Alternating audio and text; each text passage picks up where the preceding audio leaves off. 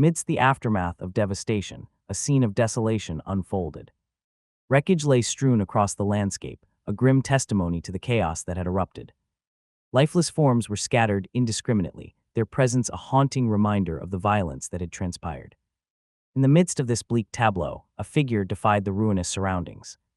A man, his hair as white as freshly fallen snow, floated suspended in the air, encased in a sleek black exosuit that exuded an air of formidable power. In his grasp, a katana gleamed with an otherworldly light, its blade a testament to the untamed power that coursed through him. The remnants of destruction seemed to bow before him, an acknowledgement of his dominance over the elements themselves. With an almost ethereal grace, the elements converged around him, dancing in harmonious synchrony as if welcoming back a prodigal kin. In stark contrast to the devastation he had wrought, an enigmatic figure stood before him. The being, unmistakably non-human, possessed an otherworldly allure. Complexions kissed by moonlight, skin shimmering with opalescent luminosity, and eyes resembling liquid pools of silver, held an uncanny allure that seemed to pierce through the very fabric of reality. A cascade of moonbeam-like tresses framed the enigmatic figure's form, imbuing an air of regal elegance. Yet beneath the exterior of serene tranquility, an aura of ancient knowledge pulsed. It was an intriguing juxtaposition, an embodiment of serenity amidst the chaos. Though the aftermath spoke of destruction, his very presence encapsulated the duality that lay within him, a guardian of both devastation and enlightenment. A voice pierced through the midst of destruction. "Human, look at all the destruction you've caused. Innocent lives lost. How can you be so heartless?" the alien said angrily. The white-haired man replied, his tone cold, "Are you dumb? Your pathetic race dared to attack our planet, and you're angry we killed you. Your hypocrisy is palpable, alien. We only wanted to help you. We've been watching Eldorouth for a long time. Too many people killed because you people couldn't accept your differences and live together in peace." The alien tried to reason with him. The white-haired man retorted, "So your answer to that is to attack and kill even more people. Did I perhaps hit your head too hard? It seems your brain isn't working properly." The alien was enraged and shouted, "How dare you? You will die here, human." The man coolly replied, "Well, I'm getting tired of this. I guess it's about time you died." As soon as he said that, he muttered, "Stellar fusion eruption." Palpable aura seemed to envelop him. The air quaked at the power he was about to release. His body became a conduit for the very essence of earth, fire, water, air, light, and darkness. A radiant aura enveloped him, each element swirling in perfect harmony. With resolute focus, he channeled this overwhelming energy into his weapon, the katana that had become an extension of his very being. The blade ignited with an ethereal luminescence, a mesmerizing dance of elemental hues intertwining in a symphony of power. As the man struck, the katana's blade cleaved through the air, leaving behind a trail of elemental essence. The ground trembled beneath him as the earth quaked, flames leapt from his blade in a fiery cascade, water spiraled in graceful arcs, gales whipped with the force of a tempest, and the very fabric of space seemed to ripple with his presence. Simultaneously, the alien muttered, "Mystic mana convergence." With a gesture that resonates with arcane precision, the alien drew the very essence of mana that courses through the world around us. With a focused intention, the alien directs this gathered mana into his outstretched palm. The energy ripples and morphs, coalescing into a radiant sphere of pulsating power. Threads of mana weave through the atmosphere, forming intricate patterns that dance around the alien's extended hand. In a culmination of his command over mana, the alien hurls the sphere toward his target with an effortless motion. In a breathtaking climax, the attacks met in the air. There was no explosion, no cataclysmic destruction. The katana simply sliced through it effortlessly. "Oh, how can you be so strong?" The alien's cry echoed, its tone laced with disbelief. Continuing as if foreseeing its own demise, it declared, "Know this. You might defeat me, human, but more will come. You have no idea what's coming. Your world will fall, Hadahahata." "Shut up," the man said, and simply sheathed his katana. As soon as he did that, the alien split into two, the ground beneath his feet splitting for 1,000 kilometers. Man, however, averted his gaze with an air of detachment, as if disassociating himself from the cataclysmic aftermath that unfolded. His demeanor remained seemingly unaffected by the profound destruction that had just been unleashed. With an almost casual poise, he shifted his attention away from the spectacle of division and chaos. His eyes shifted to the swirling portal that remained undamaged even in this level of destruction, a gateway that led to another world. Well, Katara, looks like it's just you and me. The katana seemed to vibrate with excitement. All right, we'll fight a lot of people soon. I really should have chosen a better name, the man said with a chuckle. Then he entered the portal, leaving all the destruction behind. A piece of chalk zipped through the air, striking a young boy squarely on the head, causing him to stumble. Pay attention and stop staring at the clock, Atticus. Deep and stern voice echoed through the classroom, eliciting laughter from the other students in the classroom. Atticus, rubbing his head in pain, turned his gaze toward a middle-aged man with a rotund figure. Sorry, Mr. Sauter, he offered an awkward smile as he scratched his head. It better not happen again. Mr. Sauter scolded, then resumed teaching the class. Damn, that hurts, Atticus muttered irritably. His annoyance grew when he heard a chuckle beside him, and he turned to find his friend Max, struggling to stifle his laughter. Yeah, laugh at my pain, you bastard, Atticus grumbled, which only seemed to amuse Max even more. What's wrong with you today? Max inquired after his laughter subsided. However, Atticus simply smiled and faced forward, not offering a response. Being friends with Atticus since childhood, Max could easily sense when something was up. Suddenly, a look of realization crossed his face. Oh, you're finally getting some action today. Max's voice was meant to be a whisper, but carried throughout the entire classroom, earning him a few smirks and giggles from their classmates. Is there something you'd like to share, Walker? Mr. Sauter asked with a stern expression. Realizing his blunder, Max immediately covered his mouth with his hand and shook his head. Maybe detention will change your mind then, Mr. Sauter remarked, causing Max's expression to turn somber. Atticus couldn't help but chuckle, but his amusement quickly faded when Mr. Sauter continued, You too, Atticus. Boo! Before he could complain, a stern glance from Mr. Sauter silenced him.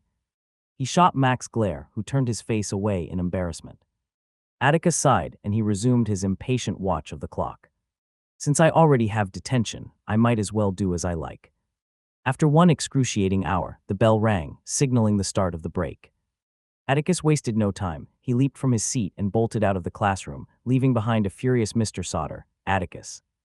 His voice echoed in the hallway, but Atticus didn't slow down or even glance back. He moved swiftly through the corridor, wearing a broad grin on his face. Atticus passed by fellow students, ignoring their greetings entirely. His sole focus was on reaching his destination as quickly as possible. Today was a special day for Atticus, the day he had been eagerly waiting for, the day he would finally kiss his girlfriend, Kira. But how had their story begun? It was in a very classic way. In one of the most frequently used romantic plots, they bumped into each other, and their hands brushed while retrieving her scattered books from the floor. Atticus was generally laid back, approaching life with logic and straightforwardness. As a senior in high school, he held popularity among his peers, but he had never been drawn to having a girlfriend due to his lack of interest in anyone. However, when he laid eyes on Kira, something within him stirred. It was an unfamiliar sensation, causing his heart to race.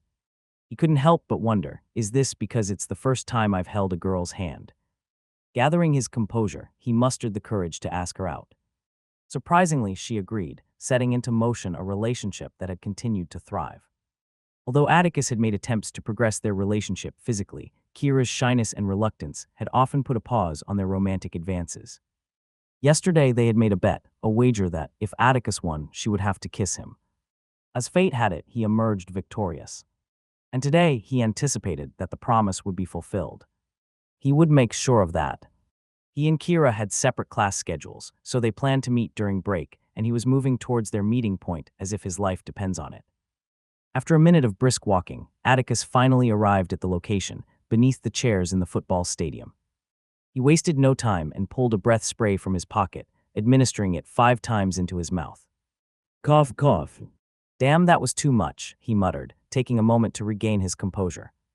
He then tried to position himself in the most attractive way he knew. He leaned against a pole with both hands in his pockets, attempting to give what he deemed a hot look with his face. Damn, I look good, he muttered. He chuckled a bit and decided to wait for Kira. However, despite waiting for a good 20 minutes, Kira was nowhere to be seen. Atticus had been maintaining that position for the entire time and was beginning to grow tired. Where is she? Atticus wondered aloud, growing increasingly impatient. Determined to break his lips' virginity, today, he resolved to search for her. He headed to her classroom, but she was nowhere to be seen. He approached one of her classmates, inquiring if they had seen her. The classmate mentioned having spotted her near the lab earlier. Thanks, Atticus replied before hurrying in the direction of the lab. Drawing closer to the lab, hushed voices reached his ears, and curiosity got the better of him. He peered through a window, only to witness his beloved girlfriend, Kira, locked in a passionate kiss with another guy, Jackson, the notorious delinquent of their year, known for his charm. Damn so feisty. Is this how you kiss your lovely boyfriend? Jackson asked jokingly, grabbing her butt. Kira chuckled and replied, You mean that nerd? I'm just using him to gain a little popularity. I didn't even allow him to kiss me. He's probably waiting for me now, thinking I'd come and give him a kiss. I'll just tell him I had to do an assignment or something. Jackson then pulled her close for another kiss. Atticus stood there, his head blank, watching them for a good minute. Then he just left. He walked back to class and sat down. Max noticed that something was wrong and approached him. But Atticus forced a fake laugh and said, I'm fine, his voice sounding hoarse. Max could sense that something was off but respected his response and left him alone. The teacher walked in and continued the lesson, but Atticus was lost in his thoughts, barely registering anything being said. As the school bell rang, signaling the end of the day, Max walked over to Atticus with a concerned expression. Hey, he began softly, I know something is wrong, and I understand if you don't want to talk about it, but cheer up, okay? Atticus simply nodded in response, his eyes still vacant. Max's concern deepened, his brow furrowing as he wondered about the source of Atticus's distress. The two of them proceeded toward the detention classroom, where Atticus continued to wear a distant expression throughout the duration of their punishment. After an hour had passed, signaling the end of their punishment, Max approached Atticus and spoke softly. I have something important to attend to today. You'll have to go home alone, buddy. He placed a reassuring hand on Atticus's shoulder and added, cheer up, before giving him a gentle pat and then walking away. Carrying his bag, Atticus started his journey. As if in sync with his feelings, the sky above began to weep, raindrops falling in a gentle cadence. The rain matching the desolation he felt.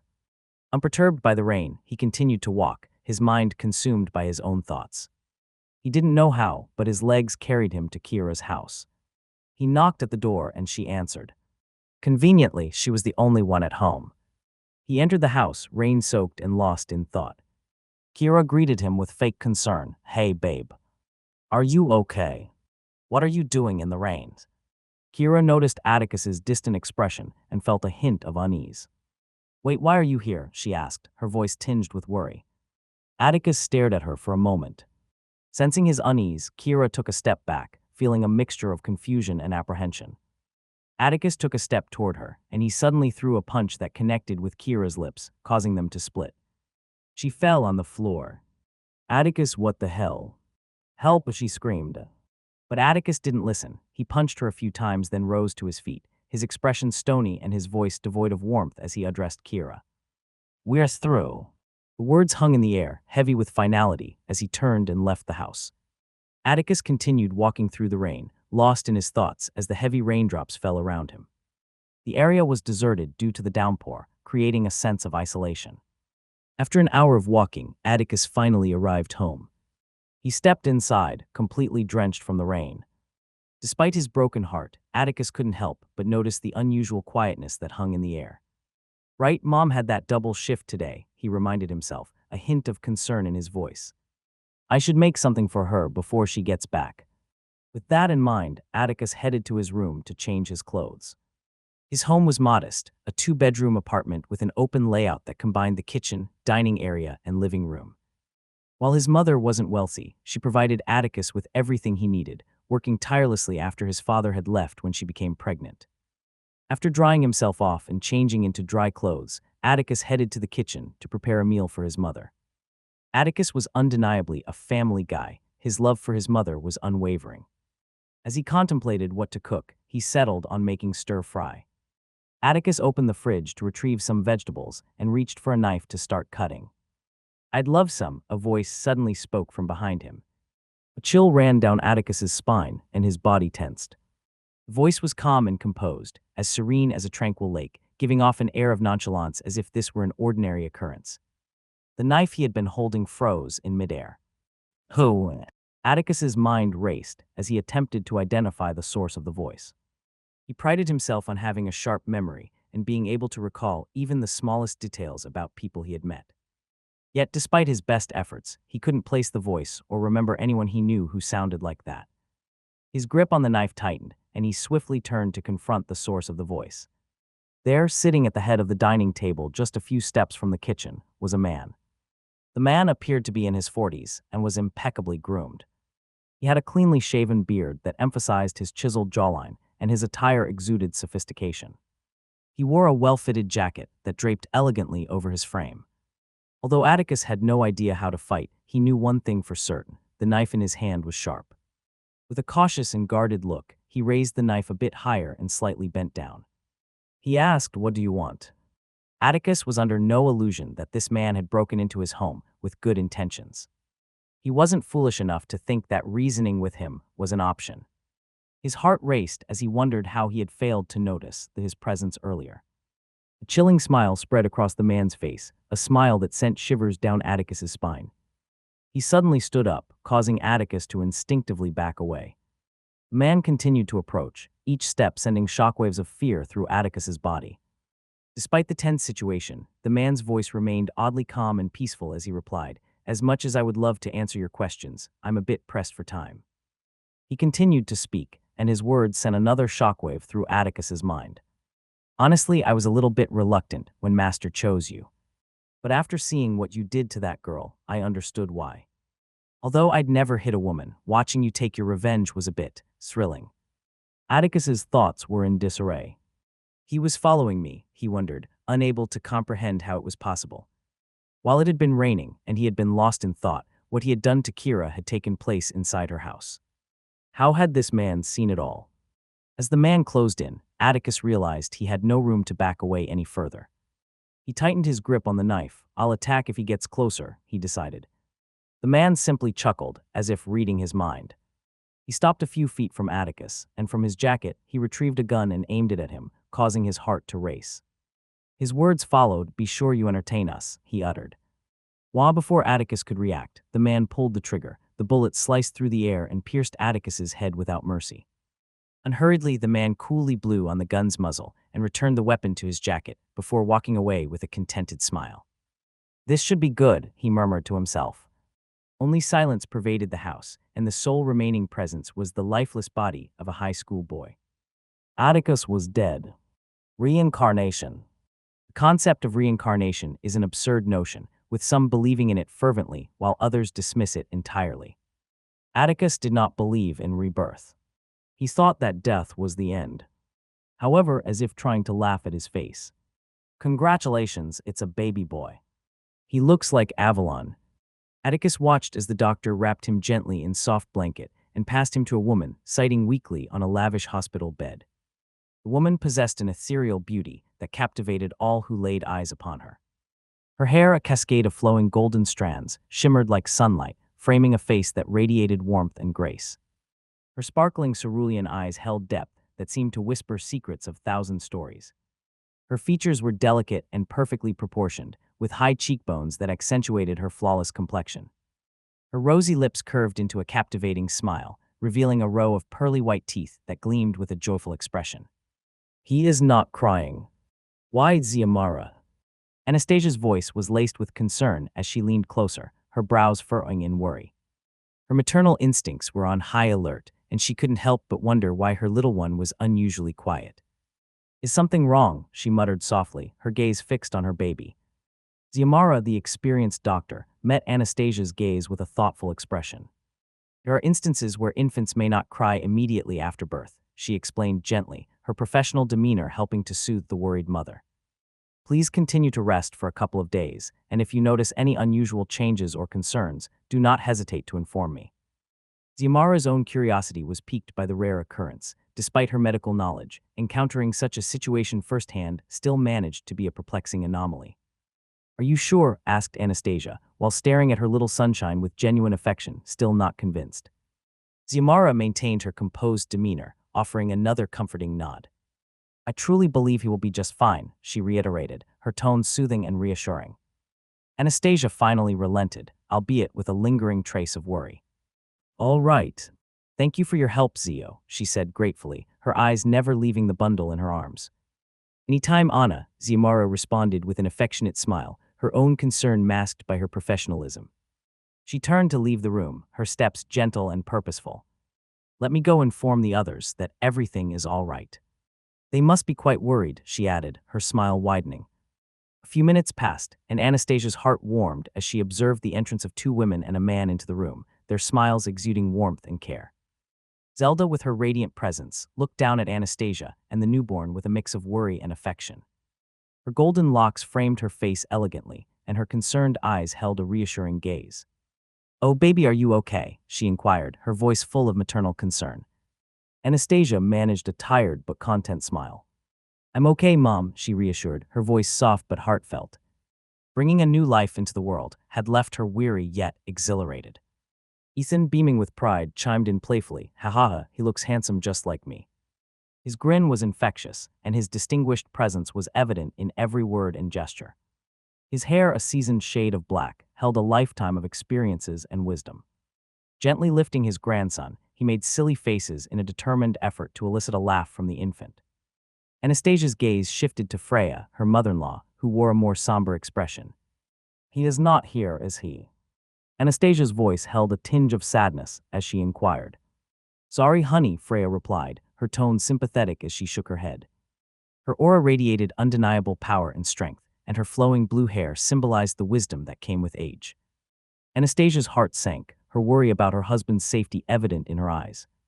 The absence weighed heavily on her mind. "I'm sure he'll come back once he hears that you've given birth to a son." Zelda's attempt to uplift Anastasia's spirits was met with a muted response. Anastasia replied softly, her thoughts still clouded with concern. Ethan shifted the conversation to a happier topic. "So what have you decided to name our grandson?" he asked, hoping to bring a smile to her face. Anastasia's eyes lit up with joy as she seized the opportunity to share her decision. "I want his name to be..." She paused, her mind racing to find the perfect name.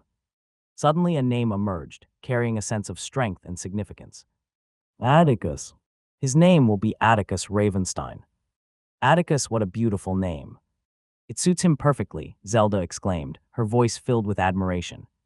Anastasia agreed wholeheartedly, her smile radiant as she reveled in finding the ideal name for her son. Before long, Xiomara entered the room, bearing a bottle of deep blue liquid. "All right, I think you better let her rest." Giving birth clearly drained her, she gently suggested, her expertise apparent. "Here, drink this and rest a little, Anna." Xiomara's words were accompanied by a comforting smile. "I think Atticus is a great name," she added warmly. "Thank you. I'm a bit tired," Anastasia replied appreciatively, accepting the bottle and sipping its contents. As her weariness began to lift, she entrusted her newborn son to Zelda's gentle care. Zelda cradled Atticus with tender care, placing him in a meticulously crafted crib adorned with ornate carvings and a regal canopy.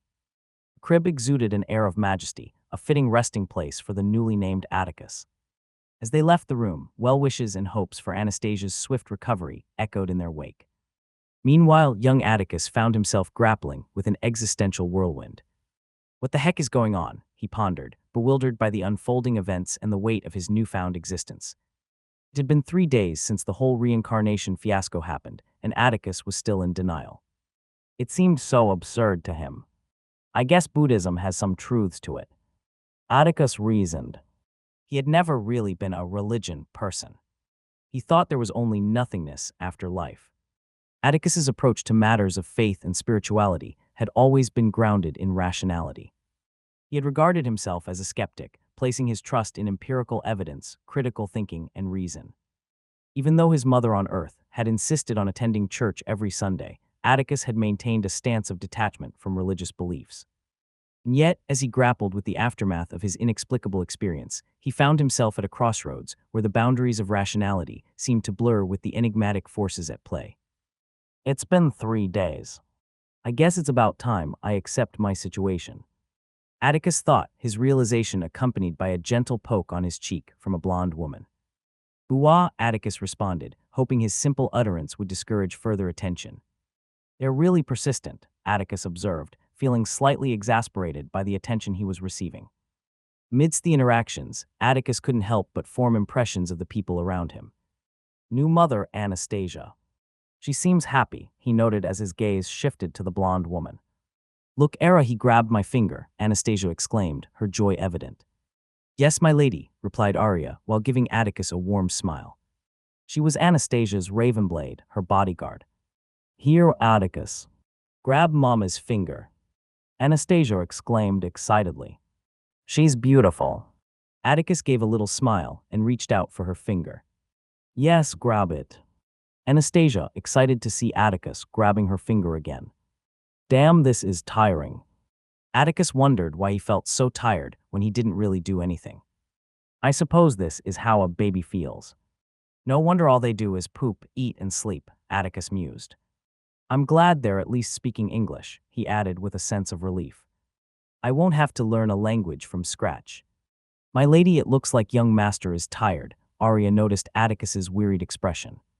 Yeah, you're right, Arya, replied Anastasia, a hint of disappointment in her voice as she realized they should let him rest.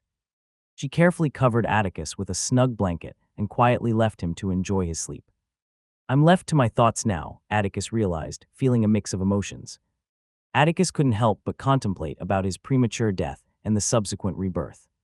As Atticus pondered his own death, he couldn't help but question why he had been killed. The man's last words, entertain us, echoed in his mind, leaving him baffled. Entertain him. Go to a fucking circus if you want entertainment, he thought bitterly, his thoughts a maelstrom of confusion and anger. After a brief pause, a surge of rationality prevailed. Calm down, Atticus. There's nothing you can do about it now. Taking cute measured breaths, he continued his thoughts. There must be a reason for my reincarnation. Is this new world a playground or something?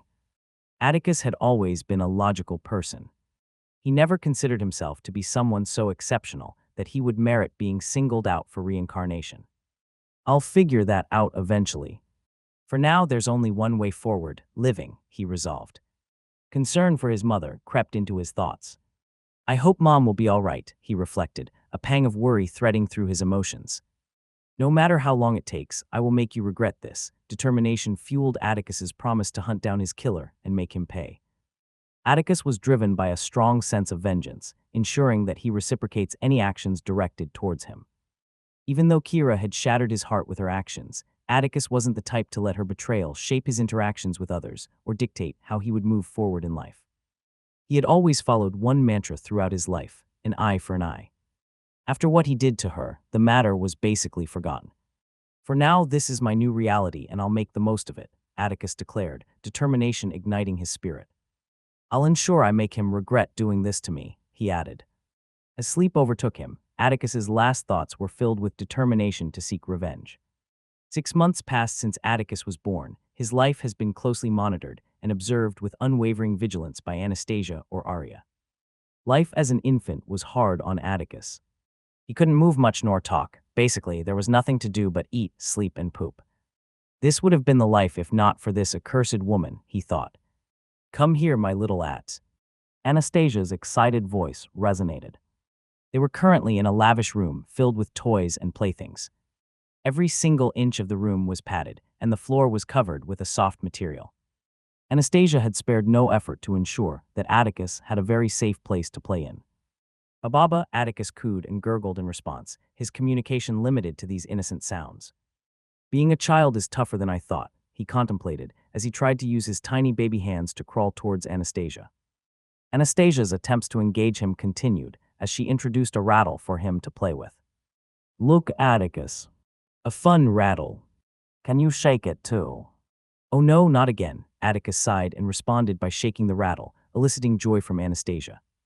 That's a good boy, she praised. Good, good, little at. Dada will be coming soon. Are you excited? Anastasia asked Atticus while lifting him up tenderly. The father. That's a new twist, Atticus mused, contemplating the presence of a father figure in this life. Atticus never met his dad back on Earth. He ran away before he was born, but his mother had always been the only thing he needed, so he didn't care. Well, let's see how this unfolds. Buow. Oh, you're also excited, little at. You want to see Dada. Let's just ignore her and get some sleep. A father hug.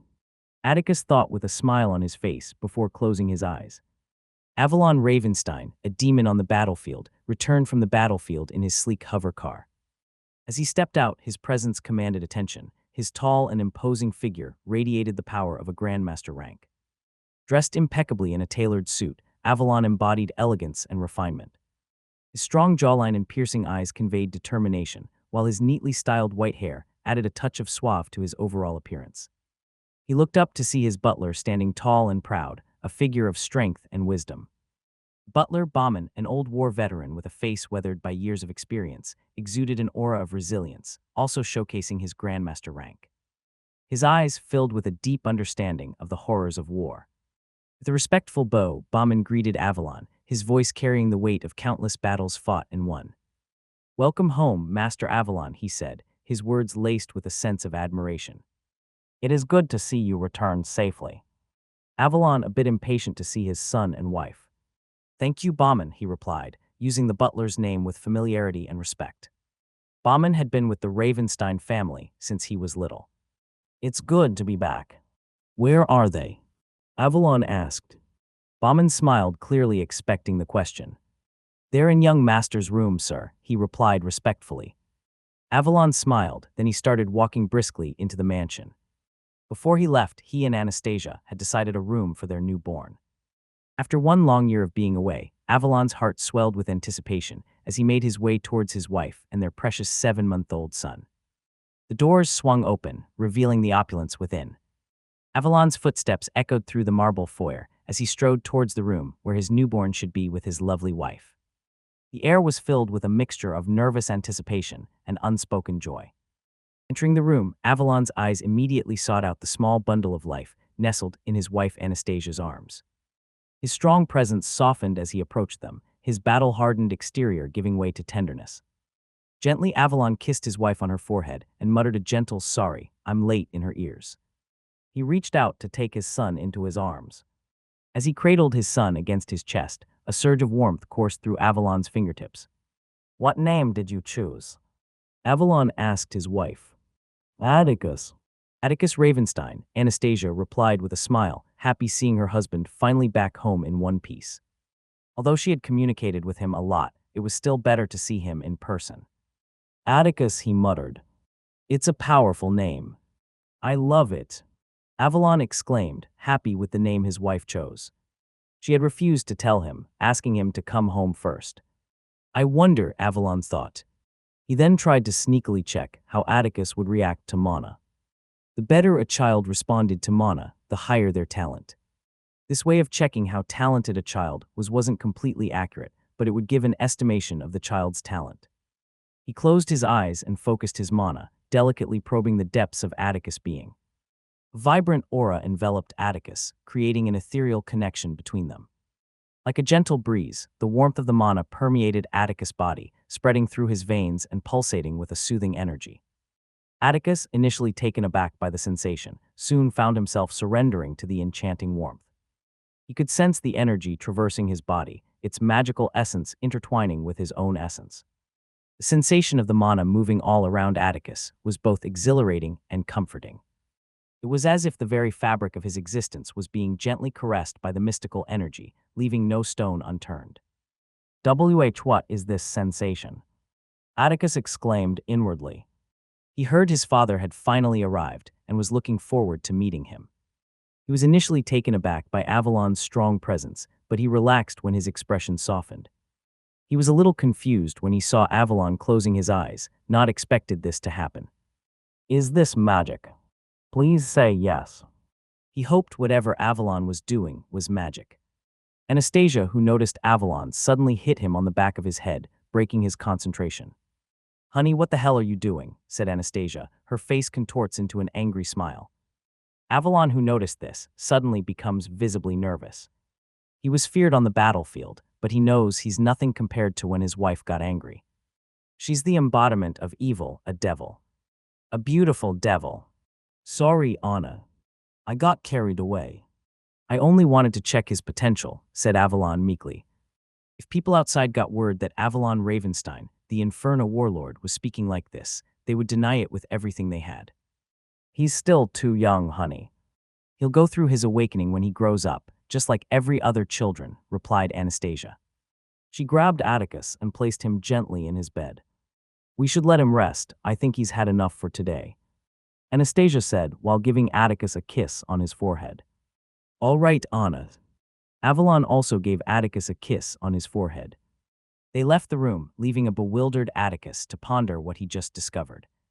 In the dead of the night, the moon hung high in the sky, casting a silvery glow through Atticus' bedroom window. As the world around him slumbered, Atticus slowly stirred from his sleep. A deep yearning to explore the realms of magic had awakened him. That had to be magic, he thought inwardly. How do I go about this? I didn't hear him say anything before he used it, Atticus pondered. Maybe it's something internal, he reasoned. I guess it won't hurt to try. He decided. Atticus suddenly closed his eyes in deep concentration. With every breath he inhales deeply, feeling the air fill his lungs, swirling and dancing within him. He exhales slowly, releasing any distractions or doubts that threaten to disrupt his focus. His mind becomes a canvas, blank and receptive, ready to be painted with vibrant colors. After a few minutes without any changes, Atticus opened his eyes, frustration written all over his face. What am I doing wrong? He asked himself. If it's not internal, then it's from the air. Yeah, let's try that, he surmised. With a heart full of determination, he closed his eyes and took deep breaths, allowing the air to fill his lungs. With each inhale, he imagined the air carrying traces of the energy Avalon used, swirling and dancing within him. It was easy because he could remember how the energy felt. Atticus soon discovered that the air held the key to understanding the energy he felt. He could sense traces of the energy in the air. He delved deeper into this practice, learning to control the flow of his breath and directing it to different parts of his body. With each breath, he visualized the energy, coursing through his veins like a river of energy. As the days turned into weeks and then months, Atticus' connection with the energy grew stronger. He could feel the subtle shifts in the wind, sensing the presence of the energy in the surrounding environment. Atticus's journey was not without challenges. There were times when he wouldn't be given the chance to focus. He only had a few hours at night after Anastasia went to bed before his tiny body begs him to sleep. But he persevered. After 3 months of his unwavering determination, Atticus slowly began to feel the energy within him. He could feel the energy entering his body and going to tiny core in his navel. Though small, he could feel it held the potential to unlock unimaginable abilities.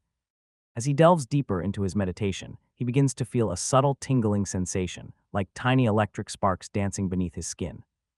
It started at the base of his spine, slowly ascending, as though awakening dormant energy centers within him. He visualizes this sensation as a glowing ball of light, growing brighter and more vibrant with each passing moment. Then a jolt of pain suddenly breaks his concentration, and he came face to face with Anastasia, looking extremely concerned.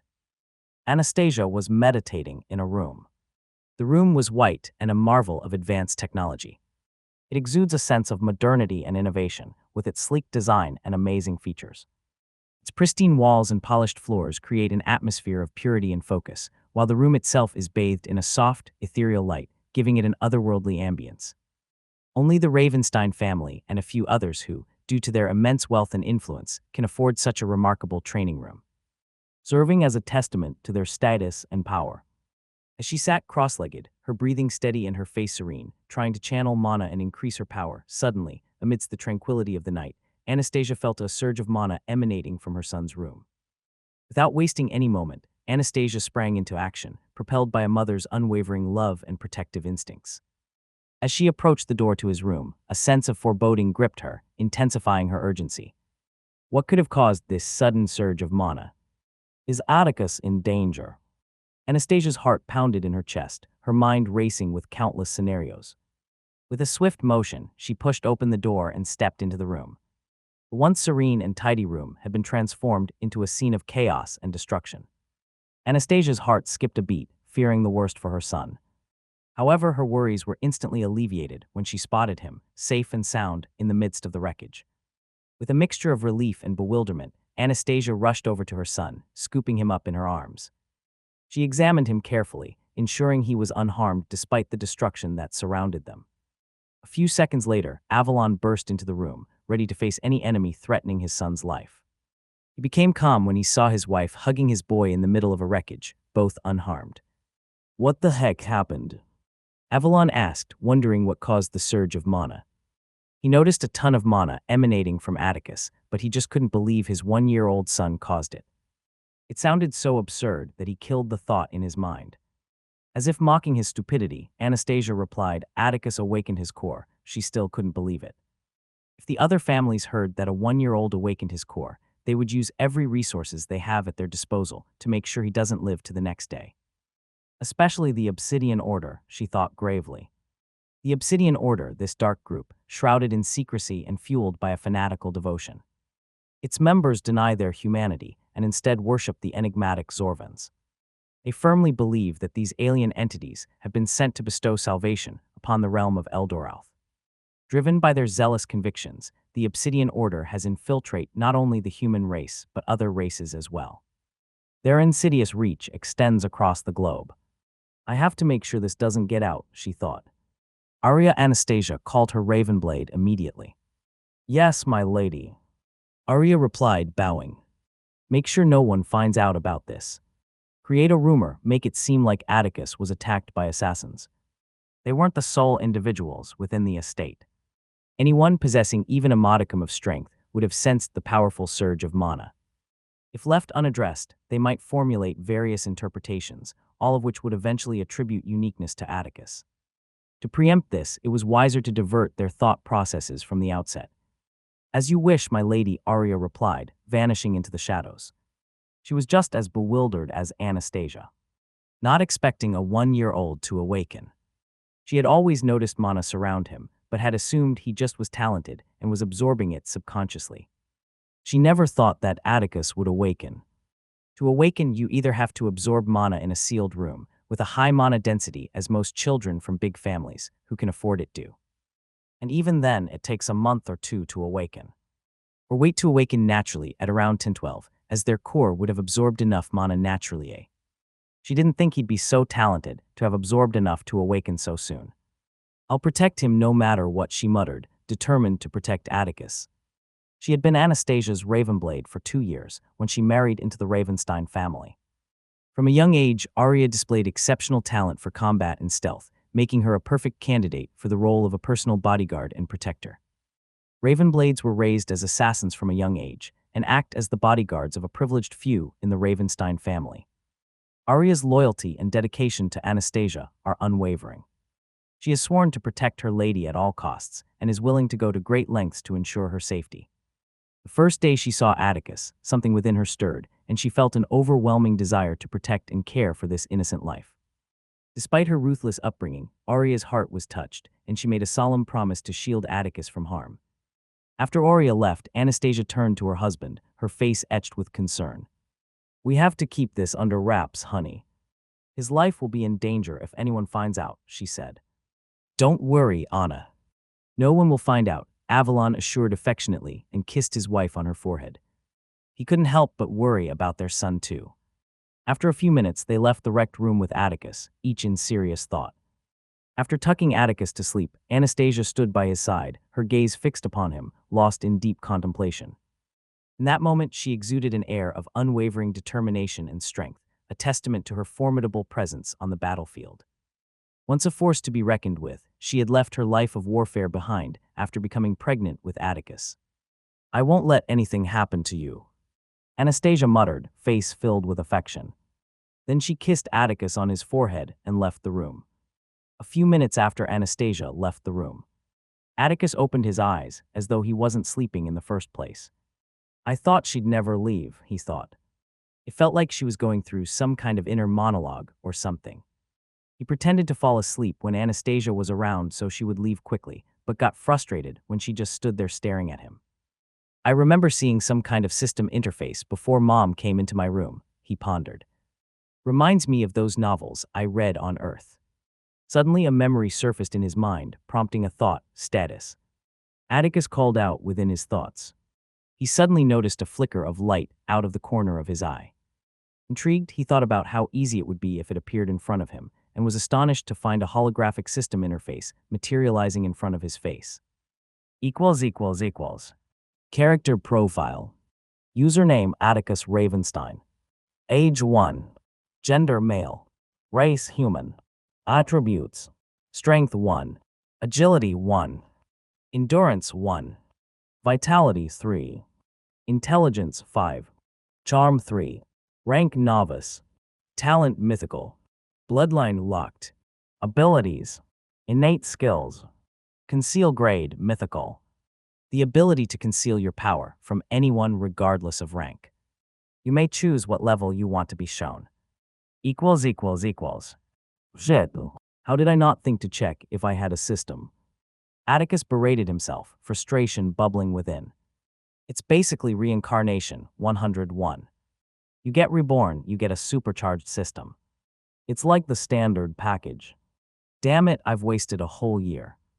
Regret gnawed at him as he realized he had overlooked what seemed like a fundamental aspect of his new existence. It took Atticus a few minutes to recover and get his thoughts in order. After that, he started checking out his system. The first thing he noticed was the skill and locked attribute. Locked, huh? Maybe I'll awaken my bloodline later. I hope, he reasoned, his mind processing the information. Oh, I got a free skill. Nice. And it's pretty useful too. His thoughts then shifted to the absence of guidance. Hey, where's my quirky AI? Am I supposed to figure out this system myself? He recalled the tropes from novels he had read, where protagonists often had an artificial intelligence to assist them with their newfound abilities. He probably thought I wouldn't need one, that bastard. It does seem pretty straightforward, I guess, he surmised. Well, at least it's better than nothing. It'll certainly help me track any progress I make easily. Atticus focused on his attribute and was surprised to see the display explaining the meaning of the attributes he focused on. Strength. This attribute measures the physical power and muscle capacity of an individual. It determines the ability to exert force, lift heavy objects, and engage in physically demanding tasks. Agility. This attribute represents the speed, nimbleness, and coordination of an individual. It determines the ability to move quickly, react swiftly, and maintain balance in various situations. Endurance. This attribute measures the stamina, resilience, and ability to sustain prolonged physical or mental effort. It determines the capacity to withstand fatigue, endure challenging conditions, and maintain performance over extended periods. Vitality. This attribute reflects the overall health, energy, and vigor of an individual or system. It encompasses physical and mental well-being, including factors such as vitality, longevity, and overall vitality. Intelligence. This attribute represents the cognitive abilities, problem-solving skills, and knowledge of an individual or system. It determines the capacity to learn, reason, analyze information, and make informed decisions. Charm. This attribute measures the ability to attract, influence, and persuade others. It encompasses charisma, likability, and the power to captivate and engage people through interpersonal skills and magnetic personality. Rank. This represents your rank on the power scale. Abilities. This encompasses the abilities you learned, such as combat techniques, craftsmanship, or specialized knowledge. Bloodline. This attribute that denotes the host's heritage or lineage, often associated with unique traits, powers, or abilities passed down through generations. Yep, pretty straightforward. The novice rank must be the first rank, Atticus concluded. Good, now I know I can get stronger. I'll focus on increasing the quantity of energy contained in this core for now. I know nothing about how people in this world train, but what I do know is, more is always good.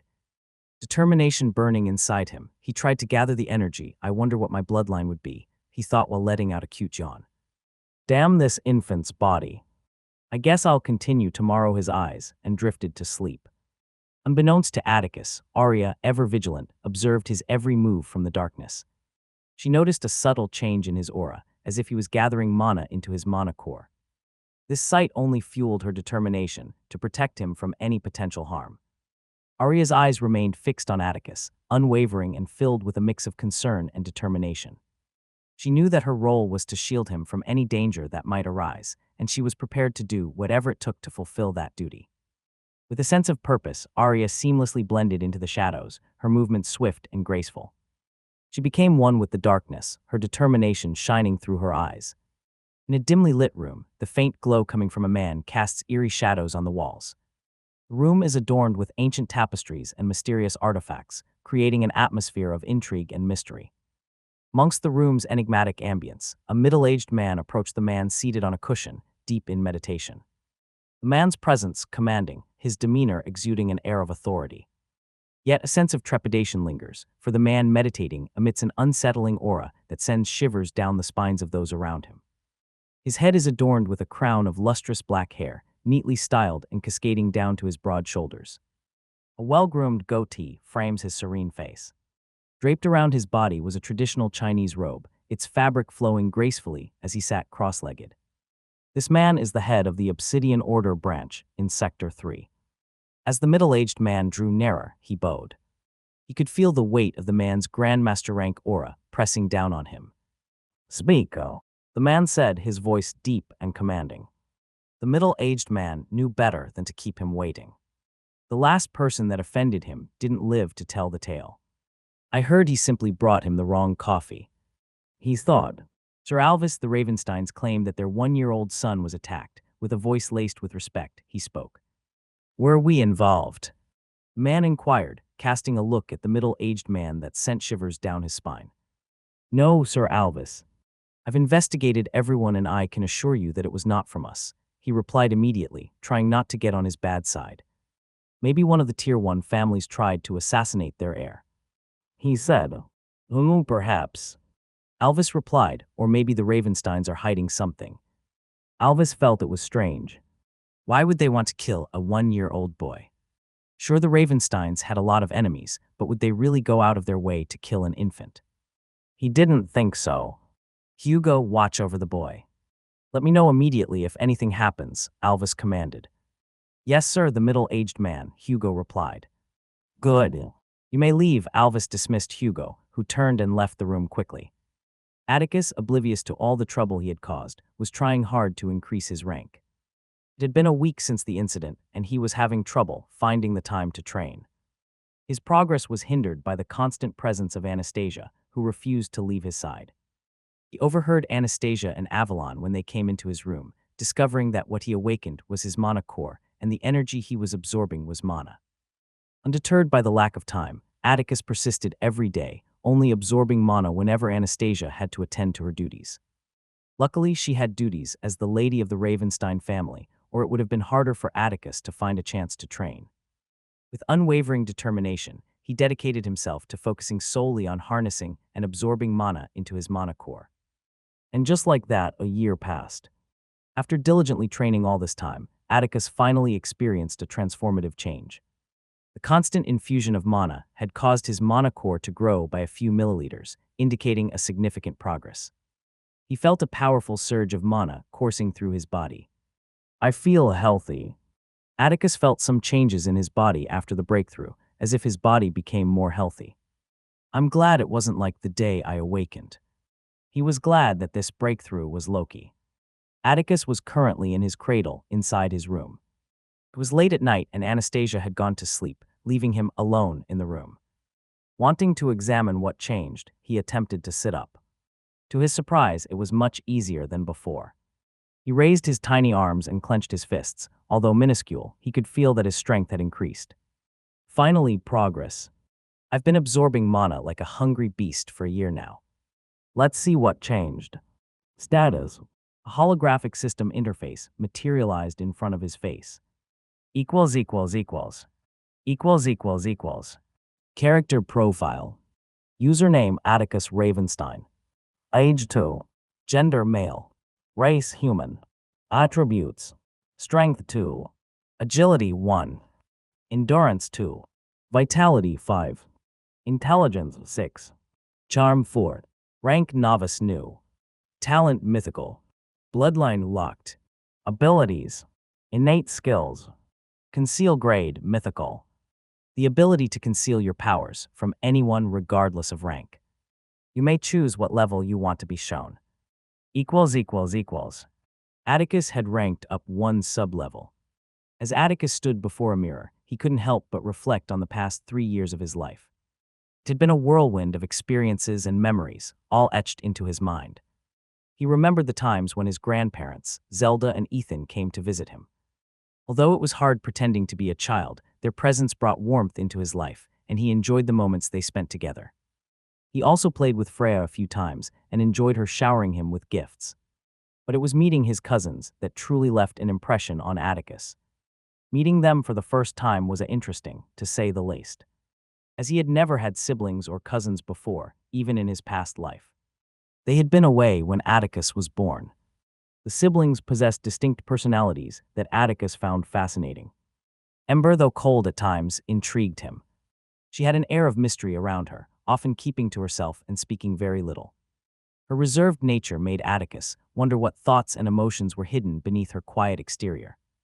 On the other hand, the boy Caldor was a bundle of energy and cheerfulness. He had a contagious laughter that filled the room, and his constant chatter brought a liveliness to any gathering. He enjoyed hanging out with them, but was disheartened when he found out that their mother had died giving birth to Ember. Caldor was currently 9 and Ember 7. As Atticus continued to gaze at his reflection, he was happy that he was going to find out more about this world today. After weeks of constant pestering and relentless baby faces, Anastasia finally gave in to Atticus' persistent requests and allowed him to have a personal teacher. She knew her son was far from normal, but she still wanted him to have a normal childhood. She didn't want him to find out about the world's precarious situation for now, so they agreed that he'll only learn how other subjects and not history for now. Atticus had been longing to find out more about the world he was reincarnated into. He didn't need to learn how to read from scratch, as the language was conveniently English. He tired to search online to find out more about Elderelf, but it was hard as Anastasia was constantly monitoring him and everything he watches online, claiming that she wanted him to grow up without worrying. All he found out was that the Ravenstein family was among the most powerful and richest families within the human domain, and there was a huge war going on. Anastasia had first thought he was too young to start taking lessons. But one day, as Anastasia was engrossed in a book, Atticus approached her and began reading aloud from a nearby book. Astonished, she watched in awe as he effortlessly deciphered complex words and comprehended their meanings. Anastasia was already happy that her 3-year-old could speak fluently, but was shocked when he started reading easily at 4. In that moment, she decided to get him a teacher. It had been a year since then, and his teacher finally promised to tell him about Elderelf. Back to the present. Atticus was excited to see his progress. He had been absorbing mana into his mana core anytime he was alone for 3 years, and was excited to know how far he had gone. Status. He thought excitedly. A holographic system interface materialized in front of his face. == Character profile. Username Atticus Ravenstein. Age 5. Gender male. Race human. Attributes. Strength 7. Agility 9. Endurance 4. Vitality 10. Intelligence 8. Charm 10. Rank novice new. Talent mythical. Bloodline locked. Abilities. Conceal grade mythical. The ability to conceal your power from anyone regardless of rank. You may choose what level you want to be shown. == Atticus examined his progress, feeling exhilarated about it. Although it wasn't as astounding as he had hoped, he could only blame Anastasia and her relentless attention for that. His eyes couldn't help but gaze at his intelligence stats. He had thought it was a normal stat like the rest, but oh boy, was he wrong. Atticus had always been smart even in his past life, but it wasn't as pronounced as it was now. Each increase in his intelligence stats brought about a huge change in the way he viewed the world. Back on Earth, Atticus was smart and had a vivid memory. He could remember subtle details about things and the people he met. However, after reincarnating and awakening, Atticus found that he could comprehend complex things very easily. And each rise in his intelligence stats increased this ability. He removed his gaze from his stats and stared at his reflection in the mirror. I truly have some great genes. I am pretty handsome, he said, smiling. The first thing that caught his attention was his physique. Despite his young age, he possessed a good shape, evident in his well-proportioned body. His white hair added a unique touch to his appearance, standing out against his young, smooth skin. As he observed his reflection, he couldn't help but notice his handsome features. His eyes blue, framed by long lashes that fluttered with each blink. His nose, small and button-like, perfectly complemented his cherubic face. A mischievous smile adorned his lips, revealing a set of pearly white teeth.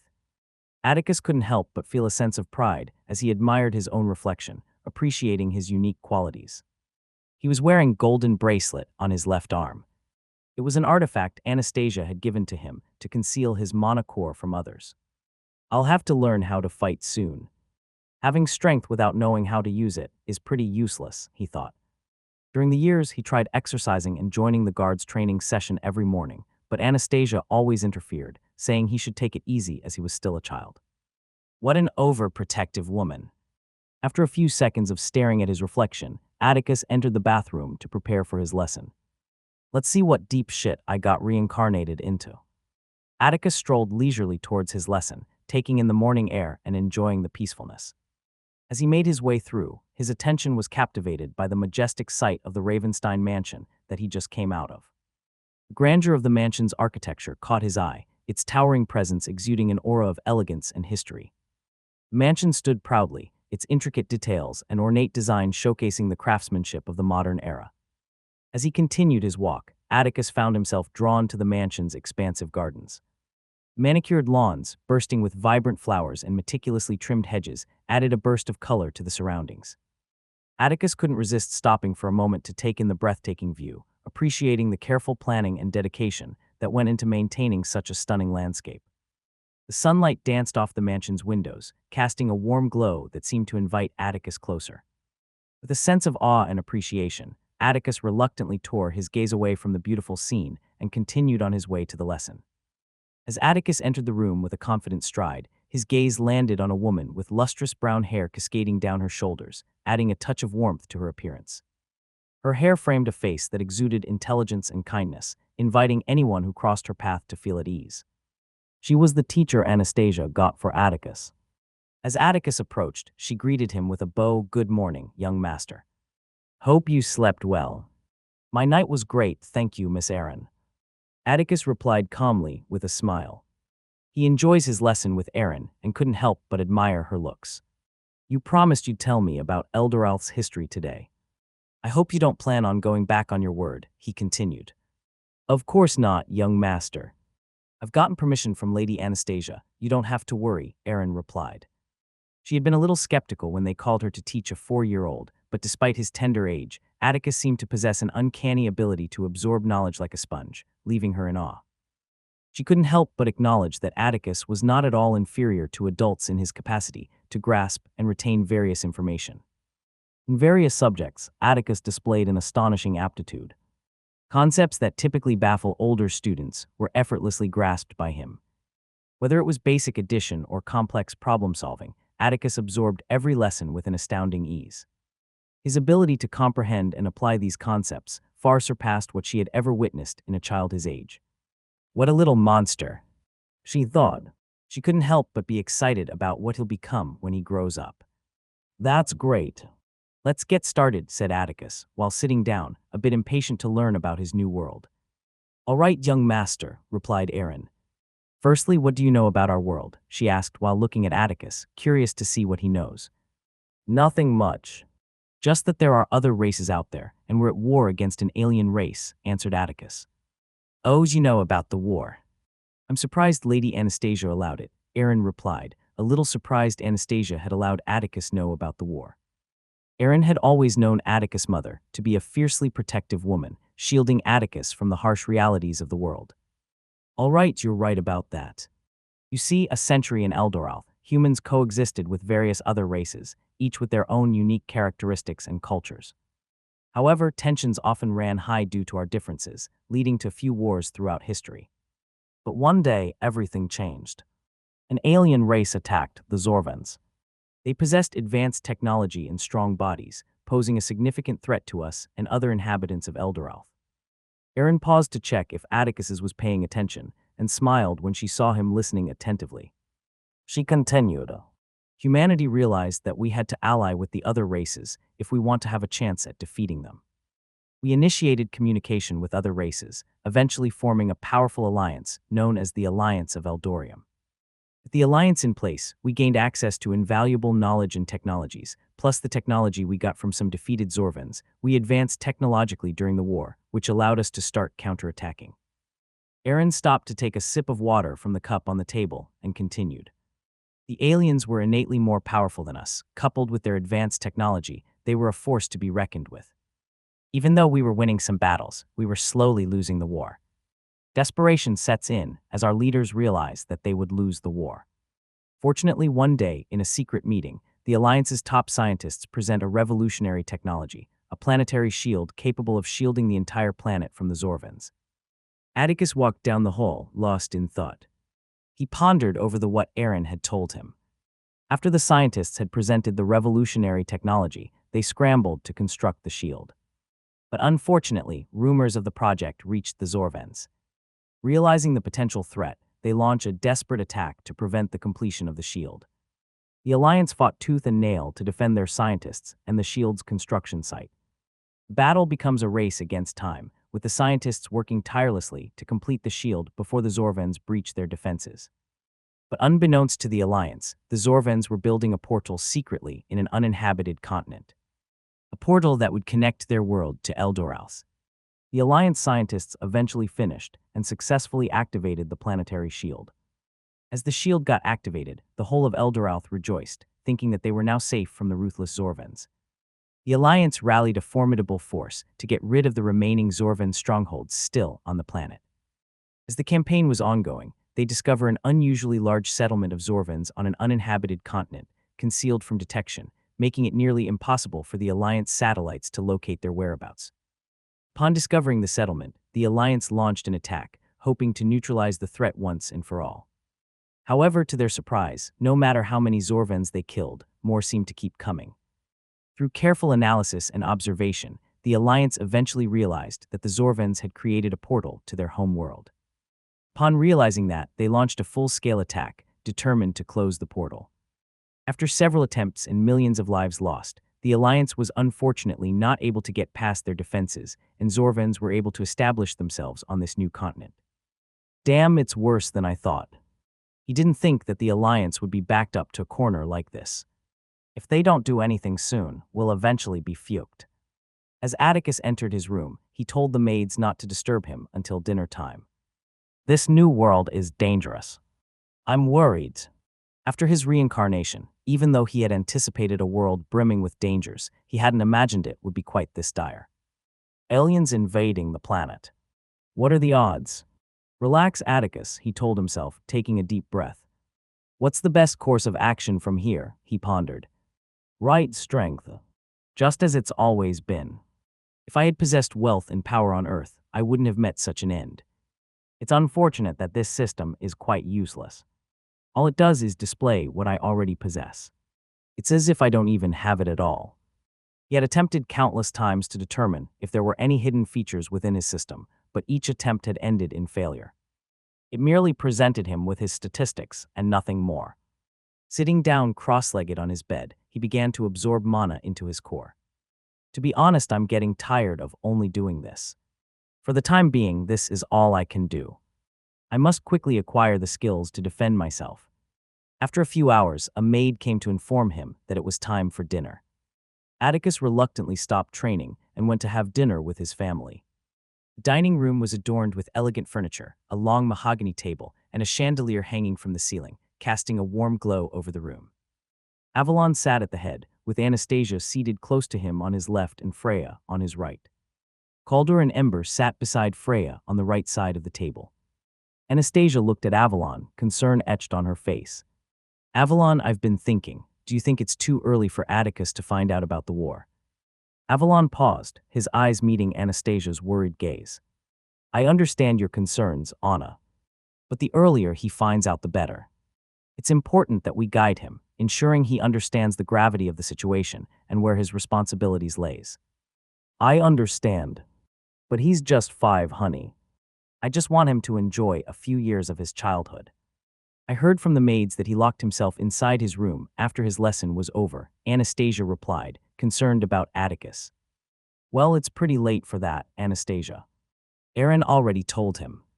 We can only assure him that we'll always be here for him, chimed Freya, trying to assure her. Yeah, Anastasia muttered, still worried about Atticus. Uncle, when is father coming back? I miss him. Calder interjected. Ember also turned to Avalon, curious about why her father hadn't arrived yet. I'm not sure, Caldor. I wonder what's delaying Ariel. He should have arrived by now. Avalon replied, wondering why his brother hasn't arrived. I hope he's okay. It was then that Atticus entered the dining room. A smile tugged at the corners of his lips as he spotted everyone already seated at the table. After being showered with love from Anastasia and Freya, sharing bonding moments with Avalon, and spending quality time with Ember and Caldor, Atticus found himself growing deeply attached to his new family. Their presence had woven its way into his heart. It's simply difficult not to reciprocate affection for those who offer their love unconditionally, without any expectations in return. Anastasia smiled, happy that her little sunshine was already grown up. He's going to be a lady killer, damn that smile. So cute, eh? While Anastasia was lost in thought, Atticus greeted his cousins. Yo guys, what's up? Said Atticus. I'm great. How are you? Caldor replied cheerfully. Hey, said Ember in a barely audible tone. Atticus couldn't help but smile wryly at his cousins' different personalities. Atticus, how are you feeling? Avalon asked. What do you mean, Dad? I'm fine. Atticus replied, a little confused at why Avalon was asking him that. Is this because of the things I found out today? They're probably worried that I'd be scared, he reasoned. Are you sure? Anastasia asked worriedly. Yes, Mom. You don't have to worry, Atticus assured them. He felt a little warm inside that he had people who cared for him this much. All right, just know that we'll always be here for you, said Anastasia, her hand resting on Atticus. Don't worry, Anna, my grandson isn't a wuss. There's no way he'd get scared this easily, Freya reassured with a confident tone. Then the maids brought in the food, and they started eating while engaging in light conversation. After dinner, Atticus suddenly declared, Dad, I want to learn how to fight. A hushed silence fell upon the room as Atticus's words hung in the air. Ariel Ravenstein sat in the backseat of a luxurious hover car, heading back to the Ravenstein estate after a few years of being away. Ariel was a genius, already master rank at a young age of 30. One of his most distinctive features was the Ravenstein signature white hair, which sets him apart from others. He had a subtle presence and can easily go unnoticed if one was not attentive enough.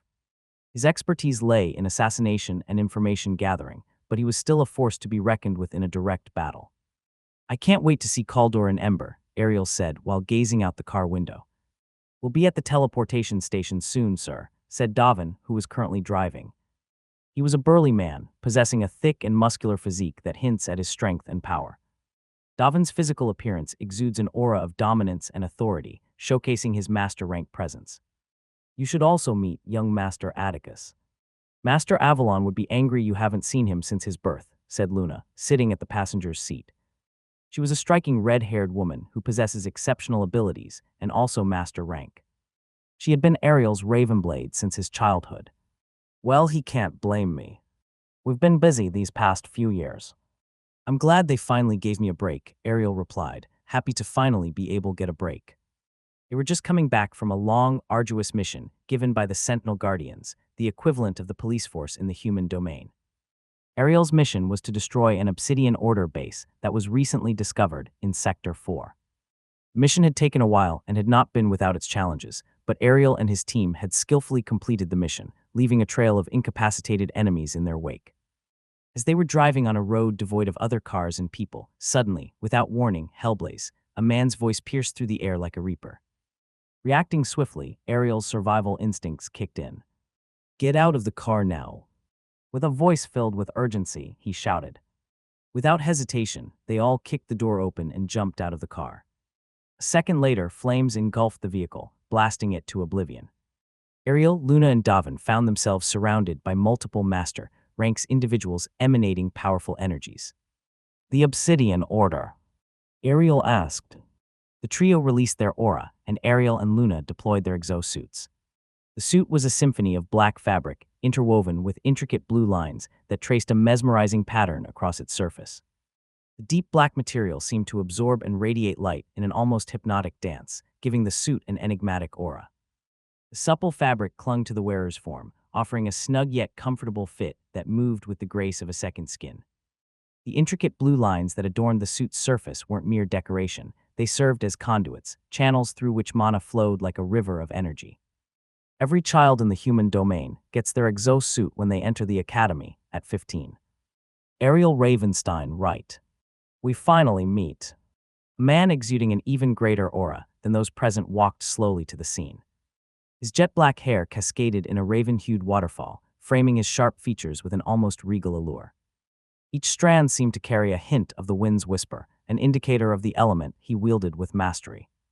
His green eyes burned with an intensity that spoke of hidden depths, a gaze that could be both alluring and unnerving, depending on the beholder's perspective. The other master rank present bowed Master Ronid. They greeted simultaneously with a voice laced with respect. Grandmaster rank. Ariel, Luna, and Davin exclaimed inwardly. They had thought the assailants were master ranks and were confident of escaping even if their lives were threatened. With a very powerful and complementary bloodline, an intermediate rank with high mana control and fighting experience could defeat an advanced rank individual with a weak bloodline. The fight would be insanely tough for the intermediate rank, but it is within the realm of possibilities. But the difference in power levels become pronounced as one advances. A master rank couldn't hope to defeat a grandmaster rank regardless of how powerful your bloodline is. The difference in power is just that great. Communications have been cut off, Luna whispered. Get ready to run, Ariel muttered immediately to Luna and Devan, his voice carrying an edge of grim anticipation. I'm going to use that. They both nodded. Ronid, who clearly heard Ariel, stood unfazed by Ariel's declaration. His gaze was sharp, his mind a step ahead, already anticipated this move. A knowing smirk played at the corners of his lips as he spoke, his words cutting through the tension like a blade. Domain. The very air seemed to quiver in response, a subtle shift that heralded the impending manifestation of his power. As his voice reverberated, a surge of energy erupted from Ronid's core, radiating outward in a shockwave of palpable force. A palpable aura began to unfurl from him, expanding like ripples on a tranquil pond.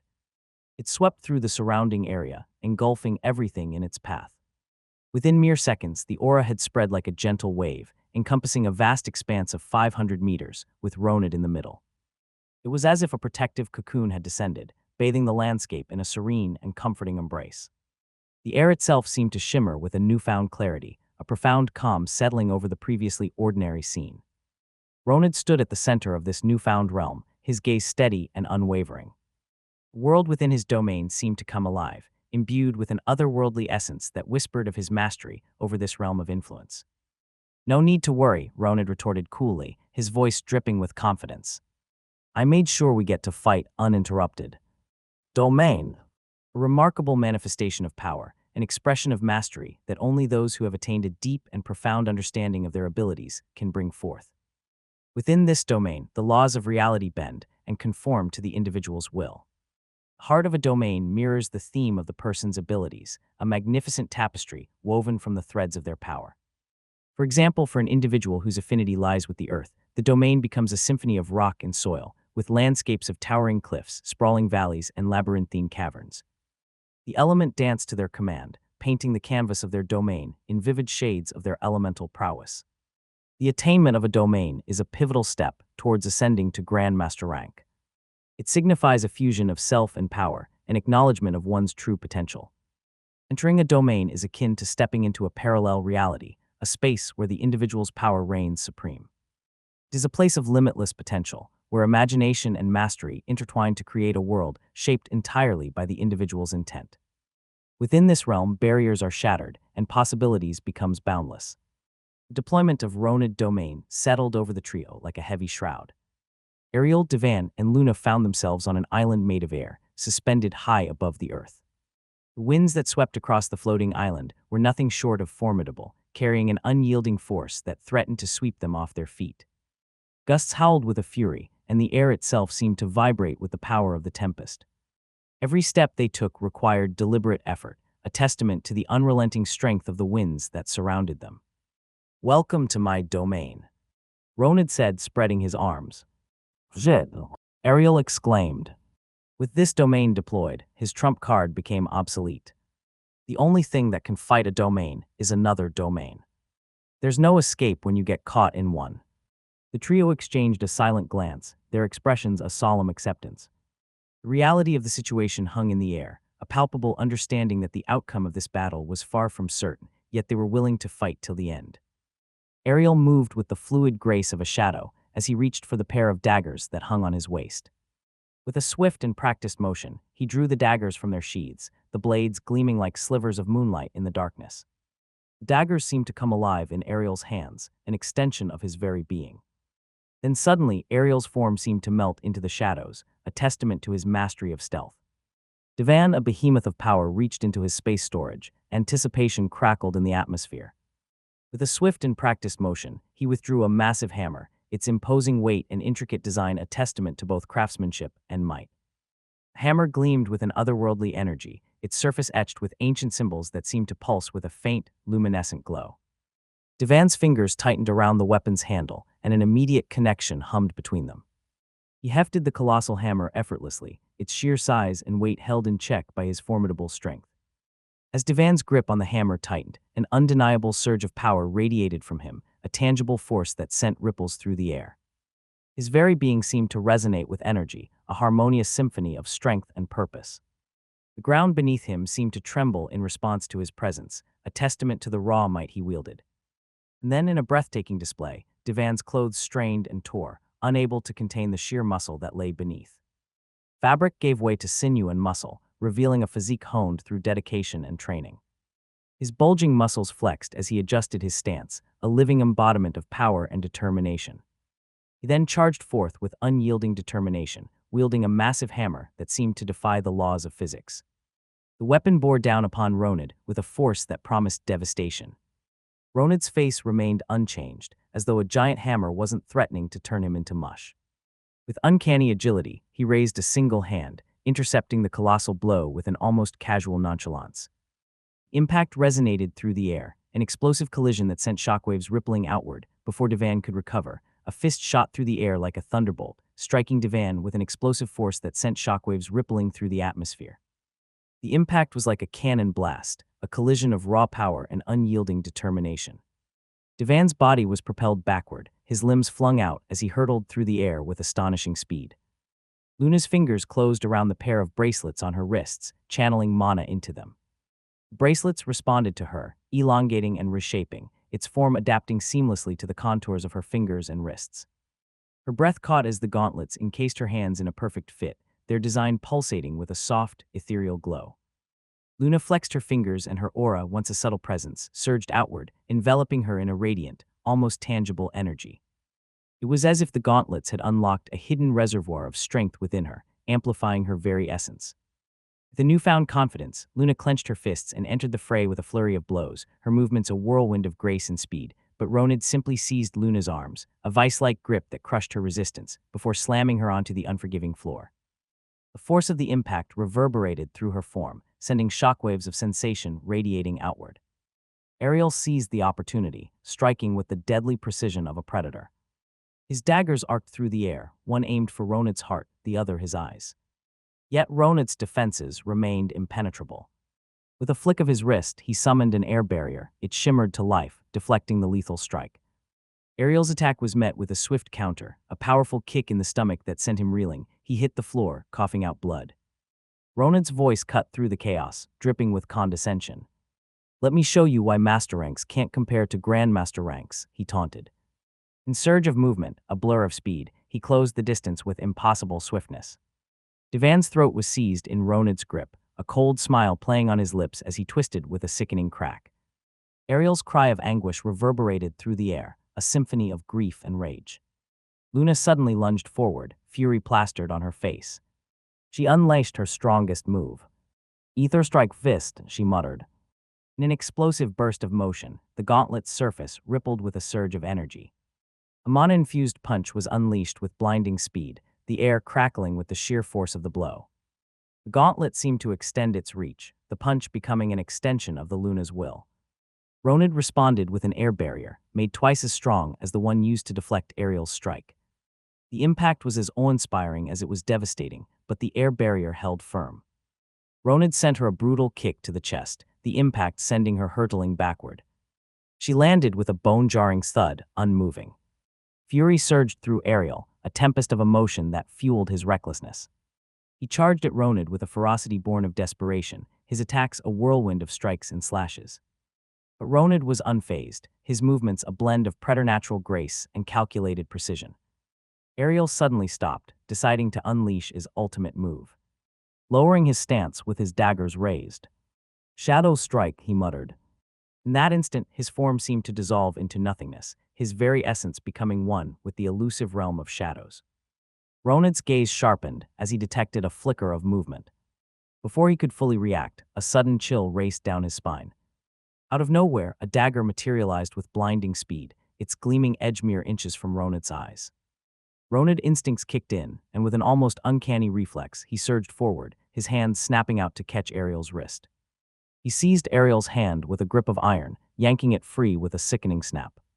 Pain and shock were etched across Ariel's features as Ronid's voice resonated with a chilling finality. "This is for my son," Ronid declared, his tone a venomous whisper. "In case you still haven't figured it out, your last mission was bait," Ronid whispered in Ariel's ears. The realization hit Ariel like a physical blow, the devastation evident in his eyes. There was a traitor in the Sentinel Guardians. Ember Caldor. "I'm sorry," Ariel muttered with grief. Ronid's laughter echoed through the air, and with a swift, brutal motion, he ended Ariel's life, breaking his neck with cold finality. His body fell down, lifeless. Ariel Ravenstein was dead. The next day, Atticus sat on his bed meditating. With a subtle shift in focus, he extended his senses, reaching out to the ambient mana that permeated the air. Drawing in the mana, Atticus felt it cascade through his being like a gentle waterfall, a shimmering current that resonated with the essence of the world. As the mana flowed within him, he began to manipulate it, guiding it into his mana core. After a while, he opened his eyes and released a soft sigh. "Nothing's changed. I've been training like this for years now, but I don't know anything about the power system of this world," Atticus pondered. "Mom said she'll allow me to start training when I turn 6. I can only continue absorbing mana for now." The day before, Atticus had mentioned that he wanted to learn how to fight after dinner. Of course, Anastasia vehemently refused, claiming that Atticus was too young. Atticus then brought out his secret weapon, his cute puppy face. However, even the adorable expression couldn't sway Anastasia. After a few minutes of Atticus' persistent begging, Freya and Avalon intervened, supporting his request. It took a while, but Anastasia reluctantly agreed to let him start training when he turned 6. "That woman is so protective, damn," Atticus uttered, annoyed. You would think in a world riddled with wars and deaths, parents would want their children to learn how to fight and defend themselves early. "I have to be patient. I'll keep absorbing mana for now, and then next year, I'll focus on understanding this world's power system and learning how to fight." Bauman strode purposefully down the corridor, leading to Avalon's training room. His steps were brisk and determined, a sense of urgency driving his movements. The sleek metallic surface of the door gleamed under the ambient light, its design a blend of elegant simplicity and advanced technology. As he reached its proximity, sensors embedded within the door recognized his presence, and with a barely audible hum, the door's smooth surface began to part, revealing Avalon in the midst of an intense training session, sitting cross-legged with lava surrounding him. Bauman cleared his throat, calling his attention. "Master Avalon," he began, his tone tinged with trepidation. "There is bad news." Avalon opened his eyes, surprised to see Bauman here. "It must be pretty serious. He never disturbs me when I'm training." He disabled the stimulation and allowed Bauman to approach him. "What is it?" Avalon's voice was low and controlled, but an undercurrent of tension vibrated through the air. Bauman swallowed nervously before delivering the devastating news. "Master Ariel, he has been killed." Bauman's words hung in the air, heavy with the weight of their meaning. As he delivered the news of Ariel's untimely demise, it was as if the world around Avalon shifted, morphing into a surreal tableau. The sounds of the bustling mansion, the distant hum of activity, all faded away into a muted symphony, leaving only a hollow echo. Avalon's gaze locked onto Bauman's lips as they moved, shaping the words that had shattered his reality. But despite the motion, the words themselves seemed to dissolve before they reached his ears. Numbness settled over him, a cocoon of disbelief that shielded him from the full impact of the news. Sensing the disconnect, Bauman's voice trailed off into silence. His concerned gaze met Avalon's distant eyes, recognizing the shock that had enveloped him. He took a step back, allowing the space for Avalon to process the devastating truth. Time seemed to stretch as Avalon's mind grappled with the enormity of the loss. Images of Ariel, his brother, his confidant, flashed through his thoughts. Laughter shared, battles fought side by side, and now, a void that would never be filled again. Finally, after what felt like an eternity, a voice managed to penetrate the fog of numbness that enveloped Avalon's senses. It was a faint whisper, his own voice, fragmented and distant. Ariel gone. The sound of his own voice seemed to shatter the illusion, allowing reality to seep back in. The world regained its sound, the mansion's life resuming its rhythm. Bauman's concerned eyes met Avalon's, a mixture of sympathy and empathy etched on his face. Bauman's voice, when it came, was gentle, as if recognizing the fragility of the moment. Yes. Avalon's chest tightened, a mix of grief, anger, and disbelief welling up within him. He drew in a deep, shuddering breath, his hands clenching involuntarily at his sides. How? His voice wavered, betraying the emotions he struggled to contain. They left no trace, but we suspect the Obsidian Order. Bauman answered. Avalon's jaw tightened, a fierce determination replacing the initial shock. The anger surged forth, igniting a fire within him. The Obsidian Order, he repeated, his voice now edged with resolve. They will pay for this. Find them. Avalon's voice was like steel, his command unwavering. Use every resource at our disposal. Lock down the entire human domain if you must. I want those responsible located. Bauman nodded, his resolve firming as he absorbed Avalon's orders. Yes, Master Avalon. We will leave no stone unturned. Avalon's aura pulsed once more, the air charged with an almost palpable tension. Make sure of it. They will pay for this. As Bauman hastily retreated to carry out his orders, Avalon's gaze remained fixed on the horizon, his thoughts a maelstrom of anger and in grief. Anastasia and Freya stood before Ember and Caldor, their hearts heavy with the burden they were about to bear. Anastasia cleared her throat, her voice trembling as she braced herself for the heart-breaking task ahead. Darlings, she began, her voice soft yet unsteady. I have something very difficult to tell you. Ember and Caldor fixed their eyes on her, sensing the gravity of the moment. Their gazes shifted from Anastasia to each other, a silent exchange of apprehension. Your father, Ariel, Anastasia's voice faltered, a tear escaping her eye. He died. The room seemed to hold its breath as the weight of those words settled in. Devastation etched across their faces. They exchanged a disbelieving glance before their composure crumbled, and they began to cry. Caldor, who was always all smiles and laughs, broke down. Even Ember, the usually reserved and stoic one, couldn't contain her grief and cried. They had become orphans. Anastasia and Freya rushed forward, enveloping them in a tight embrace. Their sobs echoing in the room, grief shared and burdens shouldered together. I promise, Anastasia whispered, her voice trembling but resolute. I will be here for you, always. Ember, her tears staining Freya's shoulder, looked up with reddened eyes. Her voice was barely above a whisper, filled with a mix of sorrow and anger. Who did this? Freya met Ember's gaze, saddened. She didn't want her to live her life for the sake of revenge. We're still investigating, but I promise you we will find out. And whoever is responsible will pay for what they've done. Let the grown-ups handle this, honey. Freya held Ember tighter. Even though Ember was always cold and indifferent, she loves her family dearly. She would do anything to protect them, but the world just took away a man she cared about most in the world. I'm too weak, she thought, soaking Freya's clothes in tears. I need strength. I'll make those who killed him pay, she thought, her determination palpable. Atticus was absorbing mana inside his room when Arya materialized from the shadows. Fuck, his surprise evident. He quickly realizes that he made a mistake and corrects himself. What brings you here? Arya paid no heed to his antics. Her gaze held a somber weight, and she met his eyes with a solemn expression. Young Master, young Miss Ember, and young Master Caldor's father was killed yesterday night. Arya's words were like a dagger to his heart, each syllable cutting deeper than the last. How, he asked, baffled that Ariel was killed just like that. If there was anything he had learned, it was that the Ravenstein family was one of the strongest in the human domain. It was surprising that anyone dared to kill Ariel. They're still investigating, young Master. You should go meet young Master Caldor and young Miss Ember. My lady is breaking the news to them now. Without wasting another moment, Atticus set off towards Ember and Caldor, his heart heavy with grief for his cousins. He never met Ariel, and he'd be lying if he said he felt anything about his death. Although they might be related by blood, it was hard to care about a person he never met. The only thing he was worried about was how Ember and Calder would feel. He found Ember and Calder, their faces etched with sorrow, crying their eyes out, and his eyes fell upon Anastasia and Freya as they embraced them.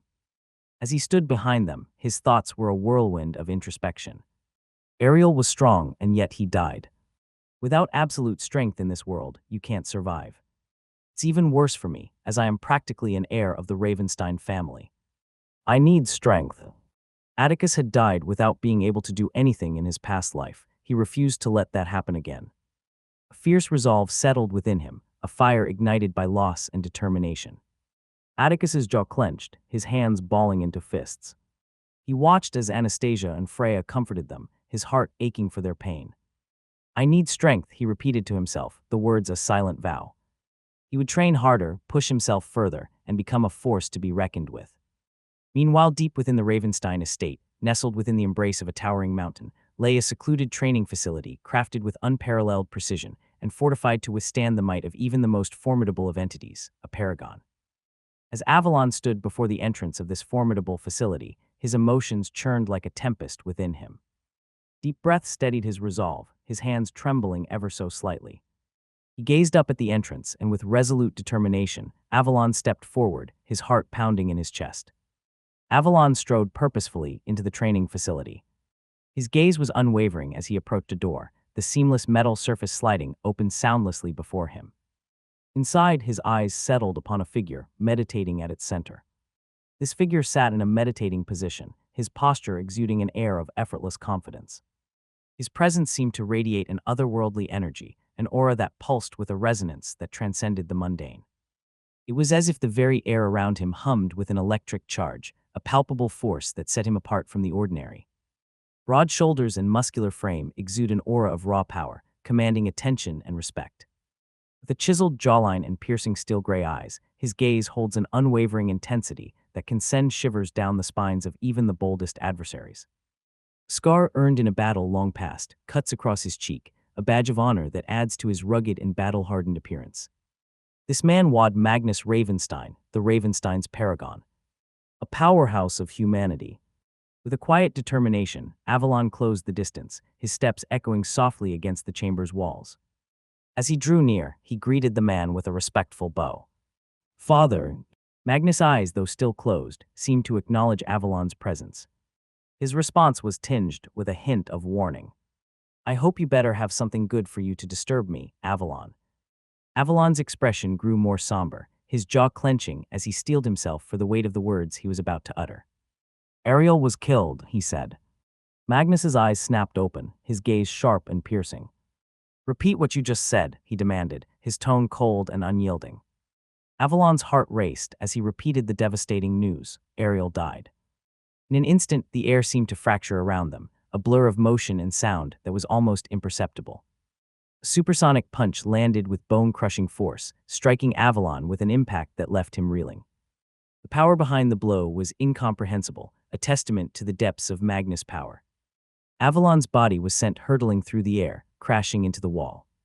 The runes etched into the walls simply flickered, their intricate designs momentarily disturbed by the shockwave. The room was created to withstand paragons, the force of the punch not nearly enough to damage it. Avalon lay against the wall, his breath labored, pain searing through his body. His eyes widened, his mind struggling to comprehend the swiftness and sheer power of the strike. He had faced battles as a Grandmaster rank individual, a power earned through blood and sweat, but before his father, he felt like a novice. Magnus remained unmoved, still seated in a meditating position. His very presence radiated an aura of dominance, an embodiment of the power that a paragon wielded.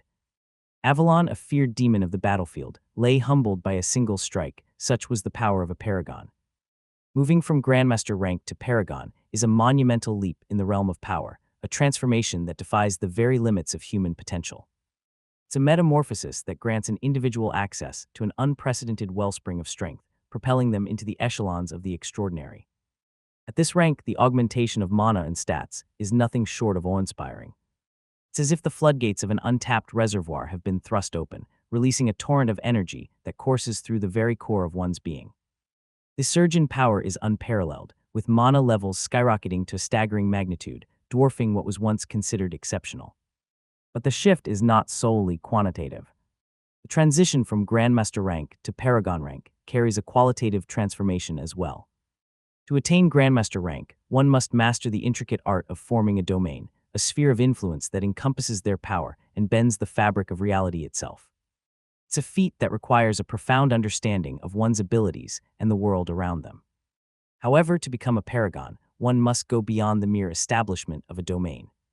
They must embody their power in a way that goes beyond mastery, becoming a living vessel of their capabilities. Every facet of their being, every thought, every action is imbued with the essence of their power. It's a fusion of self and ability, a harmonious convergence that transcends mere technique. The difference between Grandmaster rank and Paragon was just too great. That's why it wasn't a surprise to see Avalon lose without being able to put up a fight. Avalon knelt before Magnus, silent acknowledgement of the weight of his failures. "You mean to tell me you couldn't even protect the family?" Magnus' voice was a seething torrent of anger, each word dripping with disappointment. "Did I make a mistake giving you the position of family head?" His words hung in the air, a bitter accusation that cut to the core. Avalon's frustration and grief were etched upon his face, a mixture of sorrow and determination. His hands clenched into fists at his sides, his teeth gritted in a display of raw emotion. I'm sorry," he admitted, his voice laced with regret. Magnus's eyes bore into him, a silent challenge that demanded answers. "Who killed him?" His voice was a thunderous command, a demand for accountability. "We're still searching," Avalon responded. In an instant, Magnus' aura surged forward, an overwhelming force that slammed into Avalon with bone-crushing impact. The force was so immense that he was sent sprawling to the ground, his body pinned by the sheer weight of Magnus' power. He gasped for breath, the pressure of the aura almost suffocating. After a few agonizing seconds, the pressure lifted, and Avalon struggled to push himself upright. His heart pounded in his chest, his body aching from the onslaught. Avalon's voice cut through the aftermath, his words carrying a renewed edge. "But we suspect the Obsidian Order," he continued, with blood oozing out of his mouth. "I think it's about time I make my reappearance," Magnus declared, his tone laced with anger. "It seems people no longer fear the Ravensteins anymore." "Call a family meeting," Magnus demanded, his voice resolute. "Attendance is mandatory." In the Ravenstein family, numerous branch families interwove to create a complex and harmonious whole. Each branch played a vital role in upholding the family's legacy, their unique responsibilities contributing to the formidable reputation that the Ravensteins held. There were those who dedicated themselves to the intricate web of trade and commerce.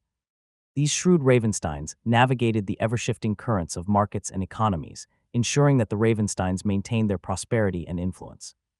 With a keen eye for opportunity and an understanding of global dynamics, they forged connections that spanned across different sectors and secured the family's financial stability.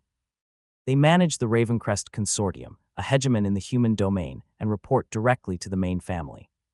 On another front, warriors of unparalleled skill and discipline honed their craft within the branch family, dedicated to martial prowess.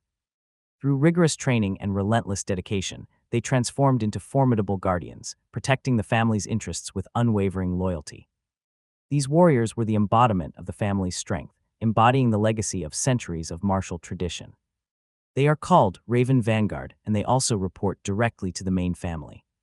In the shadows, a branch family focused on intelligence and information manipulation worked tirelessly to gather secrets, decipher cryptic messages, and uncover hidden truths.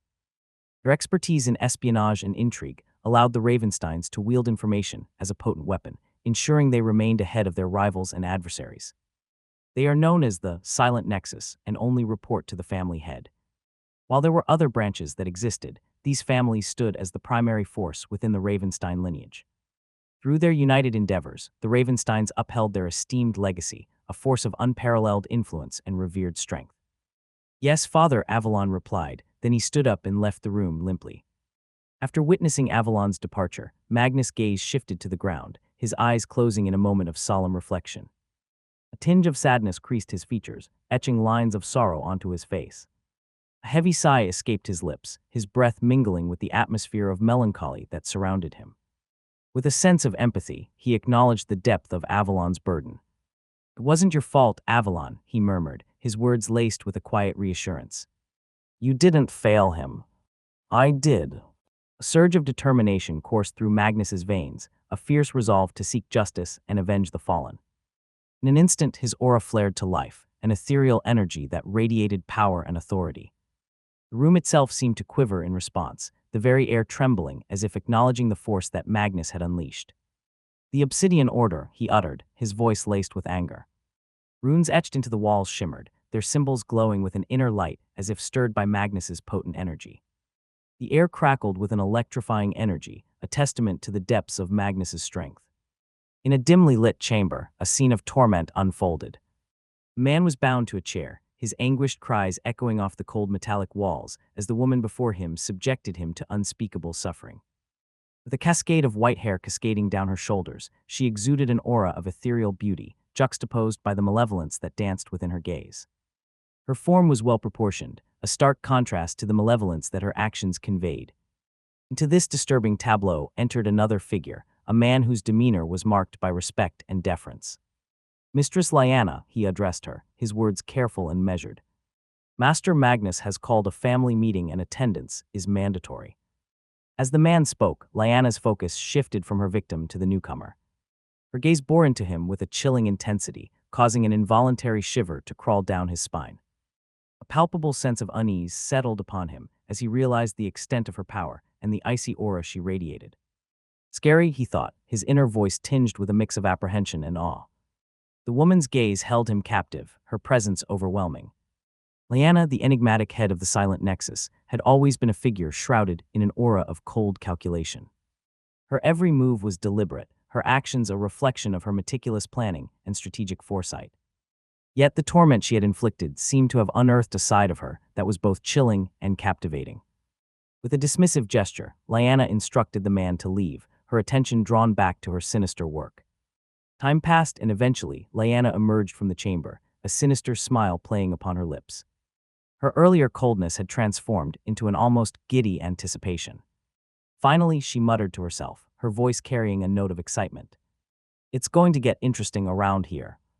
Midst an elegant dining room, the soft chatter of family conversations filled the air as Nathan, a man with a gentle roundness and a crown of white hair, engaged in lunch with his loved ones. In the midst of this idyllic scene, a shadow fell across his face as his butler discreetly leaned in, whispering news of a family meeting. Nathan's expression shifted imperceptibly, a fleeting glimpse of concern that he quickly masked behind a polite smile. "Thank you, Ren," he murmured, his tone a careful blend of gratitude and composure. With a graceful bow, the butler withdrew, leaving Nathan to navigate the sudden shift in atmosphere with poise. As his family members turned their gazes upon him, curiosity etched into their features, Nathan's wife voiced her concern. "Is everything all right, dear?" she inquired, a note of worry lacing her voice.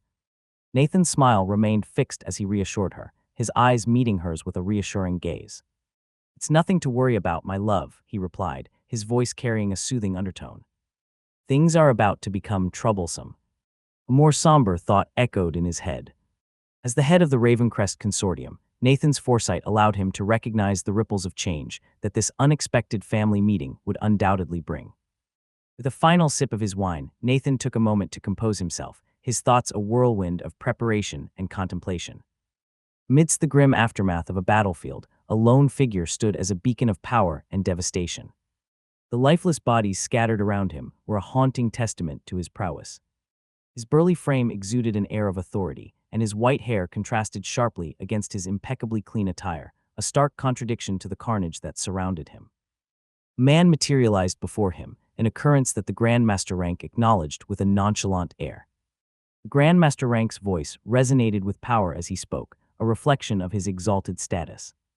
"Echo, I hope no one escaped." His inquiry was met with a succinct response. "No, Master Sirius," the man replied, his tone neutral and efficient. "There's a message from home, Master," Echo stated, with serious curiosity piqued. "Oh, what's that?" he inquired. As Echo conveyed the news of Ariel's death and the family meeting called by Magnus, Sirius' reaction was visceral. A surge of anger rippled through him, his features contorting in outrage. "Ariel was killed," he seethed, his voice laced with a potent mix of disbelief and fury. The thought of anyone daring to challenge the Ravenstein family incited a burning wrath within him. His next words were decisive, resonating with a chilling finality. "We're pulling out," he declared, his tone dripping with venom. The implication was clear. Those responsible for Ariel's death would face the wrath of the Ravensteins. His word carries weight as this man is the head of the Raven Vanguard, Sirius Ravenstein. Simultaneously, the ripple of consequences spread across other locations, mirroring Sirius's decision. The very foundation of power and influence trembled as different Ravensteins emerged from wherever they were. The landscape of their world was poised to shift, and the lives of countless individuals would be irrevocably altered by the decisions made within that fateful family meeting. The grandeur of the Ravenstein estate took on a somber hue as the day of the funeral arrived. Dark clouds hung low in the sky, their weight mirroring the heaviness that had settled upon the hearts of those in attendance. The air was thick with a sense of reverence, as if nature itself paid homage to the solemn occasion. Nestled within the heart of the Ravenstein estate, the burial ground of the Ravensteins stands as a solemn testament to the legacy and power of this formidable family. Monuments of marble and stone rise gracefully from the ground, each bearing the mark of a distinguished Ravenstein. Elaborate sculptures and intricate engravings capture the essence of these illustrious individuals, immortalizing their achievements and contributions to the family's legacy. A marble dais adorned with flickering candles and wreaths of midnight-hued flowers held the empty casket that symbolized Ariel Ravenstein's final resting place. The Ravenstein family, their distinctive white hair, stood together at the forefront. Their expressions were a mosaic, each face etched with the weight of their lineage.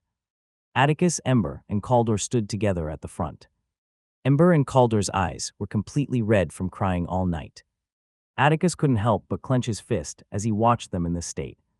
He had always cared deeply for his family, and seeing them like this pained him. In the silence of the morning, a single word echoed in his mind: strength. As the service began, a hush fell over the assembled multitude. A soft dirge carried by mournful strings, intertwined with the rustle of leaves and the distant echo of a mourning dove. The head of the Ravenstein family, Avalon, stepped forward to address the gathering. Standing amidst a gathering of somber faces, Avalon's voice carried a weight of both sorrow and reverence as he spoke about his fallen brother. "He was a good man, a good brother, a good father." Avalon's words seemed to hang in the air, a testament to the depth of his feelings. Talented beyond measure, Ariel had a spirit that burned with determination and a heart that knew no bounds. A faint smile tugged at the corner of Avalon's lips as he reminisced, a bittersweet contrast to the heavy atmosphere. Avalon's gaze turned downward for a moment, his expression clouded by a veil of sorrow. "He didn't deserve to go like this," he murmured, his voice a mere whisper carried by the wind. To have his light extinguished so abruptly, it's a loss that will forever linger in our hearts. As his voice wavered with emotion, Avalon's resolve remained unshaken. "But even in the face of this death, we must remember his legacy," he declared, his words a rallying cry. "Ariel's spirit lives on in the ideals he embodied and the impact he made on all of us." Avalon's voice grew stronger, his eyes shimmering with a mix of pride and sadness. "Let us honor Ariel by carrying forward his values, by continuing the work he started, and by standing united as a family. For even in death, his presence remains a guiding light that will forever inspire us." A poignant silence settled over the courtyard as the empty casket was slowly lowered into the ground. The absence of Ariel's physical form was a poignant reminder of the uncertainties of fate. Yet the air was infused with a sense of unity, a shared understanding that Ariel's spirit would forever be intertwined with the legacy of the Ravenstein name. Atticus, Ember, Caldor, and the other family members, their expressions a mixture of sorrow and resolve, each took turns placing a single white rose upon the casket. The petals seemed to carry a whisper of their emotions, a silent tribute to the fallen. Following the solemn burial of Ariel Ravenstein, the grand estate bore witness to a procession of families who had come to pay their respects. The Tier 1 families sent representatives, as they deem it beneath them to come all the way for such. In the grand hall that had been transformed into a gathering place for the mourning and the families paying their respects, Atticus moved with purpose. His eyes swept over the somber crowd. He saw Freya and Caldor talking with some people but no Ember. Finally, he found her standing alone in a corner, concealed by shadows. Her demeanor a reflection of the grief that weighed heavily upon the room. Approaching her with a sense of empathy, Atticus offered a gentle smile. "Ember," he began, his tone soft and reassuring.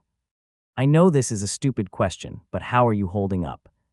Ember's gaze shifted toward Atticus. Her face was a portrait of anguish, her once bright eyes now red and puffy. Her sleeves were soaked from the constant wiping of tears. "He didn't deserve this," she said, her voice barely above a whisper, her words carrying a raw vulnerability. Atticus nodded, his eyes reflecting understanding. "No, he didn't," he agreed. "Sometimes life deals us painful hands that we can't control. But remember, you have a family that cares deeply for you and will support each other no matter what." Ember's silence lingered, her eyes fixed on a distant point. Atticus continued, his voice gentle yet resolute. "You have to get past this, Ember. It's what Ariel would have wanted." For a moment, Ember's fa-ades seemed to waver, a fleeting glimpse of vulnerability in her eyes. "It hurts," she admitted, her voice finally revealing a hint of the emotions she held within. Atticus reached out, gently placing a hand on her shoulder. "It's okay to hurt," he assured her. "But don't let that pain consume you. Lean on those who care about you, and together we'll find a way to honor Ariel's memory." Ember's gaze met his, tears streaming from her eyes. She wrapped her arms around him in a tight embrace and whispered, her voice barely audible, "Thank you." Atticus held her close, gently patting her head. "You're never alone, Ember," he reassured her, his words a promise. In the tranquil expanse of the Ravenstein estate, a hush fell over the burial grounds as Magnus stood in somber contemplation before Ariel's ornate tomb. His gaze was fixed upon the intricate engravings that adorned the monument, lost in a labyrinth of memories and regrets. A gentle footfall, barely a whisper against the backdrop of his thoughts, pulled his attention away from the memorial. Freya, a woman of strength and grace, approached from behind, her presence a soothing balm against the ache of grief. Magnus, her voice was a soft caress, carrying a blend of affection and reproach. Turning with a hint of a smile, Magnus met her gaze. "My lovely wife," he greeted her, his words infused with genuine warmth. Freya responded with a delicate arch of her eyebrow. "So now I'm your wife." Her words held a subtle undercurrent of humor, a playful jab at the complexity of their relationship. Magnus extended his arms in an unspoken invitation, his expression earnest. "Come on, honey," he entreated, his voice a soothing melody that hung in the air. "You know why I had to do it. We need strength if we want to survive in this world. Avalon isn't prepared to bear the weight of the family just yet." A sigh escaped Freya, carrying with it a weight of frustration. "You disappeared into seclusion for years," she reproached, her voice laced with a mixture of hurt and exasperation. "Not a single visit. And now, all of a sudden, you decide to play the caring husband." Magnus's arms encircled her, a gentle attempt to bridge the emotional chasm that had grown between them. "I did it for us, Freya," he asserted, his voice a steady reassurance. "Every bit of strength counts. Avalon has much to learn before he's ready to carry the mantle." A spark of frustration ignited within Freya, her voice taking on a sharper edge. "Avalon returned from seeing you, all bloodied," she accused, her gaze a tempest of conflicting emotions. "Did you blame it on him?" Magnus's demeanor turned serious. "I had to be firm with him, Freya," he explained, his words measured and resolute. "He must understand the gravity of leading the family. If he can't protect his own flesh and blood, how can we entrust the family to him?" The anger in Freya's eyes softened, it gave way to a profound sadness. Her voice trembled as she spoke, her words weighed down by the sorrow that clung to her heart. "Ariel was too young," she whispered, "too young." Magnus held her tightly, his embrace a silent offering of solace amidst the storm of emotions that raged within her. "I know, Freya," he murmured, his voice a gentle reassurance. "Whoever is responsible for this, they will face the consequences. Tenfold." A tear slipped down Freya's cheek, and he whispered once more, his voice a fervent pledge that echoed in the stillness. "Tenfold." On the day following the funeral, the Ravenstein estate buzzed with a palpable sense of anticipation. Raven Hall, now adorned with a blend of somber elegance and underlying power, was a gathering point for the formidable members of the family. Over 100 individuals, each exuding an aura of undeniable strength, at least master rank, had assembled. They shared a common feature, a cascade of white hair that marked their lineage and strength. Ravenstein genes carried an unyielding strength, an almost unbreakable legacy that manifested in a remarkable trait. An overwhelming majority of Ravenstein members, nearly 99%, boasted a mane of striking white hair. It was as if the very essence of their lineage had imprinted itself upon their appearance, a testament to the enduring power of their bloodline.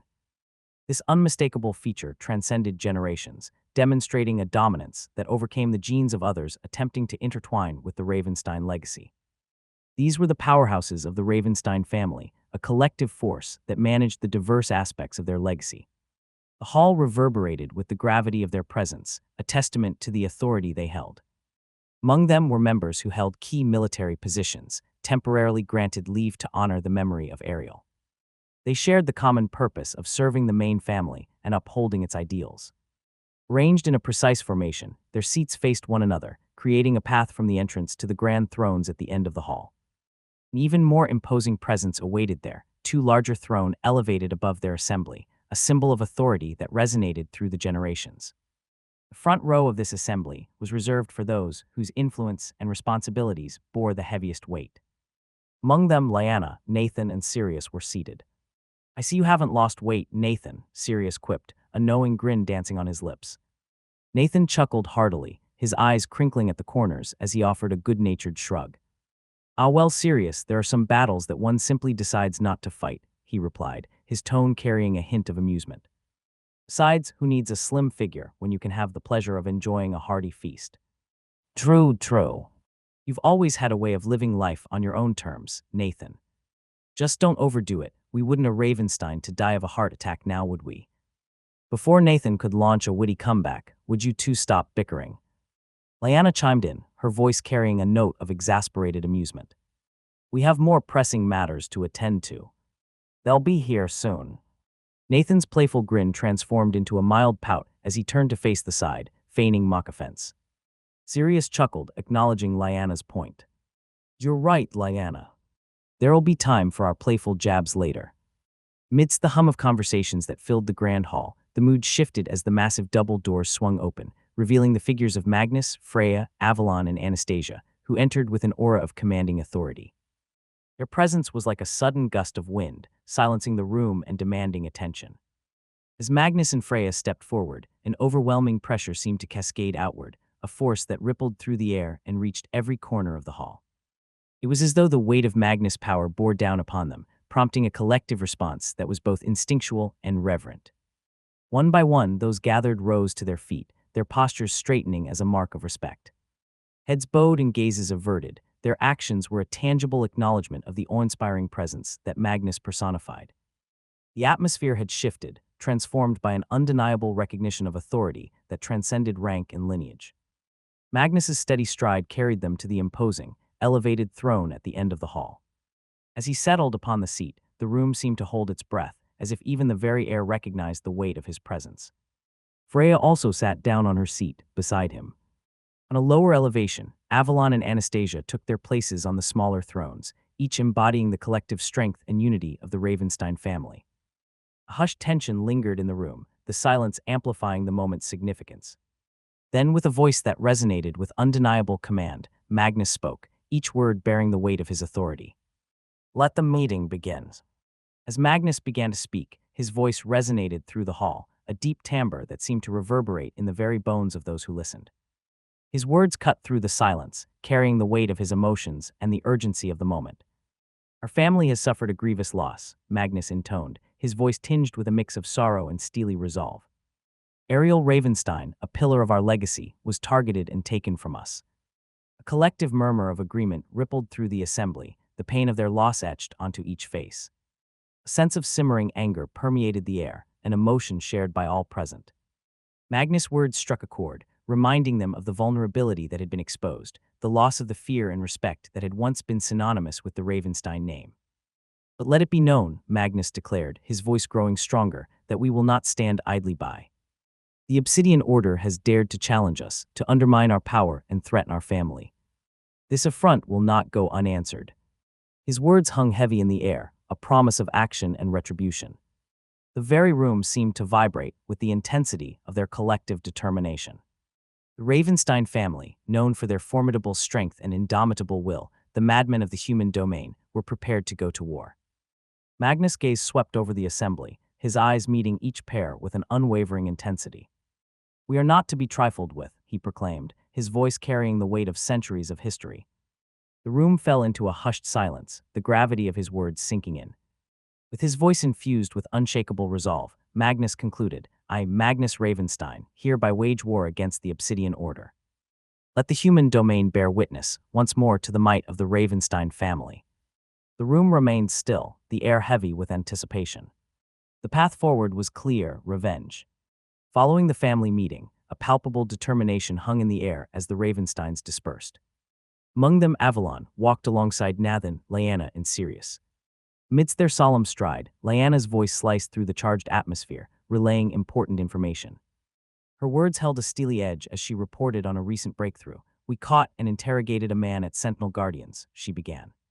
"He was the one who orchestrated Ariel's mission. A spy of the Obsidian Order." Avalon's jaw tightened, his anger simmering beneath the surface. "And what did he reveal?" he demanded, his voice a low growl. Lyanna's gaze didn't waver as she continued. "He disclosed that the mastermind behind Ariel's targeting is a man named Ronid. He is the head of the Obsidian Order's branch in Sector 4.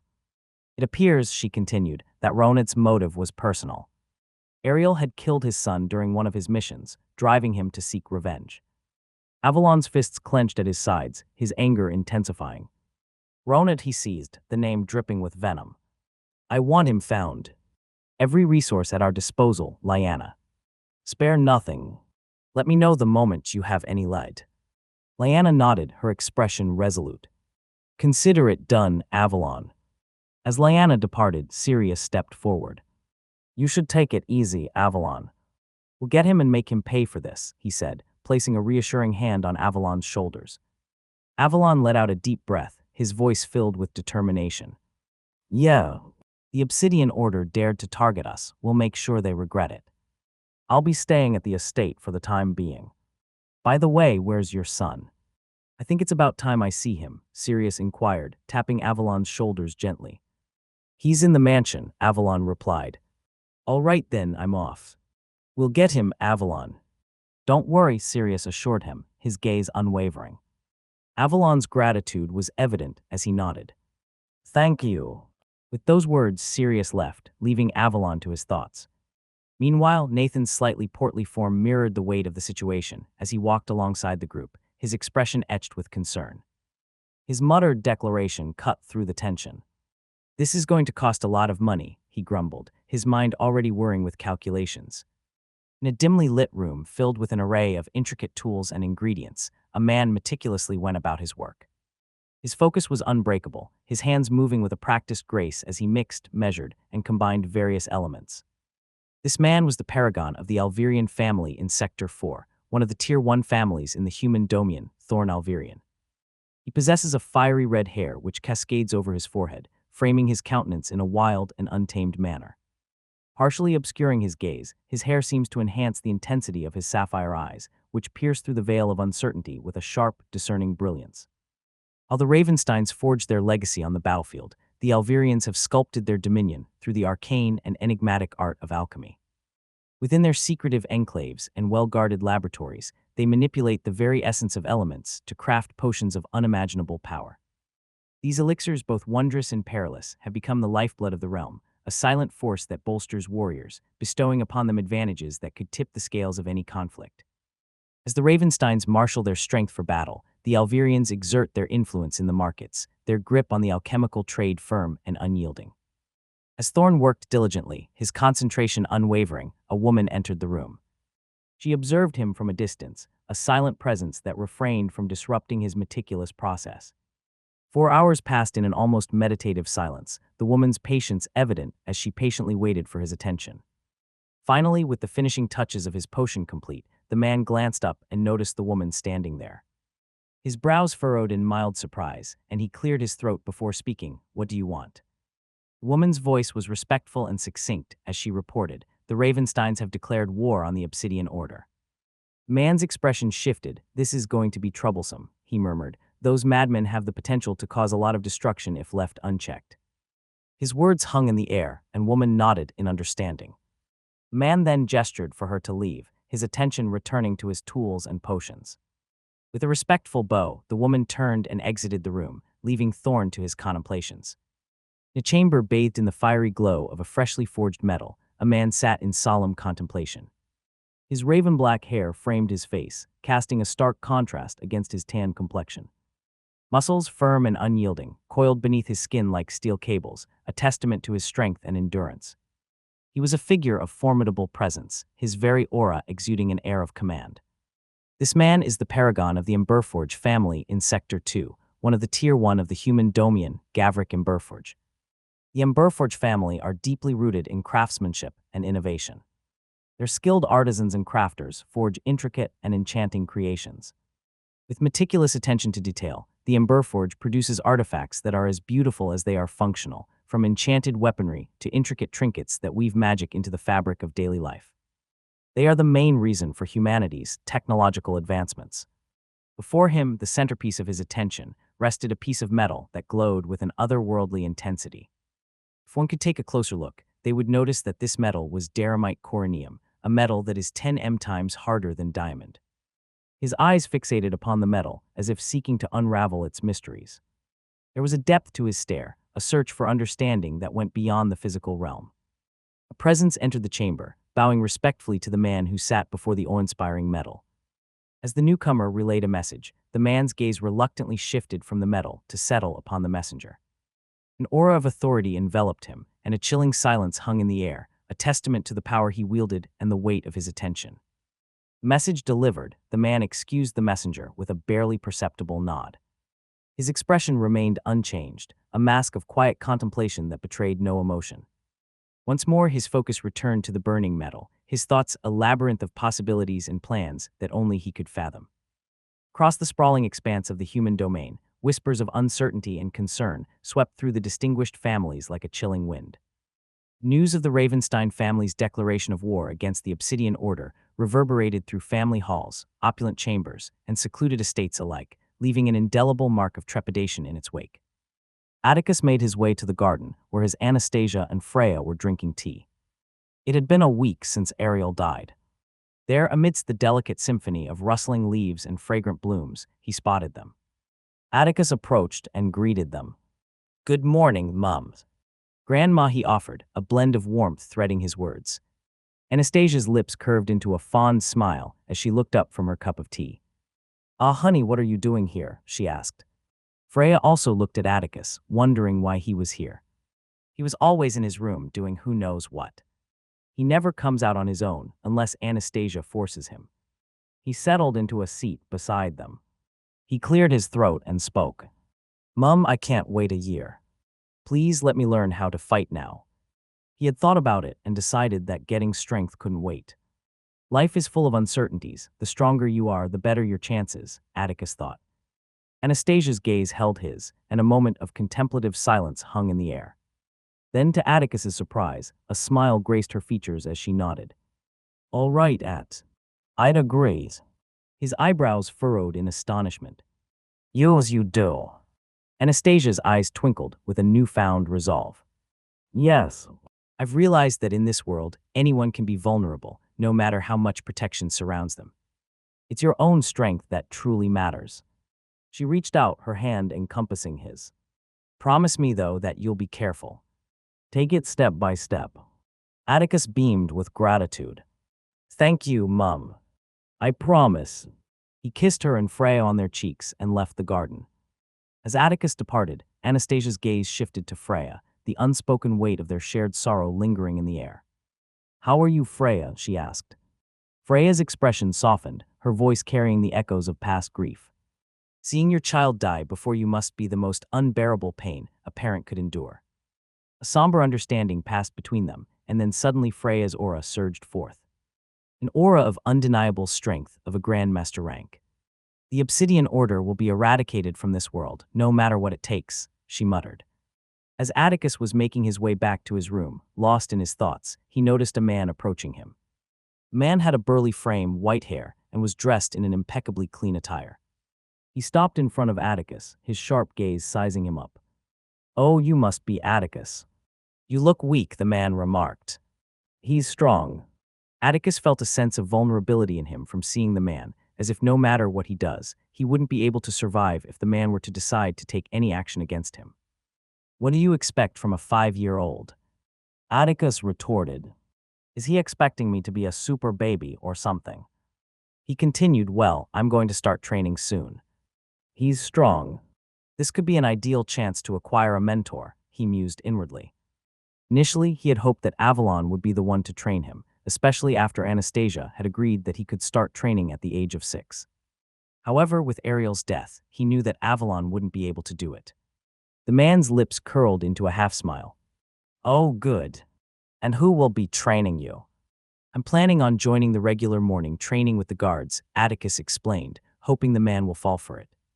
The man's eyes twinkled with amusement. "How about becoming my student?" Jackpot, he thought inwardly, but outwardly he raised an eyebrow, scrutinizing the man more intently. "I don't know you," he remarked. The man chuckled. "Fair enough. Allow me to introduce myself then. I am Sirius Ravenstein, the head of the Raven Vanguard." Atticus had learned a lot during his lessons. He had already gained insight into the structure of the Ravenstein family. He feigned a brief pause, appearing to contemplate before finally nodding and responding, "Okay." Sirius laughed heartily. "I was expecting a bit more surprise." "Well, you look strong, so I assumed you were someone important," Atticus replied in a matter-of-fact tone. "Oh, smart lad. Even though I asked you to be my student, you're still going to have to prove you have what it takes," said Sirius, his tone carrying a hint of challenge. Without hesitation, Atticus infused mana into his arm, and with a powerful strike, he hit the wall beside him. The sound of crumbling stone filled the air as a grin formed on Atticus's face. "Is that enough for you?" he quipped. He had been experimenting with his mana, and he discovered that it could be used to augment any body part. All he had to do was draw mana from his mana core into his hand and punch. It took him a while, but he was able to eventually do it. A stunned silence hung for a moment, and then Sirius burst into laughter, genuine amusement in his expression. He couldn't help but think, of course his son is a monster too. Growing up together in the Ravenstein estate, Avalon, Sirius, Lyanna, and Nathan formed a close-knit quartet, and they were known as the 4 stars of Ravenstein. Sirius had always recognized Avalon's monstrous talent. Even as youngsters, Avalon's innate strength set him apart from others. However, he couldn't have foreseen that his son would turn out to be even more of a prodigy than he was. He's awakened at the age of 5, and he can already augment his body with mana, a feat that people twice his age struggle to achieve.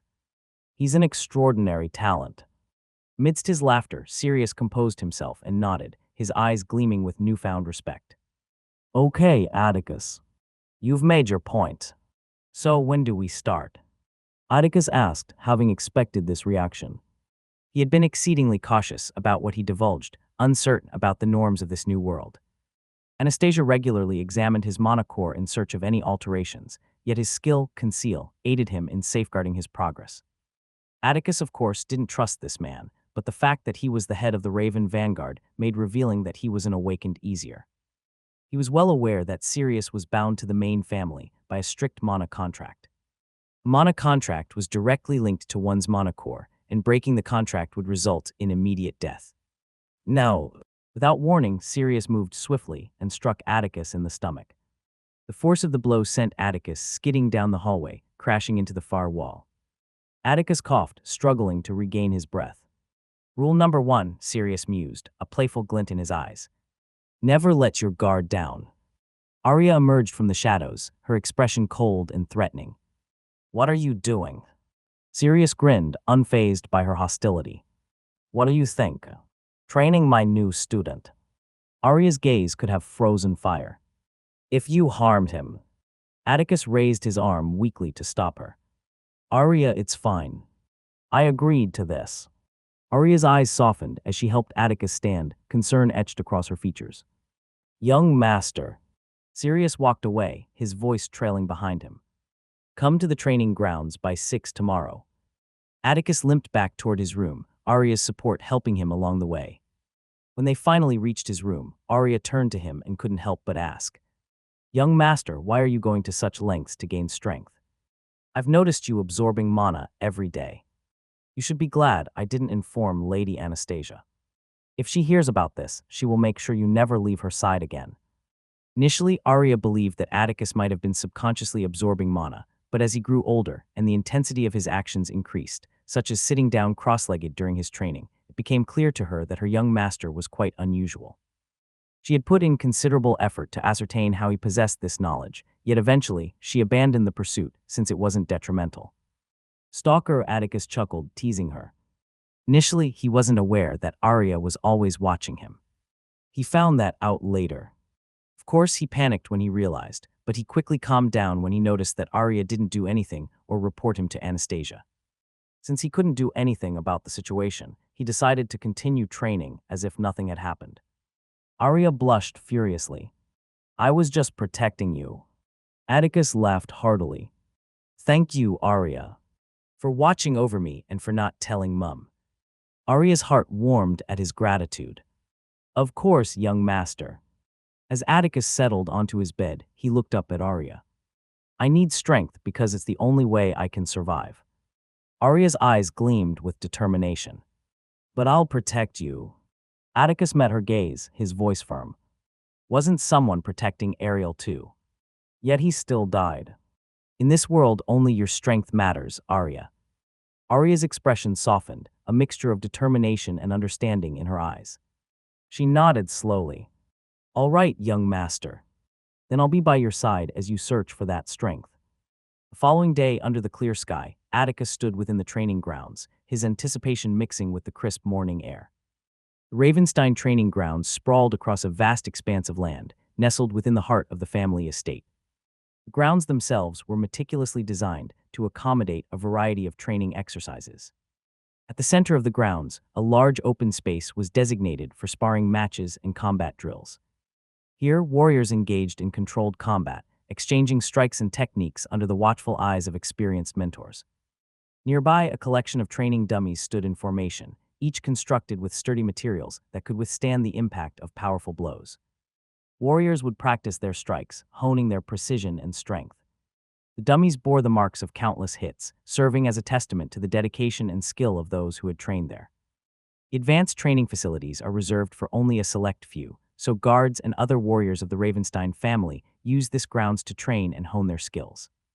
Before long, Sirius walked onto the grounds. As he approached, he started speaking. "Listen up, kid," Sirius began.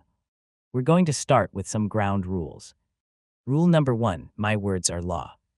Rule number 2, you'll be here before 6 a.m. every day and wait until I arrive. Rule number 3, no using the advanced training facilities until I say so." "Got it. Understood," Atticus answered immediately. "Now we're starting with light training drills. And since you're awakened, no mana usage allowed. Let's get moving." The following hours were a grueling test of Atticus' stamina and endurance. He was pushed to the limits, running, sprinting, and performing drills that seemed to never end. Even though his awakened abilities provided passive enhancements to his physical stats, the training was nothing short of brutal. At one point, he collapsed to the ground, his chest heaving as he gasped for breath. Sirius allowed him a brief respite of 2 minutes, a small window of recovery before Atticus was once again thrust into the demanding regimen. Push-ups, squats, and a variety of exercises that pushed his body to its breaking point followed. The sun climbed higher in the sky, casting long shadows across the training grounds. The next day, Sirius crafted a rigorous daily training regime for Atticus, designed to mold him into a formidable warrior. Each day began at dawn, with the crisp morning air serving as a backdrop to their intense sessions. The training encompassed a holistic approach, focusing on both physical prowess and mental fortitude. Physical conditioning. Atticus engaged in intense physical exercises to enhance his strength, speed, and endurance. These sessions included weightlifting, sprinting, agility drills, and cardiovascular workouts.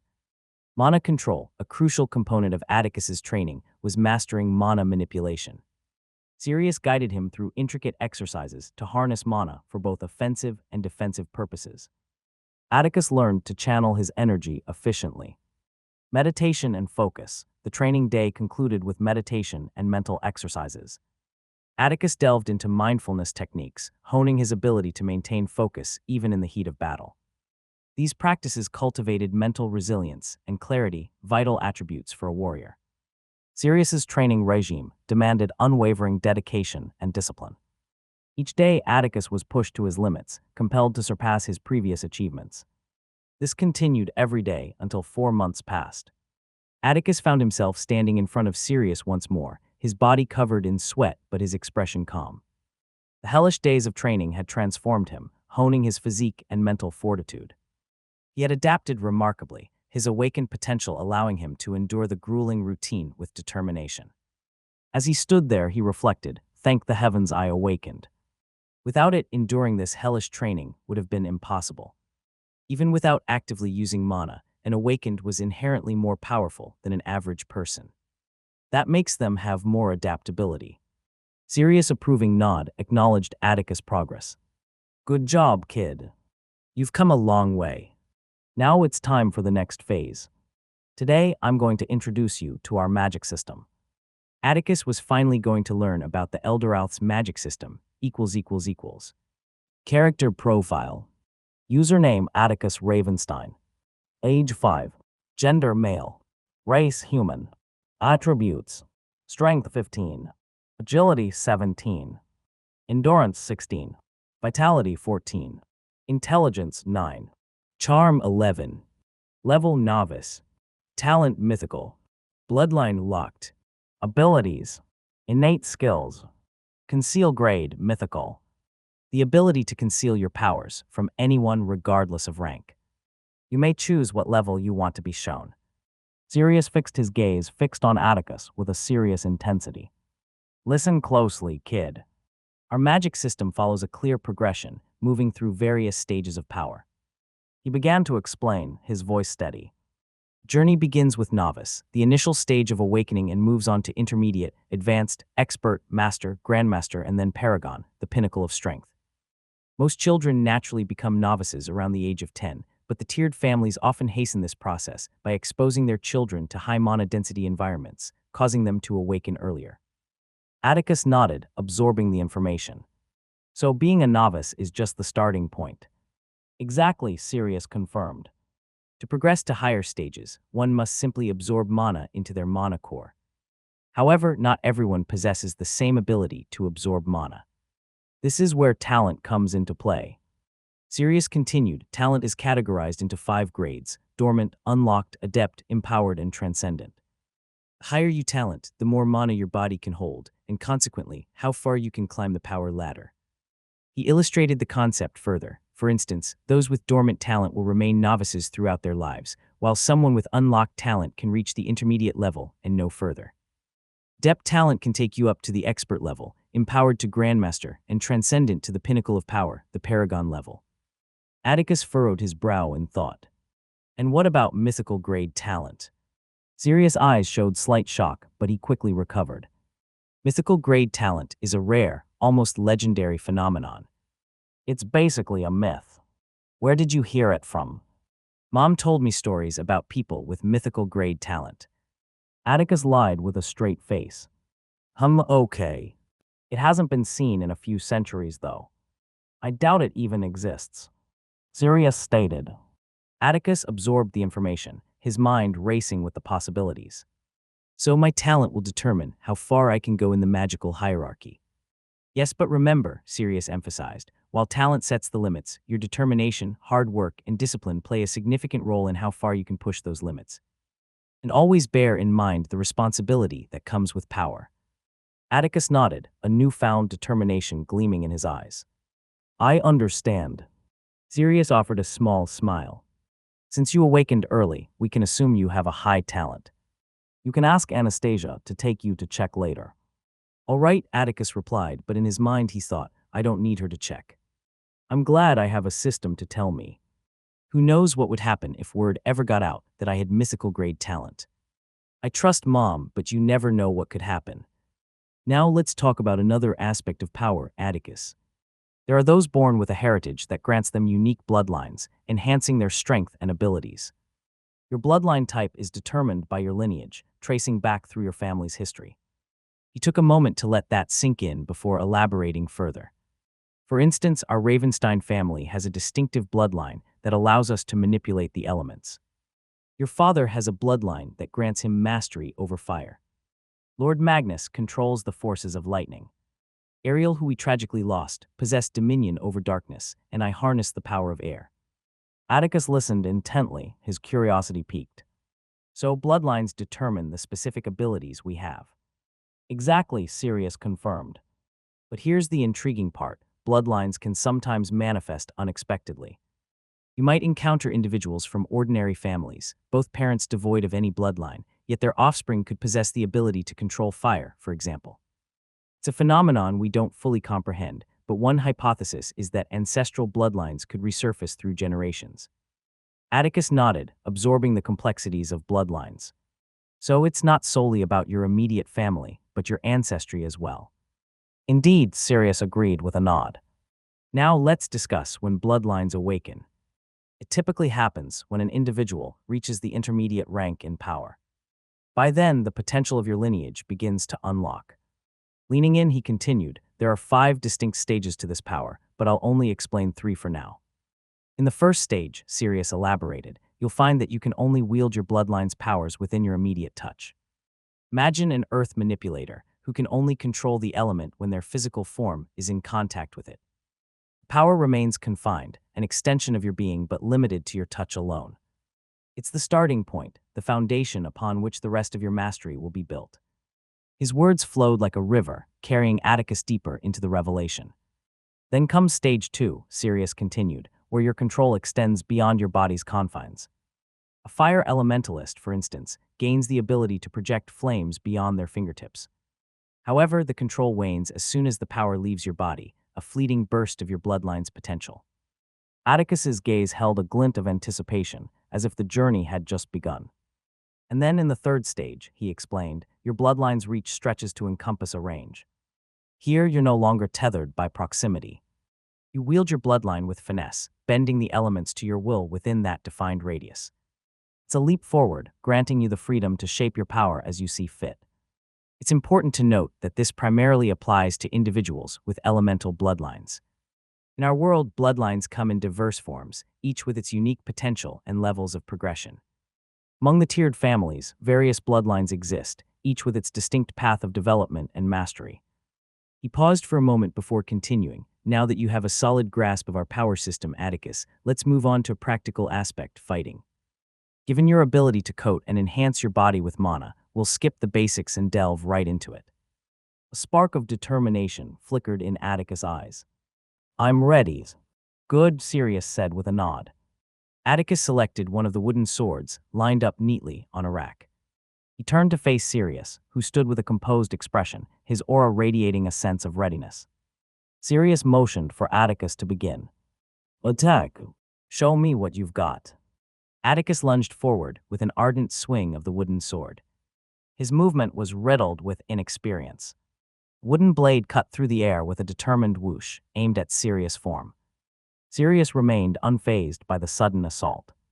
With fluid grace, he lifted his own wooden sword, its edge meeting Atticus' strike in a perfectly timed parry. In a seamless motion, Sirius redirected his counterattack, striking Atticus lightly on the head with the flat of his blade. The impact was enough to make Atticus drop his weapon, his hand instinctively reaching to cradle the spot of impact. His head throbbed and he winced in response. Fuck, that hurts. Atticus grasped. Again. Sirius' command echoed with unwavering authority, cutting through the training ground. His voice carried a tone that demanded perseverance and relentlessness. Atticus gritted his teeth, his determination unfaltering despite the slight sting. He retrieved the fallen wooden sword and steadied himself. With a renewed fire in his eyes, he launched into another attack. With each precise strike and skillful counter, Atticus seamlessly applied the lessons ingrained, seamlessly weaving them into the fabric of battle. His mind was a wellspring of tactical insight, his heightened intelligence stat propelling his every move. Upon encountering his intelligence stat for the first time, Atticus had been intrigued by the potential it held. Curiosity swirled within him, a longing to unravel the depths of its significance. As he delved into the complexities of his newfound abilities, a gradual realization began to dawn. The revelation came not in a moment of grand epiphany, but through the gradual assimilation of knowledge. Atticus started to absorb intricate concepts effortlessly, deciphering complex subjects with an ease that left him awestruck. Jigsaw pieces of understanding fell into place, and he realized that the answer was right there, embedded within the system's explanation. It determines the ability to learn, reason, and analyze information. The system's explanation echoed in his mind, resonating with clarity. Atticus understood that his intelligence stat was a key to unlocking the realm of comprehension, an open door to rapid absorption and assimilation of knowledge. Sparring with Sirius and the process of learning from his mistakes assumed a new light. Challenges that once seemed formidable now felt like child's play, for Atticus's elevated intelligence stat imbued him with a mental prowess that elevated his learning curve. Every interaction with Sirius became a canvas for refining his techniques, an opportunity to fine-tune his strategies and implement them with precision. As the hours passed, Atticus felt his body grow weary, his muscles aching from the rigorous practice. But he pushed through, driven by his determination to improve. Sweat beaded on his forehead, and his breath grew heavy, yet he persisted. By the end of the grueling training session, Atticus stood before Sirius, his chest heaving as he caught his breath. "You're improving," Sirius acknowledged, a hint of a smile tugging at his lips. "But remember, this is just the beginning. Your journey to power has just started." Atticus nodded, his determination unwavering. He then turned and left the training ground. This was the start of a journey that would shape Atticus into an entity revered by all. The clash of swords echoed through the training ground as Atticus and Sirius engaged in an intense sparring session. Atticus moved with precision and speed, his every movement calculated and strategic. He flowed seamlessly between offensive strikes and defensive maneuvers, his body fueled by the mana he had mastered over the past 2 years. He switched between augmenting his leg with mana for a burst of speed to his arms for a powerful strike. Their swords danced in a deadly rhythm, a symphony of wood meeting wood. Atticus's transformation over the past 2 years was nothing short of astounding. His once untrained body had grown into a formidable weapon, honed by relentless training. Atticus' mana control of the past and now are like heaven and earth. As the battle raged on, Atticus's mind raced. He recalled the days of grueling drills. He had pushed himself to the limits and beyond, driven by his desire to become stronger and survive. A lot had happened in 2 years. Ember had decided to get stronger, driven by the loss of Ariel. She awakened a few months after Ariel's death. She too had been training with a personal trainer in the Ravenstein Advanced Training Facilities. Calder chose to join her so she won't feel alone, but left a year ago to the Ravenstein's camp. When a Ravenstein reaches 10, they get sent to the Raven camp for a period of 3 years, where they meet other Ravenstein's children, learn to survive and prepare for the academy at the age of 15. After the declaration of war against the Obsidian Order, a lot had happened. The Ravenstein were relentless in their pursuit of revenge. Bases in Sector 4 were reduced to ruins, with lots of collateral damage. The very ground seemed to tremble under the weight of their fury. After witnessing the magnitude of the Ravenstein's swift and powerful response, the Alvirian family that controlled Sector 4 attempted to exert pressure on them to curb their actions. However, their efforts took a terrible turn when the Ravenstein's response escalated to a point of madness, even resorting to veiled threats of war. The display of a furious Magnus, accompanied by an army of lightning-laden clouds, proved to be a formidable deterrent, effectively silencing any further attempts at negotiation. Although the Alvirian family members also had a paragon rank, his expertise does not lay in fighting. Back to the present, Atticus moved with agility, his body synchronized with the flow of mana coursing through his veins. Enhanced legs carried him swiftly towards Sirius, who stood unwavering with his wooden sword. In a seamless motion, Atticus dodged a powerful overhead strike aimed at him, his instincts and mana-fueled reflexes guiding his every move. With a calculated swing, Atticus unleashed a strike towards Sirius's throat, his arms empowered by the very essence that coursed within him. Sirius smiled, and in a blink of an eye, he vanished from Atticus's field of vision, only to reappear behind him with uncanny speed.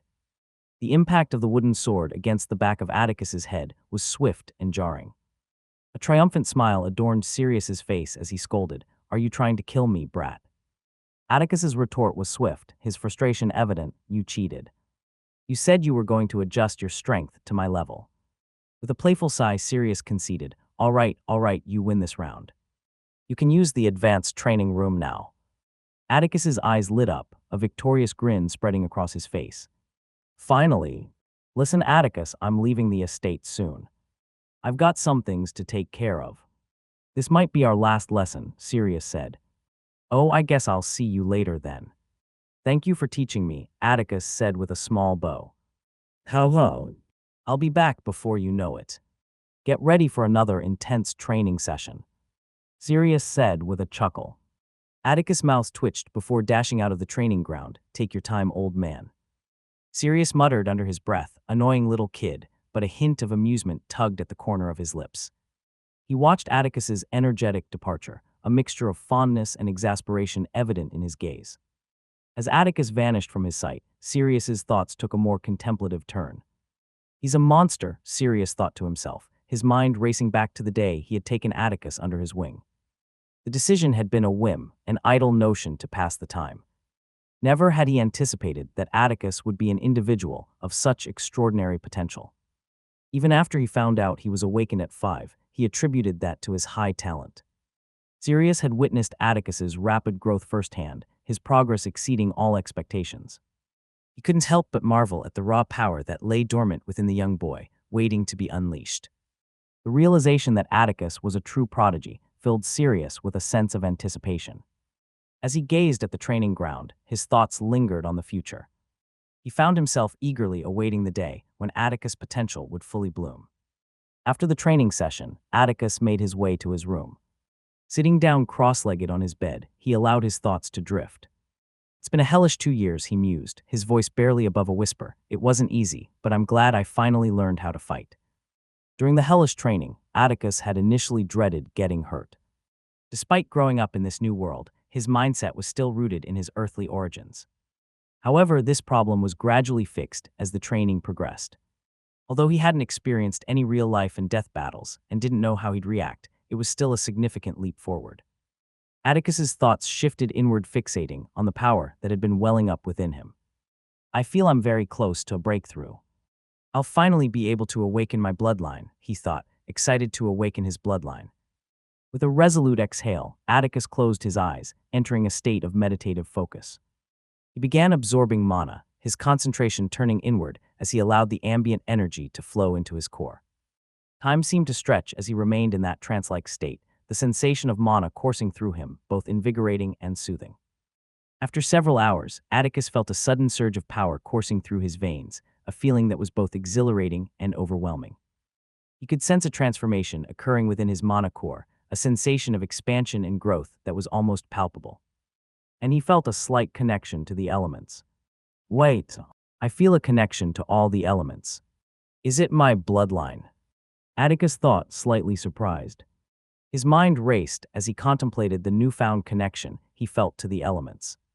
It was as if a door had opened, granting him access to powers that were once distant and unreachable. With a sense of excitement, he closed his eyes and focused on this connection, channeling his thoughts towards each element in turn. After a few minutes, he raised his arms, and a small flame materialized on his arm, dancing with a life of its own. A delighted smile tugged at his lips as he continued to concentrate. With a gentle effort of will, he conjured a bead of water into existence. It laid on his hand. Encouraged by his success, he directed his focus towards the element of air, causing a gentle breeze to sweep through the room. "I can feel a slight connection to light and darkness, but it seems I can't control them yet." As he wanted to call his status to check what changed, the air suddenly grew heavy with an unpleasant odor. Atticus's eyes widened as he detected the source. Beads of dark, viscous substance oozing from his pores. Startled and slightly alarmed, Atticus quickly rose from the bed, but he misjudged his newfound power and stumbled, landing on the floor with an undignified thud. He grimaced and rubbed his sore backside, feeling slightly embarrassed. "It'll take some time to get used to this strength," he muttered, anticipation coloring his words. Realizing the need for a bath, he made his way to the bathroom, leaving a bewildered Arya behind. Did he just control 3 elements? Arya muttered. As Atticus stood under the soothing flow of water, he felt the fatigue of his training wash away, replaced by a renewed sense of vitality. After his bath, he stood before a full-length mirror, his gaze fixed on his reflection. He couldn't help but admire the changes that had taken place, both externally and internally. His compact muscles, taut and well-defined for his age, hint at the physical prowess that lies within him. Remarkably, the contours of his abdomen reveal a hint of definition, forming the foundation of what would eventually become a chiseled set of six-pack abs. With a sense of anticipation, he took a deep breath and thought. Status. A holographic display materialized before him. == Character profile. Username Atticus Ravenstein. Age 7. Gender male. Race human. Attributes. Strength 30. Agility 33. Endurance 35. Vitality 30. Intelligence 11. Charm 14. Level intermediate. Talent mythical. Bloodline primordial elemental bloodline. Level 1. Fire 0.8%. Air 1%. Water 0.6%. Earth 0.7%. Abilities. Innate skills. Conceal grade mythical. The ability to conceal your powers from anyone regardless of rank. You may choose what level you want to be shown. Equals. As Atticus's gaze remained fixed on his stats, a sense of amazement and reflection swept over him. A small chuckle escaped his lips as he mused to himself, "Damn, I've come a long way from those initial ones. To think I would get reincarnated into a magic world and learn magic," he thought, his mind momentarily drifting back to his life on Earth and Mother, which brought a slight sad expression to his face. The thought of manipulating elements still felt somewhat surreal, like an enchanting dream he was living. The sense of surrealism gradually giving way to a steely resolve. No matter how surreal it may feel, he thought, his gaze becoming resolute, I'm going to make the most of this opportunity. I'll keep pushing myself to become even stronger and find that stupid man. After a few seconds of self-reflection, his gaze drifted to his new bloodline. Primordial elemental bloodline. Sounds up, he mused. He then focused on it. Primordial elemental bloodline is a rare and potent lineage that bestows an unparalleled mastery over the very elements that shape the world, granting its bearer the power to control all aspects of fire, water, air, earth, and even the more esoteric forces like lightning, ice, light, darkness, etc. Note that the user must reach a certain level of strength to be able to use these esoteric forces. The next day, Atticus strode into the advanced training facility in the Raventine estate, the doors parting smoothly as he approached. His steps led him to a particular room where the entrance slid open to reveal a training scene in progress. Before him, Ember was engaged in an intense sparring session with a robot, their movements a dance of skill and finesse. Ember's spear gleamed in the simulated arena's light. With a swift and calculated thrust, she lunged at the robot, aiming to pierce its defenses. However, the robot sidestepped her attack with fluid grace. In a swift response, it swiftly retaliated, its sword glinting as it aimed a deft strike towards Ember's head. She deftly leaned to the side, the blade of the sword grazing the air where her head had been mere moments before. Without missing a beat, Ember closed the distance between herself and the robot. With a swift pivot, Ember shifted her stance, her spear sweeping upward from below. The lethal tip of the weapon aimed skyward. It evaded Ember's thrust with a nimble twist of its body. Momentum carried it out of the spear's path, and with a sudden burst of energy, it executed a high kick aimed squarely at Ember's side. Ember used her spear as a shield. She angled the weapon with precision, using it as a barrier against the powerful kick. The clash of force resonated in the arena, but Ember's grip remained unyielding, and with a masterful twist, she harnessed the kinetic energy of the kick, redirected the force, and drove the spear's point forward with pinpoint accuracy. The weapon pierced the robot defenses, ending the battle. Atticus watched with keen interest, and after the battle ended, he clapped, prompting Ember to notice his arrival. Just as Ember was approaching, "Ember, what's up?" Atticus called out, a smile on his face. Ember's lips curved into a faint smile. She replied with a simple, barely audible "Hey." "You have gotten stronger." Atticus observed that her aura had improved. After Ember had awakened her core, she trained every day to improve her strength. She currently emitted a novice rank aura, a testament to her talent. Ember simply nods quietly in acknowledgement. "How about we take a break and do something fun? I was thinking we could head out of the estate and just hang out for a change," Atticus suggested. He knew Ember had been pushing herself hard after Ariel's death, and he wanted her to take a little break and relax. Moreover, he was genuinely eager to explore the world beyond the estate's confines. Anastasia's refused to grant him permission to go out, so he saw this as an opportunity to accomplish two things at once. Ember paused for a moment, then replied with a simple, "Okay. I was thinking we could explore the city a bit. What do you think?" Atticus suggested. Ember's eyes flickered with a mix of surprise and curiosity before she nodded and softly responded, "Okay."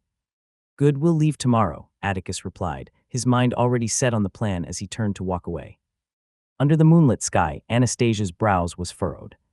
Atticus had just told her that he wanted to go out of the estate with Ember. Concern etched across her face, she gave him her usual firm no. Anastasia had been avoiding having Atticus participate in social events and other activities. Even though she had given him an artifact to hide his monocore, she still believed it was important to be cautious and careful about his exposure. Although he was now at an age where it was common for children from prominent families to awaken, she still wanted to be safe.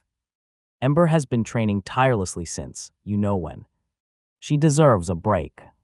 Atticus implored, his voice carrying a tone of genuine concern. There's no way she can say no to this. Anastasia's resistance softened, her features showing traces of reluctant agreement, but only after giving a list of conditions. Conditions laden with precaution spilled forth from her lips that night. The next day, Atticus and Ember stood before the mansion's grand entrance. Their faces held contrasting expressions. Atticus wore a bemused look, his eyes widening incredulously at the sight of the excessive number of guards Anastasia had enlisted as escorts, each with at least a master-rank aura. His inner thoughts echoed with a wry chuckle. Damn, what an overprotective woman. Ember's countenance remained an enigmatic mask, her features betraying nothing. Her inscrutable expression gave away no hint of her thoughts or emotions. Without further ado, they entered the sleek hover car and left. As they were moving away from the estate, Atticus couldn't help but recall what he learned about the structure of the human domain from Aaron during one of his lessons.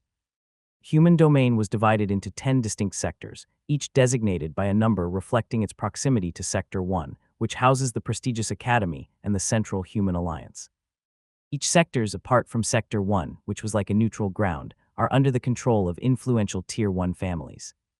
Families are categorized into tiers based on their power and prowess.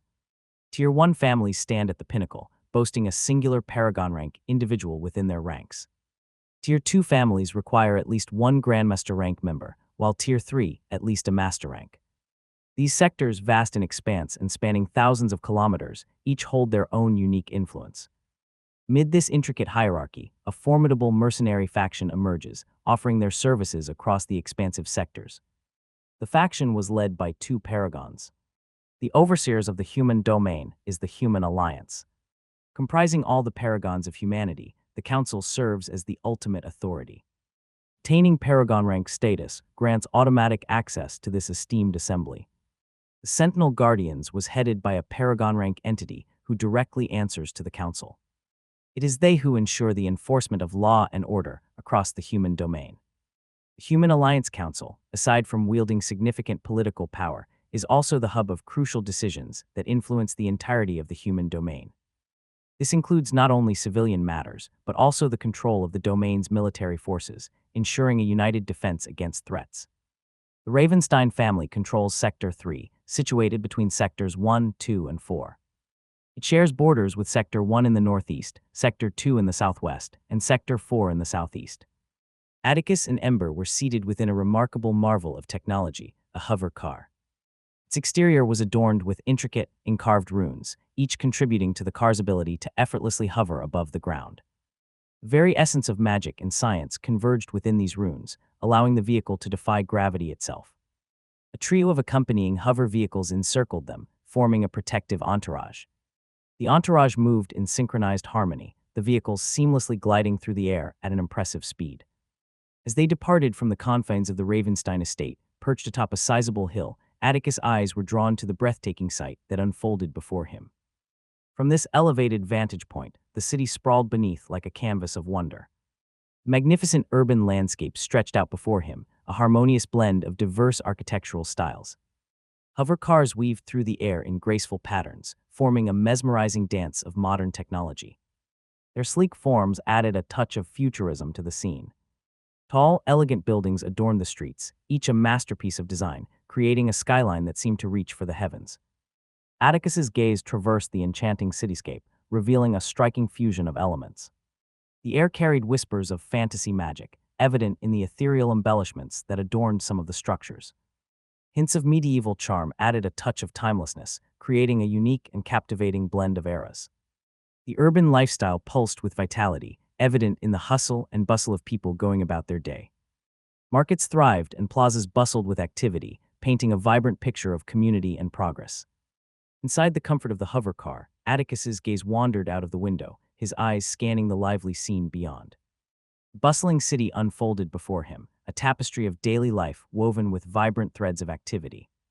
People moved with purpose, some hurrying, others leisurely exploring the stalls that adorned the streets. The hum of commerce filled the air as transactions took place, and the atmosphere thrived with the energy of a vibrant marketplace. The hover car Atticus and Ember occupied, along with the accompanying trio, drew the attention of the passing crowd. Among the multitude, a couple's interaction was particularly funny. The wife playfully slapped her husband on the head, her frustration evident. "Didn't you promise me I'd get that life?" the wife chided. Her husband, scratching his head, responded, "What did you do that for?" "You wills, honey. I just invested in something. It'll go big soon." Another slap followed as the woman exclaimed, "That's a Ponzi scheme, you fool." Turning his attention away from the street, Atticus was met with Ember's inquisitive gaze. "Where are we going?" she asked. Her question hung in the air, prompting a slightly embarrassed response from him. "I don't know," he admitted, his cheeks tinged with embarrassment. Ember's continued look prompted him to shift his gaze elsewhere, and a silent understanding passed between them. The drive continued, and as they navigated through the city, Atticus's eyes caught sight of an inviting building adorned with an arcade sign. Eagerly, he instructed the driver to head in that direction. As they arrived at the arcade, their presence turned heads, drawing whispers and curious glances from the crowd. Stepping out of the hover car, Atticus exuded a striking handsomeness, while Ember's beauty was truly enchanting. Coupled with their signature white hair, they were breathtaking. Conversations swirled in the background as people recognized them. "Look there, from the Ravenstein family," someone remarked. A girl added, "He looks so handsome." "Oh, this will take some getting used to," Atticus thought. He found it quite unusual to be treated almost like a celebrity, even though he was essentially a stranger to those people. His distinctive white hair certainly attracted a lot of attention, and the heavy security detail accompanying him only added to it. Remaining unfazed, Atticus and Ember maintained their composed expressions, unperturbed by the attention. With a sense of purpose, they continued their stride toward the arcade, eager to explore the arcade. Stepping through the entrance of the arcade building, Atticus and Ember found themselves greeted by a rather unexpected sight. The spacious hall was surprisingly vacant. Their gazes swept across the surroundings, settling on a clerk stationed behind the front desk. The presence of the two visitors elicited an internal realization from the clerk. "Ravensteins," she thought. She swiftly composed herself, replacing her surprise with a respectful demeanor. With a formal and courteous greeting, she addressed them. "Good morning, young master, my lady. How may I assist you today?" Atticus met the clerk's gaze with an expression that revealed little, his demeanor enigmatic. "We'd like to play a game." "We'd like our privacy, please," he replied evenly. "He's handsome. Too bad he's just a kid," she thought, her professionalism remaining intact. Outwardly, she maintained her composed countenance, replying with practiced grace. "Certainly, young master. I'll give you the best VIP room. How many hours would you like to book it for?" "5 should be enough," Atticus responded succinctly. With a subtle nod, the clerk continued her role seamlessly. "That'll be 500 credits for both of you, young master." One of the guards approached the front desk and promptly settled the payment. The clerk led Atticus and Ember towards the second floor. As they entered, they saw a collection of sleek pods arranged next to each other. They saw row upon row of gaming pods stretched out like a tantalizing array of opportunities for adventure. Following the direction of the clerk's gesture, they made their way through the maze of pods. Soon the clerk led them to a secluded corner where they saw an elegant door. "Right this way," the clerk offered. Then she guided them to a VIP room. At the entrance of the VIP room, 2 out of the guards who had been following Atticus and Ember stood guard, standing sentinel to ensure their privacy. The game pods within the VIP room were more opulent than those they had seen outside. They were a marvel of both design and enchantment. As Atticus and Ember approached them, their eyes were drawn to the intricate patterns of runes etched onto the sleek surfaces. These ancient symbols pulsed with an otherworldly energy, promising a journey beyond the ordinary. Combining the art of runic crafting with advanced mechanics, the game pods formed a bridge between reality and imagination. Designed for comfort, the plush seats seemed to mold to their bodies, creating a sense of cocooned luxury. Soft, ethereal light emitted by the embedded runes bathed the surroundings, infusing the space with a soothing ambience. As they settled into their seats, Atticus and Ember donned the headsets. The runes seamlessly merged with cutting-edge technology, establishing a direct link between their minds and the virtual world. Hours passed, and Atticus and Ember enjoyed a variety of games. They soon decided that it was time to leave. As they stepped outside the arcade, a distant commotion caught their attention. In an alley adjacent to the arcade, a group of men surrounded a weak-looking individual, threatening him. Atticus glanced at the scene, his expression unreadable. He began to turn away, but a forceful voice shattered the moment. "Stop this instant. How dare you harm an innocent man?" The words echoed from a young girl, about Atticus' age, who strode forward accompanied by a group of guards, each bearing the mark of a master rank. The men tried to explain why they were threatening the man, but she didn't listen. She commanded her guards to chase the offenders from the premises. Atticus watched everything and was about to turn away, but the girl suddenly called out, "You! Why didn't you help him?" while walking towards him. Atticus turned to face the girl. She was a striking 7-year-old with fiery red hair, possesses a captivating beauty that draws attention. Her vibrant locks cascade like a cascade of flames, framing her delicate features. Despite her tender age, her presence commands notice. Standing at a height just shy of 4 feet, she exudes a youthful charm that is as enchanting as it is endearing. She's obviously from a prominent family, but pretty naive, he mused while replying in a neutral tone. "Who are you?" Although Atticus was always nice to his family and friends, he had always been indifferent towards others, even in his past life. With equal determination, she retorted, "My identity is irrelevant. What matters is why you didn't help him. There are other people here, why are you pointing only me out?" Atticus countered. He wasn't the only one who had noticed the commotion, yet her attention seemed to be focused solely on him. The situation felt unusual, making him wonder if there was a specific reason she singled him out. Or was it because I had guards, he realized. Because you have the ability to intervene. All you had to do was command your guards to help him, but I saw you watching emotionlessly, the girl retorted.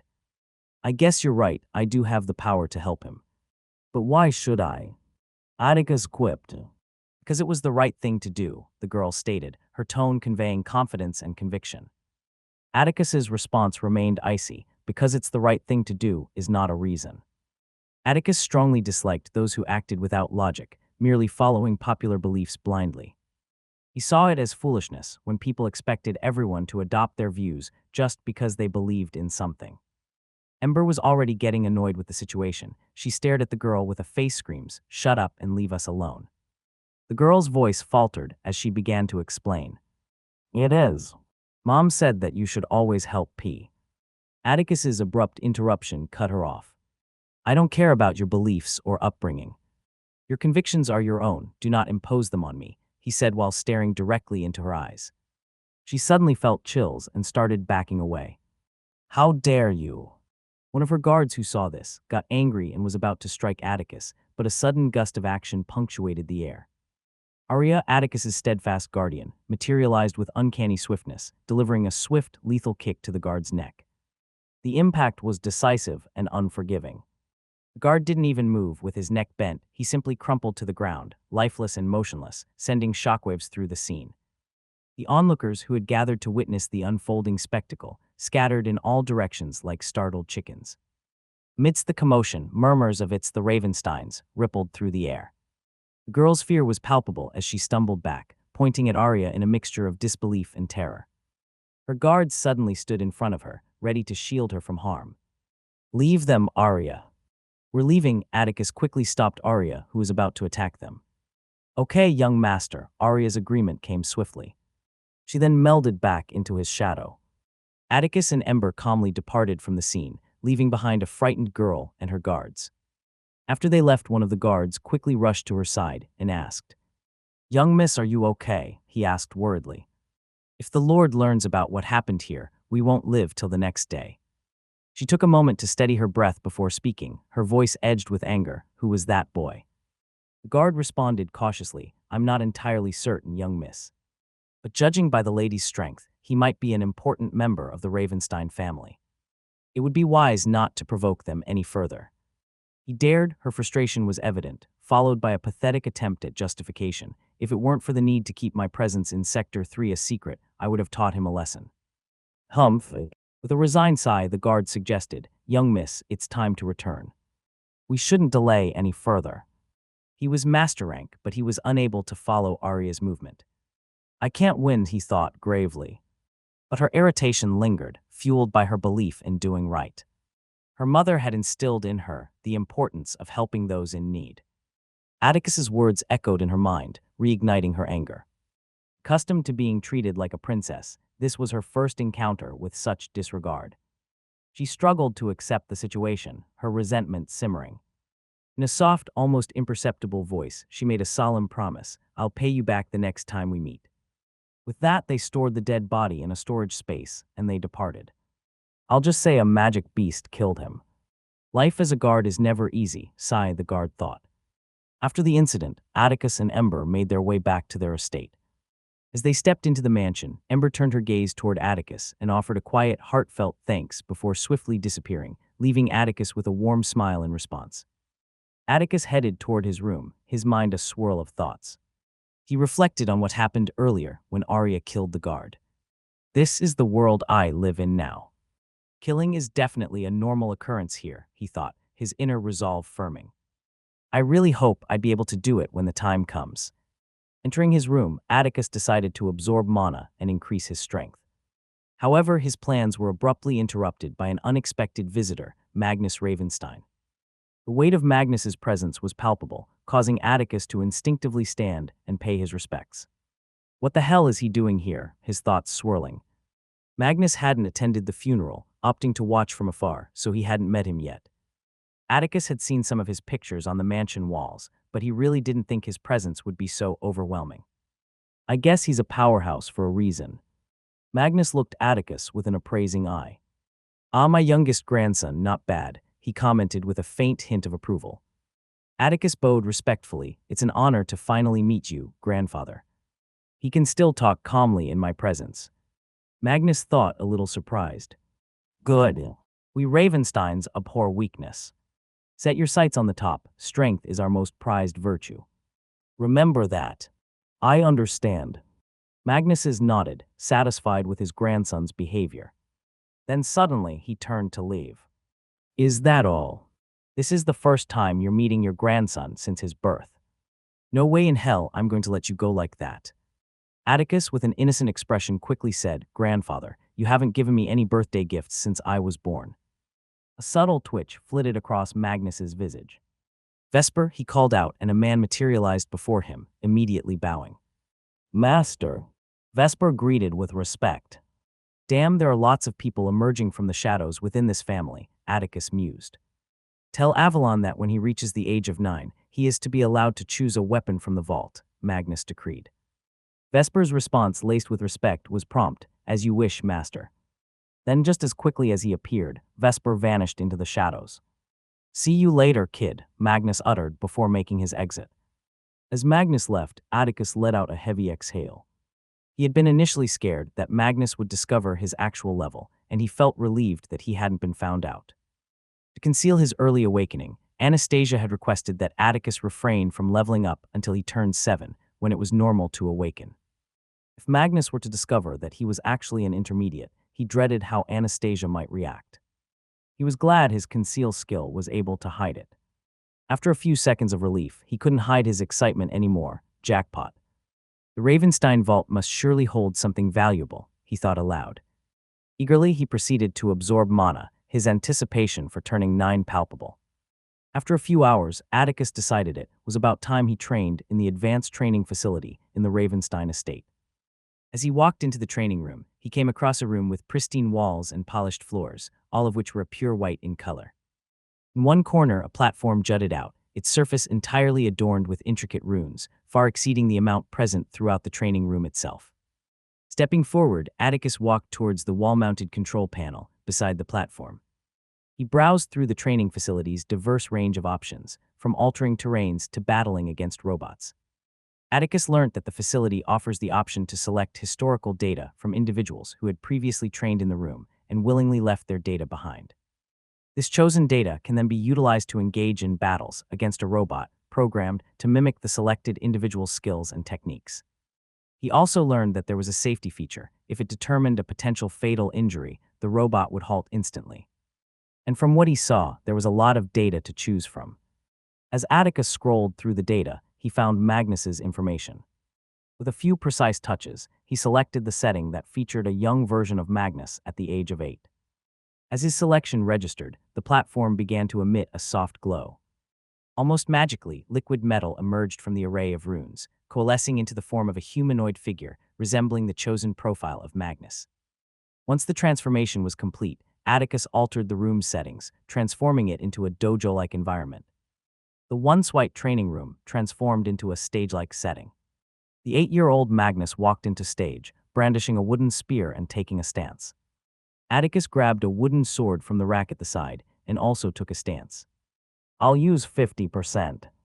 Atticus focused his mana, channeling about 50% of it into his legs to enhance his speed. With a burst of energy, he dashed forward like a blur, closing the distance between him and the robot. The robot was taken by surprise, unable to respond in time. With swift precision, he aimed for its neck, striking it with a well-calculated blow. The impact was powerful, and the robot's neck area crumpled under the force of Atticus' strike. An AI voice resonated through the room. "Congratulations, you won." Atticus stood there, surprised by how weak it was. Perhaps he awakened late or was simply weak at that age, he surmised. Adjusting the settings, Atticus then selected a different configuration, opting for a more specific option, an intermediate Magnus. The robot that had been defeated promptly rose to its feet and returned to the designated platform. Once again, the platform hummed to life, and a fresh surge of liquid metal flowed out of it. This new infusion melded seamlessly with the robot, reshaping it into a form that mirrored a 14-year-old Magnus. As the transformation was complete, crackling lightning danced around its form. Then it walked towards the stage. "Good, you look strong," Atticus commented. He assumed his stance once more, imbued his legs with 50% mana, and dashed forward. But the robot suddenly vanished from his sight, and he felt a powerful impact as the robot's leg struck his face, sending him flying across the stage. Once again, an AI voice resonated through the room. "You lost." The first light of day filtered through the windows, gently illuminating the figure of a slumbering girl nestled on the bed. The abrupt intrusion of an alarm woke Ember from her sleep, compelling her to rise. With an almost mechanical precision, she stood, stretched her limbs, and proceeded to the bathroom to initiate her morning routine. Every action was executed devoid of emotion, a carefully orchestrated dance of habit. After getting ready, she went to the dining room, where her family awaited. A quiet breakfast ensued, a mere prelude to the relentless demands of her upcoming day. After Ariel died, Ember's existence became a symphony of discipline and endurance. She spends practically every day training. The regimen she subjected herself to was a merciless gauntlet. Runs through unforgiving terrain, strength training that tested her very limits, and combat drills that honed her skills to lethal precision. The grueling routine was etched into her very being, a testament to her unyielding resolve. Through every agonizing repetition, a singular mantra echoed in her mind, driving her forward: "I have to get stronger." Midst the sweat and strain, Ember's thoughts sometimes drifted to a memory, a fleeting echo of a young boy's promise: "You're never alone." The memory would tug at her lips, coaxing a wistful smile even in the midst of hardship. As night descended, Ember returned from her arduous training to once again share a meal with her family. Stepping into the dining room, her gaze swept over the familiar faces already seated, noticing that Avalon wasn't in attendance. With a casual "hey," she acknowledged Atticus's greeting. Anastasia, ever perceptive, "How was your day, honey?" inquired about her day, concern etching her features. Ember's response was an unchanging, "It was fine," the mask of composure firmly in place, but Anastasia's worried gaze lingered. Freya chimed in, "Are you getting ready to go to camp, honey?" "If you're not ready." Ember's voice cut through the question, "I'm ready." Freya and Anastasia exchanged glances, their shared concern evident as they faced the enigma before them. Ember's quiet demeanor and withdrawn nature had become a growing source of worry for both of them. Her once guarded disposition had intensified since Ariel's passing, causing her to retreat further into her own world, isolating herself from those around her. Anastasia's brow furrowed, reflecting her inner turmoil as she struggled to find a way to bridge the gap that Ember's silence had created. Freya, too, shared in the uncertainty, her usually assertive stance softened by the realization that Ember's pain ran deep and remained hidden beneath the surface. After the meal, Ember retreated once more, her destination clear, the training grounds that held both her sanctuary and her crucible. As the day's end approached, Ember's unrelenting pursuit of strength continued, an unbreakable rhythm in the symphony of her existence. The next day, a procession of gleaming hover cars surged through the landscape, their sleek forms slicing through the air. If one would look closer, you would see that they were heading outside Sector 3. They were currently close to the border, in an area devoid of life, a barren land. Within one of these vehicles, I still don't get why we're running. We're not afraid of those white-haired bastards, a man occupying the passenger seat said. He had black hair framed a face that seemed carved by the hands of experience. He glanced at his surroundings, his gaze flickering over the landscape outside the window, lost in contemplation. A voice broke the silence, originating from the driver's seat. That's not the point. Master Alvis decided we should lay low for a bit. We would lose a lot of resources if we fight those mad men, he explained. We wouldn't even be in this mess if Ronad hadn't killed that white-haired monkey, he retorted. I'd advise you to watch what you say, the driver cautioned, his tone steady and authoritative. His retort was immediate, his voice laced with pride. I'm not scared of. Out of nowhere, a towering ice wall, 10 meters wide and 2 meters thick, materialized before the lead hover car. The driver's urgent shout broke the silence, guiding his car to a narrow escape just in time. The other hover cars followed suit, evading the icy barrier with split-second precision. A sense of relief hung in the air, but the respite was short-lived. Ice spikes suddenly materialized above, piercing through the engines of the hover cars. Mere moments away from detonation, swift reactions saved the stronger occupants, but the weaker ones met a different fate, their vehicles becoming their icy tombs. The survivors, hearts pounding, emerged from their vehicles, greeted by a scene of devastation. A woman's voice sliced through the tension, each word dripping with a chilling weight. Don't tell me you lot challenged the Ravensteins and now decided to run when things got rough. The voice seemed to emanate from the very shadows, a spectral whisper that sent shivers through the men. Gazing upward, their eyes met a figure that ignited fierce flames within their chests. The Ice Witch. One man's voice quaked with dread, a name that encapsulated their collective terror. Lyanna's descent was a study in elegance, her landing a stark juxtaposition to the chaos that had just unfolded. With an unwavering gaze, she fixed her attention on the trembling men, her words a riddle that held their fate. Hard way or easy way? Please choose the hard way. It's been a while since I've tortured someone, her voice, laced with a disconcerting calmness, echoed like a siren's call. A collective cry erupted as the men's primal instincts overtook reason. Run! Their voices melded into a cacophony of panic, and they fled utilizing their most powerful movement techniques.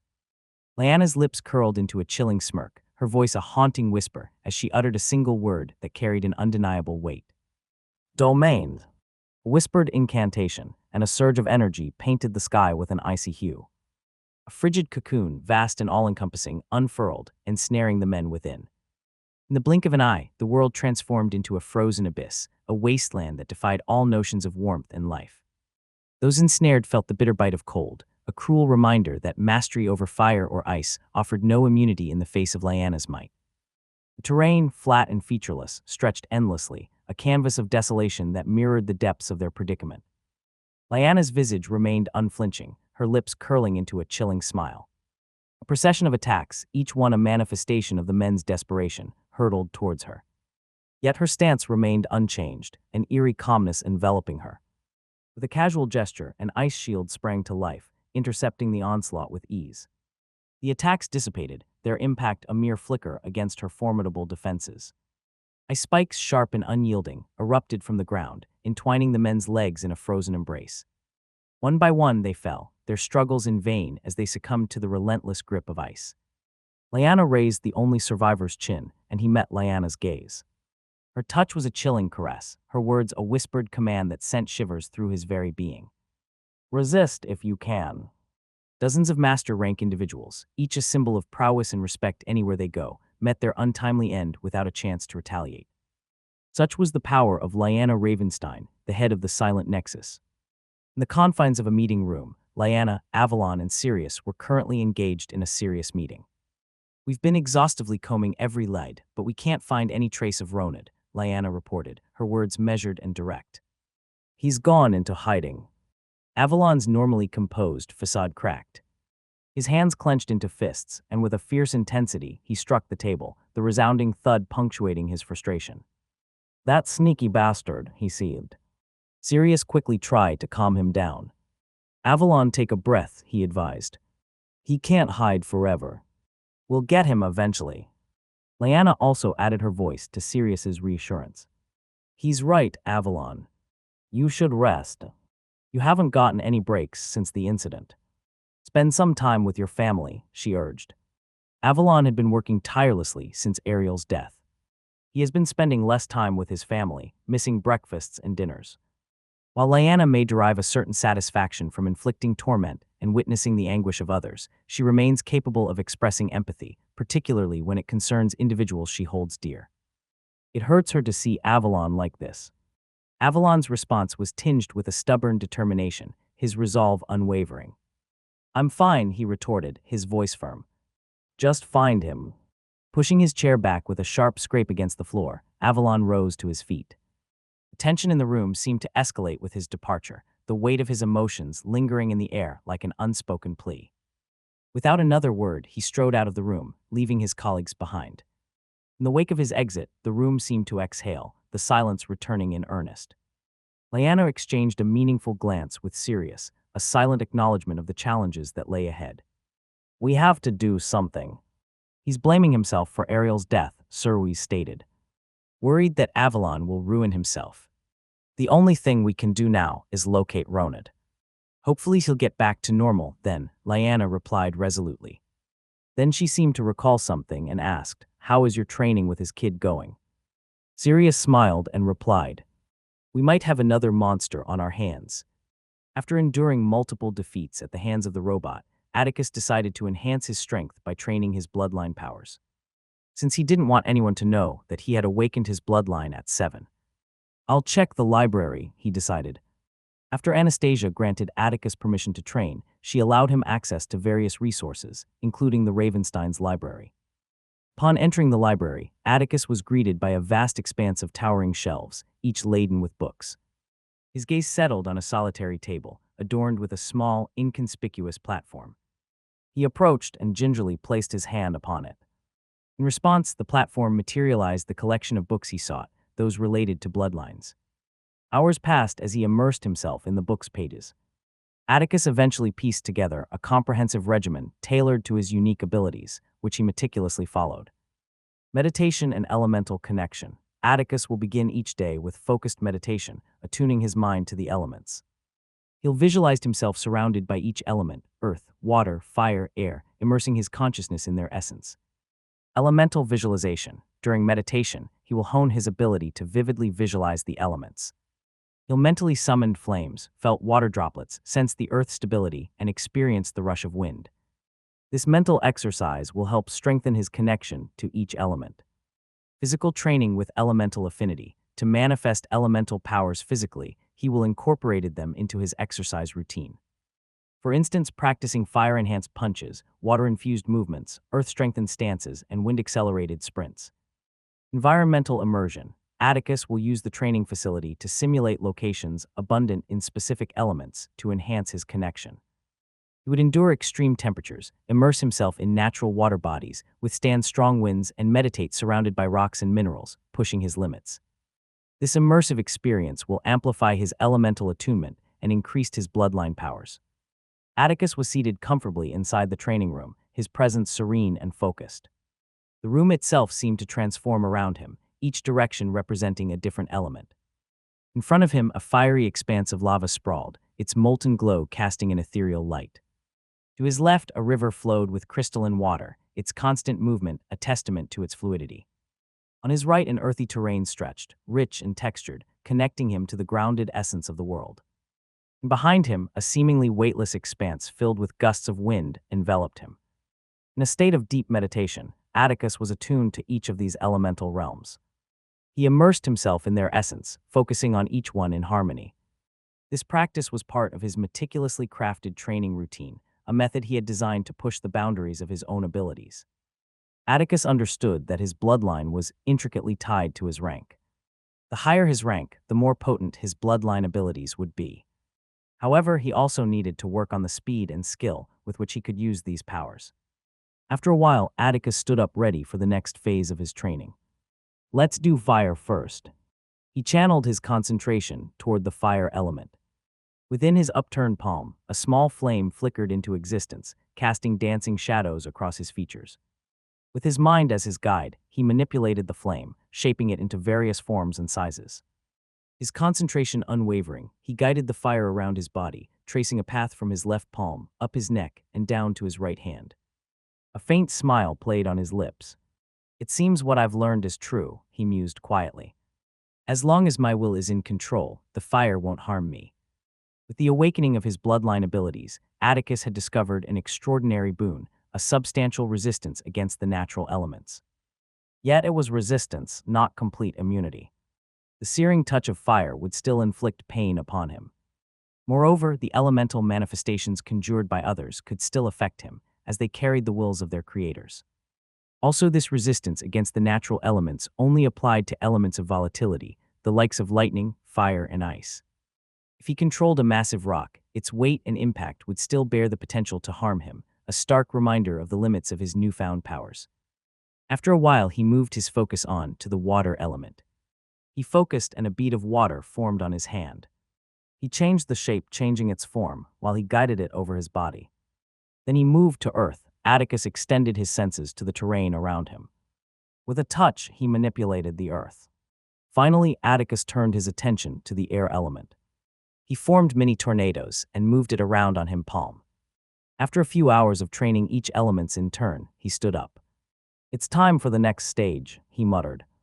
With a deliberate step onto the earthen terrain, Atticus felt an immediate connection. As he concentrated, a subtle shift occurred, as if the ground itself acknowledged his command. Slowly at first, the earth beneath him began to stir. It rumbled gently, creating slight undulations that mirrored his intentions. Atticus was orchestrating this phenomenon, his control over the element growing more pronounced with every passing moment. He felt as though he was melding with the terrain, becoming an extension of the earth's power. As he became more accustomed to the sensation, he decided to try the fire element next. Atticus tried using the fire element for short bursts of speed. He made flames appear at his feet and used them to push off like bursts, but he made the bursts too strong and ended up falling face first on the ground. Oops, need smaller bursts, he muttered while standing up.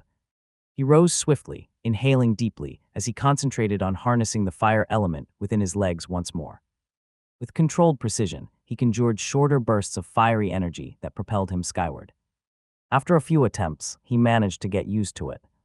Then he elevated the heels of his feet, shifting his weight onto his toes. Employing the fiery propulsion once again, he surged forward with newfound speed. He executed a series of swift lateral dashes before coming to a halt, gradually mastering his control. After a while, he was able to familiarize himself with it. Then he focused on air. As he manipulated the air, a subtle shimmer enveloped his form. As he moved, he instinctively adjusted the density and flow of the surrounding atmosphere, creating an almost imperceptible cushion of air that minimized resistance against his movements. With each step he took, the air friction technique propelled him forward with uncanny swiftness. He effortlessly sliced through the resistance that would hinder others, allowing him to reach speeds that bordered on the extraordinary. Sensation was exhilarating, akin to gliding through an invisible current that carried him forward with an almost magical efficiency. As Atticus sprinted, his feet barely touched the ground before he propelled himself into another stride. The wind whispered in his ears, accompanying him on his lightning-fast journey. Yet, despite the breakneck speed, his control was masterful, allowing him to maneuver with precision and grace. It seems controlling the air is easier for me, he muttered. Controlling the other elements was harder than air. Shifting his focus to the element of water, during his research, he had discovered that water was versatile. In its early stages, it was primarily employed for minor healing purposes, with its more formidable combat applications unlocked at higher mastery levels. But even the simplest healing tasks wasn't easy. For the time being, I can only alleviate my fatigue, Atticus thought to himself. He closed his eyes and focused his attention on the water molecules within his body and the surrounding environment. He drew upon the latent energy of water, coaxing it to flow through his veins in a revitalizing surge. Inside a sleek limousine-like hover car, a family of 4 occupied the seats at the back. The man possessed vibrant red hair and intense eyes, while the woman exuded beauty with a demeanor that screamed of her desire for control. Seated with them were 2 children, a boy and a girl. Leela, sit up properly. We're visiting another Tier 1 family. Don't tarnish our reputation and behave more like Dell, the woman directed. Yes, Mom, Leela replied with a sigh, complying by adjusting her seating position. Why am I even here? She wondered, gazing out of the window. Observing Leela's improved posture, Luna's smile of approval surfaced. You'd have been better off staying at home, Dell teased, his chest swelling with pride in response to their mother's acknowledgement. Leela chose to ignore him, directing her gaze elsewhere, which visibly irked her brother. We've been attempting to negotiate with those madmen to cease their rampage. Our Alverian family has suffered significant losses due to their actions. This plan has to yield results, Luna. Aliner voiced his concerns, locking eyes with his wife. Don't worry, dear. The plan will succeed, Luna said reassuringly, making Aliner give a stern look toward his son. I expect nothing short of success. Aliner's firm statement intensified the atmosphere. Beads of sweat formed on Dell's forehead as the weight of the situation pressed down on him. Yes, father, his response carried the weight of responsibility, his voice tinged with the pressure of living up to his father's expectations. I'm tired of this family, Leela's thoughts resonated with exhaustion, captured in a weary sigh. After several hours, the family arrived at the Ravenstein estate.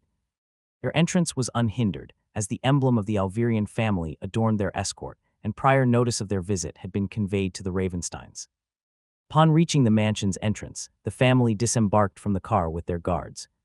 Their gazes fell upon Bauman, who inclined his head respectfully and addressed them, Welcome to the Ravenstein estate. The master has been awaiting your arrival. Aliner acknowledged his words with a nod, prompting Bauman to continue, Please follow me. With Bauman as their guide, they made their way into the estate. Dell and Leela were directed to a separate area, while the adults were led into a room where Avalon and Anastasia sat side by side on a table. This room was reserved for welcoming guests of equal status. Holding such meetings in the throne room would be considered impolite, a fact other families would not take kindly to.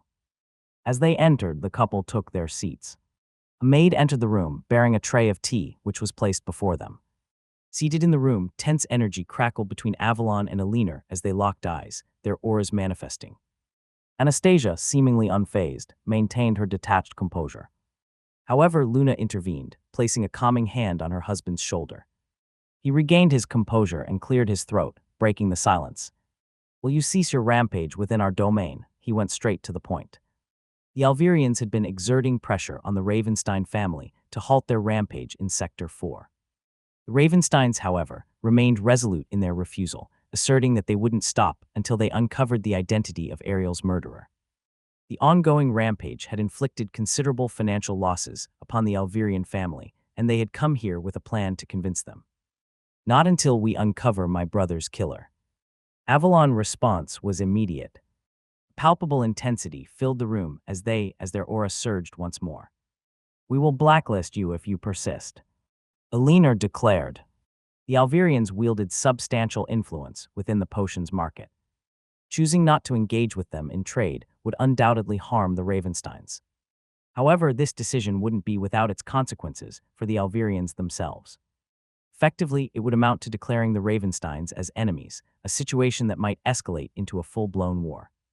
Aliner was well aware of this, but they had a plan. Just before Avalon's anger could escalate, Aliner continued, unless you adhere to our terms. They laid out a massive threat to make us consider their proposal. Smart, but what exactly are they plotting? Anastasia picked up on their plan and couldn't help but sense that there was more to the Alverians' proposal than meet the eye.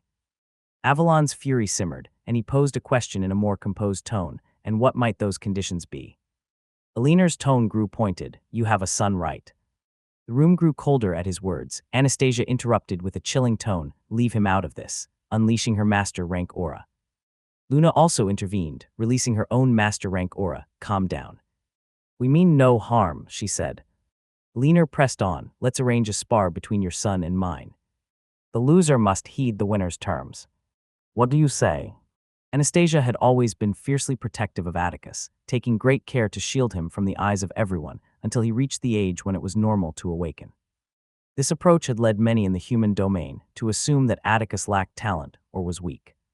However, Aliner's strategy hinged on this very perception, as he held unwavering faith in his son's abilities. Avalon briefly glanced at Anastasia, who subtly shook her head, conveying her dissent. Refusing would mean accepting that their son was weak, a blow to the Ravenstein family's reputation, especially considering the Alvirian family's non-warrior background. Yet he perceived the practicality in this proposition. This could provide an opportunity to handle the Alvirian family more effectively. Besides, Sirius has been training him, and he mentioned that he has talent, he thought. Let's hear what he thinks. Avalon turned to Anastasia and suggested, eliciting a frosty look from her. I'll be sleeping on the couch for a while, he thought inwardly with a small sigh. He then summoned a maid, instructing her to fetch Atticus. This action prompted Alina and Luna to exchange glances and smiles. Meanwhile, Atticus was making his way back from his training session. A month had passed since he started his bloodline training, and notable progress had been achieved. While controlling multiple elements simultaneously still posed a challenge, he had grown more adept at using his bloodline powers. Strolling through the garden, his attention was drawn to a pair of red-haired youngsters. We've got visitors, he thought. Aside from the funeral, this was the first time Atticus had witnessed visitors at the estate. Despite his curiosity, he chose to dismiss them and continued on his way. However, before he could leave, the boy noticed him and called out, "Hey," while approaching. Atticus observed a hint of mischievousness in his demeanor, a subtlety that he was able to detect. He's obviously planning something. Just take a look at that smug look, Atticus thought, sensing something amiss. He turned to face him as the boy closed the distance. As the boy reached him, Atticus greeted in a nonchalant manner, "Hi." The response seemed to irk the boy, but he held back his anger. Father said not to cause any trouble before I fight him. He was mindful of his father's instructions to avoid any disturbances. He proceeded to introduce himself. Hello. I am Del Alvirian. It's nice to meet you. Meanwhile, Atticus glanced at a girl nearby who stared at him in shock. Her thoughts raced. What the hell is he doing here? Shit. I can't let this foolish brother of mine know I met him before. Swiftly recovering, she put on a fake smile and addressed Atticus. Hi, I'm Leela. Atticus observed the situation with a neutral gaze, the Alvirian family. They must be here because of the destruction we've caused in Sector 4. And it seems she's pretending not to know me, he deduced. Since Anastasia had granted Atticus permission to train, she ceased her practice of filtering the information he could access. And there was no way he could forget a face. He recognized her from the arcade incident. He also noticed the subtle shift in her expression upon seeing him. While Atticus was lost in thought, Del smirked inwardly. Is he too scared that he can't talk? After a moment, Atticus finally broke the silence, responding with a simple Atticus. Del's facial expression twitched, but before he could retort, Atticus cut in, his tone slightly curt. Do you need me for anything? Atticus had always been someone who hated trivial stuff, especially when it wasn't related to his family. He knew Del was planning something he just knew would be stupid, and he had no intention of pretending to be nice and wasting his time. Just as Del's frustration threatened to boil over, a maid intervened, effectively halting the escalating interaction. Young Master Avalon requests your presence, she announced with a deferential bow. The unexpected summons caught Atticus off guard. Why would Dad need me? He pondered. Turning his attention back to the Alvirian siblings, I suppose I'll catch up with you later, he uttered. With a brief, intense stare at Leela that made her nervous, he departed. Remaining behind, Del muttered in annoyance, that guy. I'll make sure to give him a good beating during the spar. Meanwhile, Leela sighed in relief that her cover hadn't been blown. She shook her head in response to her brother's frustration. Didn't this fool see how strong he looked? The rumors about his weakness were obviously wrong, she thought. Well, at least this visit won't be entirely uneventful. A subtle smile played on her lips, revealing her anticipation for what lay ahead. Upon entering the meeting room, Atticus spotted Avalon and Anastasia seated on one side of the table, with another couple seated across from them. Damn, the tension is intense. Atticus could feel the intense pressure in the room. He ignored them and simply approached a smiling Anastasia. Honey, just know that if you don't want to do it, no one will force you, Anastasia reassured him, her concern evident.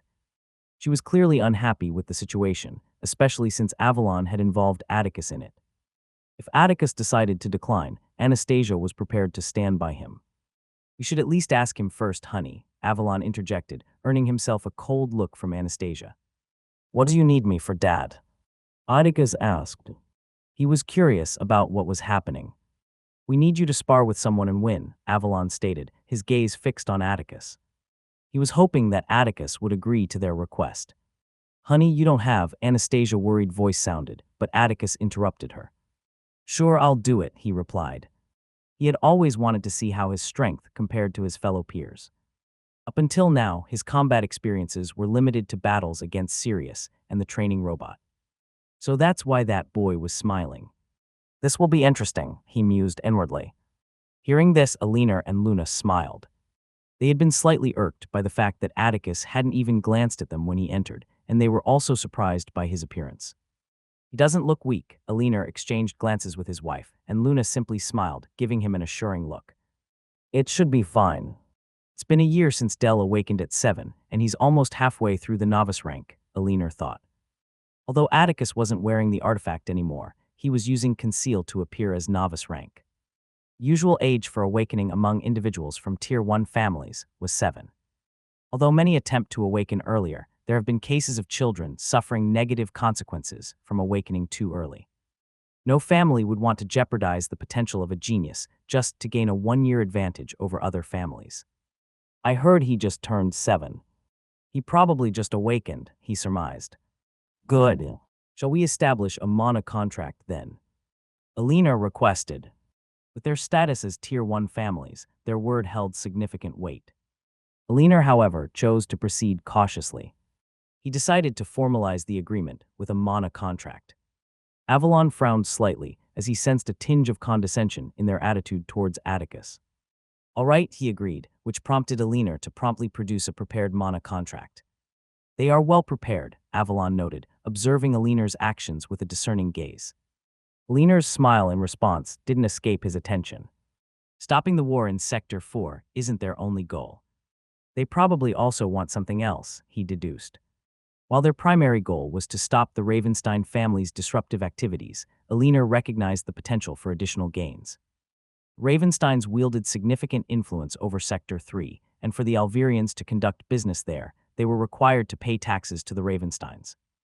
Alina's intention was to leverage the situation, negotiating for a tax exemption in Sector 3 in exchange for addressing the destruction the Ravensteins had caused in their own sector. "With this, we can completely take over the potions market in Sector 3. Avalon was fully aware of the potential loopholes in the contract, yet he placed his complete trust in his son's talent. With the contract signed, they proceeded to the training grounds for the spar. Atticus and Del walked onto the stage, each holding a wooden sword in their hands. The training ground was packed with onlookers, all eyes fixed on them. Some guards and maids had chosen to watch the spar. This was the first time they would see their young master fight. Avalon and Anastasia hadn't had the opportunity to witness Atticus's prowess. Following Ariel's passing, Avalon became consumed by his responsibilities, and Anastasia had to assume control over state affairs. Alina's stern expression directed at Del made beads of sweat form on his forehead. He shifted his gaze towards Atticus. "I awaken a year before him. This should be a piece of cake. I'll teach him a lesson for disregarding me like that," he thought, gripping his sword tightly and assuming a stance. "Would you look at that?" Atticus thought as he observed Del. "He must think this will be an easy win." Atticus also assumed a stance. "Let's see what his level is first," he decided. "Remember, you can use mana to empower only your bodies and not your weapons," the judge reminded Atticus and Del, both of whom nodded in understanding. With their readiness evident, the judge declared, "Begin." Del empowered his legs with mana and dashed at Atticus, while Atticus stood there seemingly unfazed. "He's too weak to even react," Del thought, smiling as he observed Atticus remaining still. With confidence, Del swung his sword in a slashing motion, fully expecting victory. However, to his surprise, Atticus swiftly raised his own sword and effectively blocked his strike. Del's eyes widened in surprise as Atticus deflected his strike with remarkable speed. It must be a fluke, he thought. He quickly regained his composure and launched another attack. He feigned a powerful overhead strike, hoping to catch Atticus off guard. However, Atticus saw through the feint and skillfully parried the attack. Deterred, Del unleashed yet another strike at Atticus, but he sidestepped gracefully and countered with a swift kick to Del's chest, sending him stumbling back. "What?" Del's surprise was palpable. He had trained every day after his awakening and was known as a genius in the Alvirian family. He didn't think a boy 1 year younger than him, who had just awakened, could push him back. "Shit," he thought while shooting a quick glance to Alina, who had a frown on his face. He felt the weight of his father's stare and knew he had to get serious. No, I can't lose to him, Del resolved. Del knew he couldn't underestimate Atticus any longer. He decided to use the move he learned after months of training. He tapped into his well of mana once more, this time channeling it not just into his legs, but into his entire body. His body began to emit a faint, ethereal glow as the mana infused his strikes with extra power. Atticus sensed the shift in Del's energy. He's starting to take this seriously, huh? He focused on his own stance and positioning, ready to adapt to whatever Del had planned next. As Del lunged forward again, his strikes were swifter and carried more force, but Atticus simply employed more mana in his hands and parried the strikes with precision. Del continued attacking, determined to win, but Atticus remained unfazed and blocked each strike easily. Sweat dripped down Del's forehead. He had been attacking relentlessly, yet he was unable to break through Atticus' defense. He's really weak. Or am I that strong? Atticus thought. He knew he would be stronger compared to his peers, but he didn't think it would be this pronounced. He had expected more from the other Tier 1 families. Each advance in rank brings about a significant change in the power an individual possesses. Novice, someone who has just awakened, initially had passive speed and strength, roughly equivalent to an athlete on Earth. However, utilizing mana, they become much stronger. The power of an individual at an intermediate or higher rank can't even be compared to humans back on Earth. Each of Atticus's stats reflects how powerful he was, with normal novice-ranked individuals having between 10 to 25 points, only in normal stats of course, intelligence, perception, and charm being not included. Atticus had of course believed that an intermediate would be more powerful than a novice, but he didn't think it would be so glaring. Good thing I decided not to use my bloodline, he thought. He knew the stakes involved in this spar were high, and he was ready to use his bloodline if need be. But he wanted to keep a low profile for now. Hearing about a 7-year-old intermediate would attract too much attention to him in the human domain. The training ground fell silent. Guards and maids watching were surprised that their young master was this strong at such a young age. He was fighting a person who had awakened 1 year before him. None of them knew about Atticus awakening at 1. Anastasia made sure of that. Avalon was smiling sheepishly, proud of his son's prowess, while Anastasia was looking at Atticus worriedly. Although she saw that Atticus was winning, she was still alert and ready to step in if anything happened. Shit, Dad will kill me. Del knew the stakes. His father had been planning this spar for months, and he was about to lose. I guess it's time to end this, Atticus thought. He noticed the change in Del's attacks. He's panicking. Swiftly, he deflected a strike aimed at his left side. Closing the distance with remarkable speed, Atticus left Del unable to match his pace. With a surge of mana, he delivered a forceful blow to Del's stomach. The impact was so powerful that it sent Del hurtling to the opposite edge of the stage, resulting in him spitting out saliva as he struggled to regain his composure. No, I can't lose. Del struggled to stand up, but then he felt something against his neck. He looked up and saw Atticus standing over him, a sword at his neck. Winner, young Master Atticus. The judge quickly declared. No, I can still fight. Del declared. He then looked at Alina. Dad, I consent. But he was interrupted. Don't besmirch our family name anymore, Del. Alina's voice boomed, making Del flinch. Alina then turned to look at Avalon. We lost. We'll honor the contract. If you'll excuse us, we have matters to attend to in our sector. Avalon smirked, sure. Bomb and see them out, he instructed. No need, Alina said, turning to leave without caring about his son on the floor. Luna frowned and gestured for one of their guards to help Del up. Then she followed Alina with Leela behind her, wearing a small smile. This wasn't too bad, hee, she thought. But I'll make sure to get back at you the next time we meet, Humph, she said to herself, shooting an intense stare at Atticus before leaving. As soon as the spar was done, Anastasia quickly dashed onto the stage and started closely examining Atticus. Are you okay, honey? Does it hurt anywhere? Atticus smiled. I'm okay, Mom. Although he wouldn't admit it, he loved seeing Anastasia care for him like this. This isn't too bad. In the heart of a spacious training arena, the air crackled with electricity as two determined figures clashed in a rigorous contest. The first combatant, with a 14-year-old frame, seemed almost to blur with speed as streaks of lightning enveloped his form, rendering his movements a blur of motion. Across from him stood a figure defying conventional expectations, a 9-year-old whose command over his surroundings belied his age. With a keen mastery over the elements, the younger participant displayed a symphony of power. The very air seemed to heed his call, propelling him to match the lightning-fast assaults of his adversary.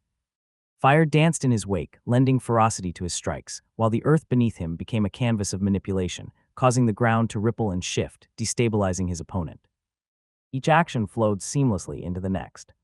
This remarkable contender was none other than Atticus, whose unwavering dedication had propelled him through 2 years of arduous training. The echoes of their clash reverberated through Atticus's mind, summoning memories of his initial encounters with this formidable foe. Back then, defeat had been his constant companion, his every effort to subdue the implacable adversary thwarted. Each technique in his repertoire had fallen short, leaving him battered and humbled. Yet despite the trials and tribulations, Atticus remained resolute. Each day dawned with unyielding discipline. The first rays of sunlight saw him rise, embarking on a ritual of mana absorption and bloodline training. These preparations paved the way for his relentless clashes against the intermediate Magnus. Amidst the intensity, Atticus sought moments of respite, spending some time with Anastasia to quell her concerns. Ember had gone to the Raven camp when she turned 10. The estate got a little lonely after that, but Atticus used that opportunity to focus solely on his training. The ongoing war with the Ravensteins meant that the mundane activities like galas and parties were put on hold, much to his relief. The absence of such events allowed Atticus to immerse himself fully in honing his skills and strengthening his abilities, channeling his focus into becoming the best he could be.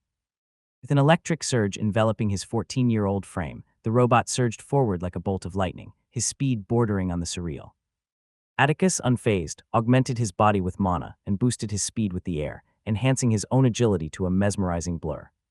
As the robot's strike hurtled toward him, Atticus's body became an extension of the elements. He deftly parried the attack with a fluid grace, the two combatants locked in a dance of calculated precision. In a seamless response, Atticus's own blow followed. The robot attempted to block, but Atticus suddenly propelled his hands with fire in an unexpected direction. The robot, caught off guard by this cunning redirection, found himself unable to intercept the impending strike. The moment hung suspended in time, a heartbeat where surprise met consequence. Atticus's decisive strike found its mark, severing the connection between body and head. The battle's crescendo was reached as the robot's form crumpled to the ground. Atticus finally won against the 14-year-old Magnus. All the hard work finally paid off, Atticus exhaled, his breath still labored from the battle. It's been a while since I checked. I wonder how much I've progressed, Atticus mumbled before calling out, status. == Character profile. Name Atticus Ravenstein. Age 9. Gender male. Race human. Attributes. Strength 40. Agility 45. Endurance 50. Vitality 49. Intelligence 15. Charm 16. Level intermediate new. Talent mythical. Bloodline primordial elemental bloodline. Level 1. Fire 75.2%. Air 77%. Water 72.6%. Earth 74.7%. Abilities. Innate skills. Conceal grade mythical.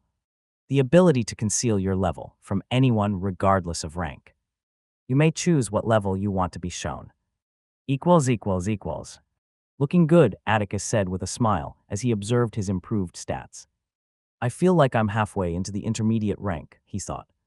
Even while training his bloodline and sparring against the 14-year-old Magnus, Atticus didn't neglect his mana absorption. He diligently absorbed mana every day, breaking through one sublevel after another, and he was now on the cusp of reaching the intermediate rank. After concluding a sparring session, Atticus began making his way back to his room. As he stepped out into the corridor, his gaze fell upon a familiar figure, Avalon. The sight of his father was a rarity, due to Avalon's involvement with the Obsidian Order and his relentless pursuit of Ariel's killer. Avalon's voice broke through the momentary silence, warm and affectionate. Hey, kiddo. Atticus responded, his voice carrying a blend of surprise and warmth. Hey, Dad, it's been a while. A small smile touched Avalon's lips as he affectionately ruffled Atticus' hair, a bittersweet undertone in his expression. After a brief pause, Avalon's hand shifted to scratch his own hair, a gesture of mild awkwardness as he began. Look, I know I haven't been around much these past years. Anything I say would probably sound like an excuse. So how about I just make it up to you? Atticus' heart skipped a beat, a sense of anticipation bubbling within him. Inwardly, he couldn't help but hope for something exciting. He didn't really care that Avalon was distant. Although he cared for him, Atticus knew he was going through a lot. His brother was killed. It was to be expected. But he's obviously not going to say no to free stuff. His enthusiasm shone through as he inquired, his smile widening. What do you have in mind? The corner of Avalon's mouth twitched. Since your grandfather promised you a weapon, I've decided to add an art to it. Atticus' eyes lit up with joy. An art. Art were techniques documented in books. These books hold all the knowledge you need to master a certain skill. Touching one of these books initiates a unique process, where the information encapsulated within the pages is effortlessly transmitted to the reader's mind. However, while the transfer of knowledge is instantaneous, mastery demands dedication, time, and hard work. And there was a limit. A novice rank could only learn a total of 1 art, while an intermediate rank could learn a total of 3. I forgive you completely, Dad, escaping his lips. Playfully he added, perhaps you should be distant more often. Avalon's response was a mix of affection and amusement as he ruffled Atticus' hair once more, his mouth twitching with a touch of fondness. Let's go get you your things. Side by side, Atticus and Avalon descended into the mansion's hidden underground basement. As they made their way down, Atticus's thoughts echoed, of course there's a secret basement. Their footsteps echoed through the dimly lit corridor until they reached an unassuming wall. Avalon's smile hinted at the surprise to come, prompting Atticus's curiosity. With a touch of his right arm and a surge of mana, the wall illuminated. It recognizes my mana signature. No one else can open this apart from me or your grandfather, Avalon explained.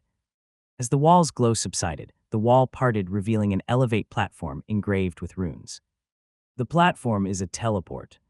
It will transport you to our family vault's realm. Avalon continued. The concept left Atticus in awe. I should read more about this stuff, he thought. Avalon's voice turned firm as he issued a directive. Only you can enter. Choose a weapon and an art, no more. To which Atticus nodded. Then he stepped on the platform, and a radiant gleam encompassed him immediately, swallowing his form. Avalon's worried voice lingered in the air. I hope he doesn't try to get those weapons. The transition was both swift and surreal. Atticus found himself within an expansive hall, shelves laden with books and an array of weapons on display. Jackpot, Atticus said with a grin. Without wasting a single moment, Atticus ventured further into the hall. As Atticus explored the vast hall, his gaze lingered on the weapons displayed. He couldn't help but recall the classification of arts and weapons. Weapons were simply classified according to their grade, ranging from novice rank to paragon rank. On the other hand, arts were classified based on their potential. An art with a dormant potential could only provide a novice rank output strength, while one with a transcendent potential had the potential to eventually exhibit paragon rank strength. Of course, achieving such levels required rigorous training. Moving through the hall, nothing managed to seize his interest. Undeterred, he continued moving. His steps carried him further, until he arrived at an elevated platform that displayed an ensemble of 5 weapons, a glaive, a gauntlet, a spear, a katana, and a staff, each possessing a superior quality that set them apart from the rest. A sign caught his attention, proclaiming in simple yet profound terms, if the weapon chooses you, then it's yours. This is it, Atticus said with a grin. The treasure out there are probably crap. The real gems are right here, he mused to himself. However, Atticus couldn't help but notice the ominous undertone. What if it doesn't choose you? He voiced his concern aloud. A brief silence followed before he added, then again, this is reality. I half expected a ghostly guardian or something. Dad would have said if this was dangerous, Atticus reassured himself. He believed that his father would have warned him if there was a risk to his life. With that in mind, Atticus opted for the katana. The touch of his hand against the katana set into motion an ethereal transformation, transporting his consciousness into it. Atticus found himself on a platform, surrounded by darkness. And in front of him was a man, expressionless. He was adorned in traditional Japanese attire, which seemed to billow as if caught in an invisible breeze, emanating an aura of unwavering purpose. A katana rested at his side, its sheathed presence an embodiment of mastery. Atticus' attire mirrored that of his enigmatic counterpart, with a katana also at his side. What the heck is going on? Atticus couldn't help but wonder. But before he had time to gather his thought, in a fluid motion, the man descended into a stance, hands poised upon the katana's hilt. The whispered utterance of Transcendent/Godspeed Grace marked the commencement of a sequence that defied Atticus' perception. Time itself seemed to fragment, reality giving way to a choreography of transcendent elegance. For Atticus, there was no sensation of pain, no visceral awareness of his fate. Instead, a serene detachment enveloped him, his own beheading observed with an otherworldly clarity. A final thought formed within his mind before all dissolved into the void. I just got beheaded. Gasping for breath, Atticus regained his consciousness once more before the katana, his hand instinctively moving to his neck as an incredulous thought echoed in his mind. Did I just die? The abruptness of his defeat gnawed at him. Clutching for meaning in the aftermath, he muttered, "Fuck. I didn't even see him move." Collecting his shattered composure, Atticus grappled to regain his bearings. It wouldn't have been displayed so grandly like this if it wasn't difficult to get. As if seeking solace in his own resolve, he took a steadying breath, acknowledging the arduous path that lay ahead. Okay, he steeled himself. Looks like I'm in no danger of dying. I'm getting this sword, no matter how long it takes. With resolute conviction, Atticus initiated the ritual anew, his fingers touching the katana's hilt. Once more, his consciousness plunged into the enigmatic realm. Inside, Atticus quickly unsheathed his katana, surging his body with mana and manipulating the very air to amplify his speed, preparing himself for whatever will come his way. Yet the echoes of his previous attempt repeated itself, the man's movements a symphony of mastery that eluded Atticus's grasp. Atticus was beheaded once again. Within the heart of an expansive hall adorned with a myriad of treasures, a serene tranquility hung in the air, wrapping the scene in an aura of ancient wisdom and untold potential. This idyllic calm, however, was shattered without warning. Like a discordant note in an otherwise harmonious melody, the rhythmic actions of a young boy abruptly fractured the peaceful ambience. With every touch of the katana, a few seconds passed before an urgent gasp for air escaped his lips, a frenetic touch to his neck, a hauntingly familiar ritual. After a few precious moments of respite, he would whisper with resolve, one more time, his hand gravitating to the hilt of the katana that stood sentinel before him. Yet the dance remained unaltered, a ceaseless cycle playing out as if trapped within the relentless coils of fate itself. Inside the katana's realm, Atticus finally reached a breakthrough. He managed to block the man's initial strike. To achieve this, he channeled his mana to fortify his body, employ air to enhance his speed, fire to propel his arms into swift action, and earth to steady his stance, allowing him to stand his ground against the formidable assault. Ha, finally. Atticus burst out with exhilaration. Before this, Atticus had struggled to wield all four elements simultaneously. He could for at most two, but all four. It was impossible. However, the constant brush with death had pushed him to the brink, triggering an instinctive response that allowed him to command all four elements at once for a split second. The man seemed to show an expression for the first time. Then there was no then. Atticus was swiftly beheaded and his consciousness expelled from the katana. Clutching his neck and gasping for breath, Atticus muttered in frustration, "Damn it. I thought I passed some kind of test or something. Looks like I have to defeat him." And then an unending cycle of demise and mounting exasperation unfolded. Man's relentless onslaught resulted in Atticus repeatedly losing his head, yet within this seemingly hopeless repetition, a transformation took root. Gradually, Atticus's perception sharpened, and the enigma of the man's techniques began to unravel. With each successive beheading, Atticus gained insight. Micro-expressions within the man's movements became apparent, the tense flex of muscles, the subtle repositioning of balance, a prelude to the fatal strike. After enduring the chilling embrace of death time and again, a moment of clarity blossomed within Atticus's mind as his head fell. Amidst the abyss of defeat, he thought, "I see." If Atticus had examined his status at this very moment, he would have spotted a new stat added to the list. Atticus stood before the katana, his chest rising and falling with deep breaths as he sought to regain composure. As the echoes of his breaths gradually settled, a determined whisper escaped his lips, one last time. With resolute resolve, he extended his hand to touch the hilt of the katana, and his consciousness was once again drawn into its enigmatic realm. Upon entering the ethereal realm, Atticus's hand instinctively found its place upon the katana's hilt on his waist. his stance an exact replica of the man's. A serene smile graced the man's features as he stood, clearly excited about what Atticus was trying to do.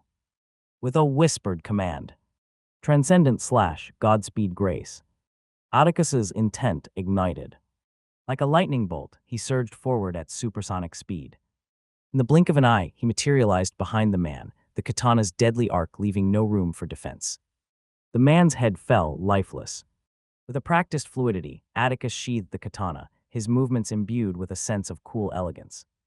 In a seamless transition, the realm suddenly shifted into a serene dojo, an aura of tranquility enveloping the scene.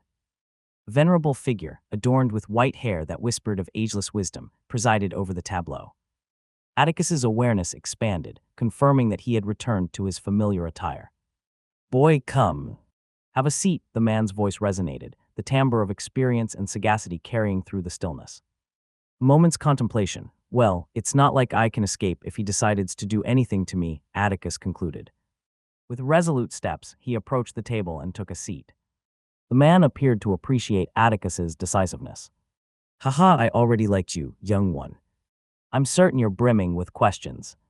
Atticus replied nonchalantly, "Not really, just one." The man's curiosity was piqued. "Oh, pray tell, what might that be?" "I passed the test, right?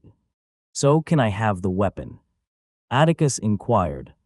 The man's surprise was fleeting before he erupted into laughter, his amusement evident. "Talala, what an intriguing lad you are," he exclaimed. Composing himself, he continued, "Yes, you've indeed passed the test, and it is now yours to claim." Atticus's face lit up, a radiant smile betraying his elation at finally obtaining the sword he sought. "You're a Ravenstein, right, senior?" "What are you doing in a sword?" he inquired, his tone becoming more respectful. Atticus was curious about a lot of things, but he wanted to confirm if the katana was guarantee first before anything. The man smiled. "You're right, young one. My name is Cedric Ravenstein, and this thing you call a sword is a life weapon." "Life weapon?" Atticus asked. "These are no ordinary tools of combat, but companions that evolve alongside their wielders." His eyes seemed to glint with a spark of ancient reverence as he unraveled the essence of these extraordinary artifacts. "They bear no arbitrary grades or limitations," the man elucidated, his voice resonating with a sense of profound truth. "Instead, their power is intrinsically tied to the growth and potential of their users. A life weapon doesn't merely halt its progress at a predefined threshold, it journeys alongside its wielder, ascending in strength as its bond with the user deepens." Atticus's mind whirred with understanding as the implications of this revelation unfolded. Absolute jackpot, he thought. The concept defied conventional norms, transcending the boundaries of rank and classification. Even if one were to attain the paragon rank, the man affirmed, the life weapon would continue to grow, unwavering in its commitment to match the heights reached by its master. Atticus was elated. He now had a sword that can grow with him. It was a huge gain. The man appeared to perceive Atticus's excitement, and a smile played on his lips. "Listen, young one," the man's voice resonated, "I shall fade away now. Once I depart, you shall return to your body, and the sword shall forge a bond with you. Its usage will become second nature. I'll leave the rest as a surprise." "Yes, elder," Atticus responded with fervor. As swiftly as he had appeared, the man vanished. The surroundings seemed to blur and shift, and Atticus found himself back within his physical form. In an instant, the katana soared into his grasp, and an undeniable connection coursed through him.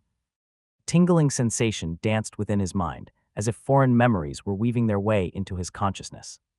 Following the peculiar sensation in his mind, Atticus realized that the newfound information consisted of memories from the previous wielders of the sword. The trove of knowledge was vast, yet he discerned that, for the time being, he could access only the initial skill, Transcendent/Godspeed Grace. "I can sense the katana's emotions. It's excited." With the bond established, Atticus could perceive the sword's sentiments. It resembled a young child, its emotions simple and straightforward. Atticus drew the katana from its sheath and swung it a few times. He could sense the sword's growing excitement with each movement. All right, take it easy. I'll use you properly later, I promise," Atticus reassured. The katana's initial excitement subsided, giving way to a tinge of sadness. Atticus could only offer a wry smile. "Seems like I'll be babysitting for a bit," he remarked with a chuckle. I should check what changed. Atticus felt something change within him when he was fighting the man inside the katana.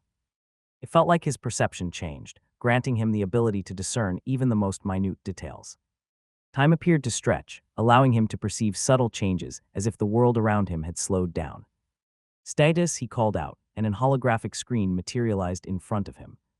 == Character profile. Name Atticus Ravenstein. Age 9. Gender male. Race human. Attributes. Strength 40. Agility 45.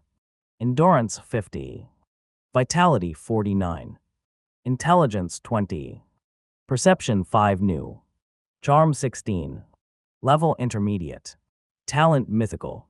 Bloodline primordial elemental bloodline. Level 1. Fire 79.4%. Air 82%. Water 76.7%. Earth 77.7%. Abilities. Innate skills. Conceal grade mythical. The ability to conceal your level from anyone regardless of rank. You may choose what level you want to be shown. Life weapon skills. Transcendent / Godspeed grace. == Perception ho. So that's what changed, he mused to himself. Curious about this newfound ability, he concentrated on it. Perception, this attribute represents the sensory acuity and keen awareness of users' environment. A higher perception attribute enhances the ability to notice subtle details, detect hidden elements, and accurately interpret sensory information. That explains a lot, Atticus pondered. He initially found it intriguing that his perception stat was just awakening. While every human possessed a basic level of perception, he realized that this attribute delved much deeper than he initially thought. It was as if a hidden well of awareness had been tapped into, unveiling a heightened realm of sensory insights he had never before experienced. Previously, it had merely granted him a basic level of awareness and alertness. However, with its recent transformation, his perception had evolved, granting him unmatched awareness of his surroundings. And it seems it was because my intelligence reached a certain threshold. Atticus also noticed that his intelligence had increased significantly. He had always known that his intelligence was far above that of normal people.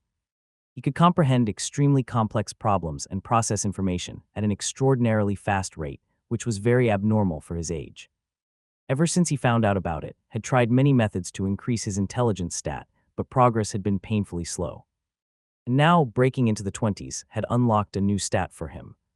Atticus had never been in such desperate situation before. It was a first for him. It was during the fight that he pushed his intelligence stats to the limit, causing it to increase significantly. Now, Atticus possessed an innate ability to discern even the most subtle changes in his environment. It was as if his senses had been fine-tuned to an extraordinary degree, allowing him to detect minute details and shifts that would otherwise go unnoticed. I can't wait to try this move on the robot, he said, laughing. His laughter subsided as he suddenly remembered Avalon. I better pick the art and leave. Dad must be waiting. He left the platform and began walking around the hall in search of his second art. As he walked through the hall, he thought, I should opt for a defensive art this time. With the katana's numerous attack skills waiting to be unlocked, he chose to address his lack in defensive abilities. He continued his search with this goal in mind. After searching for a while, he settled on one. Arcane barrier potential. Transcendent, this art harnesses the power of one's mana to form an impenetrable defensive barrier. It allows the user to block incoming threats, utilizing the strength and resilience of their mana to shield themselves from harm. The strength of the barrier is directly related to the amount that the user's mana source can provide. Satisfied with his choice, he touched the art and had the knowledge transferred to his mind. He experienced the same peculiar feeling in his mind. After a few seconds, the book turned to dust. Atticus then retraced his steps, returning to the platform. As he stood there, his body became enveloped in light, and he disappeared. Back in the basement, Atticus reappeared to find Avalon gazing at him, a mixture of surprise and astonishment etched on his face. You got it. How? Avalon's incredulous question hung in the air. Atticus, a smile played on his lips as he realized what Avalon was talking about. He responded, I was lucky. Avalon's laughter rang out, a proud and familiar sound that resonated within the confines of the room. That's my son, he chuckled warmly. But then a sudden seriousness colored his expression as he fixed his gaze upon Atticus. Son, don't tell anyone about that sword. No one, his words carried a weighty caution, underscoring the importance of secrecy. Atticus maintained a serious countenance as he nodded. With their shared moment in the basement drawing to a close, they departed, leaving the dimly lit confines behind. Atop the grand expanse of Ravenstein's mansion, a solitary figure held a position of contemplation. A shock of white hair crowned his head, while a scar etched a rugged path across his face, a testament to battles long fought. Yet an enchanting anomaly played out before any watchful gaze. This man, Magus Ravenstein, seemingly defied gravity itself. Suspended above the ground, his form exuded an aura of otherworldly power. In the midst of his ethereal meditation, Magus Ravenstein's eyes flickered open. A knowing smile graced his features, an expression that spoke of anticipation realized. He got one. Hello. Finally, the Ravensteins can rise, his triumphant declaration echoed, a manifestation of long-awaited success. Following the parting of ways with Avalon, Atticus wasted no time. He made a beeline for the training facility, eager to put his newfound power to the test. The katana vibrating with palpable excitement. He entered the training room and quickly selected the data of the 14-year-old Magnus. The platform lit up, and after a few seconds, the robot formed, with lightning crackling around its form. He quickly changed the room settings to a dojo and walked to one end, the robot the other end. During the beheadings, after Atticus unlocked his heightened perception, he gained the ability to discern how the man manipulated mana within his body. It was easy as the man made no effort to conceal it. The man released mana from his core in controlled bursts. Atticus had made an initial, ill-fated attempt to replicate it upon witnessing it, resulting in one of his fatal mistakes where his body had erupted due to the uncontrolled mana pressure. This painful lesson left him acutely aware that, if done carelessly, it could lead to catastrophic consequences due to the unmanaged pressure and mana. He completely devoted his focus to the man's movements and how he moved his mana. It took him some time to grasp, but he eventually painstakingly deciphered the precise pattern of the mana bursts. In addition to the pattern, he discovered that executing this technique safely required adopting a specific body posture. With his eyes focused on the robot, Atticus took a stance. With a firm grip on the sword hilt and his right knee bent forward, Atticus released his mana from his core in controlled bursts, adhering to the rhythm of two short, one long, one short, and one long. With a muttered command, Transcendent / Godspeed Grace, Atticus moved with a velocity that surpassed the robot's imagination. In an instant, Atticus materialized behind the robot, who remained unaware of the severed connection between his neck and body. Unaware of the impending peril, it attempted to pivot and launch an attack at Atticus. However, before it could execute his move, its head abruptly disconnected from its body, causing its intended strike to falter and its life to be extinguished. Atticus's inner thoughts raced. I didn't anticipate it being this strong. Just 20% of my mana, and I hadn't even manipulated the air to boost my speed. His exhilaration was palpable. The katana's vibrant vibrations added to his elation, causing a smile to grace Atticus's face. I guess I should give you a name. Atticus murmured, and the katana responded with a joyous vibration. Naming isn't my strong suit. How about we go with Katara? Atticus suggested. However, the vibrations of the katana seemed to cease, almost as if it were expressing its disapproval of the chosen name. All right. We're going with that for now. I'm pretty exhausted, it's time for some rest, Atticus chuckled, noticing the subtle change in Katara's vibrations, as if reflecting a hint of sadness. Then he left the training facility and headed to his room. After a few hours of sleep, Atticus awoke and made his way to the dining area. As he entered, his eyes fell upon a familiar face he hadn't seen in a while. I suppose it's about time, he returned. Atticus. Calder's voice rang out, and he stood up, extending his arms for a warm embrace. I've missed you. A small smile curved Atticus's lips as he embraced Calder. I see you're still as cheerful as ever. It's hard not to be cheerful when you're around, Calder grinned, giving Atticus a playful punch on the shoulder. Atticus chuckled. Well, someone has to keep things lively.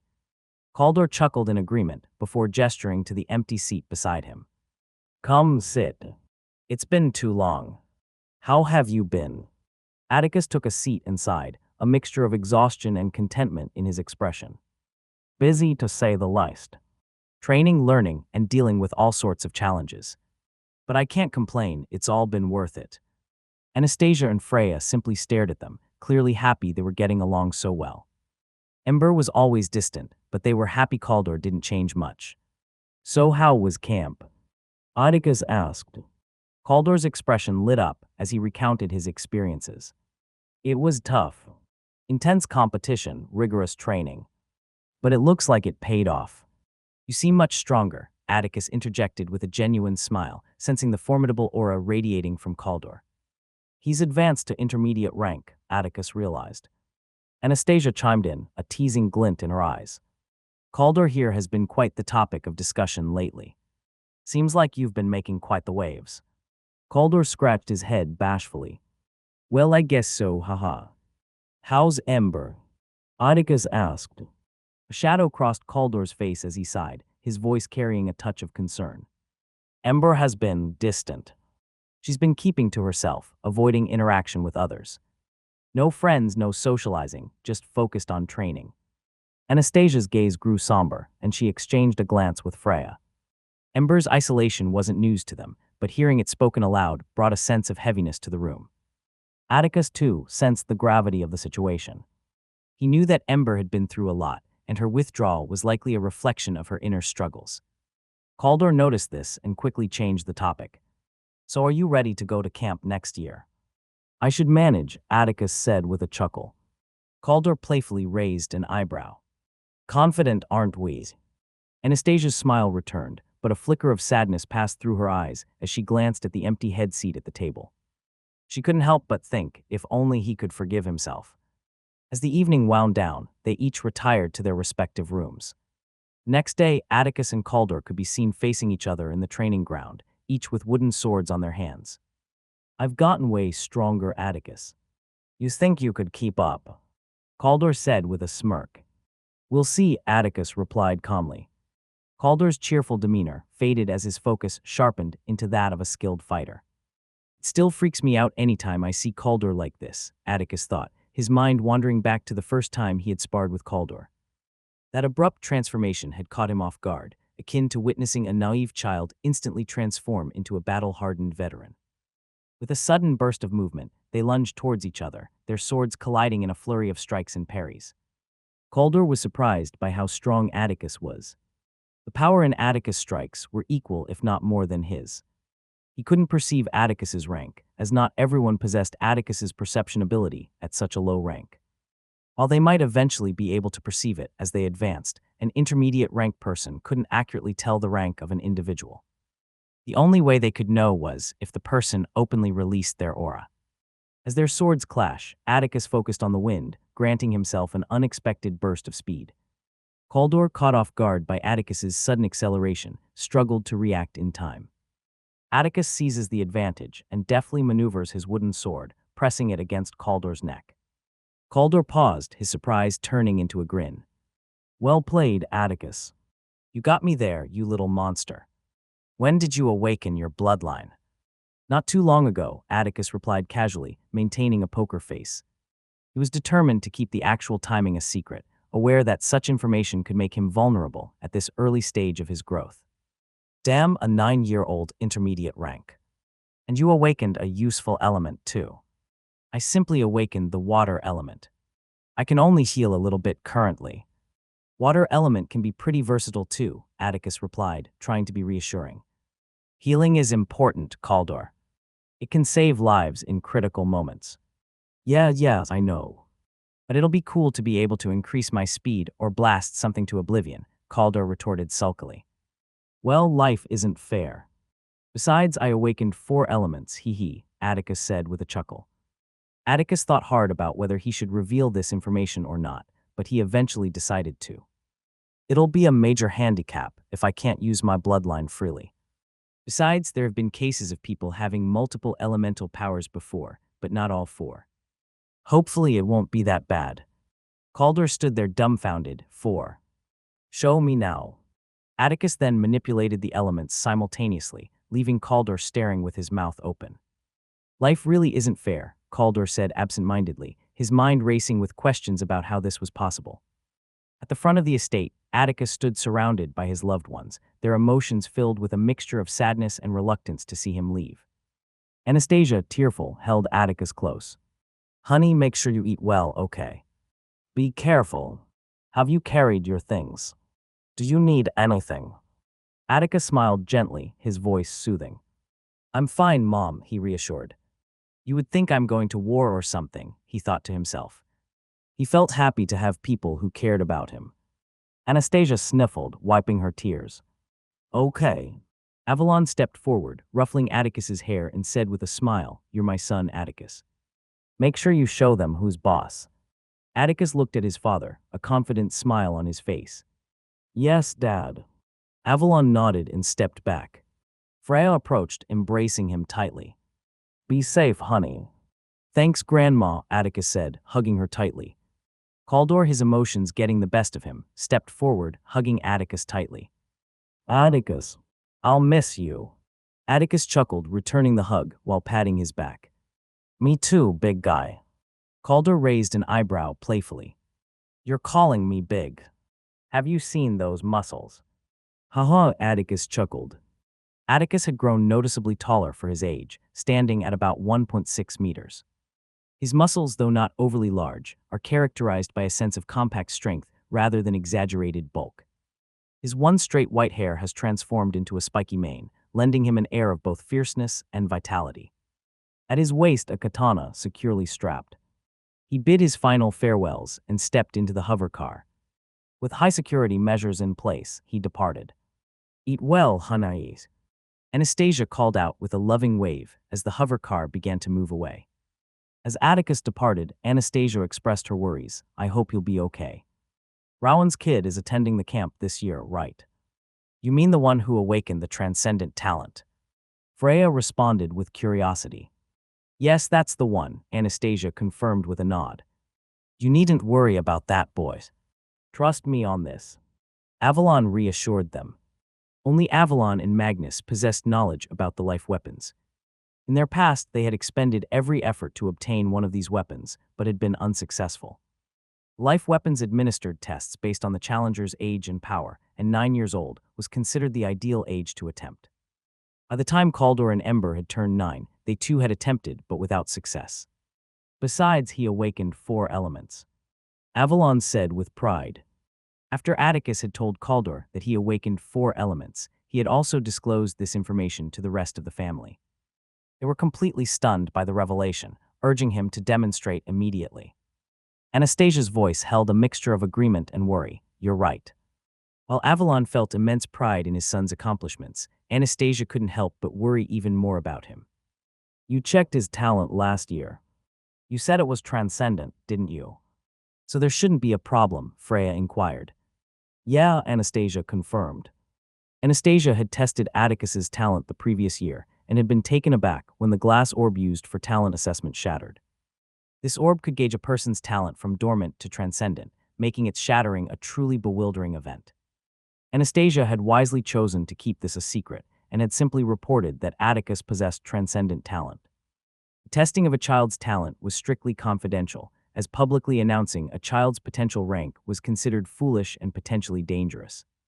This was especially true in the midst of the ongoing conflict against the Obsidian Order. If they were to learn of the birth of a transcendent rank, they would undoubtedly view it as a significant threat and take drastic measures to eliminate the problem before he had a chance to grow in power. Thus, secrecy was of paramount importance in these matters. "I hope he'll be okay." Anastasia's worry continued to linger in her thoughts. Atticus sat inside the hover car, his gaze fixed on the passing scenery outside. It had been a short 1 year for Atticus. During that time, he had worked diligently, dedicating himself to training and honing his strength. It all paid off last week when he finally had a breakthrough. Status, he thought, and a holographic display materialized in front of him. == Character profile. Name Atticus Ravenstein. Age 10. Gender male. Race human. Attributes. Strength 51. Agility 55. Endurance 59. Vitality 57. Intelligence 21. Perception 7. Charm 18. Level intermediate. Talent mythical. Bloodline primordial elemental bloodline. Level 2. Fire 1.1%. Air 2%. Water 1%. Earth 1%. Abilities. Innate skills. Conceal grade mythical. The ability to conceal your level from anyone regardless of rank. You may choose what level you want to be shown. Life weapon skills. Transcendent / Godspeed grace. Normal skills. Arcane barrier potential transcendent. Current mastery intermediate. Atticus's recent achievements were nothing short of remarkable. He had not only advanced by one sublevel in his training, but also witnessed his bloodline ascending one level higher. If the human domain were to catch wind of the fact that the Ravensteins had a prodigious talent capable of wielding all four elements and achieving an intermediate rank at the age of 10, it would undoubtedly send shockwaves through the domain. With each increase in his perception stat, it felt as though the world around him was constantly shifting. He knew that without his high intelligence, processing such a vast amount of information at once would have been impossible. Presently, even with the hover car speed, if he concentrated, it would appear to be moving in slow motion to him. It's not enough, I still need to increase my strength more. Atticus also found out about the camp during this past year. Every Ravenstein, no matter if you're from the main family or branch, had to attend for 3 years. He tried to ask Caldor for more information, but he found out that they were forbidden from discussing the camp with anyone who hadn't attended it yet. This rule was in place to avoid favoritism and was enforced through mana contracts. The only thing he was allowed to tell me was that it was highly competitive, Atticus reflected. The Ravensteins were known for their prowess and competitive nature. They only respected the strong, the weak were basically treated like trash in the family, and the camp emphasized this even more. Just imagine a bunch of 10-year-olds who have been told from a young age that they are talented and that the strong should be respected by the weak, all placed together under one roof. It'll be a disaster, he thought. Well, there's only one way to avoid useless distractions. Show your strength from the beginning and dominate any fool who tries to start something, he decided. As the journey continued, Atticus eventually arrived at a spacious clearing. A vast expanse of flat grassland stretched out before him. Dominating the scene was a colossal flying ship, its imposing presence commanding attention. Towering above the gathered crowd of approximately 20 children, the ship emanated an aura of grandeur. From within the vehicle, Arya materialized, her expression gentle.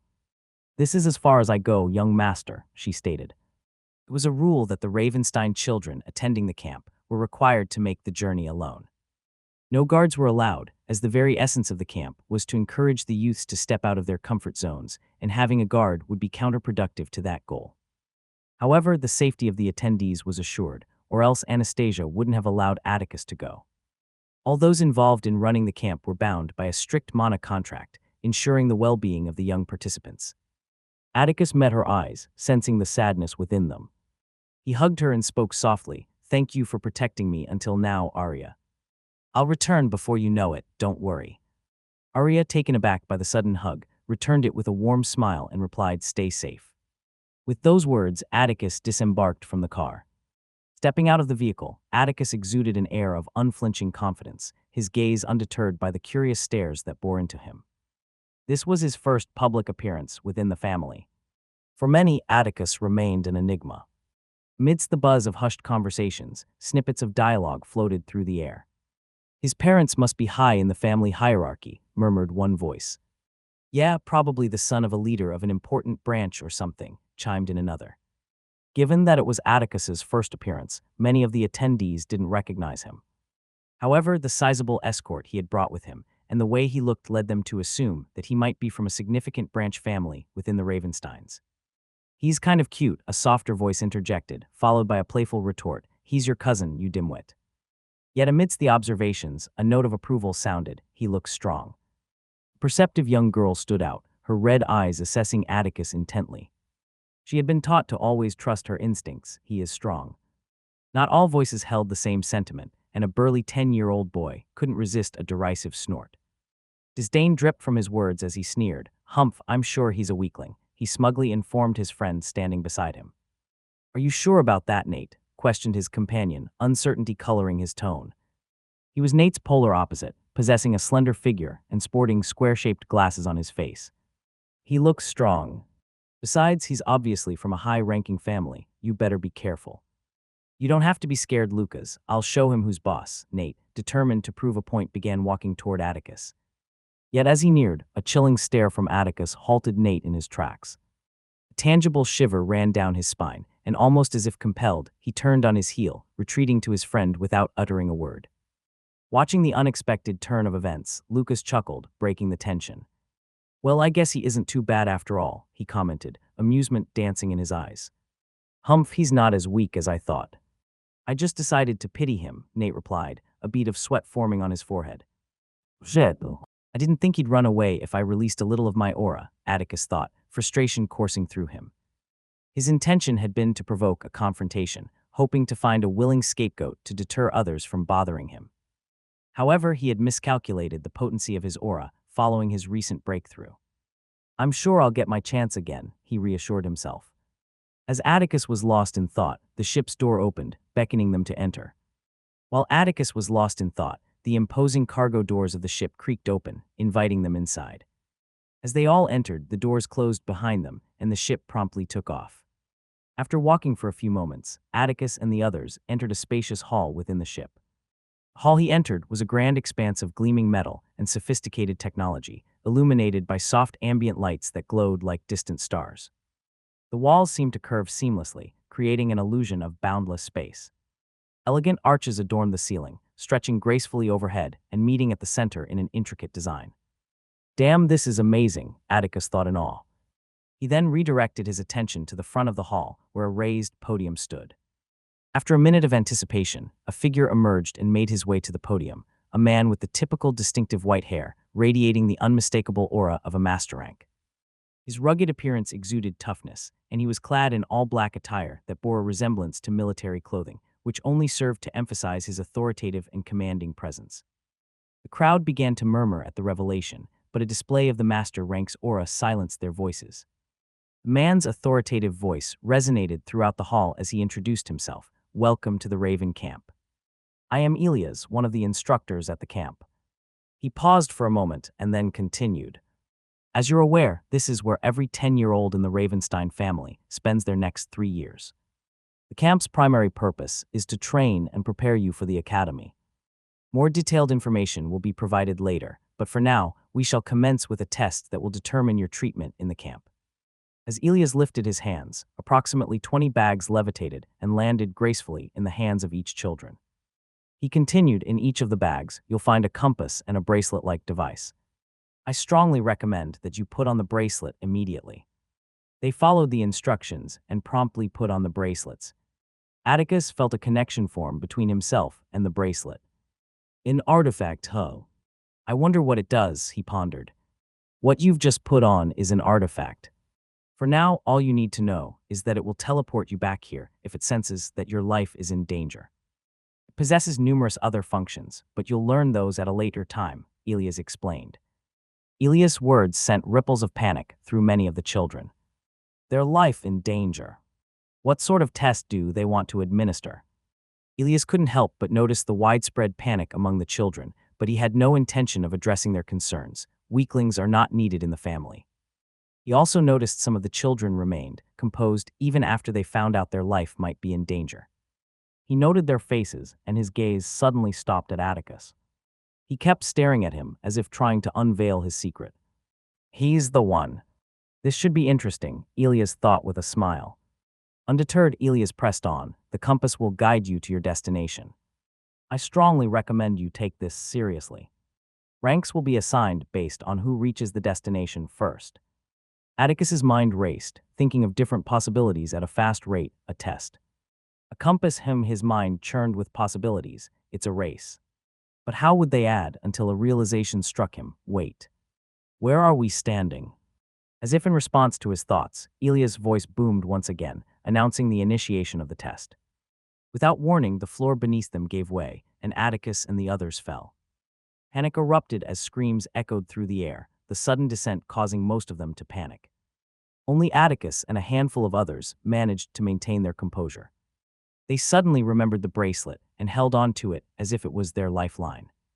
The tension in the air eased somewhat, but it was short-lived.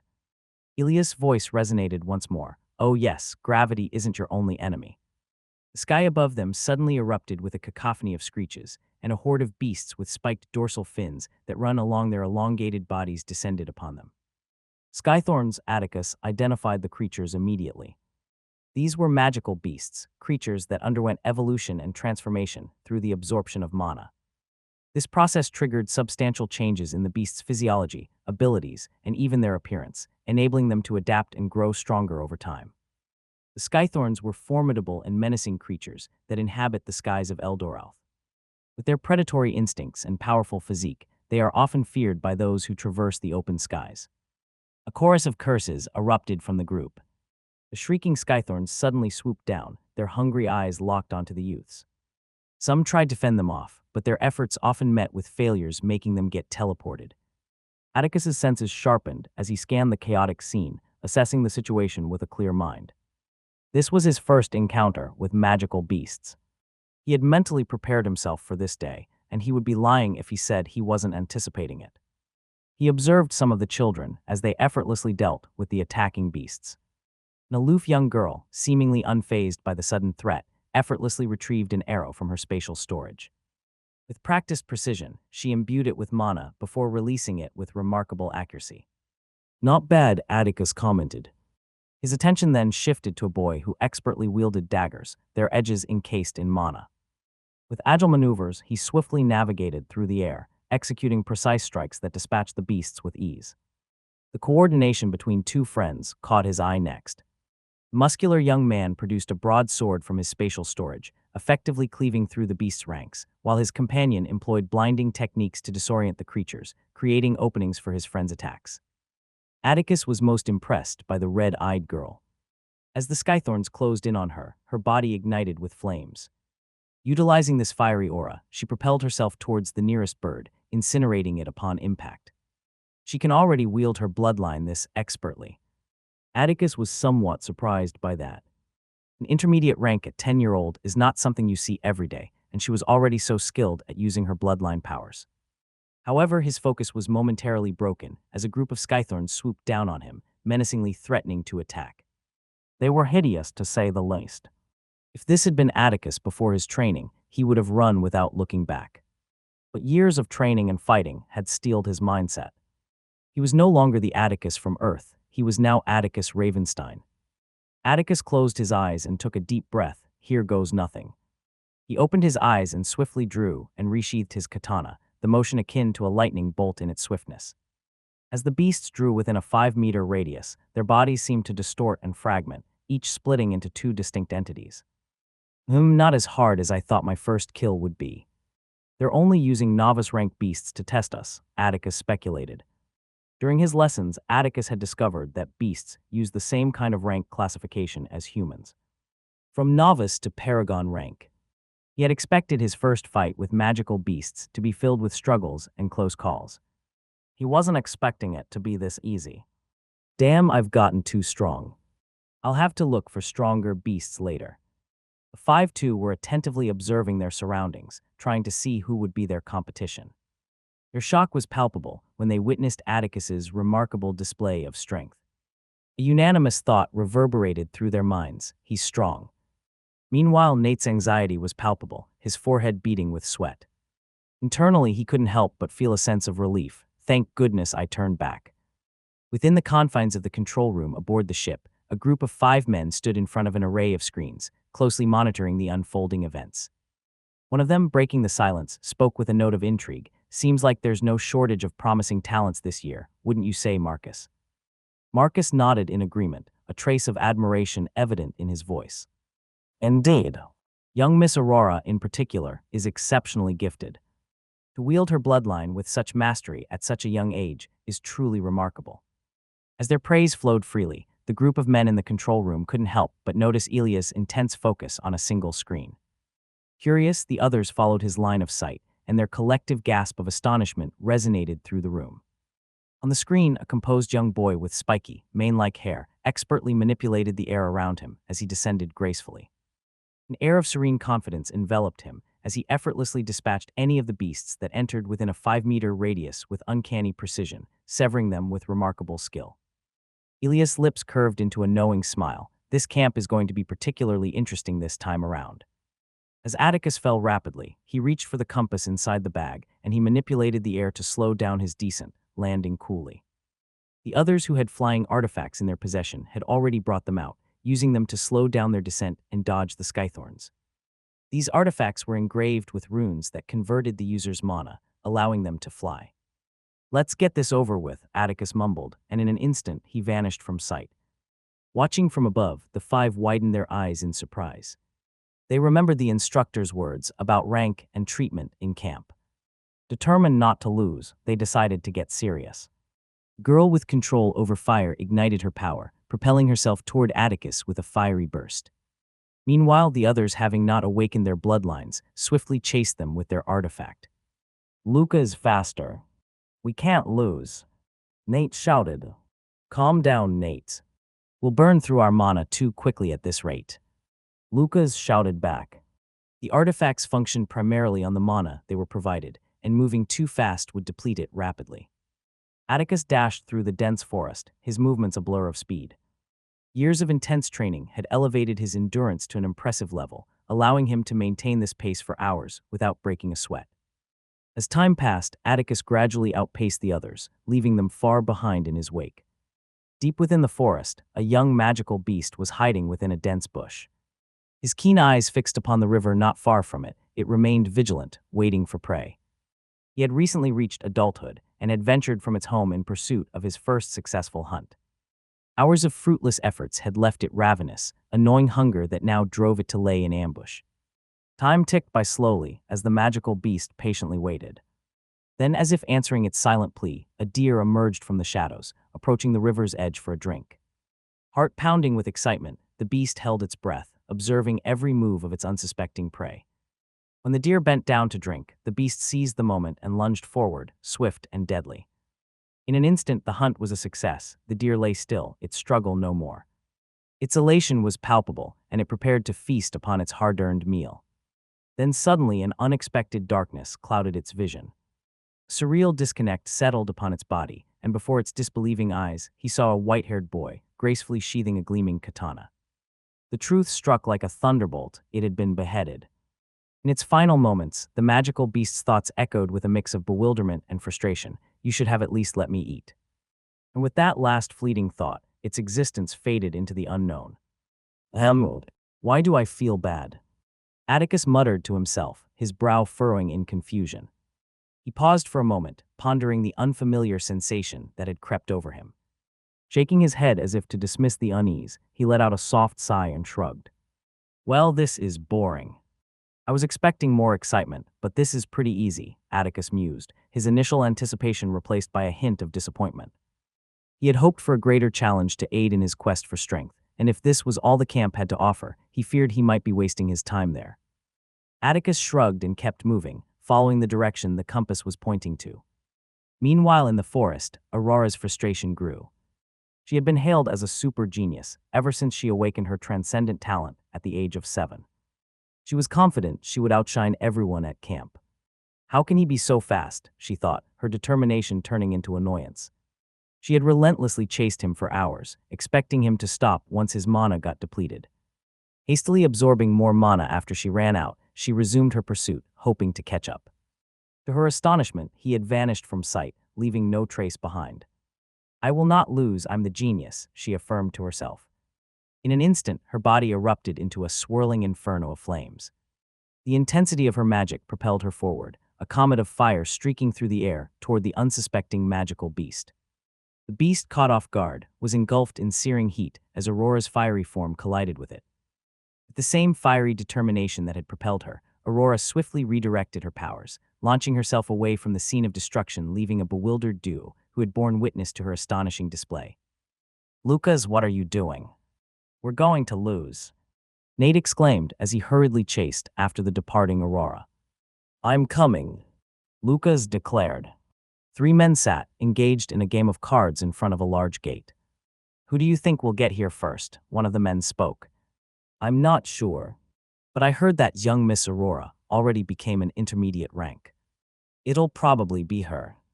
This generation is filled with talents. During our time, the human domain would have been in a frenzy, if there was an intermediate 10-year-old.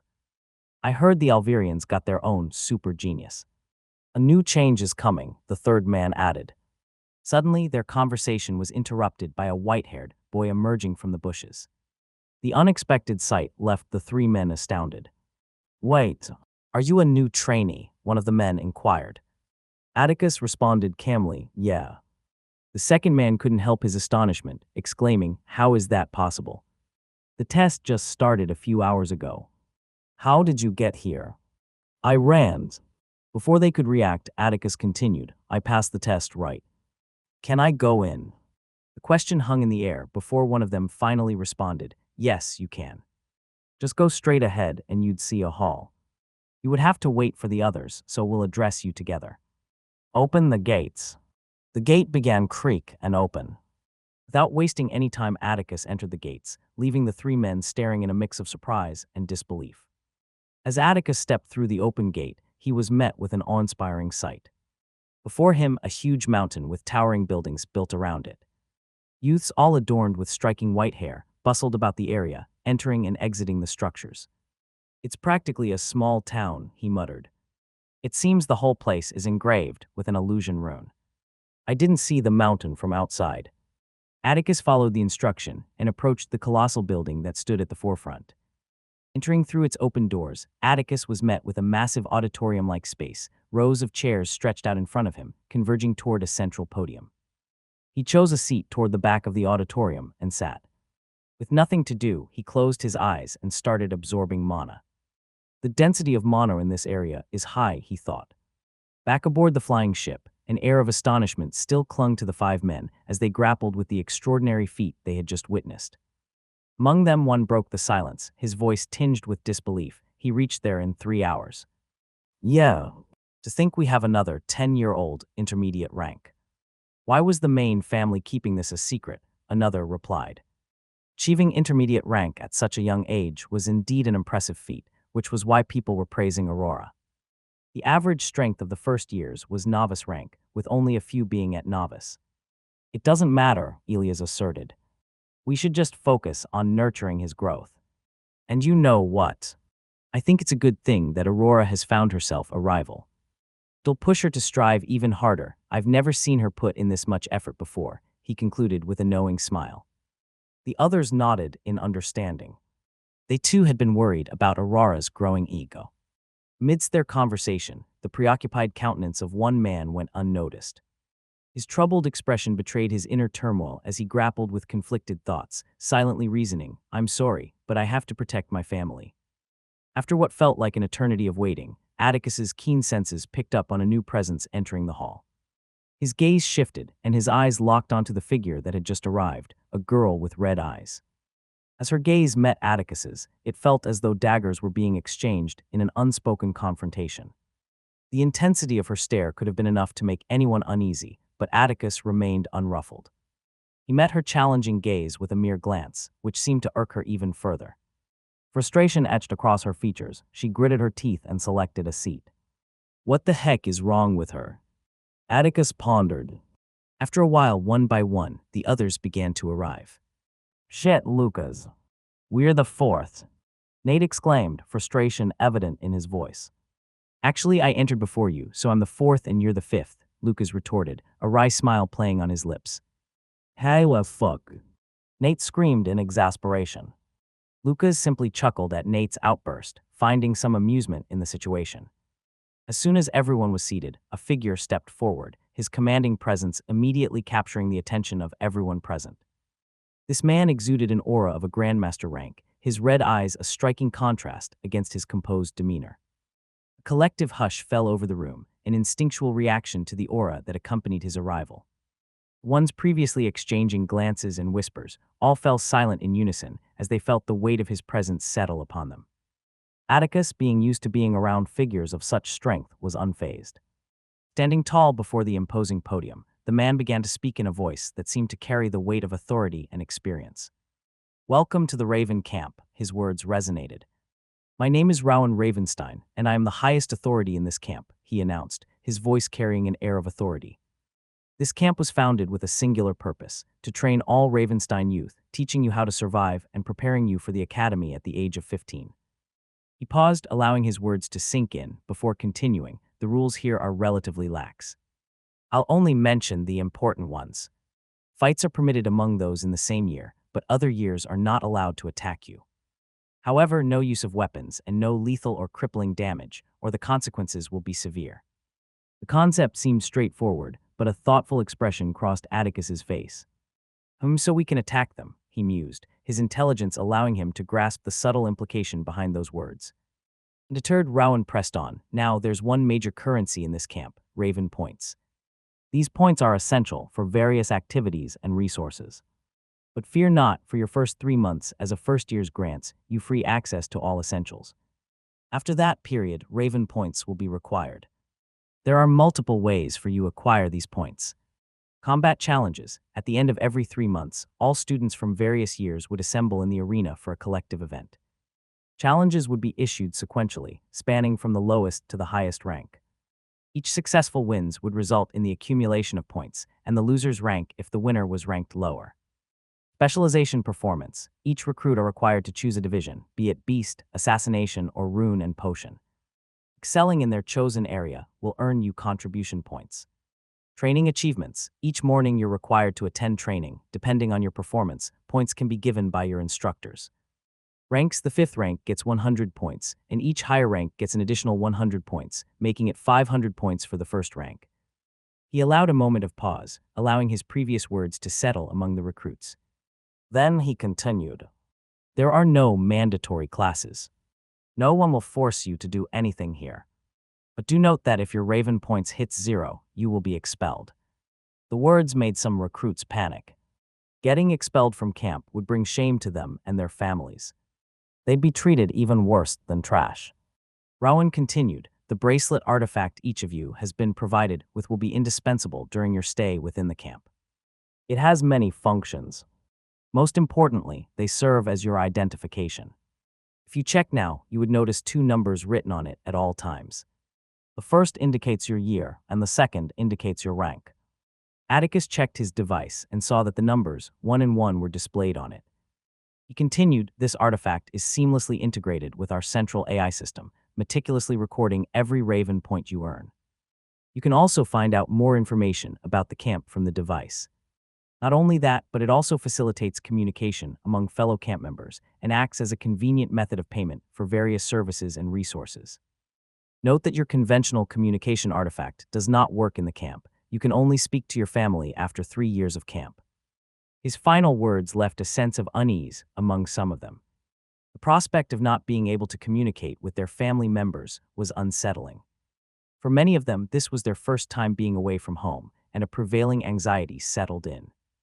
Rowan noticed this but chose not to address it. He continued, that'll be all for now.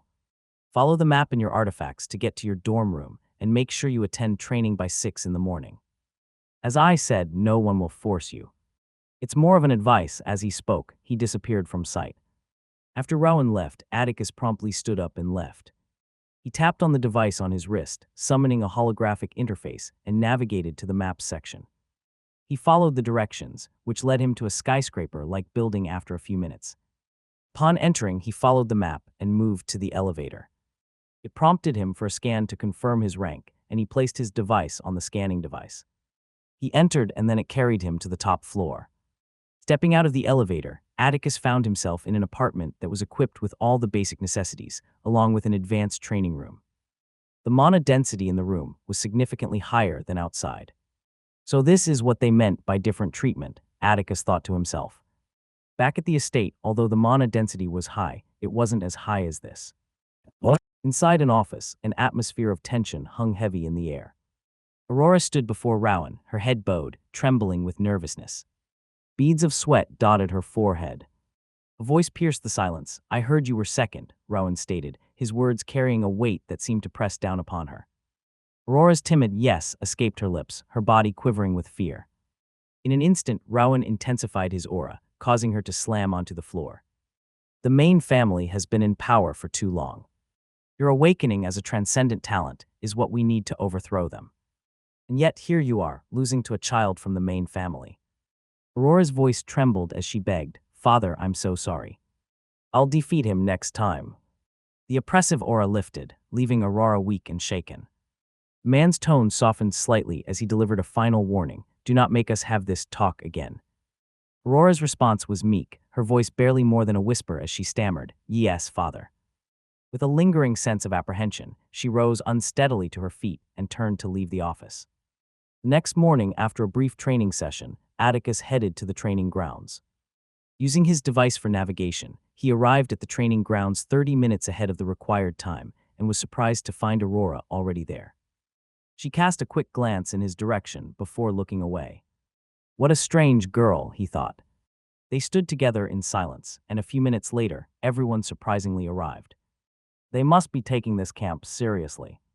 Who would have thought these pampered kids could be so committed, he mused.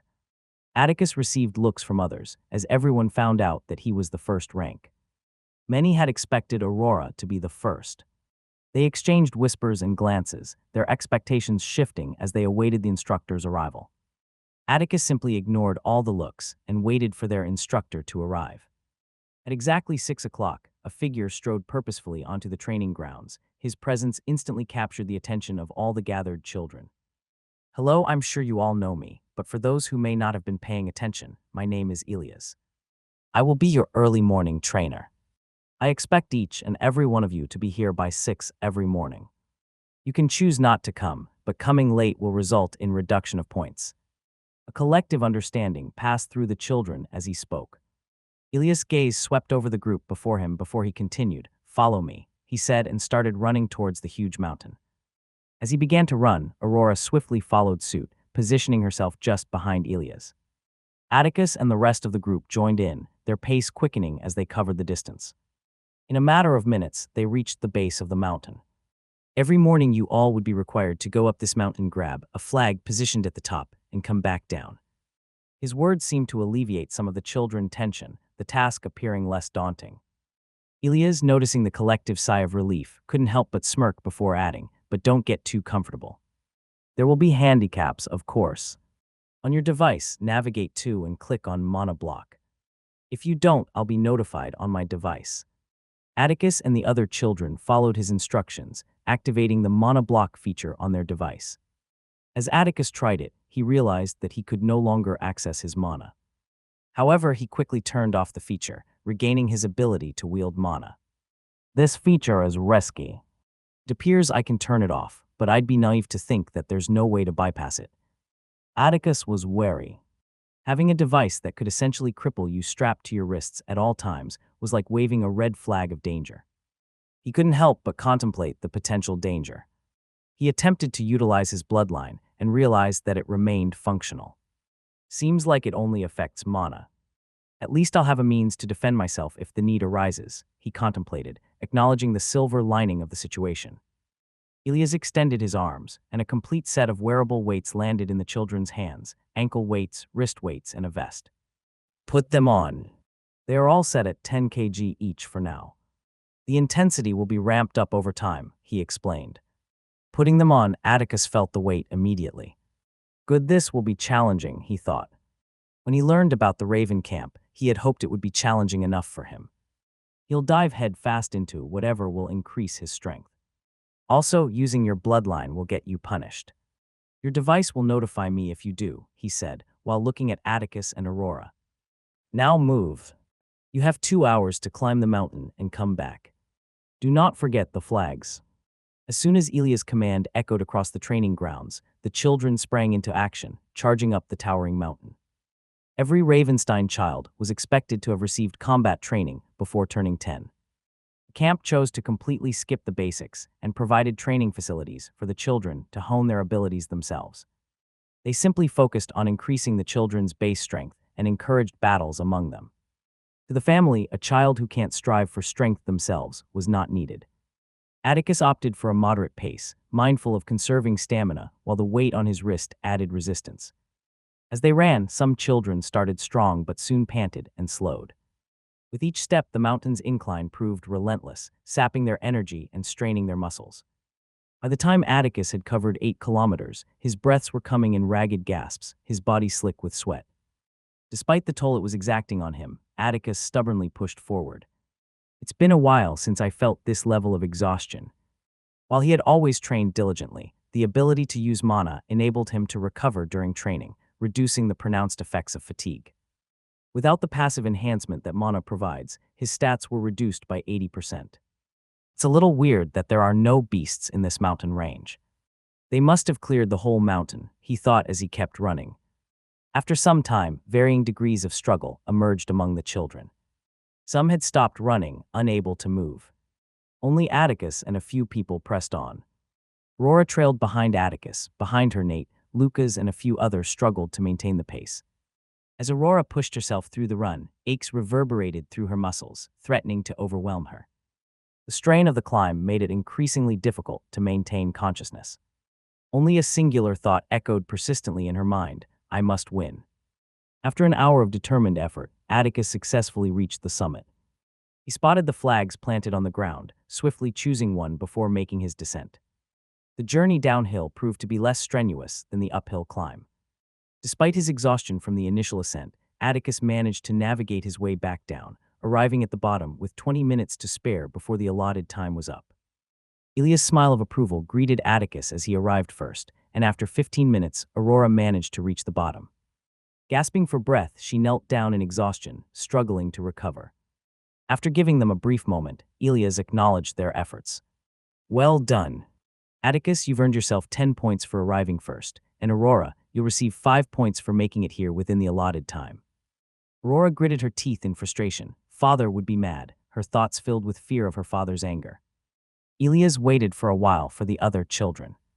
When it became apparent that none of them were showing up, he instructed Atticus and Aurora to return on their own. As they left the training grounds, Aurora suddenly turned to Atticus. I will not lose again, she said, and started walking away. But before she could go far, Atticus called out to her. Hey, what's your name? Atticus asked. This situation felt stupid to him. Although he always maintains a certain level of indifference towards others, to him it was always better to make allies than enemies depending on the situation. So he decided to confront her and see why she was acting like that to him. Aurora seemed slightly taken aback by the question. After a brief moment, she responded, Aurora. Nice to meet you, Aurora. I'm Atticus, he replied with a small smile, extending his hand for a handshake. However, Aurora's reaction was far from what he expected. What are you doing? She exclaimed, surprised by the gesture. I'm introducing myself, Aurora. You seem to have some issue with me that I can't quite figure out. Mind telling me why? Atticus inquired, his gaze fixed on Aurora. Aurora turned her gaze away, flustered by his direct approach. After a pause, she admitted, I don't have an issue with you. Huh? Then why have you been glaring at me like you want to end me? It's because I want to defeat you. Aurora responded with determination. Wait, seriously? That's the reason. Atticus couldn't help but burst into laughter, finding her honesty amusing. Aurora's cheeks flushed with embarrassment, regretting her straightforwardness. It sounded okay when she thought it in her head, but saying it out loud was cringe. Atticus continued laughing for a while before Aurora's patience reached its limit. She stormed off, shouting over her shoulder, Stop laughing. Watching her retreat, Atticus chuckled to himself. I forgot I was dealing with children, he mused before heading off in the same direction. After the morning training session, Atticus headed back to his room to freshen up. He took his bath and absorbed mana for a while. Several hours later, Atticus made his way to the cafeteria for a meal. The cafeteria was one of the few places where children from different years mingled, and Atticus had a particular person in mind. He hoped to run into Ember. He couldn't help but feel concerned about her well-being. Knowing Ember, she probably won't have any friends, he thought to himself as he navigated through the bustling cafeteria. The noise of conversations and the clattering of dishes filled the air. After searching for a few seconds, he finally saw Ember walking away from a group of boys. He furrowed his brow and strained his ears to catch fragments of their conversation. Among their words, one phrase shattered his focus and left his mind reeling, orphan bastard. As soon as Atticus heard that, he didn't know how, but his legs started moving towards them. Atticus approached the boy from behind, his voice dripping with chilling intensity as he demanded, What did you just say? Atticus' reverse scale had always been his family. Although he wasn't one to act without thinking, when it comes to his family, he just flips. Startled by the unexpected presence behind him, the boy turned, his expression quickly morphing to disdain. "Who the hell are you?" he asked. Atticus's voice remained as cold as ice as he repeated his question. "I said, what did you just say?" Each step he took brought him closer to the boy. As the situation unfolded, people around them began to take notice and started observing the interaction. Ember, who was also on her way to leave, turned her attention to the scene and was surprised to see Atticus. "Did he hear them insulting me?" she worriedly thought. The boy realized who Atticus was talking about and smirked. "Oh, you mean that orph?" His sentence was abruptly cut short as Atticus's fist connected with his face. The impact sent the boy hurtling through the air, his body crashing onto a nearby table in a jarring collision. The cafeteria fell momentarily silent, a collective gasp hanging in the air as Atticus's action reverberated through the room. "What are you doing?" one of the boy's companions demanded. As he moved to attack Atticus, his other friend immediately held him back. "You idiot, he's a first year. Do you want to get punished?" Immediately, a warning from his device sounded. "Warning. Attacking lower years is against the rules. Punishment will be severe if broken." Hearing the word punishment, he calmed down and stepped back. Atticus didn't even spare them a glance. He kept walking towards the boy he had punched. As he got closer, his voice cold. "She never met her mother. The world took away her father when she was starting to be happy." Atticus's voice was low, almost a whisper, yet it carried enough weight to be heard by everyone watching. He continued, "Even after all these things happened, she didn't give up and kept training every day to get stronger. And yet you dared." He reached his destination, standing over the boy who was lying face up, still registering the shock of what had just transpired. Atticus loomed over him and delivered another punch, his knuckles connecting with the boy's face. The impact was brutal, crushing his cheekbones, yet Atticus didn't relent. He kept delivering punch after punch, his body being able to take it. Bodies of those who had awakened underwent a qualitative change, becoming more resilient and able to endure significantly more damage without the threat of death. This was a boon for those who enjoyed inflicting pain and a curse for those on the receiving end. What could be a life-threatening injury for a normal human would be simply an injury to the awakened. The entire hall had fallen into an eerie silence, the only audible sound being the repetitive thuds of Atticus's fists connecting with the boy's face. The onlookers were completely shocked by what they were witnessing. They were shocked beyond belief, a first year beating a second year. It was unheard of. There was a reason why higher years weren't allowed to attack lower years, and this was because they were always more powerful than them. The higher years all had a year or two advantage over the lower years. A year might seem insignificant, but in the Raven camp, it meant a lot of time. The mana density in the camp was much, much higher than outside. They were provided with ample training facilities with state-of-the-art equipments. Also, the intense competition and the number of fights happening in the camp enables each of them to gain load of fighting experience. With all of these factors combined, 1 year was enough for someone to go from zero to hero. That was why what Atticus was doing was so unbelievable. The relentless barrage continued for a few more seconds until a voice finally pierced through the hushed atmosphere, cutting through the tension. "Stop." Ember experienced a rush of unexpected emotions, surprise, gratitude, and a touch of disbelief. It was a first for her, having someone step in to defend her. She was used to his taunts and harassment, but ignored it as she couldn't really do anything to him because he was a second year. He had been hired specifically to harass her, but his actions had never escalated beyond words. Ember didn't really care about anything other than getting stronger. That was why she ignored it. Atticus halted his barrage of punches upon hearing Ember's voice, his anger momentarily subsiding. He rose to his feet and made his way to her, pulling her away from the scene and out of the cafeteria. After walking for a while, Atticus stopped in a quiet place and glanced at Ember, who hadn't ceased staring at him. Ember's appearance remained nearly unchanged, her face still a striking epitome of doll-like beauty, her hair elegantly tied into a ponytail, and her expression maintaining its characteristic aloofness. "Why are you taking that bullshit, Ember?" Atticus questioned. Ember looked at him, her expression was stoic, but she was feeling a mix of surprise and gratitude inwardly. "Used to it." "Doesn't matter," she responded. Atticus frowned, clearly not satisfied with her response. "It does matter." No one should treat you like that. She glanced away, clenching her hand, her gaze distant. I need to get stronger. Stronger? What does that have to do with this? Attica's pressed. Ember's eyes met his again, a determined glint in her gaze. Revenge. Attica sighed, understanding her perspective. Ember, if you let pests like these go unchecked, they'll only distract you from your goals. It's better to crush them from the beginning so they won't have a chance to stand up again. He had no plan to dissuade her from seeking revenge. That would be hypocritical. Atticus had always followed the mantra an eye for an eye, and had no intention of stopping now or asking Ember to do otherwise. But he believed that she shouldn't ignore everything else because of it. Ember nodded, her expression softening slightly. He smiled, a genuine warmth in his eyes. And I keep saying this, you're never alone, Ember.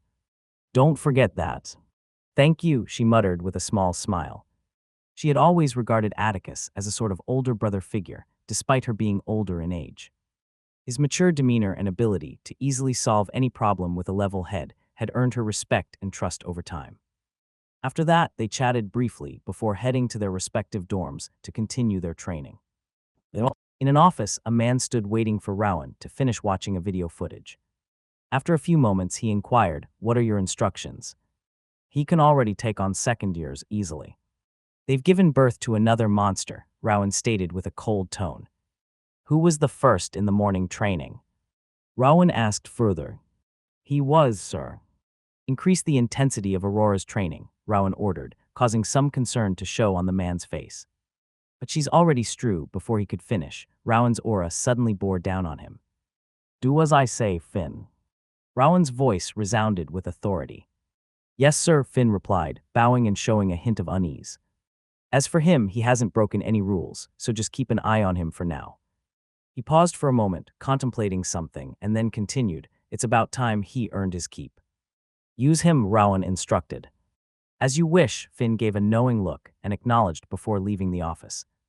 Later that day, following his rigorous training session, Atticus consulted his device to guide him towards the library.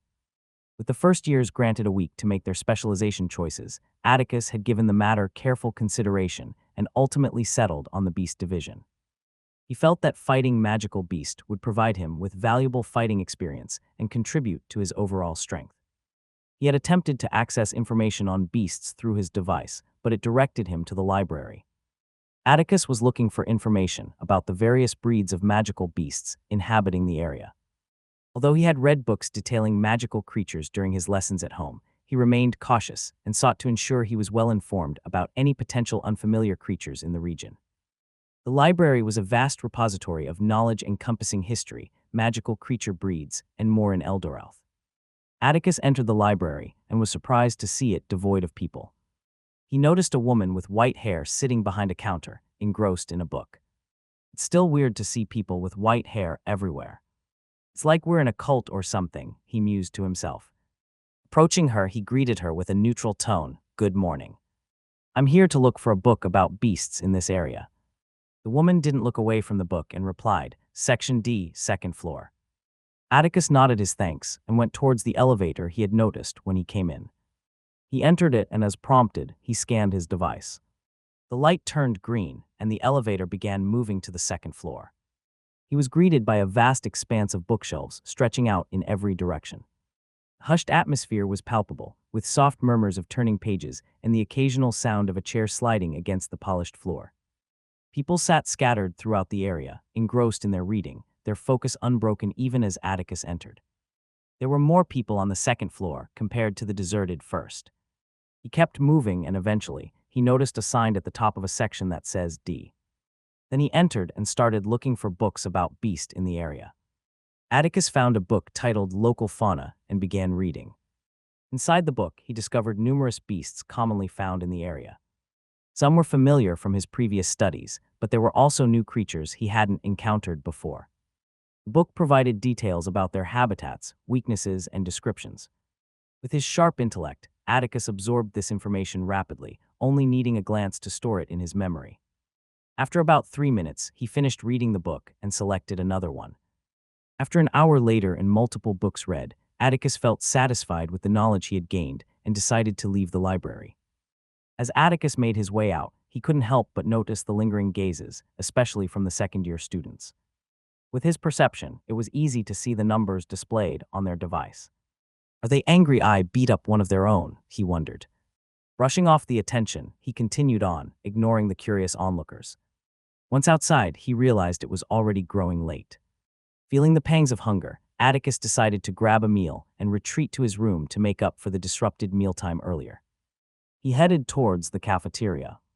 As Atticus stepped into the cafeteria, an eerie atmosphere settled around him, darkness and an unusual silence filling the space.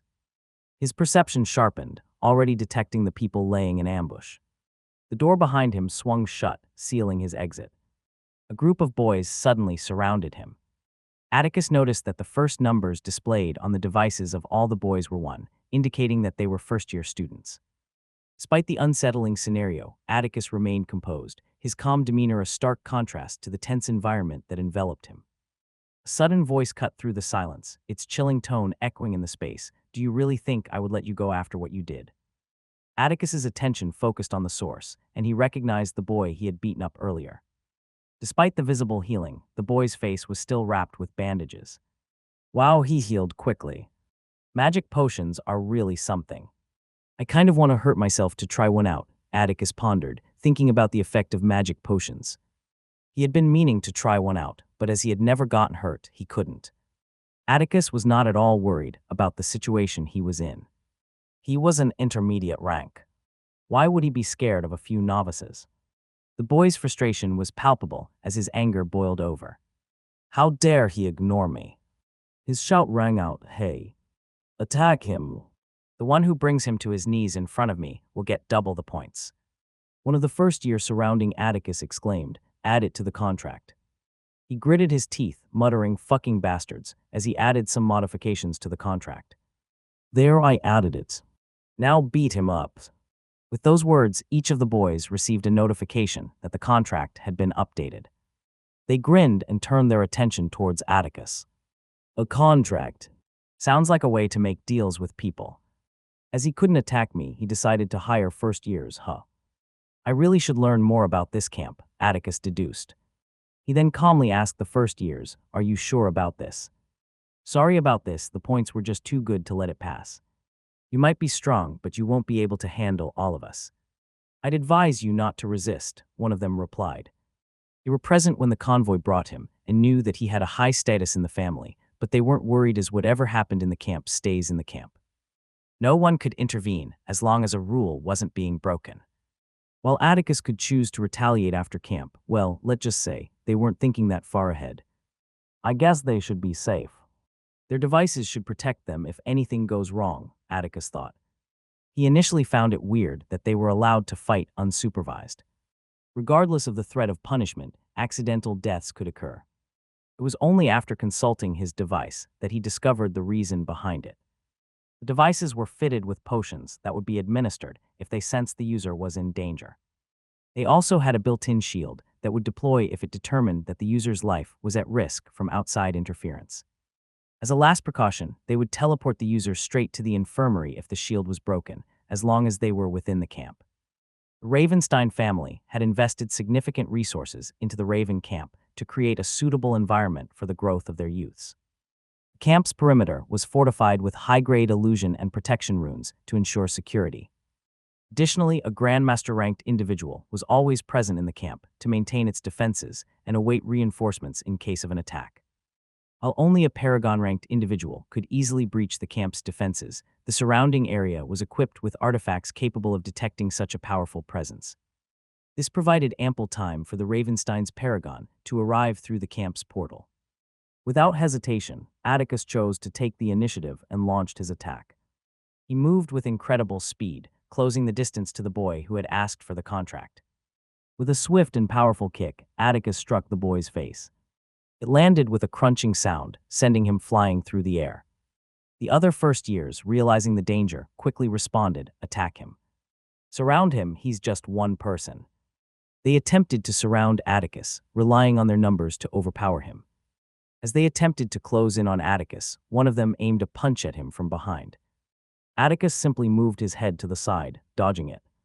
With a quick and fluid motion, he seized the attacking fist, using his superior strength to lift the boy off his feet and slam him to the ground in front of him. The impact knocked the wind out of the boy, leaving him momentarily incapacitated. Atticus directed a powerful kick towards the boy's shoulder blade, causing painful deformation and eliciting a piercing, mind-numbing scream from his lips. The sight of Atticus' brutality sent a wave of fear through the remaining boys. Atticus's cold words sounded, "It's too late to back down now. I gave you your chance." Atticus swiftly moved towards them. His strikes were precise and devastating. He effortlessly punched one boy's chest, causing it to cave in with a sickening crunch. Another fell victim to a powerful blow to the head, sending him crashing face-first into the ground. Thanks to Atticus' superior perception and stats, each movement the first years makes appear slow as a snail in Atticus's eyes. His movements bordered on the supernatural compared to theirs. With the last of the group defeated and sprawled on the ground, Atticus turned to face the instigator, his gaze cold. The boy started moving back, shivering. Although he might not want to admit it, the beating Atticus had given him before was traumatic. He, a second year, wasn't even able to react. Chillingly, Atticus asked, "What is your name?" as he walked slowly towards him. "Get away." The boy stammered, falling to the floor while trying to back away. The once defiant expression on his face had crumbled, replaced by a haunting mixture of fear and regret that danced in his eyes. "I won't repeat myself," Atticus said, getting closer to him. Atticus's deliberate steps were like the steady advance of a predator, each footfall echoing the inexorable approach of consequence. "Evan," the boy quickly replied as Atticus was getting closer, his voice shaking. "Well, Evan, do you want to know what I told Ember to do with pests?" Atticus asked. Evan shook his head furiously. "No. Please, I'm so RRY. I won't do it again," he begged. "I told her to crush them, so they'll never do stupid things like this again. It looks like the beating I gave you before wasn't enough. I'll have to be more thorough this time around." Atticus's words were followed by a crunching sound. He had stepped on Evan's right leg, brutally breaking it. "Naliog, pliasi moami." Evan's desperate cries reverberated through the tense atmosphere, his pleas for help falling on deaf ears. Atticus, unmoved by the boy's distress, delivered another brutal blow, shattering Evan's other leg with a sickening crunch. "Don't worry, Evan, the potions here are very good. You'll be back to normal by tomorrow." Amidst the chaos of pain and torment, Atticus's cold voice cut through like a blade. The cafeteria seemed to hold its breath, gripped by a harrowing silence, broken only by the heart-wrenching sobs that echoed off the walls.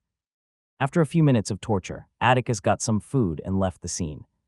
He decided to retreat to his room, his steps carrying him through the camp. "That wasn't as hard as I thought. I actually kind of enjoyed it. Damn, I hope I'm not going crazy." Atticus was not at all new to brutality, but despite that, this was the first time he had ever gone this far. Ever since Arya had killed that guard in front of him, he had always been trying to get himself ready for when he'd have to do the deed later. Even though he constantly told himself that he shouldn't hesitate, he knew it might be different in person. He thought it was weird that he didn't even feel a thing when torturing Evan. "It could be because I didn't kill anyone. Or maybe because I don't care about them," he pondered. As he was heading back, his eyes caught a glimpse of Aurora struggling to walk. Her once vibrant energy seemed to have drained away, leaving her looking frail and weary. Her legs wavered beneath her, her steps faltering as she pushed forward. As Atticus approached her, "Need a hand?" he asked. Startled, Aurora's tired eyes widened, her body tensing as she turned around. Her legs were unable to bear her weight, and she lost her balance. Atticus quickly reached out to support her, preventing her from falling. "Thanks," Aurora managed to utter weakly, her voice barely above a whisper. Atticus nodded and led her to a nearby bench. He helped her sit down and raised his eyebrows in a questioning gesture. Aurora averted her gaze. "I just trained too hard today." "I'm fine," she softly stated. "What is wrong with this girl?" he thought. Atticus gave her a long look, prompting Aurora to hastily speak. "I said I'm fine. You don't have to worry about me." He let out a sigh and relented. "Okay. Do you need help getting to your room?" Aurora responded with a shake of her head, insisting, "No, I'm okay." Atticus scrutinized her briefly before nodding and saying, "Okay." He turned and walked away. Once he was out of sight, Aurora pulled her knees close to her chest, bowed her head, and covered her face with her hands, tears streaming down as she quietly cried. Atticus entered his room and couldn't help but mull over Aurora's situation. Something's definitely going on with her, but it's not exactly my concern, he thought. Atticus was focused primarily on himself and his family. He considered trustworthy friends as part of his family.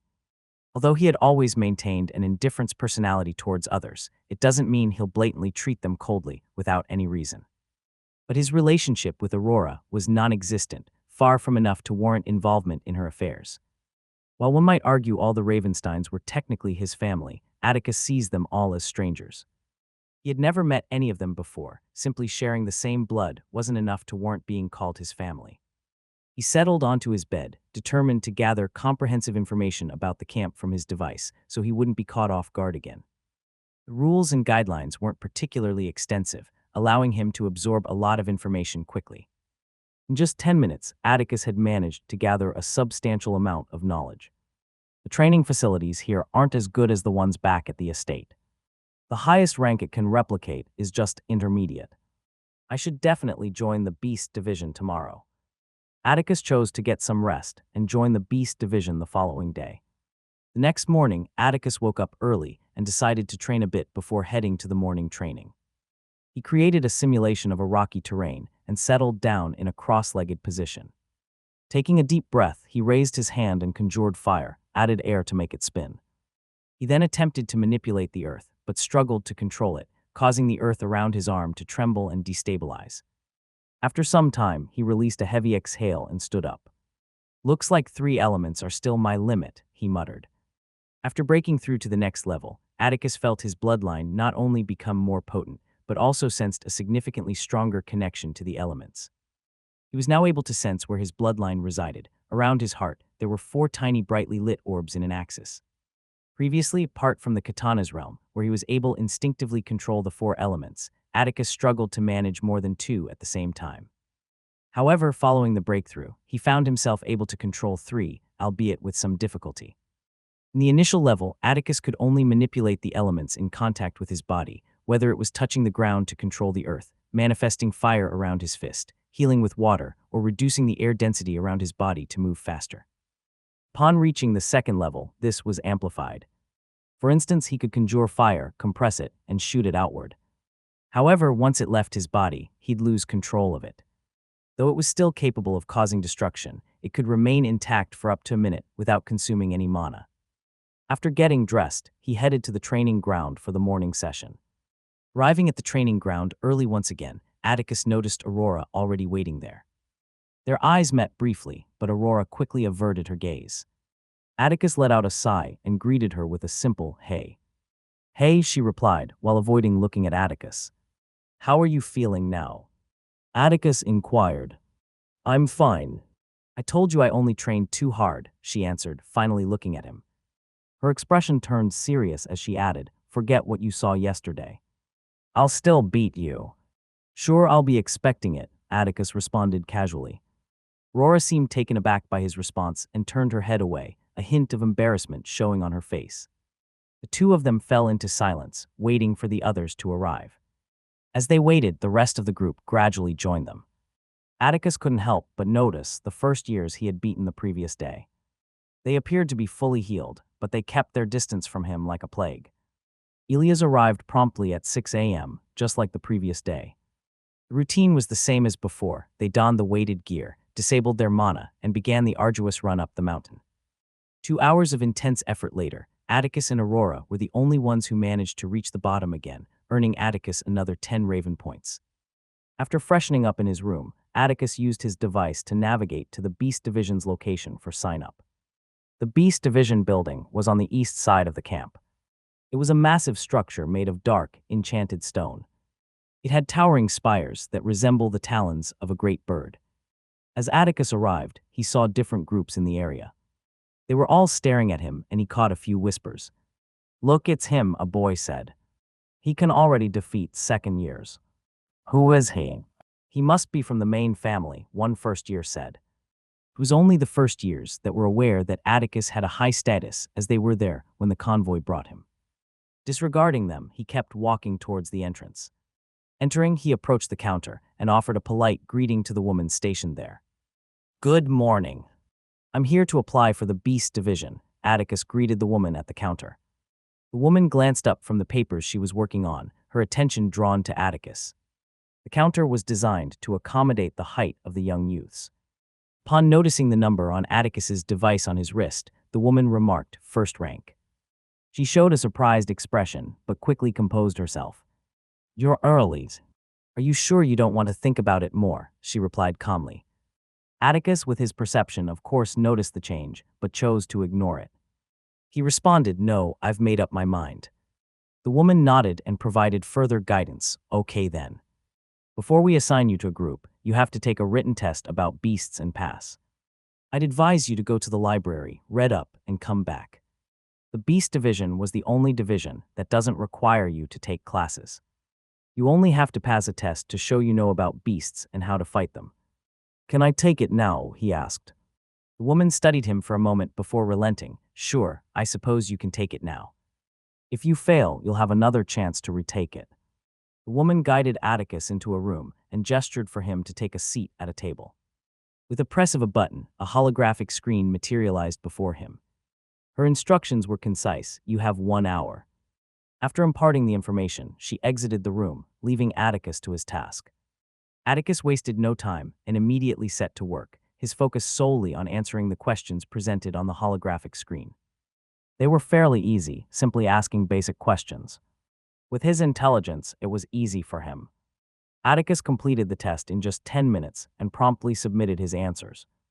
He made his way back to the counter and informed the woman that he had finished the test. "You finished? How?" She was surprised by his speed and even questioned if he had answered well. She quickly checked the result and saw his perfect score. "Did he cheat?" "No, that's impossible. The AI would have caught him." With a more composed demeanor, "Congrats. Looks like you passed. You've been assigned a team tomorrow, so you'll have to come back around 11 in the morning." "Okay." Thanks. Atticus offered his thanks and turned to leave. As Atticus made his way toward the exit, he noticed a young boy who appeared to be waiting for someone. As he approached the exit, the boy approached him and inquired, "Are you Atticus?" "Depends," Atticus replied casually. He noticed the number 3 displayed first on his device, indicating he was a third year. The boy introduced himself. "I am Orion Ravenstein." "Cool." Atticus responded nonchalantly. In his mind, he added, "Of course you're Ravenstein, you're in camp and have white hair." "I am Sirius Ravenstein's son," Orion continued. "Oh, so that old coot had a son. I never would have guessed," Atticus remarked with a chuckle. Orion's expression turned serious as he warned, "Don't you dare speak of him like that." I apologize. It's just that I went through hell while training with him," Atticus explained. Gritting his teeth, Orion retorted, "I want you to challenge me to a duel." "Why would I do that?" Atticus furrowed his eyebrows, his patience wearing thin as he thought, "Shit, another drama. I'm getting tired of this. Father refused to train me and instead chose to train you. I'll show him I'm better than you." Orion exclaimed. "Of course, drama. Listen, I don't give two shits about whatever complicated relationship you have with your father. Kindly leave me out of it, okay?" Atticus replied firmly. Orion gritted his teeth, forced a smile, and taunted, "Don't tell me you're scared." "Yeah. Whatever," Atticus dismissed and began to walk away. "Come back here. You coward," the boy yelled after him. However, Atticus didn't stop and continued walking away, his thoughts echoing with frustration. "I'm tired of dealing with children." Atticus was heading back to his room, and he decided to call Ember to check in on her. He waited for the call to connect, but there was no response. She must be busy, he thought. Resolving to catch up with her later, he returned to his room to focus on his training. While training, he recalled the details he learned about the Beast Division. He knew that after the test, he would be assigned to a group of usually 5 people. It was unfortunately compulsory to hunt as a group for at least a month. They do this so that the first years could gain experience gradually and get used to the hunts. After a month, if you could get a recommendation from the captain of the team, you can be allowed to hunt alone if you so wish. Most preferred to hunt in groups as it was safer and faster. The camp post bounties in the division building, so they were responsible for choosing the type and level of beasts they want to hunt. As he sparred against the robot, Atticus couldn't help but think, "I hope I end up with good teammates." However, a lingering feeling made him ponder, why do I have a feeling that I've just jinxed it? Despite these thoughts, he kept his focus on his training. Next day, Atticus stuck to his routine by engaging in his personal morning training routine, attending the training session, and finally making his way to the Beast Division, ignoring all the stares. As he arrived at the counter, he greeted the woman and inquired, "Hello. Are they here yet?" The woman, engrossed in her paperwork, glanced up and recognized Atticus. She replied, "Oh, it's the little genius. No, they're not here yet. Just sit and wait a bit." Atticus nodded and expressed his gratitude with a simple, "Okay, thank you." He then found a place to sit and patiently waited for the rest of his new team members to arrive. After roughly half an hour had passed, Atticus noticed the arrival of 2 boys and 1 girl. Among them, he recognized one of the boys, Nate, one of the duo he had seen during the test. Slightly perplexed expression, thinking to himself, how? The trio engaged in a conversation with the woman at the counter, who then gestured towards Atticus, prompting all 3 of them to turn their attention his way. Atticus maintained a neutral stare as the trio approached. Nate initiated the conversation with an exclamation, "It's you. My rival." Atticus regarded him with a slightly perplexed expression, thinking to himself, how? The girl introduced herself next cheerfully, "It's nice to meet you. My name is Sophie. Welcome to our squad." Sophie was a vibrant presence. Despite her petite stature, there was a confident air about her, as if she held an unwavering belief in her abilities. Atticus observed a number 2 on her wrist, indicating she was a second-year student.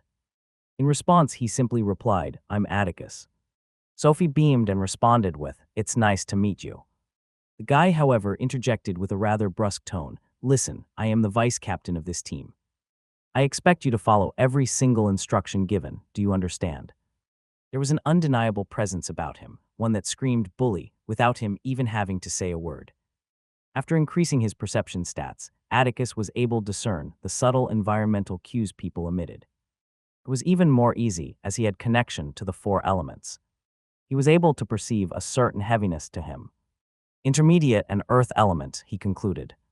He also noticed the number 3 on his device, indicating he was a 3rd year. Glancing at the others, Atticus picked up on their wry smiles and then turned his gaze back to the guy, regarding him silently for a while. After a moment, he responded in a measured and neutral tone, "Or else." The boy's frustration grew as he exclaimed, "I am the vice captain of this squad, and you have to listen to me." Atticus furrowed his eyebrows, "No, I don't." Just as the boy seemed ready to physically confront Atticus, a girl intervened, "Calm down, Heloder." Her intervention caused the boy, Heloder, to back down while looking away, clearly angry. The girl then turned her attention to Atticus, "Hello, I am Hella, the captain of this squad." Atticus noticed that she had the number 3 on her device, indicating she was also 3rd-year student. She had an assertive demeanor. There was no mistaking her for anything but someone who took charge. Intermediate and air element. Not bad. She explained now what Heloder was trying to say is that as 3rd years, we're more experienced. It'll be in your best interest to listen to our instructions. Atticus acknowledged her point with a nod and replied, "I understand you guys have experience doing this, and I'll be sure to listen to whatever advice you give. However, the thing is that no matter how much experience you think you have, you're still 13-year-olds. Even veterans make mistakes.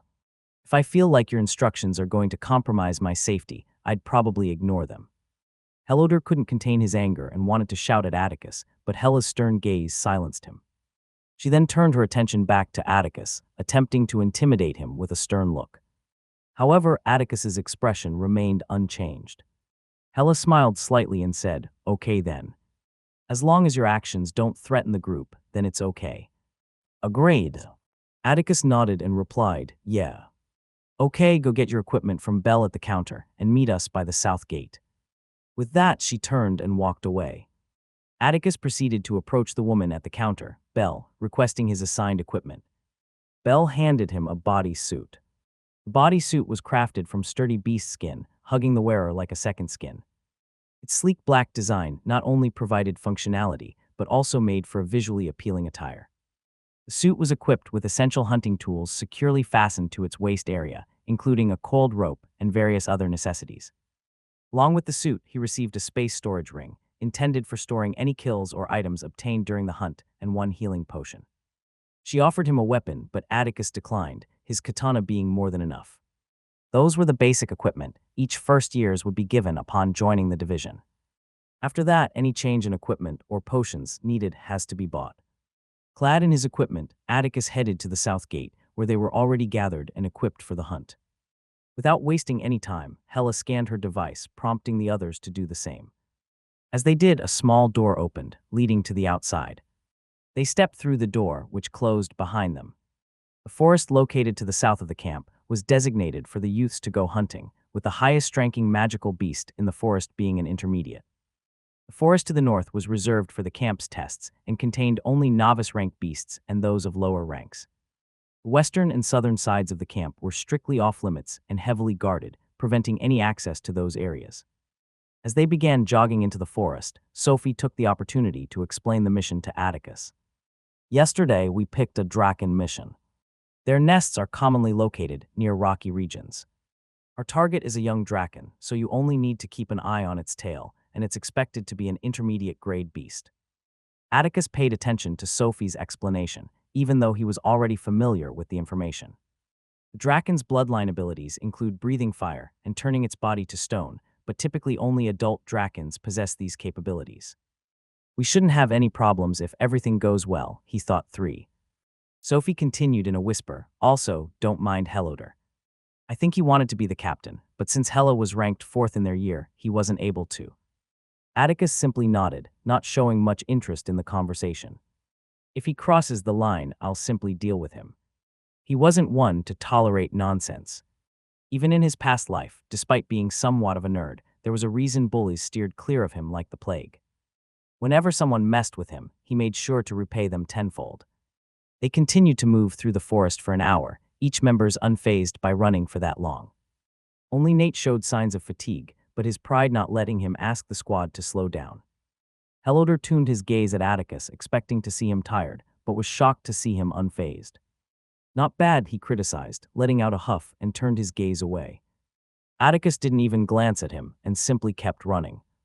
Running for an hour, they eventually reached a rocky clearing, where they spotted a sleeping beast in the middle. The creature seemed completely unaware of their presence as it dozed peacefully. Its scales shimmer with fiery hues of red, orange, and gold. Its body, 15 feet long, is sleek and muscular. The most distinctive feature of the beast was its tail, which ended in a wickedly spiked appendage. Hella put her finger to her lips, signaling everyone to remain quiet. She then instructed them to form a specific formation, Helloder at the front with his sword and shield, Nate and Hella behind him with a broadsword and sword respectively, and Atticus positioned behind them, ready to protect Sophie, the archer. Atticus observed the formation with a neutral gaze. I can't wait to hunt alone, he thought. He had been searching for stronger beasts to battle, aiming to boost his combat prowess. However, hunting with the squad meant he couldn't unleash his full power or engage in solo fights to see how strong he was compared to beasts. As the formation advanced, Helloder unknowingly stepped on a fragile rock, shattering it. This sudden noise caused the Draken's eyes to snap open. Hella, who noticed this, immediately shouted, "Don't let it get ready." Helloder reacted immediately and charged at the Draken, who responded by slamming its tail against his shield, sending him flying back several meters. Hella swiftly enhanced her body with mana and harnessed the wind to boost her speed, closing the gap as she attempted to slice the Draken's tail. However, its entire body unexpectedly hardened, and the strike sent shockwaves through her body, briefly incapacitating her. Damn, it's an adult, Hella shouted, her voice vibrating with alarm. As the Draken prepared to strike Hella with its tail, an arrow from Sophie's bow pierced its eye, eliciting a piercing scream from the creature. Nate, taking advantage of the opportunity, leaped in with his broadsword, aiming for the Draken's head, but the creature managed to swiftly dodge the attack, despite its pain. The unexpected dodge left Nate vulnerable, and the Draken attempted to strike him with its tail. However, Helloder suddenly appeared and blocked the attack with his shield, reinforcing his stance by channeling the earth element to remain firm. Hella launched another attack, this time aiming to pierce the Draken's remaining eye, but the Draken's response was swift. It opened its mouth, revealing an ominous orange glow within. Hella's eyes widened. It was preparing to unleash a fiery attack. Perfect. Atticus had been waiting for this chance. He reacted swiftly, enhancing his legs with mana and using the power of the air element to boost his speed. In an instant, he appeared beside Hella, grabbed her, and moved her out of the way, causing the Draken's fiery breath to miss its intended target.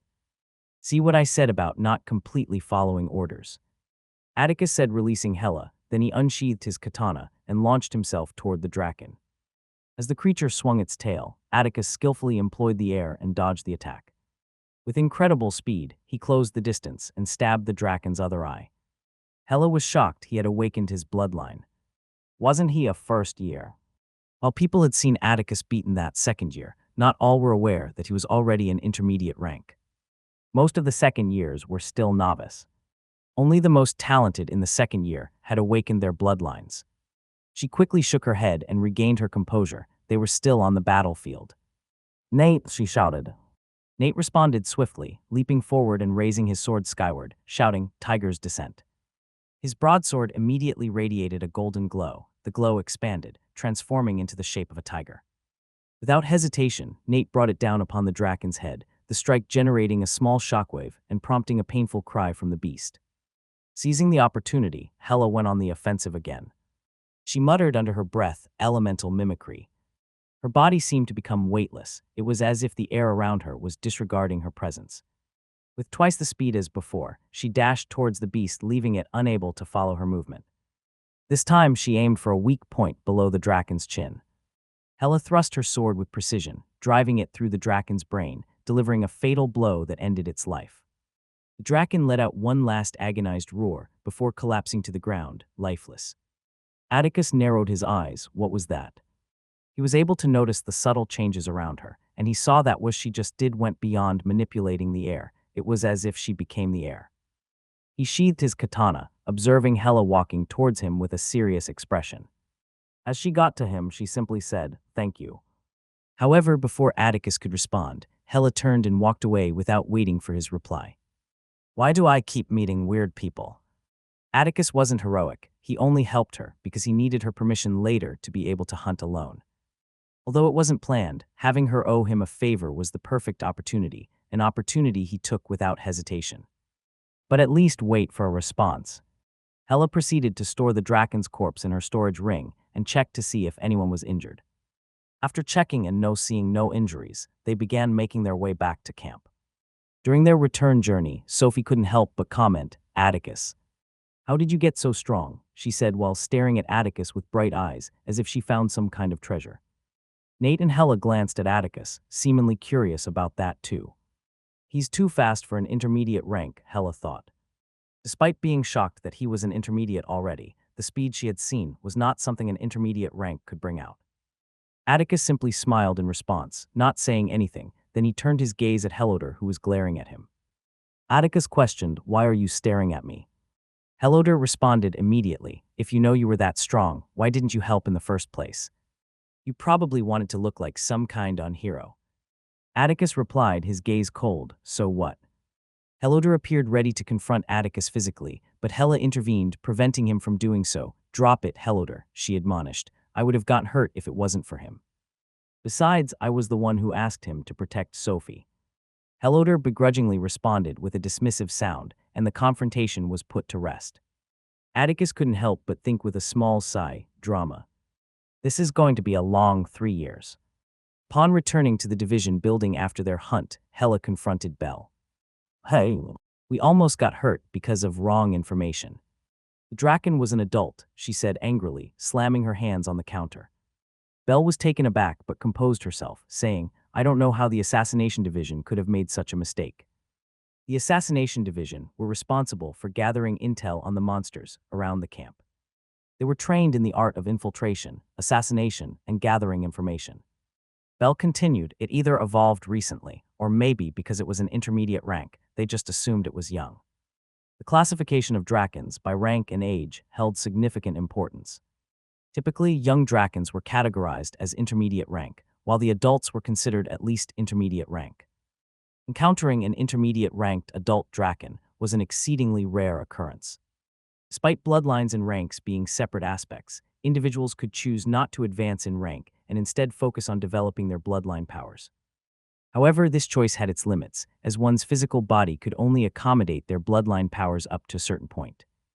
Additionally, your rank affected the power you could unleash with your bloodline. Hela's frustration was evident, "Those damn bastards." They'd better pay for this. Atticus watched all of this with an amused expression. In the short time he had known Hella, she had always been serious and bossy. He hadn't expected to see her act this way. After a while, she calmed down and handed over the loot from the Draken to Belle for inspection. Belle examined the corpse and recorded the information on her holoscreen. Notifications popped up for Atticus and the team members, each receiving 100 points for the loot. Belle reassured them that she would investigate the matter further, and the group disbanded. Throughout the process, Helloder was giving Atticus an intense death glare. However, Atticus completely ignored it, a reaction that seemed to further fuel Helloder's anger. As Atticus headed back, he reflected on the day's experience. I should be better prepared next time. Today was an important lesson. Although my life wasn't in danger, it could have been worse. He too had been caught off guard by the Draken. He wanted to be better prepared next time in case of anything. I really need to visit the Emporium when I have enough point. I should be able to get something useful there. From the information Atticus had gathered, he found out that there was a market where recruits can buy arts, potions, and other things with their points. In the midst of his thoughts, his device rang, and Ember's call appeared on the screen. Upon answering, Ember informed him that she was in the cafeteria. Considering his hunger and the chance to spend time with her, Atticus decided to join her. He entered the cafeteria after a few minutes and found her sitting alone and approached. "Hey, Ember." "Hey," she replied, a small smile forming on her lips. Atticus sat down and they started talking. Well, Atticus did most of the talking. As they were comfortably seated in the cafeteria, Nate and Lucas approached. Nate grinned and playfully exclaimed, "Hey." After Atticus had demonstrated his strength by securing first rank and excelling during their hunt, Nate fully grasped that Atticus was not someone to be trifled with. Although he still felt a hint of caution, he became more at ease as he observed Atticus's relaxed demeanor. Lucas's demeanor appeared more composed. "Hello, I'm Lucas. Can we join you?" he asked. Atticus glanced at Ember, silently seeking her approval, and upon finding her assent, gestured for them to take a seat. Atticus wasn't antisocial. He had numerous friends back on Earth. Although he was fully focused on getting stronger, that didn't mean he would become some kind of recluse who only kept to himself. Despite that, he recognized the need for caution, especially in this war-ridden world. He would make friends with those he deemed trustworthy enough. As they sat down, Nate couldn't hold back his curiosity, blurting out, "How on earth are you so strong?" "I mean, you were lightning fast during the test, and that showdown with the Draken." Lucas studied Atticus too.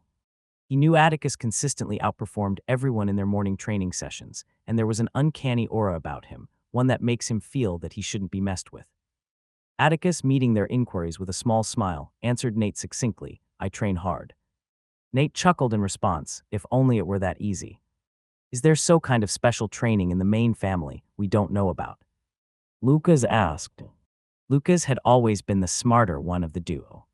Although he wasn't as physically talented as Nate, he made up for it with his intelligence. Piecing together that Atticus was from the main family was easy. The fact that Atticus was close with Ember, who everyone knew was from the main family, was a dead giveaway. Atticus observed Lucas with a smile. At least not all of them are brainless. He wasn't actively concealing this information, but he had no intentions of openly announcing that he was from the main family. That would make him feel like a 16-year-old teen seeking attention. Not that I know of. The training facility is a good training source, if you ask me. Well, yeah. But we need Raven points to access it, Nate replied sadly. Mine was free, though, Atticus mentioned casually. He had never needed points to access the training room. My guess was right. The ranks determine how you're treated. If I guess correctly, the first to third ranks use the facility for free. Lucas deduced, using his index finger to adjust his glasses. Yeah. Ember, you use it for free, right? Atticus turned to Ember. Yes, she nodded without a change in expression. They're both monsters, Nate muttered, playfully sulking, earning a chuckle from Lucas. Have you guys checked out the Emporium? Lucas changed the topic. Atticus replied, No, I haven't checked it yet. I was thinking of gathering enough points first. Yeah, you should. Nate and I checked it out, and the prices were high. One health potion costs 200 points. Atticus couldn't help but be a little surprised by the high prices at the Emporium. Wouldn't people go bankrupt at this rate, he pondered. The The fights happening in camp are numerous, and there would be lots of injured people. If the price of a single health potion was this high, how much would it cost for a severe injury? Atticus shook his head, putting the useless thoughts aside. Well, it doesn't matter. I should gather enough points and visit the Emporium soon, he decided. Speaking for some minutes, Atticus and Ember left the cafeteria. They decided to engage in a friendly spar, so they headed to Atticus's room and into his training room. Ember was holding a wooden spear with the tip blunt and Atticus a wooden sword. They agreed not to use their bloodlines during the spar. Ember was already aware of Atticus' quadruple elements. He had revealed it during their earlier talks. She wasn't as surprised as the others. She had always known Atticus was different, but it still gave her a little shock. Seeing someone that can control 4 elements was not something you see every day. They each got into a stance. Without wasting time, they dashed towards each other. 1 month had passed, and rumors about Atticus had spread throughout the camp. Most people had discovered his true identity as the family head son. Those who were discerning enough started treating Atticus with respect, hoping to gain his favor. However, a few prideful individuals still held out. During this time, Atticus had sparred with Ember on several occasions. He had also occasionally joined Nate and Lucas for lunch. Although they weren't yet close enough to be considered friends, their relationship had improved over the course of the month. After today's training session, Ilias informed them to prepare for a change in their morning routine. Nearly all the youths had managed to arrive on time, prompting the instructor to decide that it was time to intensify their training. Atticus was scheduled to go beast hunting with the squad today. As he approached the building, he encountered the usual curious gazes from others, but as usual, he paid them no mind. People had learned not to cross him, and that was satisfactory for him. He entered the building and found his teammates at the counter. Hey, Atticus. You're finally here, Sophie greeted him cheerfully as he approached. Yeah, sorry I'm late. I lost track of time training, he replied with a small smile. You should consider taking it easy, or how will we ever catch up if you continue to grow stronger so rapidly? Nate exclaimed, a mixture of awe and concern in his voice. Atticus responded with a smile, seemingly unfazed by Nate's comment. Then he turned his attention to Helloder, who had been glaring at him intensely throughout the exchange. I'll have to deal with him soon.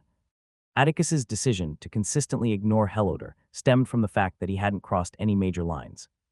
He had simply been fussing over trivial matters and hadn't gone beyond that. Atticus found it suspicious that he was receiving such treatment. Helloder had suddenly started harboring animosity towards him for no apparent reason. It's becoming annoying, he thought. While Atticus wasn't one to resort to violence for mere stares, he did have a breaking point. And it was becoming increasingly concerning. You'd think he has a crush on me or something, he mused. After a brief wait, Hella arrived. She exchanged quick greetings with the squad and then said, let's go choose our mission, directing them to the second floor where they could select their assignments. Hella remained her usual direct and bossy self, though she was cautious in her interactions with Atticus. Over the past month, Atticus had consistently demonstrated his strength, which left her both shocked and wary, especially after she had learned about his background. While in the camp, everyone was meant to be equal. Anyone with at least a functioning neuron would understand that it wasn't wise to earn the disdain of someone likely to become the heir. One could only wonder about the thought processes of certain individuals. Upon reaching the second floor, they encountered a small gathering in front of a large holographic wall. As they got closer, Atticus recognized one of the individuals, Orion, Sirius's son. Orion had previously challenged Atticus to a fight and had persistently pestered him after Atticus initially declined. Orion was accompanied by his squad. As Atticus and the others approached, he couldn't help but notice Orion's smirking expression. Not this again, Atticus thought, fully aware that something foolish was about to transpire, and indeed it did. Hey, if it isn't the coward, Orion quipped, his squad members adding to the provocation by laughing. They were all well aware that Atticus was from the main family, but were relying on Orion to protect them. You owe me one, old man, Atticus thought. His patience was wearing thin, and the only reason Atticus was keeping up with this was because of Sirius. Since I can't beat him up, I might as well speak my mind, Atticus couldn't resist delivering a comeback.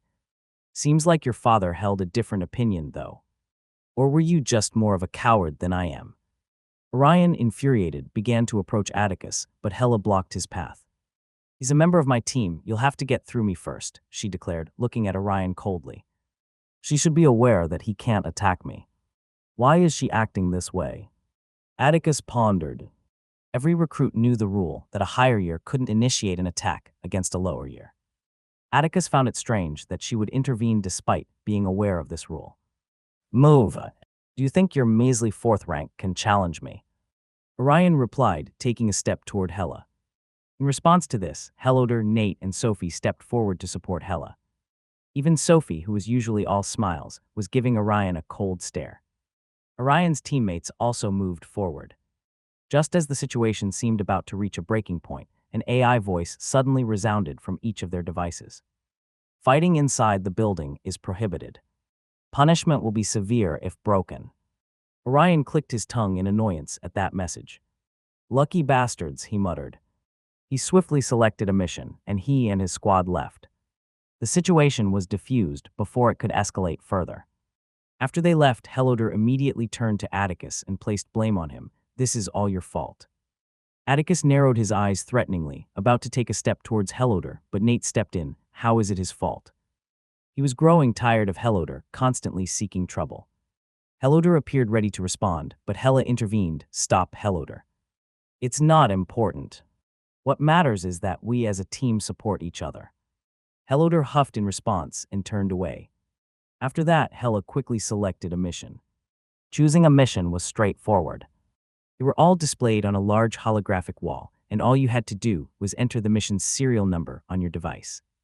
The wall would then blur out the mission with the label in progress, and the mission details would be transferred to each teammate's devices.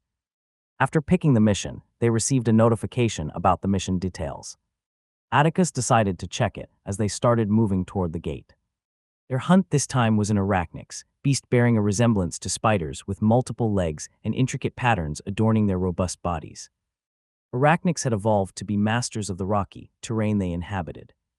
Their legs were adapted for scaling cliffs and navigating narrow crevices, granting them exceptional mobility and agility. The arachnids they were after was of intermediate rank. The most troublesome aspect of an arachnix is their unique reproductive cycle, Atticus thought as he ran through the forest. Arachnids laid their eggs within the protective confines of their cave sanctuaries and could hatch them at any time, using their offspring as a small army. 200 points each for the hunt, and more depending on how many of their offspring we kill. It's no wonder she picked it. Atticus thought. Although it was obvious, the points awarded for hunts weren't uniform. They varied based on the difficulty of the beast. I should have enough points after this hunt to get something useful from the Emporium, Atticus thought. He had postponed visiting the Emporium until he had accumulated enough points, and during this past month, he had gathered quite a substantial amount. He decided that it was finally time to pay a visit to the Emporium after this hunt. As they were running through the forest, Nate glanced back at Atticus, a glint of mischief in his eyes. Atticus, I bet I can kill more arachnix newborns than you, he challenged, his voice carrying a hint of playful rivalry. Atticus's lips curled into a knowing smile. 100 points, he responded. I won't say no to free points. Nate chuckled, his excitement evident. You're on, he exclaimed, quickening his pace to take the lead. I want in, Sophie declared, her tone eager as she expressed her desire to join in on the fun. Atticus chuckled at Sophie's enthusiasm. Sure, more points for me then. The response made Helena beam, but it was ruined by the clicking of a tongue Helloder's. After running through the forest for some time, they reached a cliffside, and Hella turned towards the squad. Keep in mind, while the arachnix isn't that strong in direct combat, it has an army at its disposal, she instructed. Plus, there's a chance that reinforcements might arrive while we're in combat. If that happens, we'll withdraw without hesitation. The interconnected nature of the caves meant that another arachnix could potentially pick up on the sounds of battle. These creatures were territorial, and encountering humans would likely trigger them to launch a coordinated attack together. After receiving nods of approval from all of them, they took the rope strapped to their suits and began lowering themselves into the cave. Using flying artifacts to descend into a cave where a beast could emerge at any moment was risky, having a stable handhold being a safer choice. Upon entering the dark cave, where their visibility was non-existent, Hella retrieved a spherical object from her storage ring. Infusing it with mana, the ball emitted a radiant glow, illuminating their surroundings. It hovered behind the group as they ventured deeper into the cave. Atticus looked at the artifact in intrigue, and Sophie seemed to notice his curiosity. She offered an explanation. Those are known as lumen crystals. By infusing a small amount of mana into them, they emit light. Atticus nodded in appreciation. I really need to learn more about these artifacts, he thought. Their footsteps echoed against the rocky floor as they continued their path deeper into the cave. The interior of the cave presented a mesmerizing blend of textures and shapes. Stalactites hung like frozen icicles from the ceiling, while stalagmites rose like ancient sentinels from the ground. The occasional drip of water echoed through the cave, as if nature itself was composing a mysterious symphony. After a few minutes of walking, they reached a large space within the cave with brightly lit rocks embedded on the walls, providing visibility to the area. There, Atticus laid eyes on the largest and most grotesque spider he had ever seen in his life. A massive arachnix rested on a vast web in the center of the space. It had a sleek and iridescent exoskeleton that shimmered with hues ranging from deep purples to vibrant blues. The creature possessed 8 long, delicate legs that enabled it to traverse even the most treacherous terrain with uncanny grace and numerous eerie purple eyes. I'm glad I'm not afraid of spiders, Atticus couldn't help but comment inwardly. The massive arachnix had not noticed them yet. Hella motioned for the others to stop at the entrance of the clearing. She lifted her hands, her voice was barely audible as she whispered, Sophie, see if you can hit it from here. Sophie acknowledged the instruction with a nod. She deftly nocked an arrow, drew the bowstring, and focused on her mana. She then muttered, Falcon Strike, and the arrow immediately radiated a blue light. Focusing on one of the creature's many eyes, she released the arrow with remarkable swiftness. However, just as the arrow left the bowstring, the arachnix's acute senses detected the projectile. Swiftly pivoting, it repositioned itself, evading the incoming arrow by moving away from its initial spot. It spotted us. Form up and attack. Hella's command immediately rang out as soon as she saw the failed attack. In an instant, Helloder surged forward with his shield, Hella and Nate following closely behind him. Meanwhile, Sophie continued to fire arrows, and Atticus assumed his usual protective stance by her side. I can't wait to start hunting on my own. These past few weeks have been quite dull, Atticus thought inwardly. He had been unable to use his full abilities during group missions. Although he would use his full power if necessary, he'd rather not openly display his full strength. He needed to face the beasts alone to truly assess how much he'd grown. These weeks had felt like a mere waiting period, and he looked forward to their conclusion. Today's the last day, he thought with anticipation. At the forefront, the confrontation had escalated to a new level as the massive arachnix attempted to trap the group using its sticky webs. Helloder stepped forward, his massive shield raised, effectively blocking the web projectiles that shot from the spider's abdomen. Amidst the chaos, Hella's voice cut through the commotion. Shoot the webs it's standing on, she commanded, directing Sophie's attention to the threads the spider was standing on. Sophie responded quickly, drawing her bow and releasing mana-imbued arrows toward the webs. Arachnix's response was immediate and startling. It emitted a piercing shriek, and immediately, the sounds of something breaking could be heard around the cave. The group knew what was coming. The arachnix's eggs had begun to hatch. A swarm of tiny arachnids, equally as grotesque as their mother, emerged from the eggs, scurrying in all directions. Hella's voice rang out again, maintain formation. And Sophie, keep shooting the webs. Atticus observed as the horde of baby arachnids rushed toward him. Reacting with precise and calculated movements, he dispatched them with swift slashes of his katana. Each spider that came within his reach was sliced cleanly in two, his blade moving with a fluid grace that belied his strength. Atticus had grown accustomed to fighting beasts over the past month, and what used to require mental preparation and planning had become almost instinctual for him. He was confident that he could single-handedly kill the arachnids and her babies if he got serious. This is not the strength a first year should have, Sophie thought as she watched Atticus's prowess in action. She couldn't help but admire his exceptional abilities and power. He's really strong. And he's quite handsome too. Wait, hold on, he's my cousin. She mentally scolded herself for such fleeting thoughts, swiftly redirecting her focus back to the task at hand, shooting webs. Although people do marry their cousins these days, right, her mind ventured again, only to be met with a firm mental rebuke. What the heck are you even thinking, Sophie? She chastised herself, her cheeks tinged with a faint blush. Shaking off her momentary distraction, she redoubled her efforts, shooting arrows with heightened determination and a renewed flush of embarrassment. As the battle raged on, Sophie continued to heed Hella's instructions. Her arrows flew with accuracy, striking down the remaining webs that the spider had woven. With each impact, the threads snapped and crumbled. With time, Sophie's focused archery managed to take down the last of the webs. As Sophie shot the last web, the arachnids fell down with a loud thud. "Attack! Don't let it recover!" Hella shouted. In a swift maneuver, Hella propelled herself through the air toward the arachnids. Infusing her sword with mana, she swung it deftly and severed one of the arachnids' legs. The creature emitted a piercing screech that reverberated throughout the cave, forcing everyone to cover their ears due to the intensity. Amidst the chaos, Nate leaped into action, attacking the arachnids and hitting it on the head with his broadsword, eliciting another painful screech. Just as Hella was about to sever another leg of the arachnids they were battling, a shrill shriek pierced the air. But this cry didn't originate from the arachnids they were fighting. The group immediately swiveled their attention to witness another massive arachnix emerging from a different exit. Hella's command was immediate and decisive: retreat.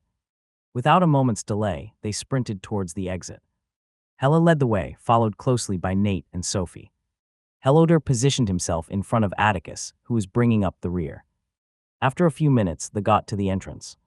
Sophie and Nate swiftly leaped up, grasping the ropes they had previously used to descend, and began ascending with urgency. Hella turned and was about to ask Atticus to go first. However, Helloder's voice interjected, "Go quickly. We'll follow closely behind."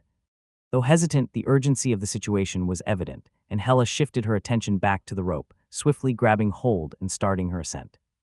With Hella on her way up, Helloder directed an intense glare at Atticus, who maintained a composed demeanor as he observed the unfolding dynamic. Without delay, Helloder grasped the rope and began moving up. "What's he planning?" Atticus noticed the subtle change in Helloder's expression, which was different from the usual glare. It seemed like he was happy. He shrugged it off and started climbing the rope, but with a hint of caution. As Atticus steadily climbed the rope, his awareness heightened when he noticed Helloder extracting an item from his storage ring. His eyes widened as he saw Helloder position the object on the rope he was on. In a split-second action that took Atticus by surprise, Helloder's smirk became all too telling. He infused mana into the artifact, which abruptly unleashed a laser-like beam, slicing through the rope. The moment Atticus observed Helloder placing the artifact on the rope, his instincts kicked in. Swiftly, he concentrated and harnessed his fire element to propel himself upward. Witnessing Atticus's unexpected reaction, Helloder's panic was palpable. He can use more than one element. Helloder thought, surprised and alarmed by this revelation.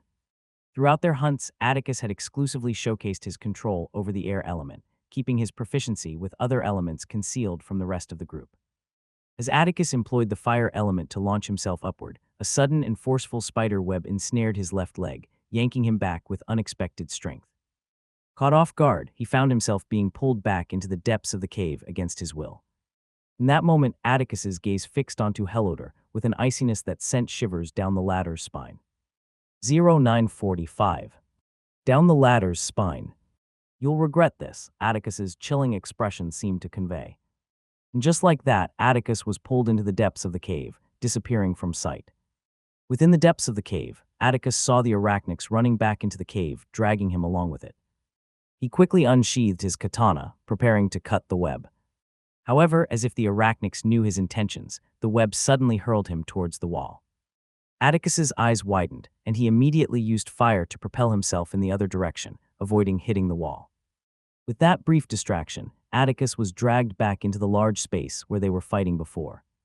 Seeing his chance, he quickly used his katana to slice through the ensnaring web, freeing himself. He turned and saw the massive, grotesque forms of the spiders.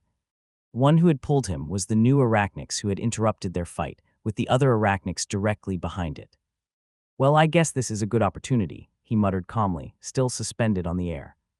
After years of intense training, Atticus had improved his proficiency in the first style of the katana to staggering levels. He was at a level where he didn't even need to be on the floor to perform it. Sheathing his katana and clutching it with both hands, he took a stance midair, maintaining equilibrium by manipulating controlled gusts of air under his legs. With the whispered incantation, Transcendent/Godspeed Grace, Atticus erupted into motion. His strike was a blend of velocity and precision, cleanly severing both the arachnids' heads in a single, well-calculated motion. Methodically and gracefully, he proceeded to eliminate the remaining baby arachnids, stowing their lifeless forms within his storage ring. As he made his way toward the cave entrance, his demeanor remained composed and chilling. Upon reaching the entrance, Atticus harnessed his fire element to propel himself upward, latching onto a rock and using it as leverage to continue his ascent. Reaching the top, he was met with the sound of people engaged in a heated argument. "We need to go back for him." Hella's voice rang out, her concern evident. Helloder, on the other hand, feigned an appearance of worry, saying, "It's just too risky." The bizarre situation of the rope being cut drew immediate suspicion. How is it even possible for the rope to be cut? It's fucking made of titanium. What did you do, Helloder? Hella accused him, with Nate and Sophie joining in, their expressions laden with skepticism. Although hearing the typically serious Hella use such strong language was shocking, the situation was too dire to focus on that. Nate sided with Hella. We should go back and help him, already bringing his broadsword out of his storage ring. In the midst of their argument, a sound reached their ears, causing them to all turn and witness Atticus climbing up. Nate, Sophie, and Hella's faces lit up with relief at the sight of Atticus's return. Yet their joy was short-lived, replaced by an icy shock when they observed the cold, chilling expression on Atticus's face. Atticus's gaze was fixed on a single individual, Helloder. His countenance exuded an aura of sheer coldness, his features unyielding and unforgiving. Two unchanging aspects of Atticus's nature were his unwavering love for his family and his vengeful disposition. Regardless of the circumstances or reasons, Atticus remained unswayed by justifications. What mattered was that someone had attempted to harm him, and that alone was enough to invoke his merciless retaliation. With each step Atticus took, it was as if the very ground trembled around him. His gaze was unwavering, fixed directly on Helloder. At the sight of Atticus's determined approach, Helloder's initial panic was followed by a calculated calmness. He reminded himself that Atticus was merely a first year. While Atticus had managed to defeat a second year, taking on a third year was a different proposition altogether. "Once he strikes, I'll defend myself and show him his place," Helloder strategized internally. As Atticus closed in, Helloder readied himself for any potential action. His hand tightly gripped his sword, shield held defensively before him. And then, in a split second, Atticus vanished from Helloder's vision at a velocity Helloder couldn't even begin to fathom. Before he could react, a bone-crushing force connected with his left cheek. The impact of the kick was immense. Helloder found himself suspended midair for a brief moment, before all the pent-up momentum coalesced into a singular force, propelling his body headfirst away into multiple trees. Atticus wasn't holding back. As Atticus took a step forward, "Atticus!" Hella called out, intending to stop the situation, but Atticus simply gave her a chilling look, one that froze her in her track. "I'm an intermediate rank, why am I scared?" She was shocked at the aura Atticus was emanating. Meeting his gaze was like being bathed in ice-cold water. Atticus kept walking toward Helloder, whose momentum was stopped by a huge tree. Helloder seemed to be in a daze, not having gotten himself together. His chin was shattered, his form battered and broken. Every attempt at getting up seemed futile. His eyes opened to behold the one he considered the source of his pain. Styley Helloder's attempts to speak were incoherent, his words unintelligible. Atticus's cold, unfeeling expression remained unchanged as he methodically closed the distance. Step by deliberate step. Helloder's heart pounded with terror at each advancing footfall. Regret flooded his thoughts. Why did I mess with him? Tears streaming out of his eyes. Desperation shone in Helloder's eyes, his tears mixing with his pain. "I'm sorry," he managed to utter as Atticus finally reached him. Helloder's pleas were met with a chilling silence, Atticus's face offering no solace. Slowly, Atticus raised his leg, each passing second stretching into what felt like eternity for Helloder. And then, in a swift and sickening crunch, Atticus brought his leg down, breaking Helloder's right leg. A gut-wrenching scream echoed through the forest, a manifestation of the agony Helloder was enduring. Nate, Sophie, and Hella watched in shock and horror, their eyes wide and their bodies subtly trembling as they witnessed Atticus inflict excruciating pain by breaking each of Helloder's limbs. The Atticus they had known for the past month was someone who had always appeared composed, amiable, and approachable. He had a straightforward demeanor, treating others based on how they treated him. During their limited interactions, they had seen both his friendly and more distant sides, depending on the situations. However, they had never witnessed the depths of his wrath, nor the extent of his capacity for cruelty. The rumors they had heard about Atticus's anger in the cafeteria were only vague whispers to them, nothing concrete. Thus, this was their first exposure to the terrifying aspect of his character, a side they could never have anticipated. Seeing him calmly and deliberately inflict pain on Helodor was a jarring experience for them, shattering their perception of him and replacing it with an unsettling reality.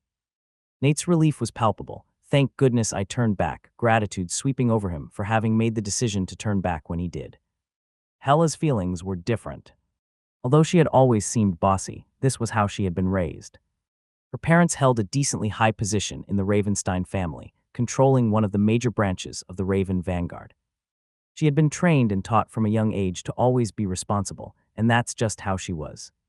She believed, as the captain of the squad, that her teammates' lives were in her hands, which was why she was always so serious. Hella had trained day and night to attain her current strength. Although many said she was talented, she believed it was her hard work that had gotten her this far. She was already prepared to stop Atticus when she saw him approaching Helodor, but she was astonished when she couldn't even follow his movements. How can he be so strong, she thought, clenching her hands. I guess talent really does matter, huh? The forest echoed only with the anguished cries of Helodor as Atticus methodically carried out his actions. Selectively broke bones that wouldn't pose such a danger, with his heightened 0946. Perception, it was child's play. Atticus was meticulous, well aware of the artifact's ability to generate a shield when it sensed a life-threatening situation. This knowledge guided his approach. He selectively broke bones that wouldn't pose such a danger. With his heightened perception, it was child's play. With each punch, Atticus delivered a fierce blow, some landing on Helodor's already shattered limbs and others striking his face. Minutes felt like an eternity for Helodor, the pain and torment seemingly unending. Eventually, Atticus ceased his assault. He rose to his feet, his gaze shifting to the squad, a look that caused them to involuntarily flinch. Raising his hands, he extracted the spider carcasses from his storage ring. I'll be expecting my points, he declared. Then, without further ado, he turned and walked away. As Atticus left, a collective exhalation seemed to release the tension that had enveloped the squad. Nate, carry him and let's go back. Hella took charge immediately, already having composed herself. She stepped forward and began to store the carcasses in her storage ring. It wasn't surprising to her that Atticus had managed to defeat the beasts alone. With the power he showed, it was expected. Nate listened and quickly picked up the completely battered body of Helodor. Sophie remained utterly stunned by what she had just witnessed. He was even stronger than I imagined. While she had initially believed he was strong, she hadn't anticipated him still concealing his true strength. He was kind of hot, she thought, a faint smile playing on her lips as her cheeks flushed a light shade of red. She followed Hella and Nate back to the camp, thoughts racing through her mind. Getting to the camp, Nate carried Helodor to the infirmary, while Hella and Sophie headed straight to the beast division. They turned in the carcass and got a notification about their points. Then they left silently, each with different thoughts in their head. Upon arriving at the camp, Atticus went directly to his room. When he reached his door, he noticed a girl holding a tray of food waiting patiently outside his door. She had white hair and stood at 5 feet tall, exuding an aloof demeanor. It was none other than Ember who stood against the wall, her eyes fixed on the door, anticipating his arrival. Seeing her brought a smile to Atticus's lips. "Hey Ember, what's up?" he greeted, walking up to her. Ember, noticing his arrival, turned her gaze to him and smiled a little. Her response was simple. She raised the food she had brought. Atticus chuckled in appreciation. "Thanks. I'm a bit hungry." "Did you wait long?" he inquired as he walked toward the door and opened it. Ember shook her head in response and followed him inside the room. As they entered, Atticus continued the conversation. "So, how's training?" "It's fine," Ember answered, seating herself at the table and placing the food on it.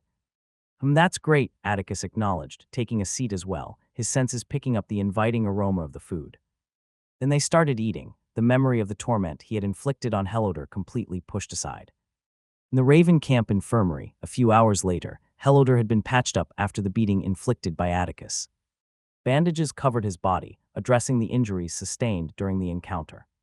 While his jaw wasn't fully healed, it showed significant improvement compared to earlier. The camp invested a lot in their infirmary, remaining ready to respond to any injuries.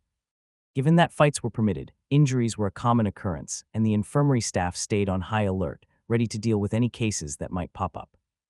Lying on the bed, thinking about his life, a man suddenly walked into the room.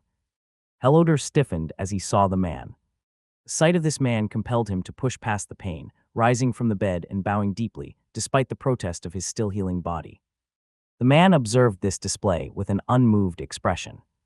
After a few seconds, during which Heloder remained bowed, he spoke. "You couldn't even manage this simple thing, Heloder. How do you expect to earn his favor?" His gaze bore down on Heloder, cold and unwavering. Heloder swiftly attempted to provide an explanation, his words spilling out in his desperation. "I'm sorry. I didn't know he was that strong. He had a second element. If I could get in." He had a second element. The man's tone shifted, becoming considerably more serious. "Yes, Master Finn. He used fire when I cut the rope." Heloder responded with haste, clinging to this revelation as a potential reprieve. "I see. Master would want to hear this." "Good job," Finn acknowledged, yet his eyes retained their cold regard. Heloder felt a glimmer of relief. Maybe I still have a chance. Attempting to continue, then he was abruptly halted. "Unfortunately, Master doesn't offer second chances. You're on your own from now on, Heloder." Finn's tone remained frigid as he delivered the final blow. With that, he turned and departed the room, leaving behind a Heloder whose eyes had grown devoid of life.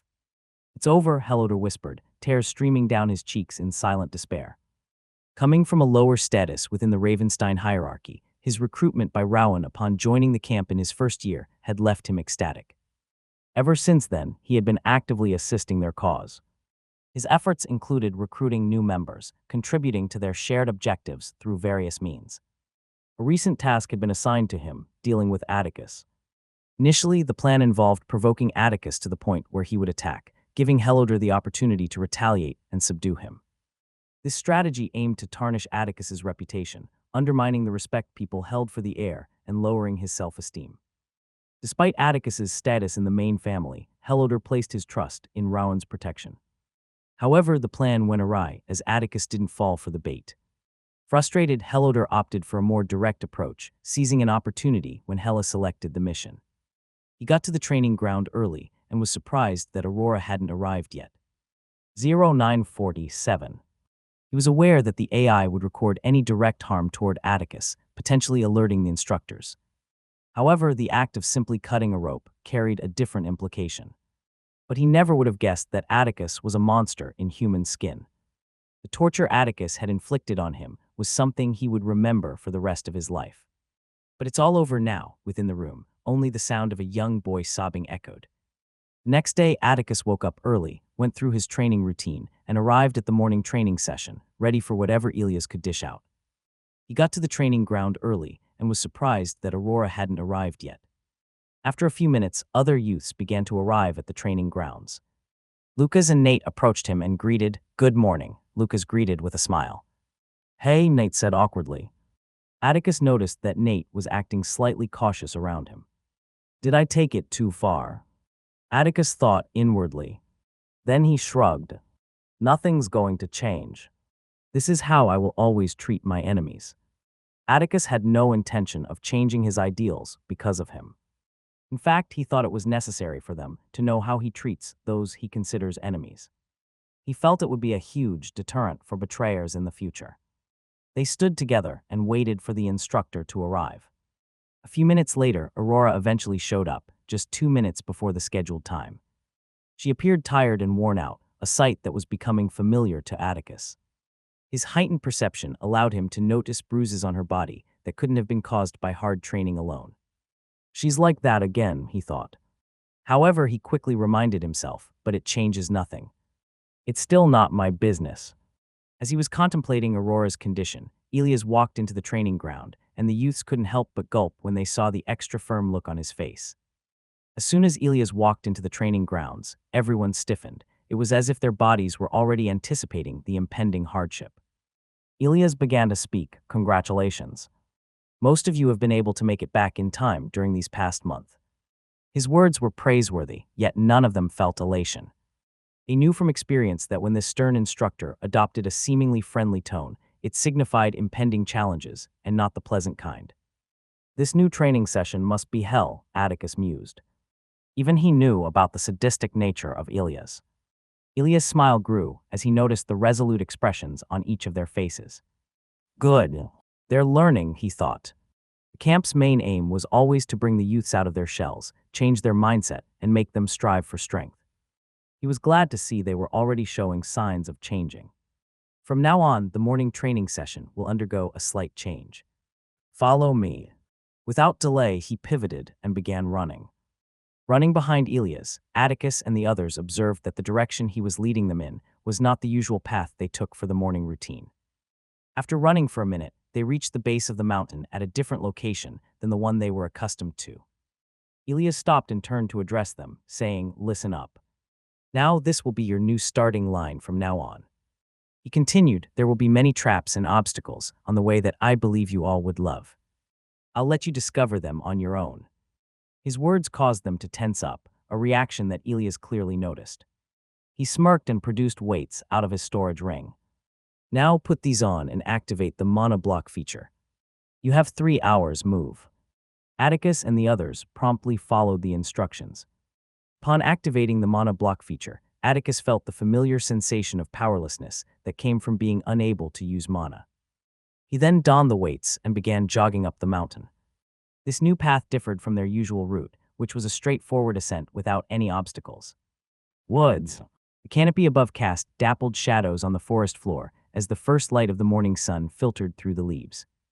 Atticus found himself navigating through a forested area this time. Tall trees surrounded them, their branches stretching upwards like ancient guardians of the woods. The canopy above cast dappled shadows on the forest floor as the first light of the morning sun filtered through the leaves. Each step they took on the damp earth was accompanied by the soft crunch of fallen leaves and twigs underfoot. Atticus positioned himself in the middle of the group, opting to observe how the situation would unfold for now. Since Elias had mentioned the possibility of traps, Atticus decided to let the others test the waters first. Most of the youths, still overflowing with confidence, were at the forefront. After 1 month of rigorous training, both with weights and without mana, they had grown accustomed to the demanding training. As a result, no one was fatigued, even after a few minutes of running without mana. However, Atticus couldn't help but notice Aurora at the back, struggling to keep up. He turned his gaze to the front and kept running, choosing not to interfere. As they were running through the forest, suddenly, a piercing scream shattered the silence. Atticus quickly turned to see a boy being hurled backward by a massive boulder suspended on a rope. The sight left the trainees visibly shaken, prompting them to become more vigilant about their surroundings. They each decided to slow down their pace and watch for traps. Meanwhile, Atticus continued running through the forest, his emotionless gaze fixed upon his surroundings. The traps won't pose a problem, he thought. Given his heightened perception, he was able to see minute details that one would normally miss. Detecting traps from several meters away was easy for him. Minutes later, another scream tore through the air as another boy fell into a pit in front of him. Atticus didn't spare the fallen boy a glance, and instead effortlessly leaped over the pit. He kept running for a few minutes, and then, further ahead, Atticus noticed a girl about to trigger a trap. He quickly adjusted his course to distance himself far away from her. She was a petite girl with determination etched on her face. Throughout her upbringing, she had been showered with affection by her parents, who held high expectations for her performance at the camp, even though she had struggled during her initial training. Through relentless effort and constant training, she had managed to improve. "I won't let them down," she whispered to herself, her determination unwavering. As she sprinted forward, her expression resolute, she inadvertently tripped a wire. A burst of colored smoke erupted from a nearby tree and engulfed her face. Instantly, she became disoriented, shaking her head in an attempt to clear her mind. "What was that?" she muttered. After realizing that she was unharmed, she dismissed the peculiar sensation. Then, as if it was the normal thing to do, she turned and started running back toward the starting point, her determination still evident. "Paradoxium fumes," Atticus murmured to himself. He had read about such substances during his lessons. It was an alchemical gas capable of inducing behavior contrary to one's current intentions. For example, a guard who was diligently protecting a location and maintaining his vigilance could suddenly abandon his post upon inhaling the smoke, influenced by its effects. However, it wasn't foolproof. By promptly channeling one's mana after exposure, the effect could be neutralized. "It's the perfect trap for our current situation," Atticus realized. Given the youth's inability to harness their mana, they would be helpless against the substance once exposed to it. After running for a few minutes and avoiding numerous traps, Atticus and the others emerged from the forest and were met with the sight of a vast pool shimmering in the morning light. The pool stretched for 1 km, and they had to swim across it to reach the other side. As Atticus emerged from the forest, he observed some of his fellow trainees already in the water. He remained cautious, knowing that there could be traps hidden beneath the surface. His instincts told him to wait and see, and he didn't have to wait long. A boy at the front of the group suddenly experienced a shocking encounter. A powerful burst of water erupted from below, propelling the boy high into the air before sending him crashing back into the forest area with terrified screams echoing in his wake. Atticus couldn't help but think, damn, aren't they taking this too far? After observing the situation for a while, Atticus decided to enter the pool. He walked to the water's edge but came to an abrupt halt. Fuck, I don't know how to swim, he thought with frustration. In his past life, he had never learned to swim. His mother had always been busy with work, and he never had the opportunity. Even in this new life, his focus had been solely on becoming stronger, and he hadn't had time for recreational activities like swimming. With my intelligence, I should be able to learn easily, he reasoned. Atticus turned his gaze to a boy who was about to jump into the pool. He focused intently on the boy's movements, observing how he smoothly moved his hands through the water with purposeful strokes.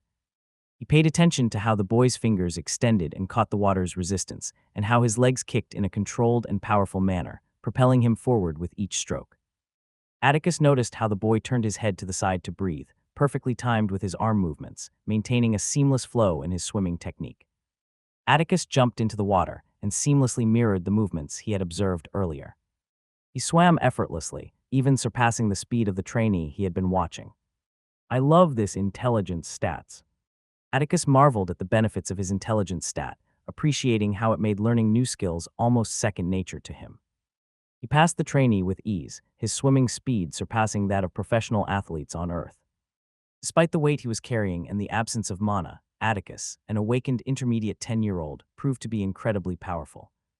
He continued swimming at an astonishing pace. However, after a few minutes, Atticus began to feel the strain. The weights he was wearing were making the task more challenging. He decided to reduce his speed momentarily to catch his breath. But then his heightened perception detected something subtle around him. It was an almost imperceptible change, but it couldn't escape Atticus's notice. He reacted instantly, utilizing his newly acquired skill to swim rapidly to his left, just as a powerful burst of water jet erupted from below, its intensity alarming. Close call.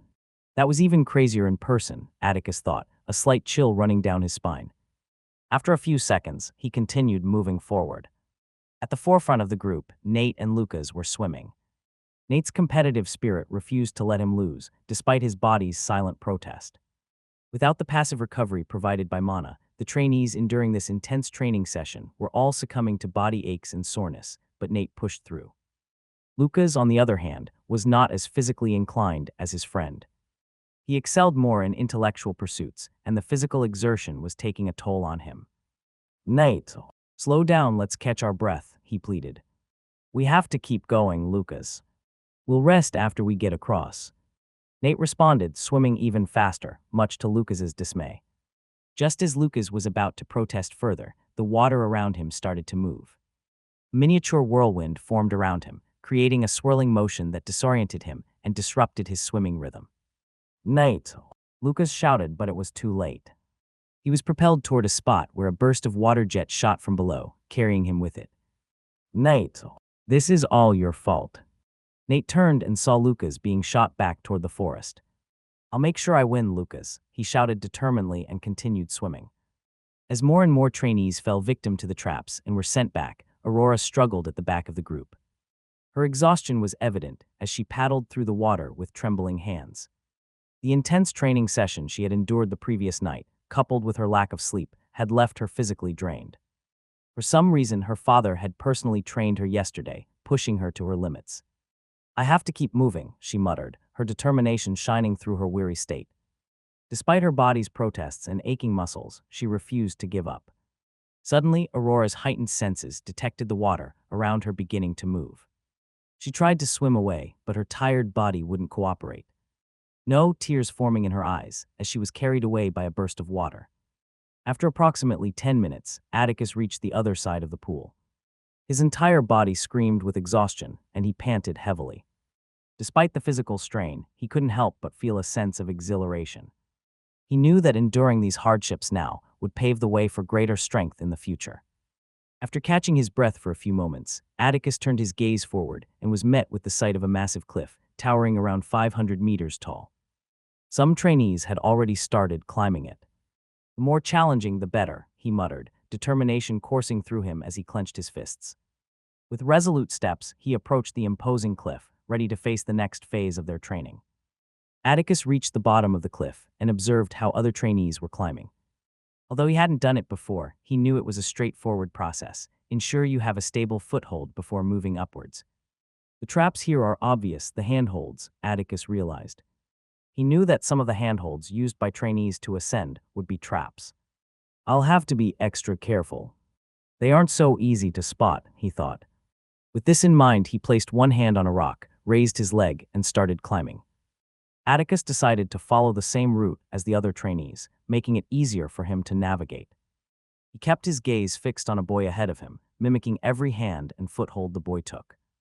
After Atticus had covered a distance of 50 meters, the boy ahead of him reached out and placed his hand on what seemed to be a stable rock jutting from the wall. To his surprise, the rock dislodged, causing him to lose his balance momentarily. Reacting quickly, he managed to catch himself by grabbing onto another rock with his free hand. Breathing a sigh of relief, the boy's momentary respite was abruptly interrupted as a hole materialized near his abdomen. A stone projectile shot forth from the hole at remarkable speed, impacting his stomach with force and knocking the wind out of him. Thankfully, the impact's momentum propelled him away from the cliff's edge, sparing him from falling onto Atticus, who was positioned below. Atticus observed the boy's screaming descent toward the ground, his keen senses alert to any developments. Suddenly, the ground beneath the boy illuminated with intricate runes, casting a radiant glow. Before Atticus's eyes, the boy vanished into the brilliance of the light. Teleportation runes, he realized. He turned and continued climbing. As if not wanting him to rest, a trainee close to him triggered another trap, and a strong wind gushed out of the mountain, pushing the trainee and those near him away from the mountain. Atticus was also slightly affected, but he had detected the trainee triggering the trap, and he quickly jumped away from him, landing on a hand and foothold another trainee had just climbed. After a few minutes and lots of screams, only a quarter of the trainees remained. Atticus and many others had stopped to rest when they reached a place where they could maintain their balance. At this point, Nate couldn't feel his limbs anymore. He was resting on a slanted part of the mountain, sweat covering his body, huffing and puffing. He was still amongst the leaders, but he just couldn't keep up anymore. Atticus had passed him a while back, but he didn't even look at him as he was focused on climbing. After a few minutes of rest, they started moving up again. However, as Nate grabbed a handhold and was about to pull himself up, he lost the strength in his body and fell, thinking, "I'm sorry, Lucas," as he descended. Atticus was currently in the lead. There were about 3 trainees remaining, and after a while, Atticus eventually reached the top. He got down and lay on the ground, his chest rising and falling as he took deep breaths and panted. After a few minutes on the ground, he got up despite the screaming of his muscles and took deep breaths. No one had arrived at the top during that time. He turned his gaze and saw that he was in a flat clearing. Catching his breath for a bit more, he started running. After a few moments, he reached a steep slope that dropped precipitously below. It was a single pathway cutting through a forest, with trees on both sides. "Shit, I don't have any guinea pigs to test the waters for me this time," he thought. He took a step forward, inhaling deeply, and muttered to himself, "Looks like I'll have to rely on my perception for this." With determination, Atticus started his descent down the slope, his senses on high alert, ready to react to any unexpected danger. After a minute of sprinting down the steep terrain, his keen senses detected multiple high-speed projectiles hurtling towards him. Acting with lightning-fast reflexes, Atticus shifted his center of balance onto one leg and executed a precise spin, narrowly evading the projectiles that whizzed past him. As he landed, he wasted no time and continued his rapid descent down the slope. In less than a minute, Atticus detected more projectiles closing in on him from both sides. With remarkable agility, he skillfully evaded them. Dodging projectiles at his speed, without relying on mana, was a testament to his heightened perception. After a few minutes of sprinting and dodging numerous projectiles, Atticus successfully reached the end of the slope. He couldn't help but notice that it felt relatively easier than the previous challenges. I'm really glad I awakened this perception, he thought. Upon reaching the bottom, he found himself once again navigating the forest, maintaining a vigilant stance as he spotted and carefully avoided traps. After a few more minutes, he finally returned to the starting point. Coming out of the forest, Elias was absolutely shocked, but he quickly regained his composure. Congrats!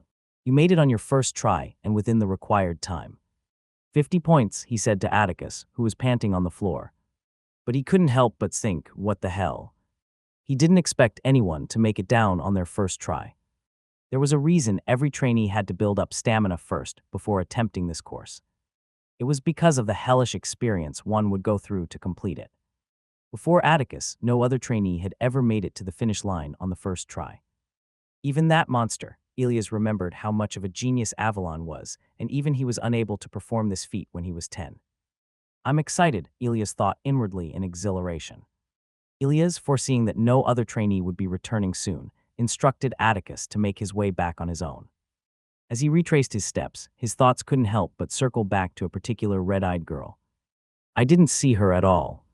With his limited knowledge of Aurora, Atticus understood her to be highly competitive, and it was unlikely she would have been trailing at the rear if she had a choice. She must have been too exhausted to keep up, he surmised. After a few minutes of navigating the camp's familiar paths, Atticus finally reached his room. He promptly shed his sweat-drenched clothes and sought solace in a refreshing shower. The sensation of warm water cascading over his weary body was a brief respite before he succumbed to exhaustion, collapsing face first onto his bed. Although he loved training, even he acknowledged the necessity of rest after enduring such a brutal training session. Hours later, the intrusive sound of his doorbell startled him from a deep slumber. He groaned, rubbing the sleep from his eyes, before reluctantly rising to answer the door. There on the other side stood Ember, bearing a tray of food in her hands. A genuine smile spread across his face as he greeted her. You're a lifesaver, Ember. Thank you, and he gestured for her to enter. Ember, ever the epitome of aloofness, simply nodded and walked into the room. They settled down at the table, sharing a meal while exchanging words and catching up on recent events. As the hours passed, Atticus decided it was time to visit the Emporium, and Ember decided to tag along. Together they exited the room, making their way toward the Emporium. The Emporium was situated on the western side of the camp, and their journey led them through the lively camp grounds. Soon they arrived at the bustling front of the Emporium, its entrance teeming with white-haired youths coming and going. The Emporium was one of the largest buildings in the camp, as many trainees visited it daily to buy various items. It was no surprise that it had become a bustling hub. As Atticus and Ember approached, they couldn't help but notice the curious glances directed their way. Everyone in the camp already knew that Ember was from the main family, and recently they had also discovered that Atticus was the son of the family head. Many had tried to approach Atticus, but of course, one cold look from him sent them away. He had no time for trivial nonsense. Undeterred, Atticus and Ember entered the bustling entrance of the Emporium. Inside, the place was a hive of activity, with multiple counters, each attended by a camp employee. They approached a vacant counter, where a friendly attendant greeted them with a warm smile. Good day, how may I help you today? Hello, Atticus responded. I would like to see the list of items for sale. The attendant directed him to a scanner on the counter and instructed, all right, scan your device here, and you'll get the list. Atticus promptly followed her instructions and received a notification on his device. He quickly perused the list, exploring the various categories of items available. Among the categories, he found the two that he was interested in. One was related to combat arts, and the other focused on potions. Turning his attention to the arts category, he discovered a range of martial techniques and styles, each with its own price tag.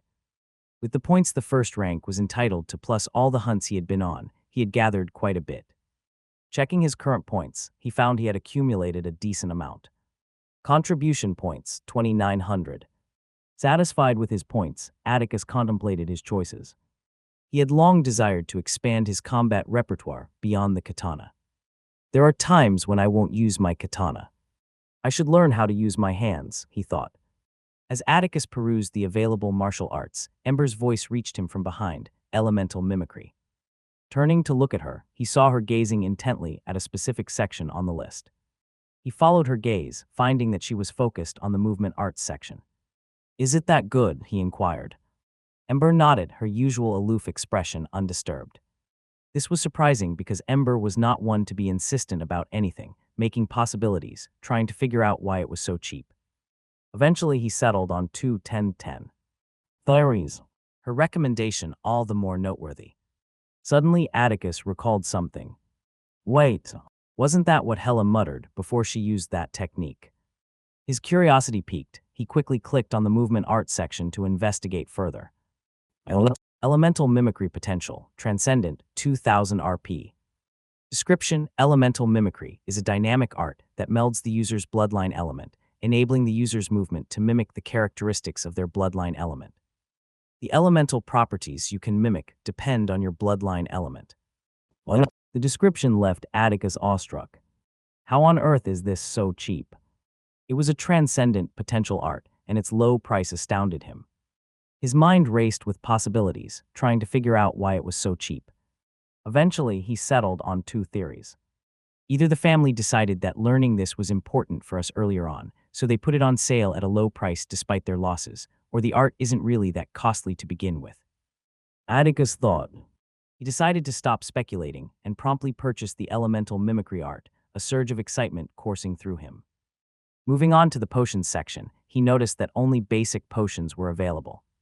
However, this restriction made sense. Potions can be dangerous depending on how they are used.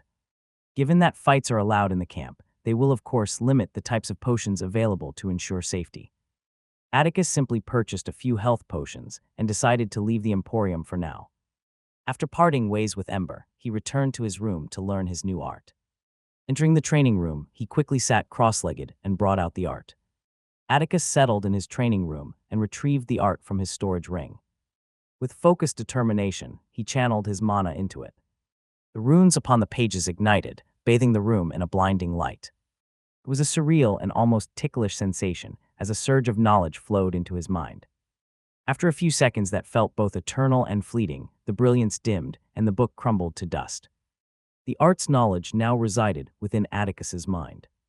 Delving into its depths, he discovered why it was important to expose this art to trainees early on. Mastery of the art depended mainly on an individual's talent and their body's adaptability. At the initial level, one could superficially mimic the movement of their bloodline element's characteristics. The effects grew more remarkable as one's mana capacity increased and their body adapted. It takes time to master, and it heavily depends on talent, Atticus realized. Talents were simply a measure of how adeptly an individual's body could adapt to mana, and this art thrived on such adaptability. The more adaptable the body, the swifter the progress in mastering the art. The art was a boon for Ravensteins, primarily elementalists. This art would increase the base strength and give the trainees a stable foundation to better master their bloodline element, Atticus concluded, his mind brimming with possibilities. With a newfound sense of purpose, he decided to cease pondering and commence training. The knowledge he had gained described how this art would make his body movements mimic the characteristics of any elemental bloodline abilities he possessed. For example, an individual with a water elemental bloodline could mimic the flexibility and fluidity of water, while air would grant swiftness, fire would bring explosiveness, and earth would offer firmness, all without the need to actually control the elements. Since I possess all 4 elements, I should be able to use all 4, Atticus thought, his anticipation building. This was the first thing he thought about when he first saw the description of the art. Learning this art would significantly enhance his fighting repertoire. So the first step is to stimulate my bloodline with mana from my core and stabilize the mixture, then move it around my body a certain way until my body gets used to it, he recalled from his newfound knowledge. He then closed his eyes and focused inward. He concentrated on the 4 tiny glowing orbs around his heart, starting with the blue one representing water. It was the safer choice to begin with. Atticus willed the essence of water to flow out of the orb, moving down toward his mana core. Simultaneously, he controlled the mana from his core, directing it toward the same point. The two met in the middle and immediately began to react. After giving them a moment to stabilize, he initiated the process of circulating this mixture throughout his body as he had learned. At first, it felt like an intense coldness flowing through his veins, slightly painful. However, as he continued to move the mixture back and forth throughout his body, his system gradually grew accustomed to the sensation. Atticus persisted for a while, and he began to sense changes. His body felt more fluid, his joints exceptionally flexible, expanding his range of motion. After acclimating to this new sensation, he opened his eyes and started moving his arms. It was as if his hands were flowing like water, every motion adopting the graceful form of liquid. This is awesome, he thought. He stood up and tested his legs, discovering that they too had become more fluid. The art seemed to affect every movement he made, imbuing him with a newfound grace and adaptability. After becoming accustomed to the water-like movements, Atticus decided to shift to another element. He sat back down, focusing his attention on the element of air. Following the same steps, he concentrated on the transparent orb within his heart, willing it to move and simultaneously channeling mana from his core. As the elements met and merged, Atticus initiated the process of circulating this mixture throughout his body, following the art's instructions. This time, Atticus felt something coursing through his veins, akin to a maddening itch he couldn't scratch from within. After some time of practice, he opened his eyes and executed a punch. The punch was noticeably faster than his regular mana-infused punches. While not as potent as Hela's, he sensed that his body had become incredibly lightweight, almost weightless. This sensation was fundamentally different from manipulating the air around him. It felt as if his hands and body were made of air itself. As Atticus delved deeper into his training, he followed the same procedure for the element of fire. It proved to be the most painful of all. The sensation of hot lava coursing through his veins wasn't exhilarating, to say the least. Nonetheless, he persevered and managed to produce punches with an explosive quality. His movements became swift and agile, resembling the dancing flames of fire. This newfound movement allowed him to change direction rapidly, making it challenging for an opponent to predict his next move. Next, he focused on the element of earth. The earth-based movement didn't have the same visual flair as the other elements, but Atticus sensed a difference compared to his regular punches. They felt harder, heavier, and more solid. As he practiced, Atticus couldn't help but notice that switching between elements took a considerable amount of time. The transition wasn't as seamless as he'd hoped, so he decided to dedicate more time to increase his proficiency. Sitting cross-legged, he stimulated each bloodline element in turn, moving it around his body and maintaining the sensation for a while before transitioning to another element. Atticus persisted in his practice for several hours. When nightfall arrived, he paused to have dinner before retiring to bed, fully prepared to continue his training the following day. Next morning, Atticus followed his usual training regimen and made his way to the training grounds for the morning session. Once again, Atticus was the first to arrive at the training grounds. He noticed Aurora was absent, a recurring pattern he had observed recently. He shrugged it off and decided to wait for the other trainees to join. Gradually, the rest of the trainees began to arrive. Unlike the previous day, none of them showed signs of exhaustion. After regaining control of their mana, its passive recovery nature dissipated their fatigue. As he waited, Nate and Lucas approached. Lucas exchanged brief greetings, while Nate boldly declared, "I'll be the first this time." Amused by Nate's sudden confidence, Atticus couldn't help but challenge him. "Want to make a bet?" he asked with a smirk. Nate promptly cleared his throat, avoiding eye contact, and mumbled, "No, I don't want to lose any points." Lucas burst into laughter, earning an embarrassed glare from Nate. Atticus joined in the laughter. It seems he got a little more comfortable. He observed that Nate appeared more comfortable than before after he had witnessed the incident with Helodor. "I almost forgot about him." His thoughts suddenly drifted to Helodor.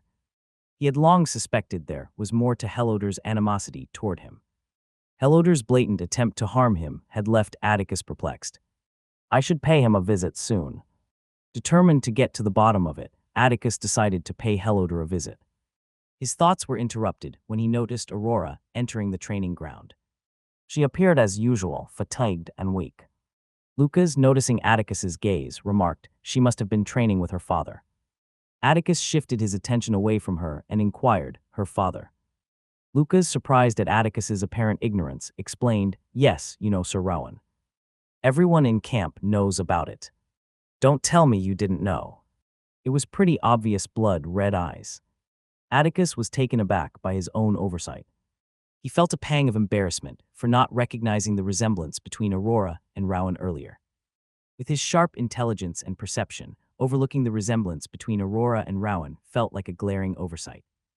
"How the hell did I miss this?" he asked himself, shaking his head in disbelief. "It makes sense why she's so talented and competitive now," he deduced. Ilias arrived precisely at 6 a.m., and immediately led them to the base of the mountain area. They donned their weights and activated the monoblocking feature before beginning their run. Today's training session was just as grueling as the previous one, with no immediate noticeable changes in the trainees' performance. A single day wasn't enough to bring about significant improvements. As the trainees dashed through the forest, they triggered traps once again, sending them tumbling backward. This time, Atticus decided not to linger in the middle of the pack. With an understanding of what the course entailed, he chose to lead from the front. His heightened perception was in full swing, allowing him to move swiftly and evade traps with ease. Emerging from the forest after a few minutes, Atticus plunged into the water. After watching and learning how to swim from that trainee, swimming became second nature to him. He swam fast and avoided the water blasts and swirls, and got to shore in just 25 minutes. After catching his breath, Atticus made his way to the imposing cliff. Climbing this part of the course was a daunting challenge, even for him. Each handhold on the cliff required Atticus's full attention, and he climbed methodically. The rigorous training was proving to be a boon for his perception and intelligence, as every single handhold demanded his scrutiny, making sure not to trigger any traps. Atticus understood that the key to their growth lay in consistent use and pushing worthwhile in the end. 10-13. Afterward, he picked himself up and sprinted toward the slope. In a matter of minutes, them to their limits. As he scaled the cliff, his intelligence and perception gradually flourished, becoming sharper and more refined with every deliberate move. Minutes passed, and Atticus found himself halfway up the mountain. Below, other trainees just started emerging from the water. Not everyone was blessed with high perception like Atticus. As they looked up and saw Atticus nearing the top, a single thought echoed in their minds: monster. Nate, determined not to be left behind, clenched his fists and raced toward the cliff, leaving an exhausted Lucas behind. Lucas pleaded, "Nate, wait. Let's take a short break," as he sprawled on the ground, gasping for air. This is so difficult, he thought, struggling to regain his breath. After another 20 minutes, Atticus reached the summit. He collapsed onto the ground, resting for a brief moment. His entire body ached, but he knew it would all be worthwhile in the end. Afterward, he picked himself up and sprinted toward the slope. In a matter of minutes, he descended, skillfully dodging projectiles he knew were coming. Reaching the base of the mountain, he sprinted through the forest, returning to the starting point much to Elia's surprise. But Elias was prepared this time around. He knew geniuses hardly follow the conventional norms and already decided to take every spectacular achievement Atticus made as the new standard. With a smile, he remarked, "You're 20 minutes earlier than yesterday." 60 points. Atticus nodded, hands on his knees as he tried to regain his breath. Elias continued, "You can leave when you're ready. I don't think anyone else will be coming." "Okay," Atticus replied, still catching his breath, and after a few minutes of rest, he stood up straight and departed. As Atticus departed, Elias watched his retreating figure with a smile, recognizing the budding genius in the making. Yet his thoughts couldn't help but drift to the situation of a certain red-eyed girl. He let out a short sigh. Atticus returned to his room after training, taking a refreshing shower before deciding to rest for a while. A few hours later, he woke up, feeling recharged, and made his way to the Beast Division. The day before, Atticus had sent a message to Hela through his device, expressing his desire to hunt alone from now on. Knowing Atticus's strength, Hela readily agreed. While any trainee could apply to hunt alone, permission to hunt without a squad was typically for more experienced second- and third-year trainees. No one expected a first-year to go solo. He entered the Beast Division and exchanged a brief greeting with Bella at the counter. Then he proceeded to the mission wall in the second floor. Today, he couldn't help but feel an overwhelming sense of gratitude that there were no useless situation to contend with. Without delay, Atticus selected a mission. He was restricted to hunting only intermediate-level beasts, a precaution taken due to his status as a first-year. This restriction wouldn't apply if he were hunting with a squad. With his gear on, he left the Beast Division and headed toward the south gate. He scanned his device, and the gate slid open. Stepping outside, he used the device for navigation and swiftly set off toward his designated hunting area. Atticus moved with an uncanny swiftness through the forest, surpassing his typical pace when he was with his teammates. It was as if his katana could sense his excitement, vibrating with anticipation. The forest yielded effortlessly before him, the breeze caressed his face, and the gentle rustling of leaves provided a soothing backdrop. In this moment, he drew in a deep breath, savoring the sensation. For the first time since his reincarnation, he felt truly free, unshackled from Arya's constant companionship or Anastasia's watchful eye. Alone in the forest, he experienced a profound sense of renewal. As Atticus continued to navigate the terrain, guided by his device's directions, his heightened senses detected movement up ahead. He swiftly stopped, taking cover behind a tree, and cautiously surveyed the scene below.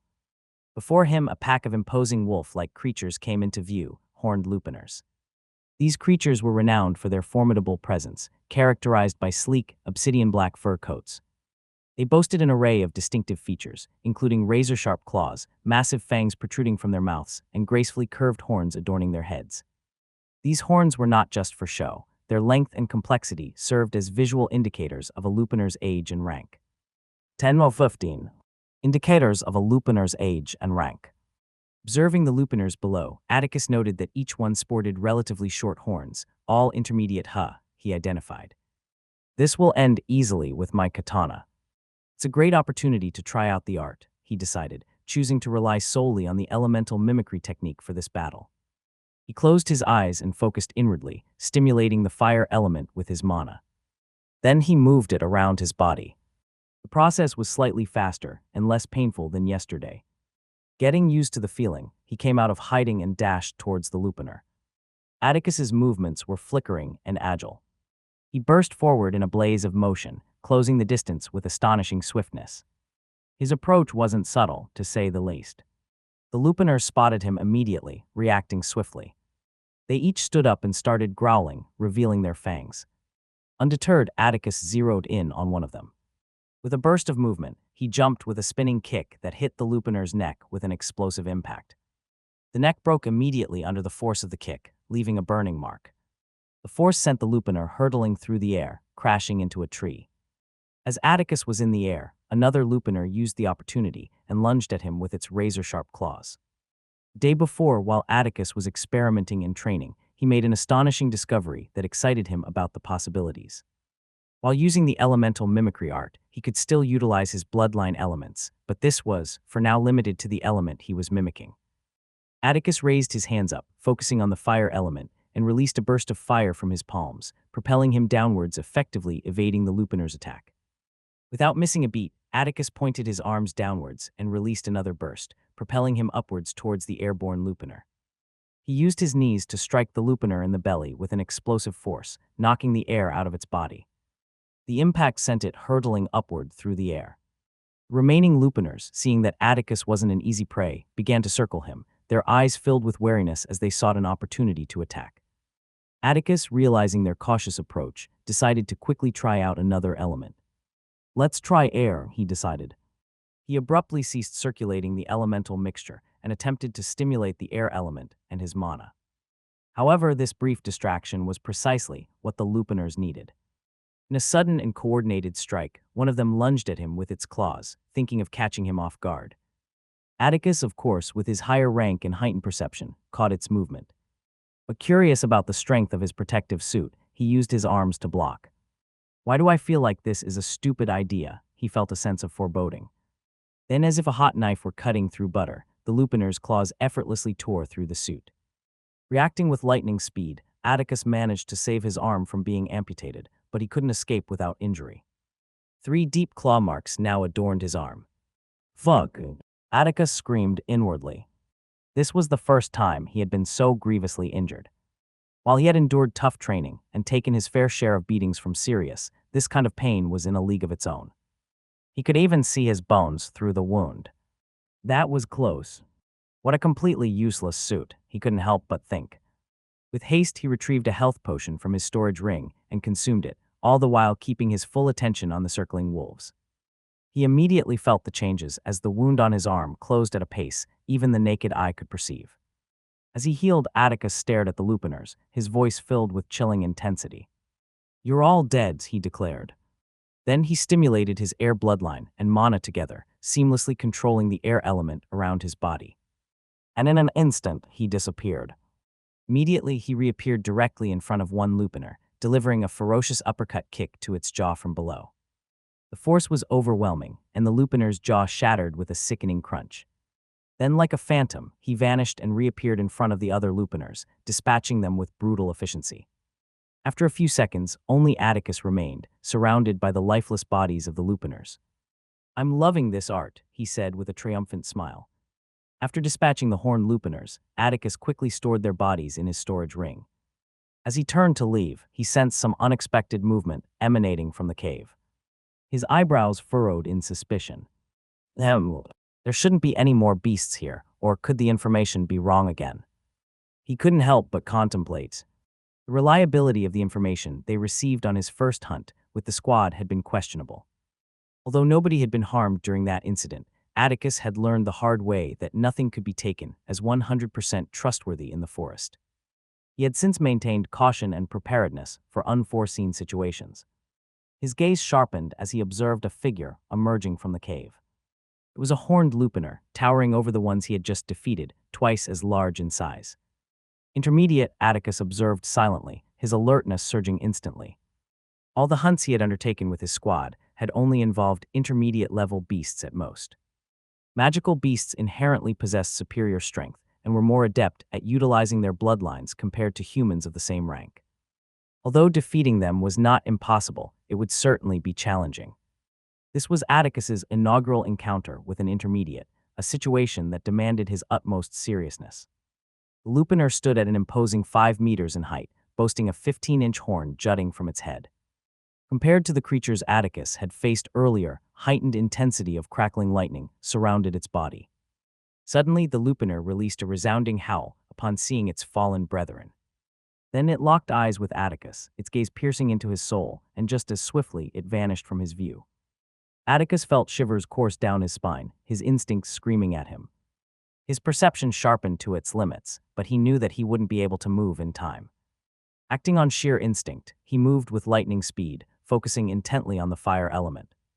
With both hands extended to his right, he unleashed the most potent blast he had ever produced. The force of the explosion was immense, propelling his body away from the imminent danger of the Lupiner's deadly horn, a horn that threatened to skewer him mercilessly. Despite the fact that beasts, like humans, awaken their bloodlines when they reach the intermediate rank, most of them weren't able to use it immediately. It usually takes time before a beast becomes adept at using their bloodline, but when they learn to use it, they become even more adept than humans at the same level. The Lupiner, having missed its initial target, growled in frustration and increased its speed to unimaginable levels, employing the lightning element to charge at Atticus once more. But this time, Atticus was ready.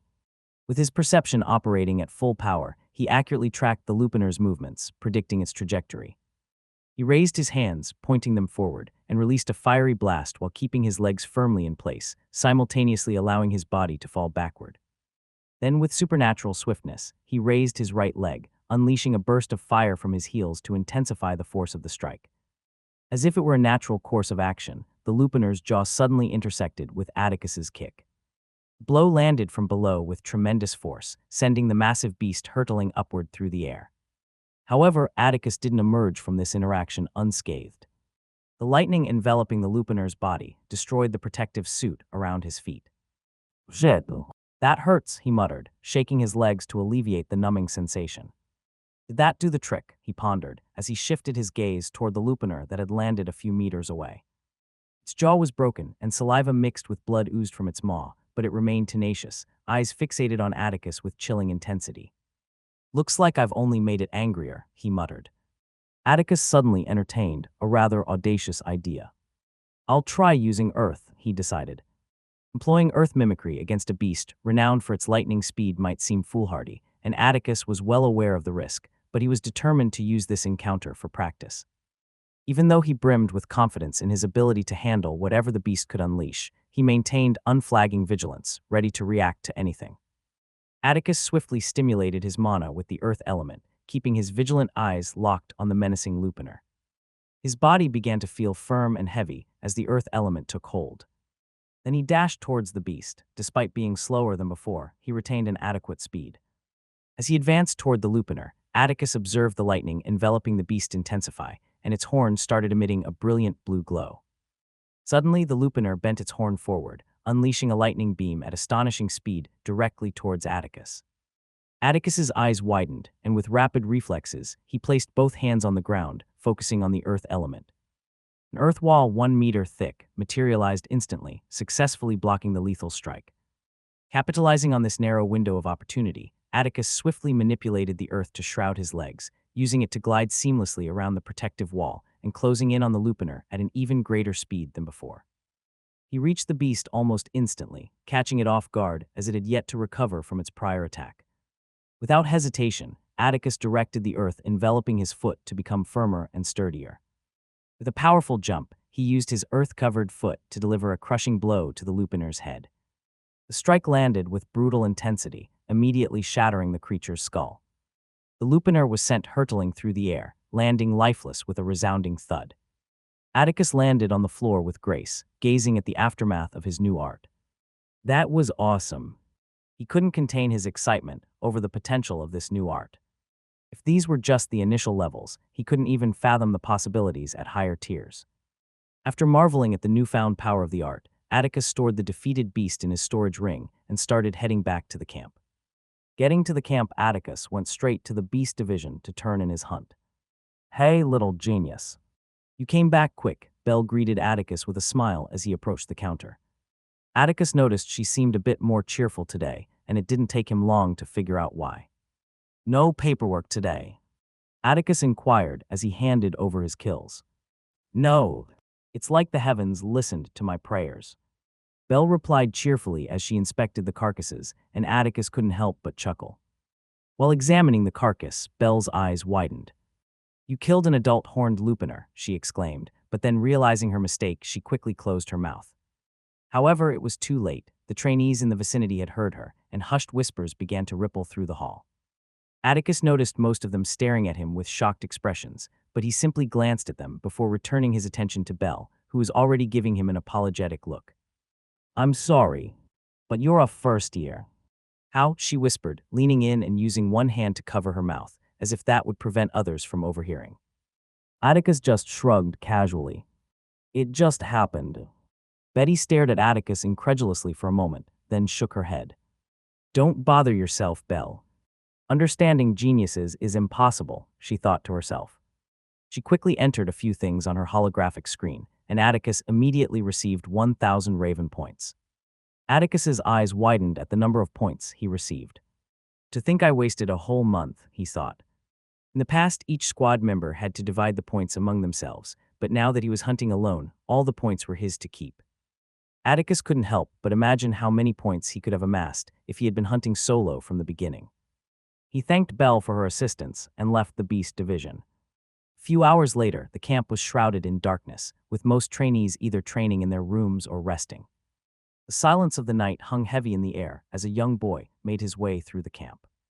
This boy had white hair and an unmistakable look of a bully, who else but Heloder. Heloder had been feeling increasingly frustrated over the past 2 days. Since the incident involving Atticus, he had been desperately trying to beg his master, Rowan, to take him back. But Rowan was not listening, and this fear gnawed at Heloder. He worried that Atticus might use his power to come after him once camp was over. With Rowan no longer offering protection, Heloder felt vulnerable. Walking back to his room, Heloder decided to take a shortcut, cutting through a narrow alleyway-like space between the buildings. As he entered, an eerie feeling washed over him, and he felt a presence behind him.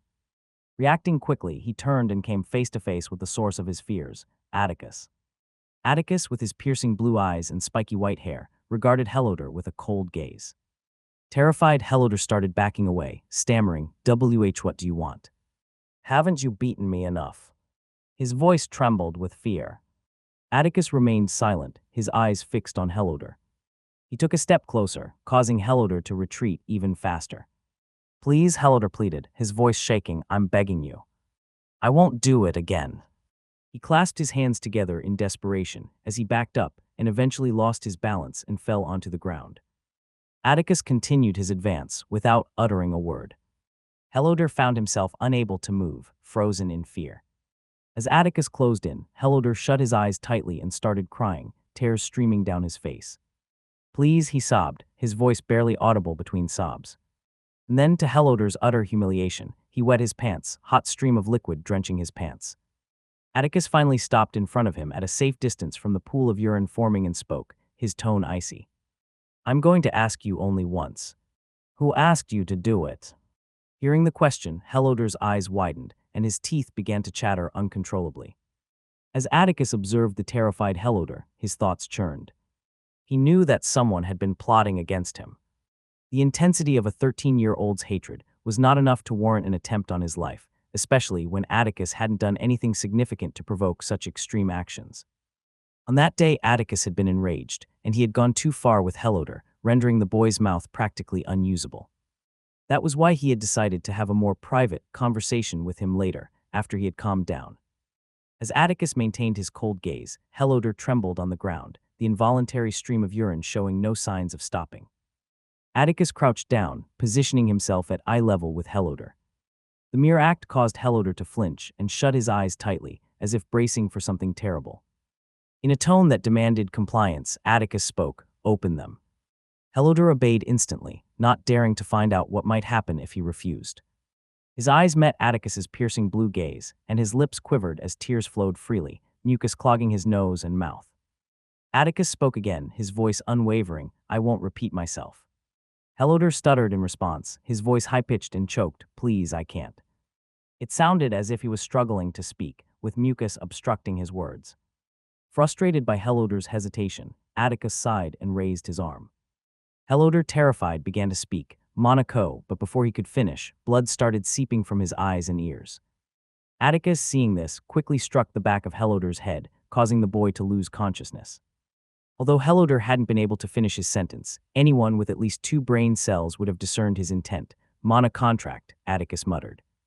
As Atticus's mind raced, he tried to piece together the puzzle of who might be plotting against him. "It has to be someone high," he surmised. While he couldn't be certain, Atticus was aware that obtaining a monocontract was not something anyone could do. He knew that the camp must have stringent checks and regulations in place to monitor everything coming in and out of the facility, especially given that it was a place dedicated to the development of the family's youth. Only someone high enough could acquire something like that. What Atticus didn't know was that the monocontract every staff member took was extremely thorough. No staff member could, at any time, try to harm or hire or command someone to harm the trainees. In fact, Rowan hadn't directly asked Helloder to harm Atticus. It was Helloder who had taken it upon himself to do so. As he was thinking, Atticus's thoughts suddenly shifted to a certain red-eyed girl. Rowan, he thought. He's high enough to let that happen, and that would explain why he's training Aurora so hard.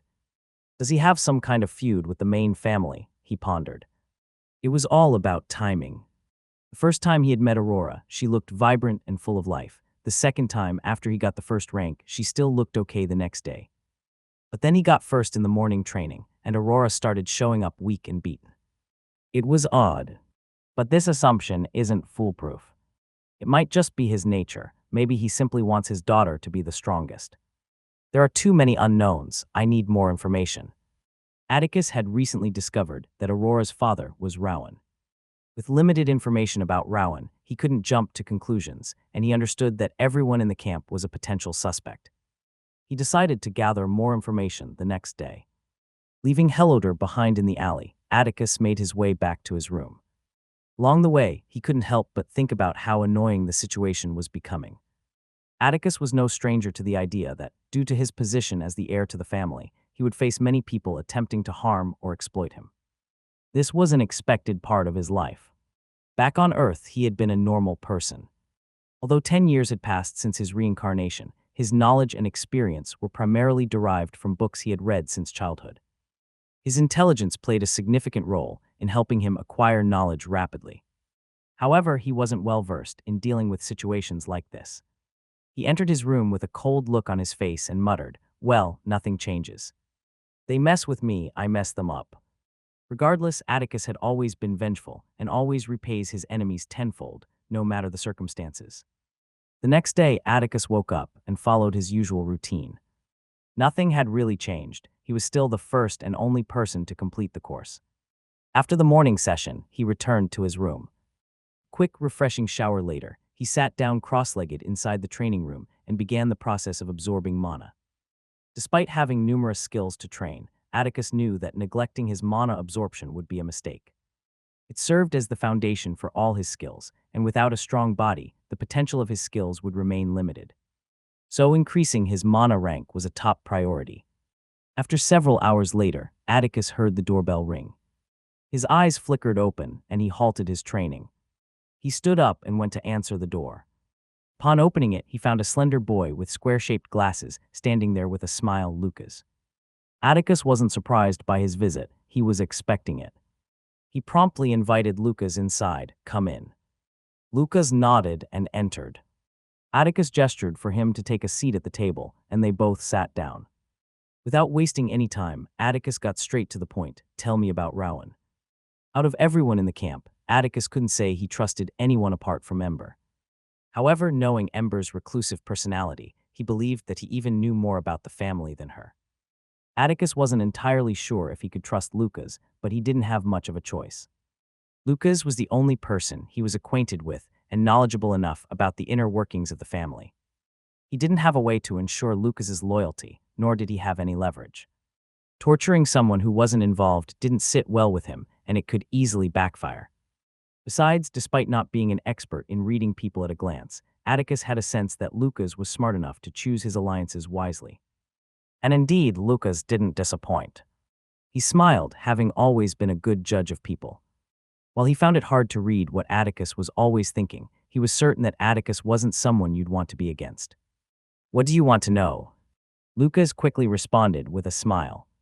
"Everything you know," Atticus replied, his gaze locked onto Lucas's eyes. He was trying to see if there were any discrepancies in his behavior, anything that could indicate nervousness or deceit. Atticus trusted no one and was scrutinizing Lucas for any signs of deception. "All right. I don't know much, but I know he lost his wife some years back. It was due to some power struggle between our family and the Tier 1 family in Sector 5, Lucas spoke, adjusting his glasses with his finger. The Ravensteins and the other Tier 1 family got into some kind of dispute, and his wife was killed during the fallout. He was enraged and wanted to go to war to wipe them out, but the Sentinel Guardians and other families intervened and convinced both families to stop. The rest of the Paragons had to put their foot down before Master Magnus agreed to stop the war.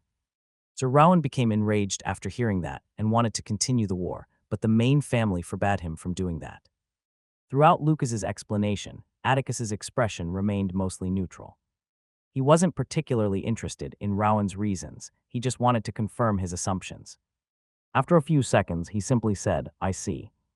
Lucas continued, "I don't know if this is useful, but Sir Rowan's hatred for the main family is common knowledge."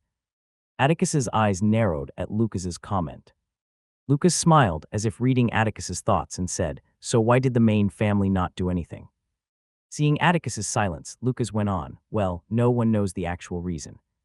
But I think it's because the main family has him bound by a mana contract due to his sensitive position.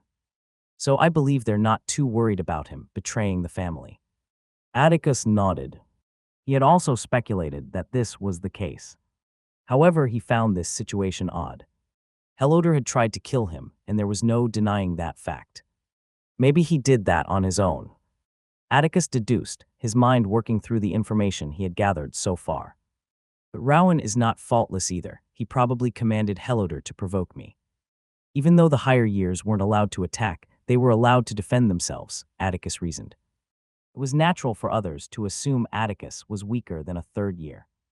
Since Rowan hated the main family, Atticus knew that, bounded by mana contract, the best he could ask Helodor to do was embarrass and lower his reputation by beating him up in public. Then he had a sudden realization, his thoughts clicking into place like pieces of a puzzle falling into position. So that's why he was training her so hard. Seeing as she became an intermediate rank by 10, she obviously possesses high talent. Maybe even transcendent. He must be planning something with her, and that needs her to be better than me, the heir of the main family, Atticus deduced. He had finally understood why Aurora was being treated in that manner. With all the information he had gathered from Lucas, it wasn't hard to come to this conclusion with his intelligence. All of this only took him a few seconds, in reality. If Lucas found out that Atticus had reached this conclusion in just a few seconds, he would never be as proud of his intelligence again. "Thank you, Lucas. I guess I owe you one," Atticus said after a moment of contemplation. Lucas smiled and replied, "No need. It's my pleasure to help." After experiencing what he had gone through in his childhood, he recognized the importance of connections, the bigger, the better. In this camp, Atticus was the biggest fish one could catch. There was no way he was going to miss this opportunity. Atticus smiled back and thought, he's this shrewd at 10, he'll definitely be useful in the future. Atticus knew that Rowan wouldn't be his only enemy. Despite not actively seeking out enemies, they would come to him like flies because of his position in the family. It wouldn't hurt to have someone smart on his side. Atticus nodded, and after talking for a while, Lucas left, leaving Atticus sitting down deep in thought. Now how should I deal with this? Rowan was a Grandmaster rank individual. No matter how powerful Atticus had become or how godly his intelligence was, he couldn't win in a fight against Rowan, not even in 1,000 years. There's nothing I can do for now, he concluded. Rowan obviously couldn't do anything harmful to Atticus, but if Atticus attacked him, Rowan was clearly allowed to defend himself. Atticus was vengeful but not stupid. This was clearly beyond his current capabilities, so he had to be cautious. But I won't forget this, he muttered, his gaze icy. And just like that, 2 months had passed, and it was the day of the combat challenges. Atticus, Nate, and Lucas walked together to the location where it would take place. They had just come out of their room after freshening up following the morning training session. During the 2 months, the trainees had adapted spectacularly. While none had managed to make it to the finish line apart from Atticus, they had become more adept at spotting and avoiding the traps. Most of them were now capable of making it past the mountain. Finally, I've gotten so tired of my 5th rank. It's time for a change. Nate exclaimed happily. Changing one's rank could only be done during the combat challenges, which took place every 3 months. Nate had been eagerly waiting for this opportunity to upgrade his rank. I know for sure you're not going to challenge me. If you're planning on challenging Eric, I'd be more cautious if I were you, Lucas advised. Eric was one of the trainees Atticus had noticed during the test when they were falling, the one who wielded daggers. First-year trainees numbered only 20, after 3 months spent together, knowing each other's names was expected. Don't worry. It'll be an easy fight, Nate replied confidently. He had absolute faith in his strength. He was among the very few novice ranks in the first years, a rank achieved by only the most exceptional first-year trainees. Apart from Atticus and Aurora, I can defeat anyone, Nate thought. Atticus simply stared at Nate without saying anything, having guessed his thoughts. He knew Nate was a simple-minded fellow. Atticus could gauge the strength of each first-year trainee easily, with his perception, and given that he held a higher rank than them. He knew that Eric and Nate had similar power levels, but Eric was much more reserved and silent. Atticus could see that he was not the type to rush into battles like Nate. He could have warned Nate, but he believed that one should learn from their mistakes, especially when his life wasn't in danger. Plus, with how confident Nate sounded, he doubted that he would listen to him anyway. Lucas smiled and shook his head, having come to the same conclusion as Atticus. The trio continued walking towards the venue. They each followed their device's navigation, which led them towards the massive mountain situated in the middle of the camp. After walking for a while, they noticed a procession of trainees heading in a certain direction, so they decided to follow them. Not far from where they had initially done their morning training session, they stumbled upon an extraordinarily large opening leading into the mountain. They saw other trainees entering it and followed suit. After walking inside the opening for a while, they were greeted by a breathtaking sight. In the heart of the mountain, they saw a massive arena with rows of chairs encircling it, leaving an empty stage in the center. The arena was divided into 3 distinct areas, each marked with a huge sign bearing the numbers 1, 2, and 3, representing the first, second, and third years, forming a triangle around the central stage. The chairs were meticulously arranged, with the highest-ranking individuals enjoying more luxurious seats positioned at higher elevations. For the first rank in each year, their chairs resembled thrones, adorned with opulent gold and silver accents. This hierarchy continued for each rank, with second-rank chairs elevated above third-rank ones, and so forth. At the top of the arena, there stood a massive booth enclosed by tinted glass. Atticus surmised that it was likely where Rowan was situated. He couldn't help but cast a cold glance toward the booth. After taking in the spectacle for a few moments, they made their way to their seats. The arena was nearly full, with most trainees already occupying their designated spots. Atticus spotted Ember sitting on the throne for the first rank of the third year. She wore her typically aloof expression, with a cold and regal demeanor that seemed to suit her well in that position. Seeing her, Atticus couldn't help but smile. As she noticed him and their eyes met, Ember smiled and waved, her gesture a bit more subdued, with her hand raised just above her chest. Although it wasn't an exuberant wave, it still seemed to surprise the boy sitting just below her. The boy with the distinctive white hair and one sharp, thin eye was the second rank among the third years. He was utterly shocked by what he was witnessing, Ember smiling. He had never thought such a thing was possible. Ever since he first laid eyes on Ember during their first year, he had been immediately attracted to her. He had tried everything in his repertoire to get her to like him, but it was all in vain. It didn't help that he was constantly defeated by her during competitions. He didn't care that they were cousins. He was irresistibly drawn to her beauty and desired her above all else. After losing countless times to her, he had resorted to hiring a second-year student to harass her. Seeing Ember smile at someone other than him filled him with rage. He had been hearing rumors about Ember and Atticus always hanging out together, but he didn't think it was true.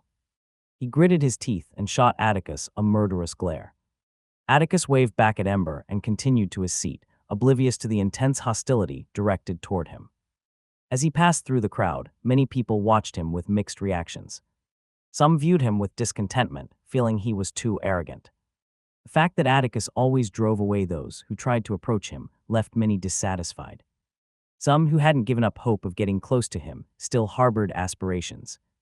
And the majority were curious about his strength and eagerly anticipated the upcoming match between Atticus and Aurora. Who was stronger? The arena was filled with hushed whispers as Atticus made his way to his seat. Aurora was already seated in her designated spot, and she didn't even spare a glance in Atticus's direction as he passed her. Atticus noticed that today she appeared energetic, unlike her usual frail and worn-out look. Looks like Rowan wanted her to be at full strength before our fight. He brushed it off and took his seat casually, unfazed by the dramatic atmosphere. After a few minutes of anticipation and whispers in the crowd, a man with an aura of master rank walked onto the stage. The man had the signature white hair of the Ravensteins, and to Atticus's surprise, he possessed a slender figure. It was the first time he was seeing an individual of such strength being anything other than heavily muscled. The camp had separate instructors for each year, and with their various activities, it was entirely possible not to encounter some of them. Welcome, trainees. For those of you who don't know me, I'm Reed, and I'll be the host for today's combat challenges, he announced, his words reaching the ears of each of the trainees. Turning his gaze toward the booth at the top of the arena. The tinted glass couldn't obscure the view of someone with his level of strength. In the booth, Rowan was seated on a lavish chair with Finn standing behind him, while the instructors who had chosen to watch were all seated at a lower elevation below him. After receiving a nod from Rowan, Reed continued, "Since we have new trainees among us, I'll reiterate the rules." He directed his attention to the first years. The rules are simple. Starting from the lowest rank, each trainee will issue a challenge to anyone of higher rank.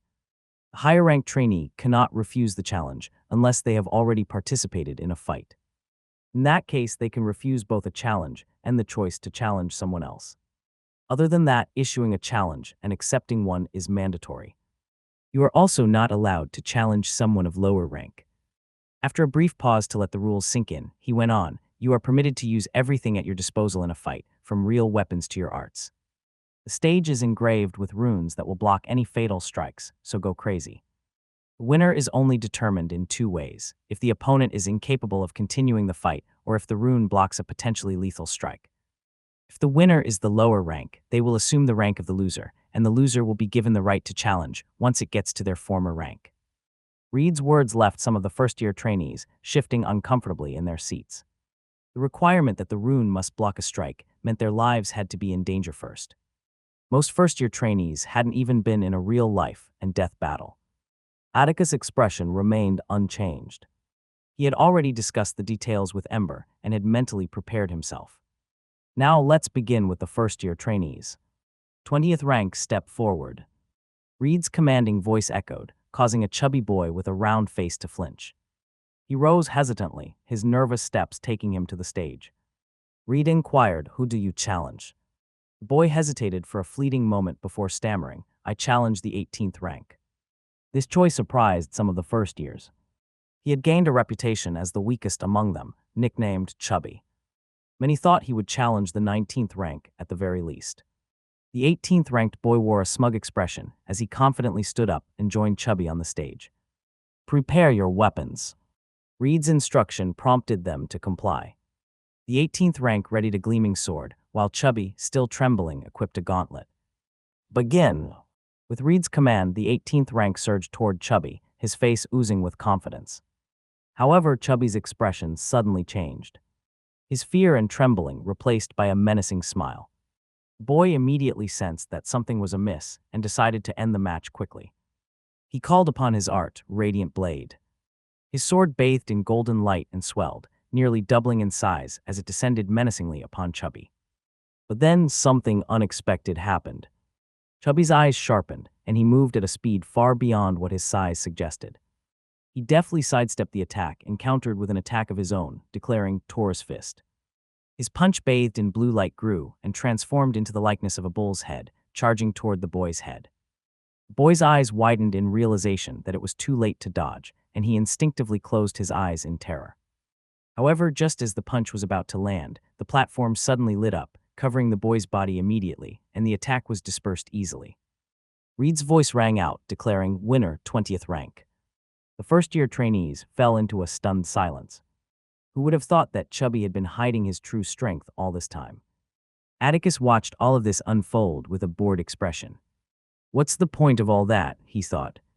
It seemed rather foolish to go through the trouble of concealing one's strength, only to reveal it now when there was little to gain. Whether it was the 20th rank or the 18th rank, they received next to no benefits. He's just a 10-year-old, what were you expecting, Atticus? Undeterred, Reed continued, 19th rank, step forward. The fights proceeded quickly, simple and straightforward, with several rank changes occurring. None of the first years apart from Atticus and Aurora had awakened their bloodline, they were only using simple arts. After a few minutes, Reed called, 6th rank, step forward. A girl stood up and moved to the stage. Her expression remained stoic, as if she were thoroughly bored with the entire process. Atticus recognized her as the aloof girl who had wielded the bow during the test. She reached the stage and, in an uninterested tone, declared, 4th rank. Lucas, who had anticipated this, smiled and stood up. He knew that he wasn't particularly strong, and he was also aware that people would prefer to challenge him over Nate, who appeared physically stronger and more imposing.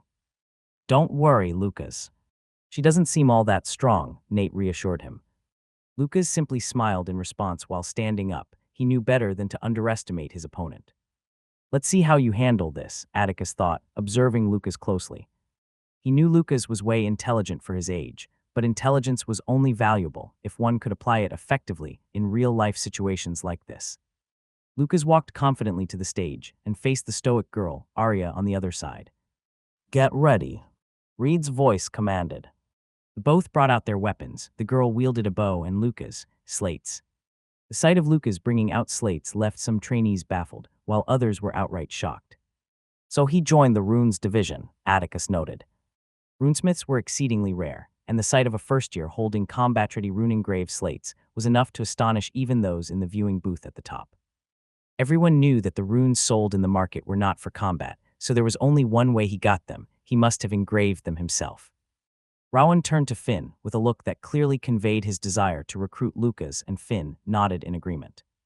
In Atticus's eyes, Lucas's standing had just gained another level. He couldn't help but smile. I definitely need to have him. Arya, upon seeing Lucas's slates, adopted a more serious expression. She knew better than to underestimate a runesmith. Being a runesmith required intelligence and a strong will, something you would rarely see in a 10-year-old. Underestimating a runesmith will be the biggest mistake one could make.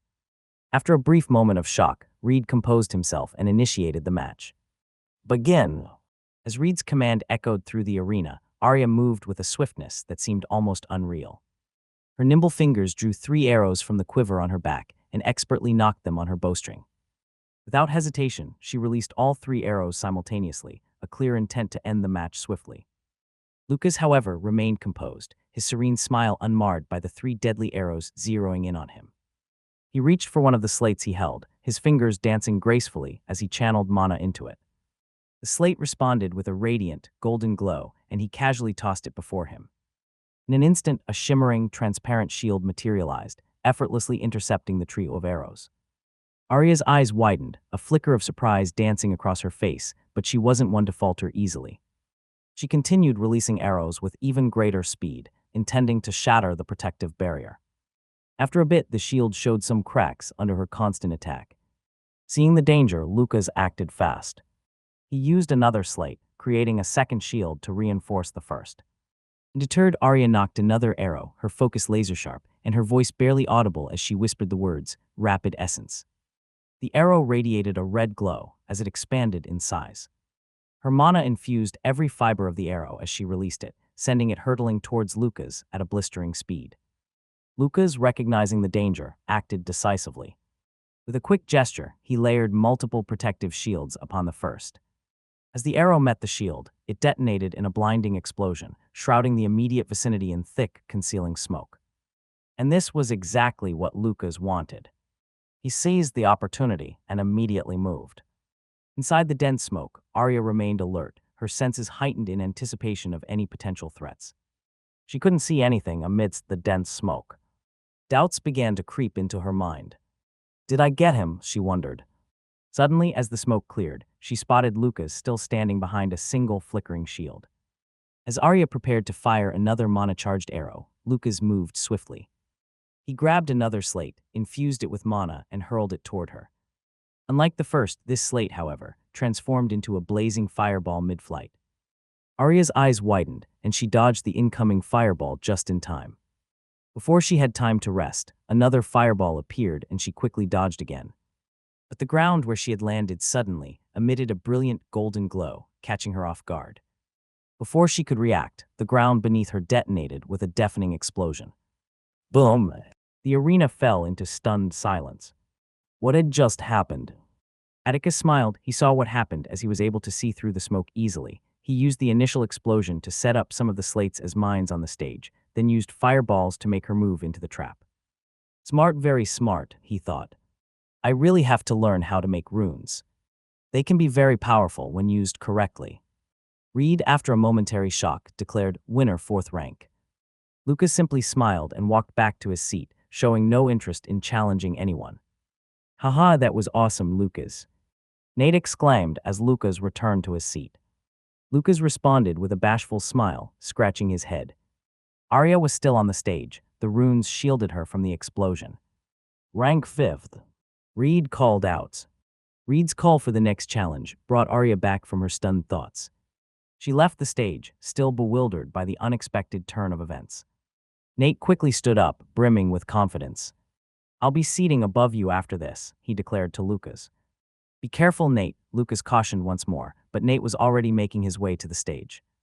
Rank 3, Nate declared with a confident grin as he got to the stage. Eric stood up nonchalantly and walked to the stage. He had the signature Ravenstein white hair but kept it short, almost army style. His eyes carried a perpetual weariness. Although he hadn't awakened his bloodline yet, Atticus's keen perception picked up the darkness element surrounding him, even though he wasn't yet an intermediate rank. Interesting, Atticus thought, noting Eric's aura of darkness. His bloodline is already influencing him, even before it's awakened. Reed instructed, bring out your weapons, and both Nate and Eric complied. Nate brandished his broadsword while Eric readied his daggers. Get ready to be defeated, Nate taunted Eric with a grin. But Eric remained silent and composed, already in a stance as he stared at Nate, awaiting the instructor's signal. Begin! Nate lunged towards Eric, full of confidence. As he was ready to unleash his art, in the blink of an eye, he suddenly saw a dagger tip dangerously close to his eye. His entire body froze and he braced for the worst, but suddenly the runes on the stage lit up, blocking the potentially lethal strike. Winner 3rd rank. Reed declared. The first-year trainees were taken aback by how fast the fight had ended. It didn't even last 5 seconds. Nate was known as one of the strongest in their year, and they were astonished at the swift defeat. Nate stood there, absolutely bewildered. What just happened? He thought, his mind still registering his defeat. He had been so confident in his victory that he hadn't considered the possibility of losing. He couldn't even follow Eric's movements. He clenched his fist, causing blood to seep out. Lucas watched Nate with a somber expression. He'll have to overcome this loss on his own, he thought. After a few moments, he left the stage and returned to his seat, not engaging with anyone, not even Lucas. Eric had also left the stage promptly, showing no interest in challenging anyone else. Rank 2. Reed's voice announced, and Aurora immediately stepped forward, walking to the stage. All eyes were on her as she reached the stage. She stared directly at Atticus with a serious expression and declared, "Rank 1, her voice serious. This fight was what everyone had been waiting for. Almost everyone in camp knew that Aurora was Rowan's daughter and were initially surprised when an unknown boy got the first rank instead of her. This surprise, however, subsided when they found out Atticus's actual identity. Elias and the other instructors also watched with rapt attention. Elias smiled, "Let's see how strong you are," while gazing at Atticus. Atticus met Aurora's gaze and calmly stood up, walking to the stage nonchalantly. All eyes were on the duo on the stage, curious to see who was stronger. They were both monsters who had reached intermediate rank at the age of 10. Even though Atticus had gotten the first rank, they still didn't believe he was stronger than Aurora, as they hadn't fought yet. Not caring about the looks, Atticus thought, "Now how should I deal with this?" Although he had a score to settle with Rowan, it had nothing to do with Aurora. He'd be lying if he said he hadn't considered taking it on Aurora, but he thought better of it. "You're lucky I'm not wicked," as he gazed at her. Atticus's vengeance only involved the perpetrator, and any fool who tried to stand in the way. He wasn't one to take it out on innocents. "Bring out your weapons." Reed instructed.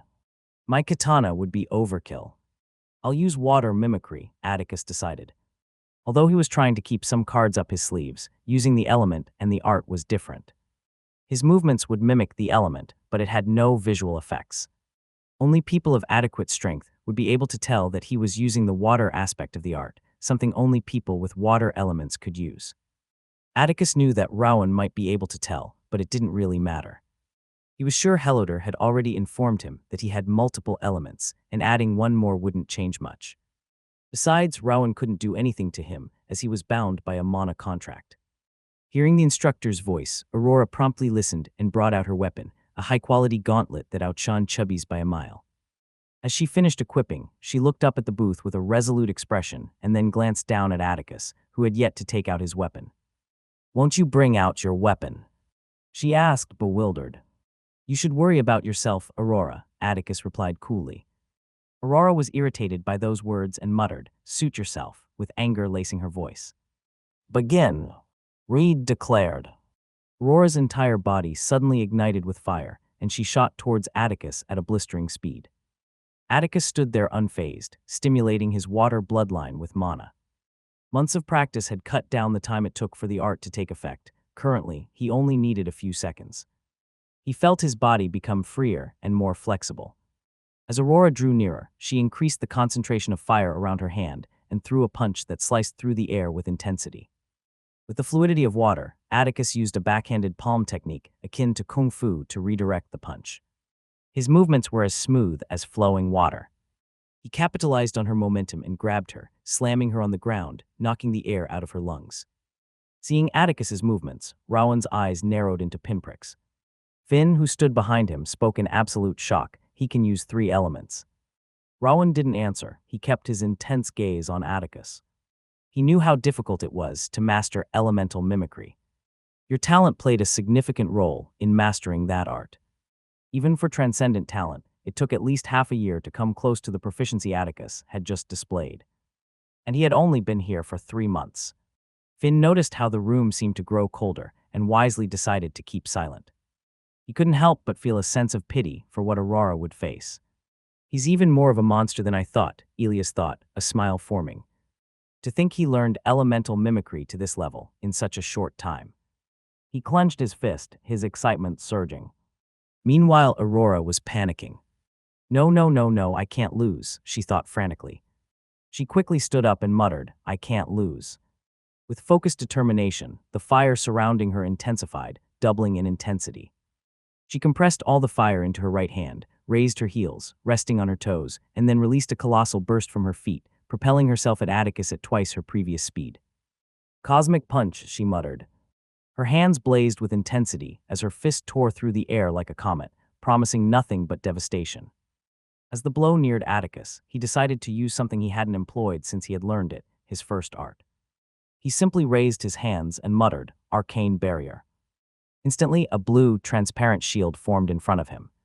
The strike hit the shield with a thunderous crash, sending shockwaves reverberating through the arena. The whole arena fell silent. The sudden silence was broken only by the voice of a trainee who asked what everyone was thinking. Is this a fight between first years? After the smoke cleared, a shocked Aurora could be seen. No way, she said, her voice trembling. There wasn't even the slightest ripple on the shield. Atticus's proficiency of the art had increased over the years. It was currently at the intermediate level. It was only natural that the strength of an intermediate couldn't break through it. Without giving her a chance to catch her breath, Atticus suddenly moved toward her at lightning speed. She was too surprised to react. Using the tips of his fingers, moving like dangerous waves, he advanced swiftly toward her throat.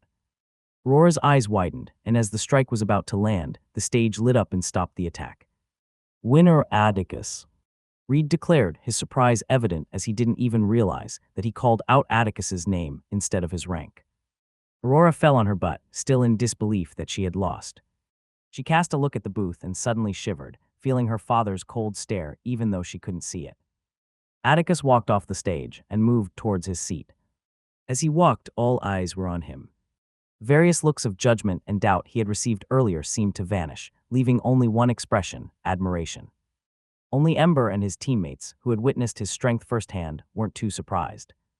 Ember's face didn't even change. She had already expected this outcome. Even she couldn't defeat that monster. Who was Aurora? Atticus sat down on his seat nonchalantly, his expression as if he hadn't even done anything worthwhile. After the intense battle between Atticus and Aurora, it was the second year's turn to fight. There were more trainees in the second year than the first year's, with their numbers reaching 30. Their battles went by quickly, and Atticus found them rather boring. Just like the first years, most of the second years were still at the novice rank, so the fights weren't as interesting as he would have liked. With novice rank individuals only able to learn one art, they each attacked with a single move, which could get repetitive as they yelled out names each time they launched an attack. However, when it was time for Sophie to fight, Atticus snapped out of his daydreaming and decided to observe her battle. She was the 5th rank among the second years and was challenged by the 6th rank. As she stepped onto the stage, Sophie's usual cheerful demeanor faded, replaced by a serious expression. They both readied their weapons, Sophie with her trusty bow and her opponent wielding a sword. "Begin!" Reed's voice rang out. Sophie, quicker than Arya, simultaneously drew and fired 5 arrows from the quiver on her back. Each arrow targeted a weak point on the boy's body. Her opponent was no pushover, and he moved with deft agility to evade the arrows. He successfully dodged them, but before he could catch his breath, another 3 arrows materialized in front of him. His eyes widened in surprise, and he immediately called upon his art, shouting, "Swift strike." Suddenly, his speed doubled, and he used his sword to parry the arrows with swift precision. However, before he could even catch a breath, another 3 arrows suddenly manifested in front of his face. This time, he couldn't react in time. Before the arrows could skewer him, the runes on the stage lit up, protecting him from harm.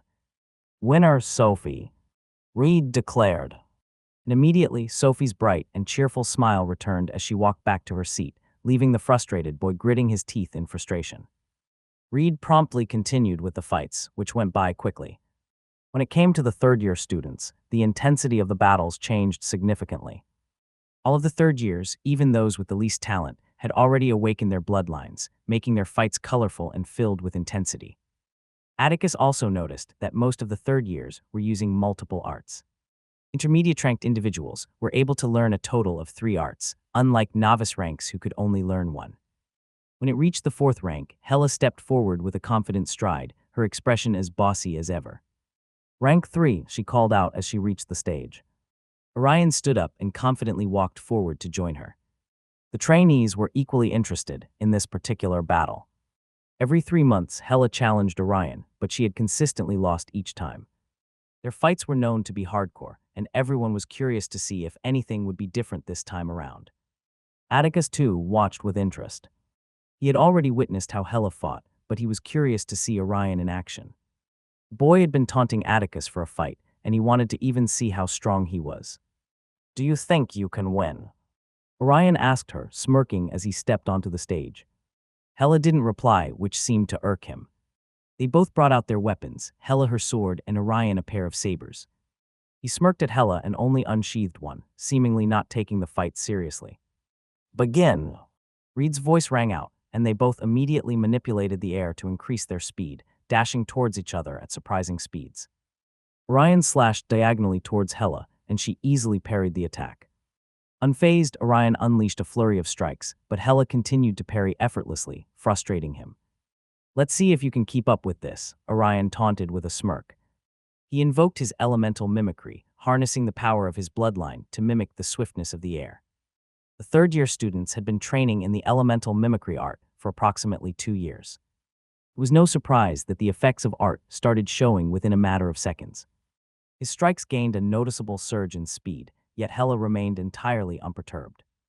Responding in kind, she infused her bloodline with mana, matching Orion's newfound velocity without breaking a sweat.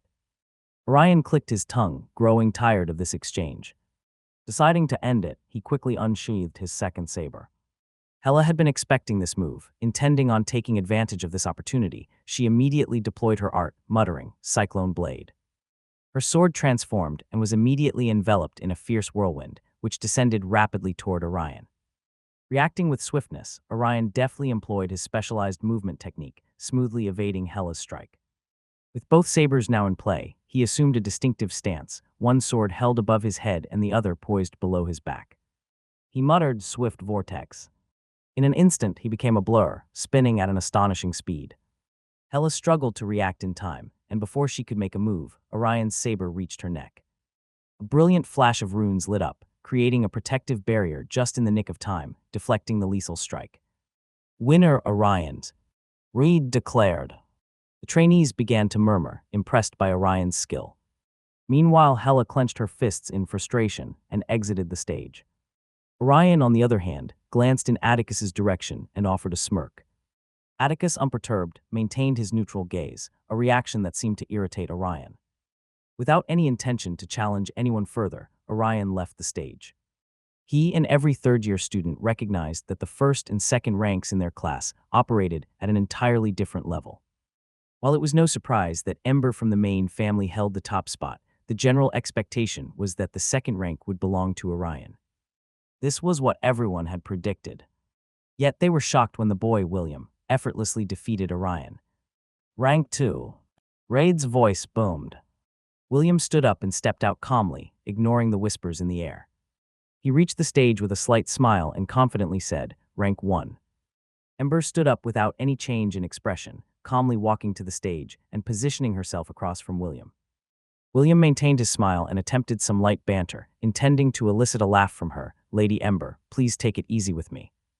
However, Ember continued to stare at him without any change in expression, simply bringing out her spear. William's smile faltered when he received no response from her. He thought, "Stupid bitch." He proceeded to draw his weapon, a sword, and got into a stance. "Begin." As soon as Reed's voice rang out, they dashed toward each other with incomparable speed to what the third years had shown so far, engaging in a flurry of strikes and parries. Ember's movements were calculated, swift, and cold, each strike aimed at a weak point on William's body. It was clear she wasn't treating this as a simple challenge. She was genuinely trying to kill him. William struggled to keep up, thinking, "Fuck. How is she so strong?" Ember showed no mercy, countering every block with 2 strikes and immediately appearing wherever William tried to evade. He found himself being pushed back continuously and decided to utilize his art. "Earth Cleaver," he shouted, swiftly impaling his sword into the ground. The floor suddenly split open toward Ember, but her face remained unchanged. In a barely audible whisper, she muttered, "Zen Leap." In an instant, she vanished from William's view, closing the distance at an extraordinary speed, her spear's tip pointed upwards towards his throat. Panicking, William swiftly manipulated the earth below him to pull himself away from the spear just in time. However, his relief was short-lived. Suddenly, the tip of Ember's spear took on an icy appearance, and an ice spike formed on its tip, hurtling toward his throat with great speed. The spike tore through the air, intending on completely impaling William's throat, but the runes on the stage swiftly lit up and protected him in time. "Winner Rank 1's," Reed declared. In the booth, the air seemed to grow even colder than before. Rowan wore a frown on his face, clearly displeased at this development. Finn, sitting beside him, couldn't help but think, 2 monsters in the main family sigh. "Sorry, Aurora, looks like there's more trouble coming your way." After the battles had concluded, Atticus went to meet Ember, who was waiting for him at the entrance of the arena. Immediately after the end of the battles, Nate had promptly left, not talking to anyone, and Lucas followed him. "What?" "Hey," Atticus greeted with a warm smile as he reached her, to which Ember replied with her characteristic, barely audible "hey." They immediately started heading toward the cafeteria to grab something to eat. They were both feeling hungry, especially given how eventful their morning had been. As they walked, Atticus couldn't help but ask, "When did you level up your bloodline?" They had trained together occasionally, and he had never known that she had advanced her bloodline. Unlike normal ranks, determining the rank of a person's bloodline was challenging, especially as they advanced their bloodline ranks. Their connection to the elements grew stronger, enabling them to become more adept at manipulating the elements, making it more difficult to detect the elemental cues they emitted. He was genuinely surprised to learn of Ember's progress. "For days," she replied, her gaze slightly worried, fearing Atticus might be angry that she hadn't informed him earlier. Atticus noticed her concern and offered a reassuring smile. "I'm not angry, Ember. I was just shocked by how strong our silent beauty has become," he said teasingly. Ember smiled, relieved that he wasn't upset with her. She couldn't help but shake her head. If she was strong, what should she call him? Upon reaching the cafeteria, they got some food and continued chatting for a while before parting ways. During the last 2 months, Atticus had amassed a significant number of Raven points. Since he often went hunting alone, he could hoard the points for himself, plus he went hunting at least 4 times a week. He decided to buy another art. While there were limits on the number of arts intermediate rank individuals could learn, Atticus never felt those restrictions applied to him.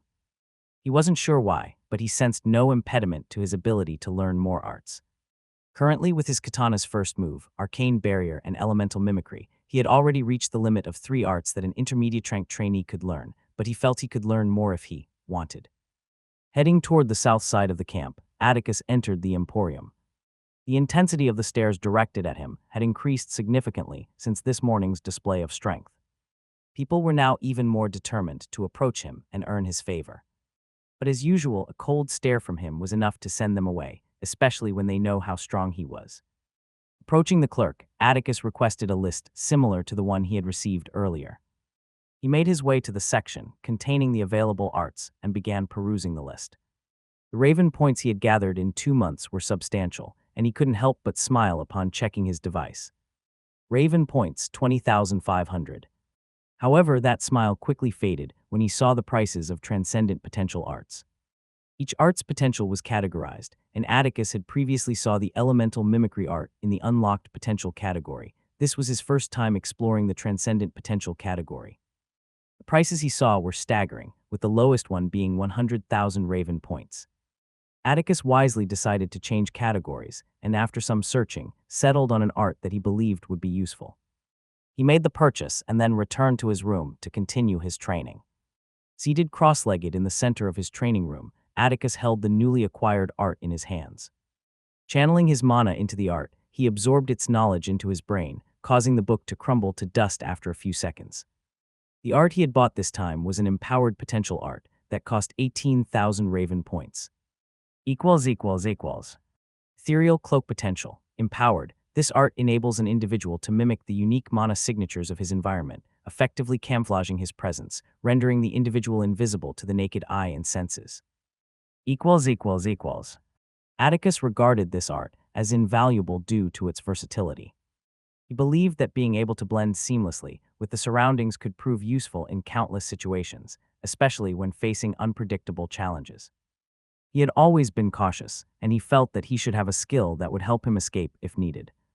With the information now ingrained in his mind, Atticus closed his eyes and began the process of learning Ethereal Cloak. The art consisted of several steps, and the first requirement was to have precise control over mana, which Atticus didn't lack. Taking a deep breath, he initiated the first step to envelop his entire body with mana. He concentrated on the mana stored within his core and willed it outward, causing it to flow from his core and spread across every inch of his form. An observer would notice a blue glow enveloping Atticus, representing the mana coating his body. After a minute, he felt he had gained control over this aspect and decided to move to the next step. The next step was to attune his own mana signature to that of the environment, allowing him to seamlessly merge with his surroundings. Atticus took another deep breath and focused intensely. He could feel the interaction between his mana and that of the environment. His own mana possessed a distinct character. It was more volatile, firm, and rigid compared to the environment's mana, which flowed more freely and adaptively. His mana naturally repelled external influences, while the environment's mana blended harmoniously with its surroundings. To master Ethereal Cloak, Atticus needed to make his mana mimic the exact signature of the environment, a task that initially posed significant challenges. Achieving this required an intricate understanding of the diverse mana flows in different locations and the skill to replicate them with pinpoint accuracy. After a few hours of relentless attempts, Atticus finally managed to achieve a rudimentary level of proficiency, albeit barely. He could sense himself becoming more attuned to the environment, almost as if the surroundings began to accept him as one of its own. The blue glow enveloping him had turned transparent, with his presence becoming faint. However, his control was far from perfect, and he struggled to maintain this state for more than a few seconds at a time. Atticus felt happy that this art didn't demand an excessive amount of mana, but relied more on concentration. Given his innate intelligence, he thrived on such challenges.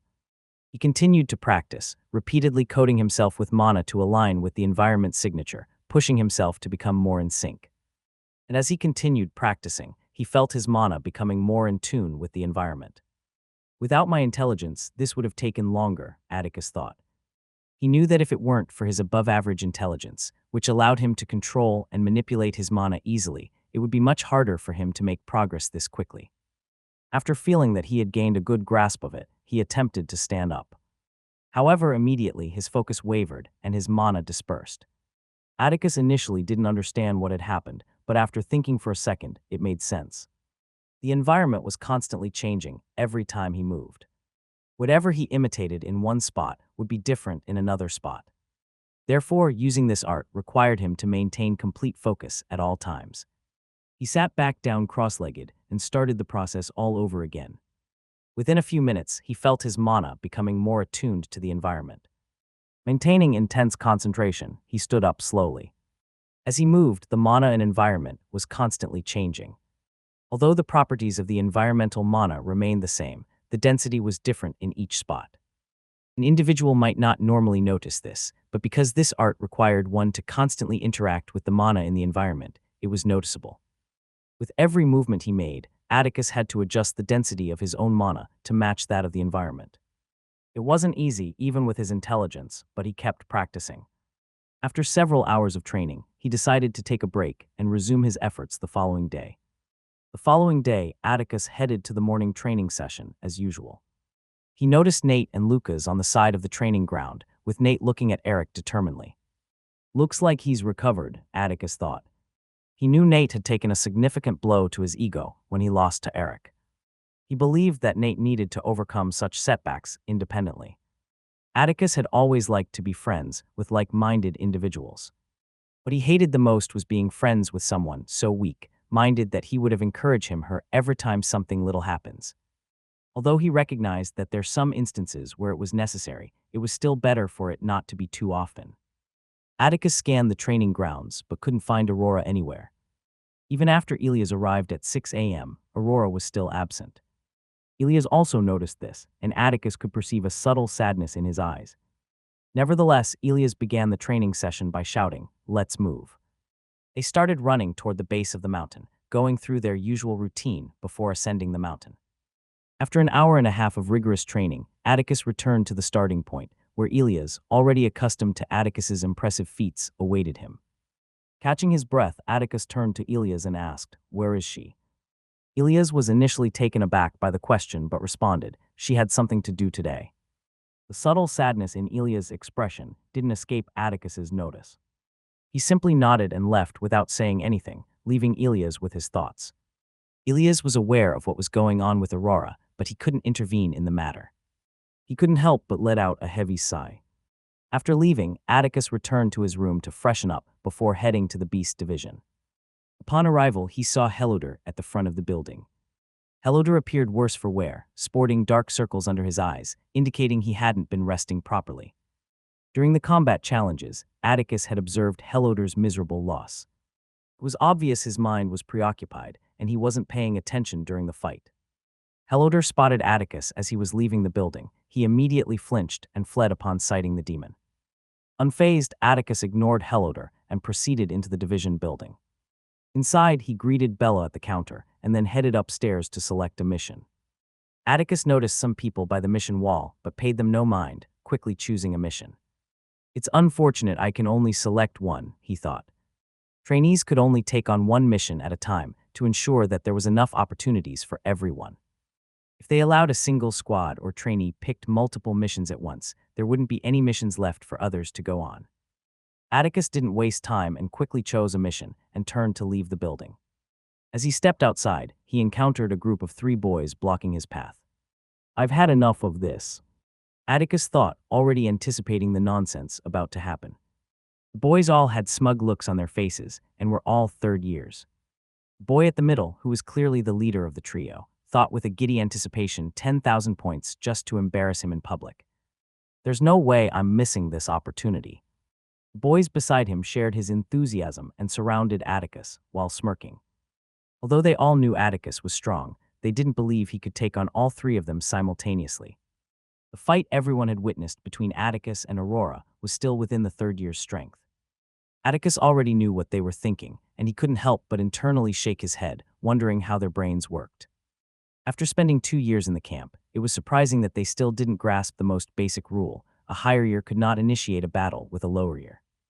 Atticus could simply choose to fight them one by one, and they couldn't do anything about it. The boy in the middle suddenly stared at Atticus arrogantly. As he was about to speak, Atticus cut in, "What do you want? If you're here to look for trouble, just say so and don't waste my time." The boy's face froze, and he turned red in embarrassment. So what if he's from the main family? How dare he? He thought. A small crowd had already started forming, wondering what was happening.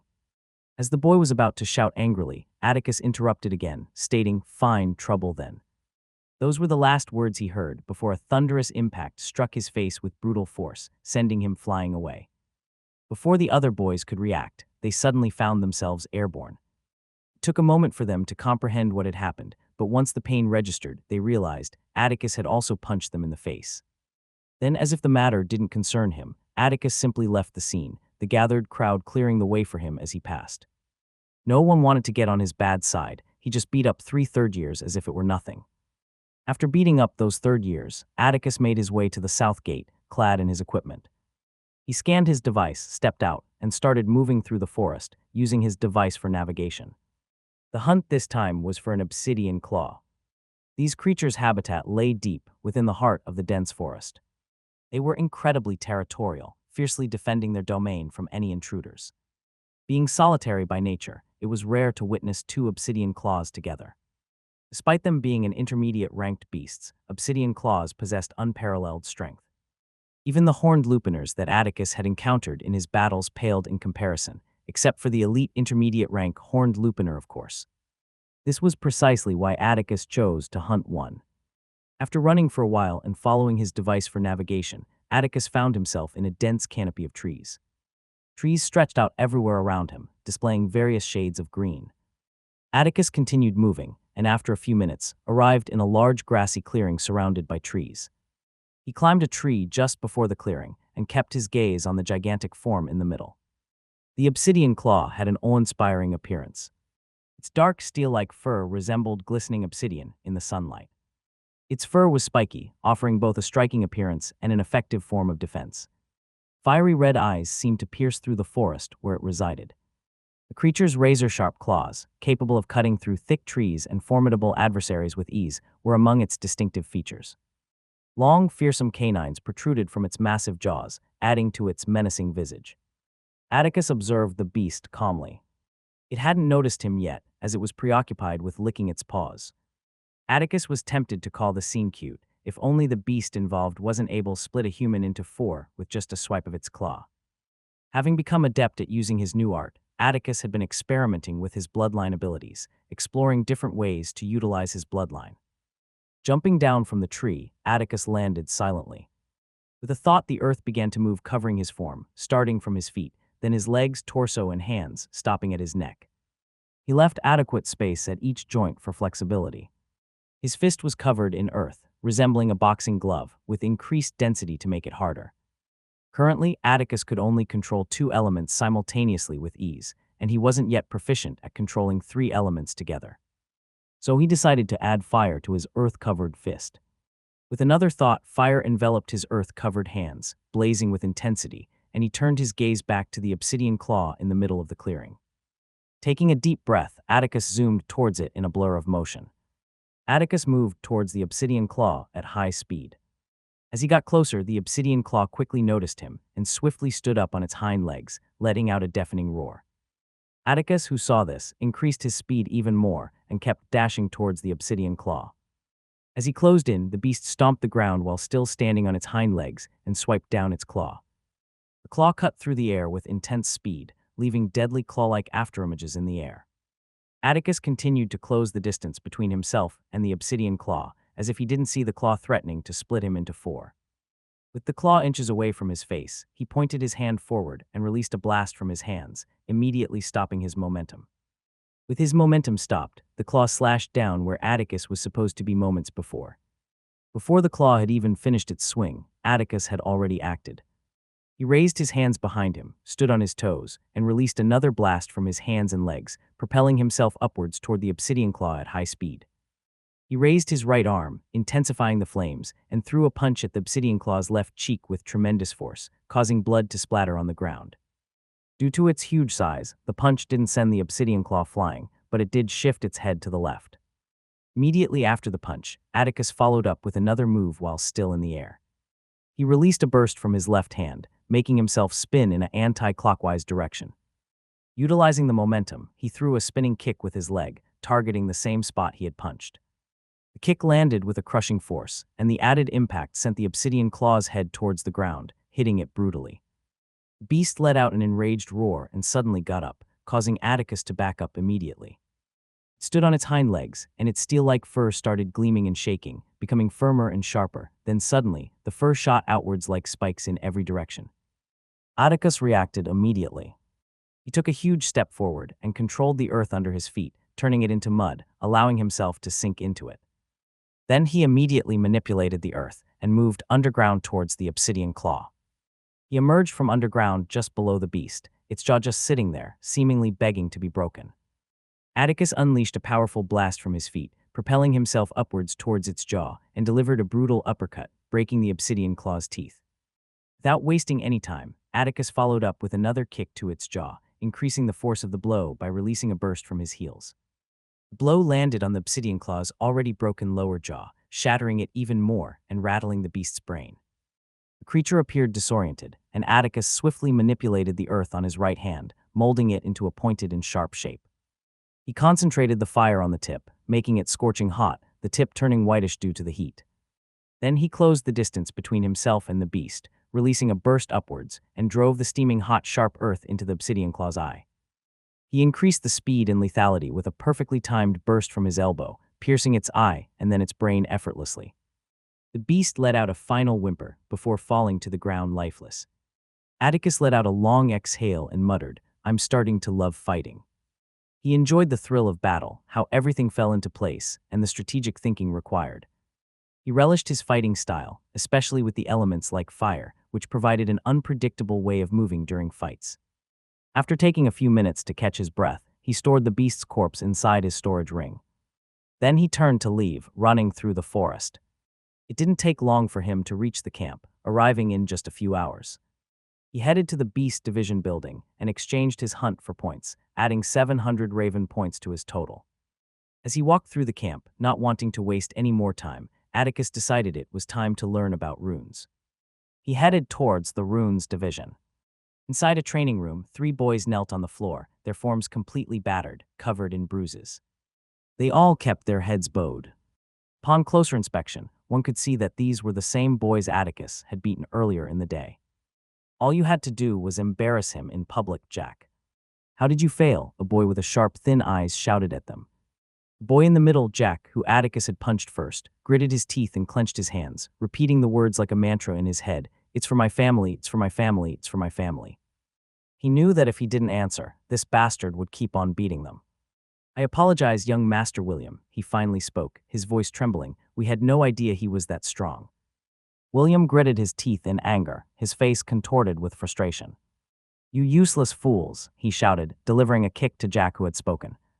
The blow struck his chest, sending him tumbling backward. He clutched his chest in pain, lying on the floor in pain. Shit.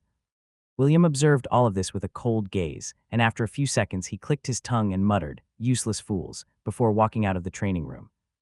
As William departed, Jack clenched his fist so hard that blood started pouring from it, the mantra of "It's for my family" still echoing in his mind. Atticus walked through the camp towards the Runes division. The camp encouraged trainees to join as many divisions as they could, wanting them to explore everything and eventually choose what suited them best. However, upon joining the camp, they were required to choose at least one division. The Rune division, situated near the Emporium building on the western side of the camp, soon came into view. It was notably smaller and more modest in design compared to the Emporium. As he approached, Atticus noticed the area around the building was utterly deserted, but this lack of activity didn't surprise him. Not many people can become runesmiths, he pondered. To become a runesmith, one had to have exceptional intelligence and unwavering willpower, attributes not easily attained by many. In the first years, only Lucas could be considered a true runesmith, with the entire camp boasting only a handful of these skilled individuals. Upon entering the building, Atticus found the interior equally plain and unoccupied. Not a single trainee was in sight. His eyes fell upon a lone counter in the middle of the hall, where a man rested his head, seemingly asleep.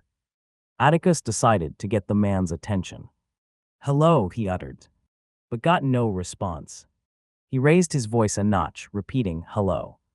The man stirred, slowly sitting upright, and indulged in a long stretch, followed by a yawning session. Eventually he opened his eyes, and to his surprise, discovered Atticus standing before him. Hastily he got to his feet, rubbing his eyes, and regarded Atticus with a noticeable hint of shock. Most of the camp had witnessed Atticus's battle with Aurora, and the man couldn't help but wonder, why is he here? Shaking off his bewilderment, he quickly regained his composure, cleared his throat, and asked, "How may I assist you?" Atticus couldn't help but notice the eye bags under the man's eyes, a clear sign that he hadn't been getting much sleep. "I'd like to sign up for the Runes division," Atticus stated. The man's reaction was one of shock. He was well aware of Atticus's strength and talent. Runesmiths weren't known for their physical prowess. Their trade demanded dedication and time, leaving little room for intensive training. Although some managed to maintain their physical strength while pursuing runesmithing, not everyone could achieve this balance. "Are you sure?" the man asked. Without hesitation, Atticus replied, "Yeah." Hearing this, the man couldn't help but feel a tinge of disappointment. Another hot-blooded youth who thinks he can do anything, he thought, not that it truly bothered him. He couldn't help but envy Atticus's talent and the potential that might go to waste. The man shrugged and decided not to interfere, proceeding to explain the process. "Okay, then. Since the first 3 months of the free period for first years are over, you'll have to pay 100 points for each class session, and this needs to be paid before each class." He looked at Atticus, who nodded in understanding, and continued, "The classes run from 9 a.m. to 12 p.m., except on weekends when you can attend at your convenience, for as long as you need. If you feel you've learned enough, you can stop attending the classes or simply not request them. Nothing will be provided for you. You'll need to purchase all the books, equipment, and materials since the 3-month grace period is over." Atticus couldn't help but find it a bit annoying to miss out on the free resources, but there was no going back on his decision to delve into runes. "I should have joined earlier," he berated himself silently. "Now if you're still interested, you can book a session for tomorrow," the man advised. "Yeah, I'd like to do that," Atticus responded. The man proceeded to type some information on the holographic display in front of him and prompted Atticus to scan his device. Atticus followed the instructions and received a notification that 100 points had been deducted. "I also sent the materials you'll need for the classes. You should get them before tomorrow," the man added. With a nod of acknowledgement, Atticus turned to leave. He headed straight to the Emporium to acquire the necessary supplies, a task that took him less than 10 minutes. Afterward, he returned to his room. Among the items he had acquired, Atticus purchased books on runes. He decided to start by reading about runes before his upcoming lesson. Lying on his bed with his body facing up, he held a book titled Beginner Runesmiths and opened it, beginning to read. It didn't take long for him to finish reading the book, completing it in just 2 minutes. From what he read, Atticus discovered that there were 5 grades of runesmiths. In the first grade, one would be able to engrave simple, straightforward runes, such as a shield or a fireball rune, and this can only be done on rune slates. This grade wasn't particularly difficult to achieve, As long as you meet the necessary requirements, anyone could become a first-grade runesmith. However, for the second grade, you need to be able to engrave more complex runes and even add your own variations to them. Achieving the second grade was much harder. One had to reach a specific threshold to be able to engrave these runes. This threshold or requirement that need to be met involved two stats, both intelligence and willpower. The first was straightforward, essentially measuring how smart you were and how much information your brain could handle. The higher your intelligence, the more control you would have over your body. The second, however, was more complex, taking into account everything you had experienced in your life, especially the challenging or adverse experiences. It was because of this that runesmiths often sought out tough situations to help strengthen their wills. The following day, after the morning training session, Atticus made his way to the runes division for his lesson. As he entered the building, which was deserted as usual, he noticed the same clerk he had met yesterday still sleeping on the counter. Atticus sighed and approached the counter. Having learned his lesson, he decided to speak loudly from the beginning, saying, "Hello." This time his initial greeting did the trick, and the man groaned, slowly waking up again. He cast Atticus a glance before quickly regaining his composure upon recognizing him. Without wasting time, he stood up and directed Atticus to the room where the lesson would take place. The interior of the building was as plain as the exterior. After walking for a few seconds, they got to a plain-looking door. The man gestured for Atticus to enter and promptly excused himself, saying, "He'll be here soon," and left Atticus to his devices. Atticus found himself in a completely messy workshop-like room, with a large table at the center, various equipment, books, and slates scattered all over the floor. Atticus chose a seat in the corner and sat down quietly, deciding to wait for his teacher. After waiting for about 30 minutes, which was about 25 minutes past the scheduled lesson time, a man entered the room. The man appeared disheveled and tired. He had the distinct white hair of Ravenstein, but it was completely scattered and oily, with some strands sticking to his face. His eyes resembled large panda eyes, and his clothes were wrinkled and unkempt. The first thing that came to Atticus's mind upon seeing this man was that he had given up on life. Why are they all like this? Atticus couldn't help but contemplate. Just like the clerk at the counter, this man also looked as if he was tired of living. The man turned his gaze towards Atticus and walked slowly towards him. His voice sounded cracked and hoarse as he spoke, "You must be my new student." His face appeared like he was struggling hard to stay awake. Seeing Atticus nod, the man retrieved a vial from his storage ring and downed its contents in one gulp. As he finished drinking it, he couldn't hide his disgust at the awful taste of the potion. Atticus immediately noticed some changes in the man's demeanor. Although it didn't alter his appearance, he seemed more lively than before. "What is that?" Atticus wondered, his gaze fixed on the vial. The man cleared his throat and continued, "Listen, I'll be straight with you. Not everyone can become a runesmith. And even if you have the slightest talent for it, don't expect it to be all fun and games. I'm sure to you, I look like I've given up on life."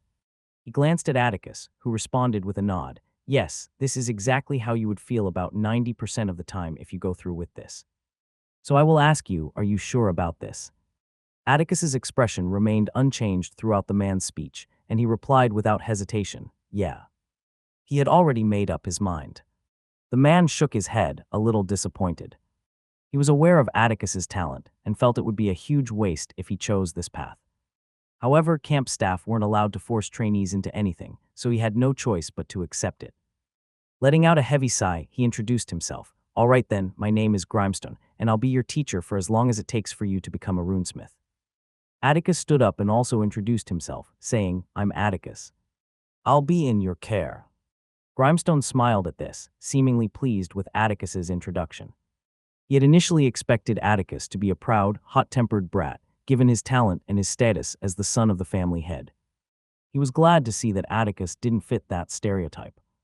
"All right, let's begin," Grimestone said, motioning towards the table in the middle of the room. Atticus complied, taking a seat at the table. Grimestone moved to the opposite end and faced Atticus. He clapped his hands twice, causing the room's lights to go off and the table to illuminate with blue holographic images displayed above it. "Now I assume you've acquired the materials. Did you read the beginner runesmith book?" Grimestone inquired. Seeing Atticus nod, he continued, "Good, so I don't have to explain the grades. Let's dive right into it," he said, using his device to control the images on the holographic display. Now there are two important things you need before you can even dream of becoming a runesmith. The images on the holographic display changed to a drawing of a human, with labels highlighting intelligence and will. You guessed it, it's intelligence and will. In order to engrave a rune, you have to be able to project your will into the words you're writing with your mana. To do that, you have to be able to channel and control it. What enables you to have this control is your intelligence. He paused, allowing Atticus to absorb the information, and then tapped his device to change the displayed image. This time, Atticus saw images illustrating the relationship between intelligence and will. Just like the image shows, the relationship between intelligence and will is straightforward. Having a high amount of intelligence allows you to control your will perfectly. The higher the amount of will you possess, the stronger and more complex runes you can create. Without high enough intelligence, you won't be able to control a high will. Atticus nodded, absorbing the knowledge eagerly. Although he had read about all the basics from the book, it mainly talked about the different grades of runesmiths. He was learning a lot of things from listening to Grimestone. In rune engraving, there are no languages. The effect of the rune you engrave depends on the individual's will and intent. The more the words you engrave means to you, the better the effects. You can engrave anything you like, as long as your will can carry it. Grimestone tapped his device once more, displaying an image of a slate with the glowing word shield engraved on it. For example, simply engraving shield doesn't require that much will, and the resulting shield's power will depend on the amount of mana you can infuse into it. He tapped his device again, and a slate with the glowing words impenetrable shield engraved on it appeared. However, engraving impenetrable shield would obviously demand more willpower to create. But keep in mind that merely engraving impenetrable shield doesn't guarantee an invincible shield. Its strength is directly proportional to the strength of your will. This example applies to shields, but rune engraving follows the same principle overall. The stronger your will, the more powerful the rune. Now, our first lesson today will be about harnessing your will. The strength of your will is determined by one thing, your mental strength, which is closely tied to your life experiences. In this case, the more adversity you've faced and overcome, the better. Grimestone clapped, and the lights in the room came back on, clearing the holographic display. Now let's focus on you engraving your first rune.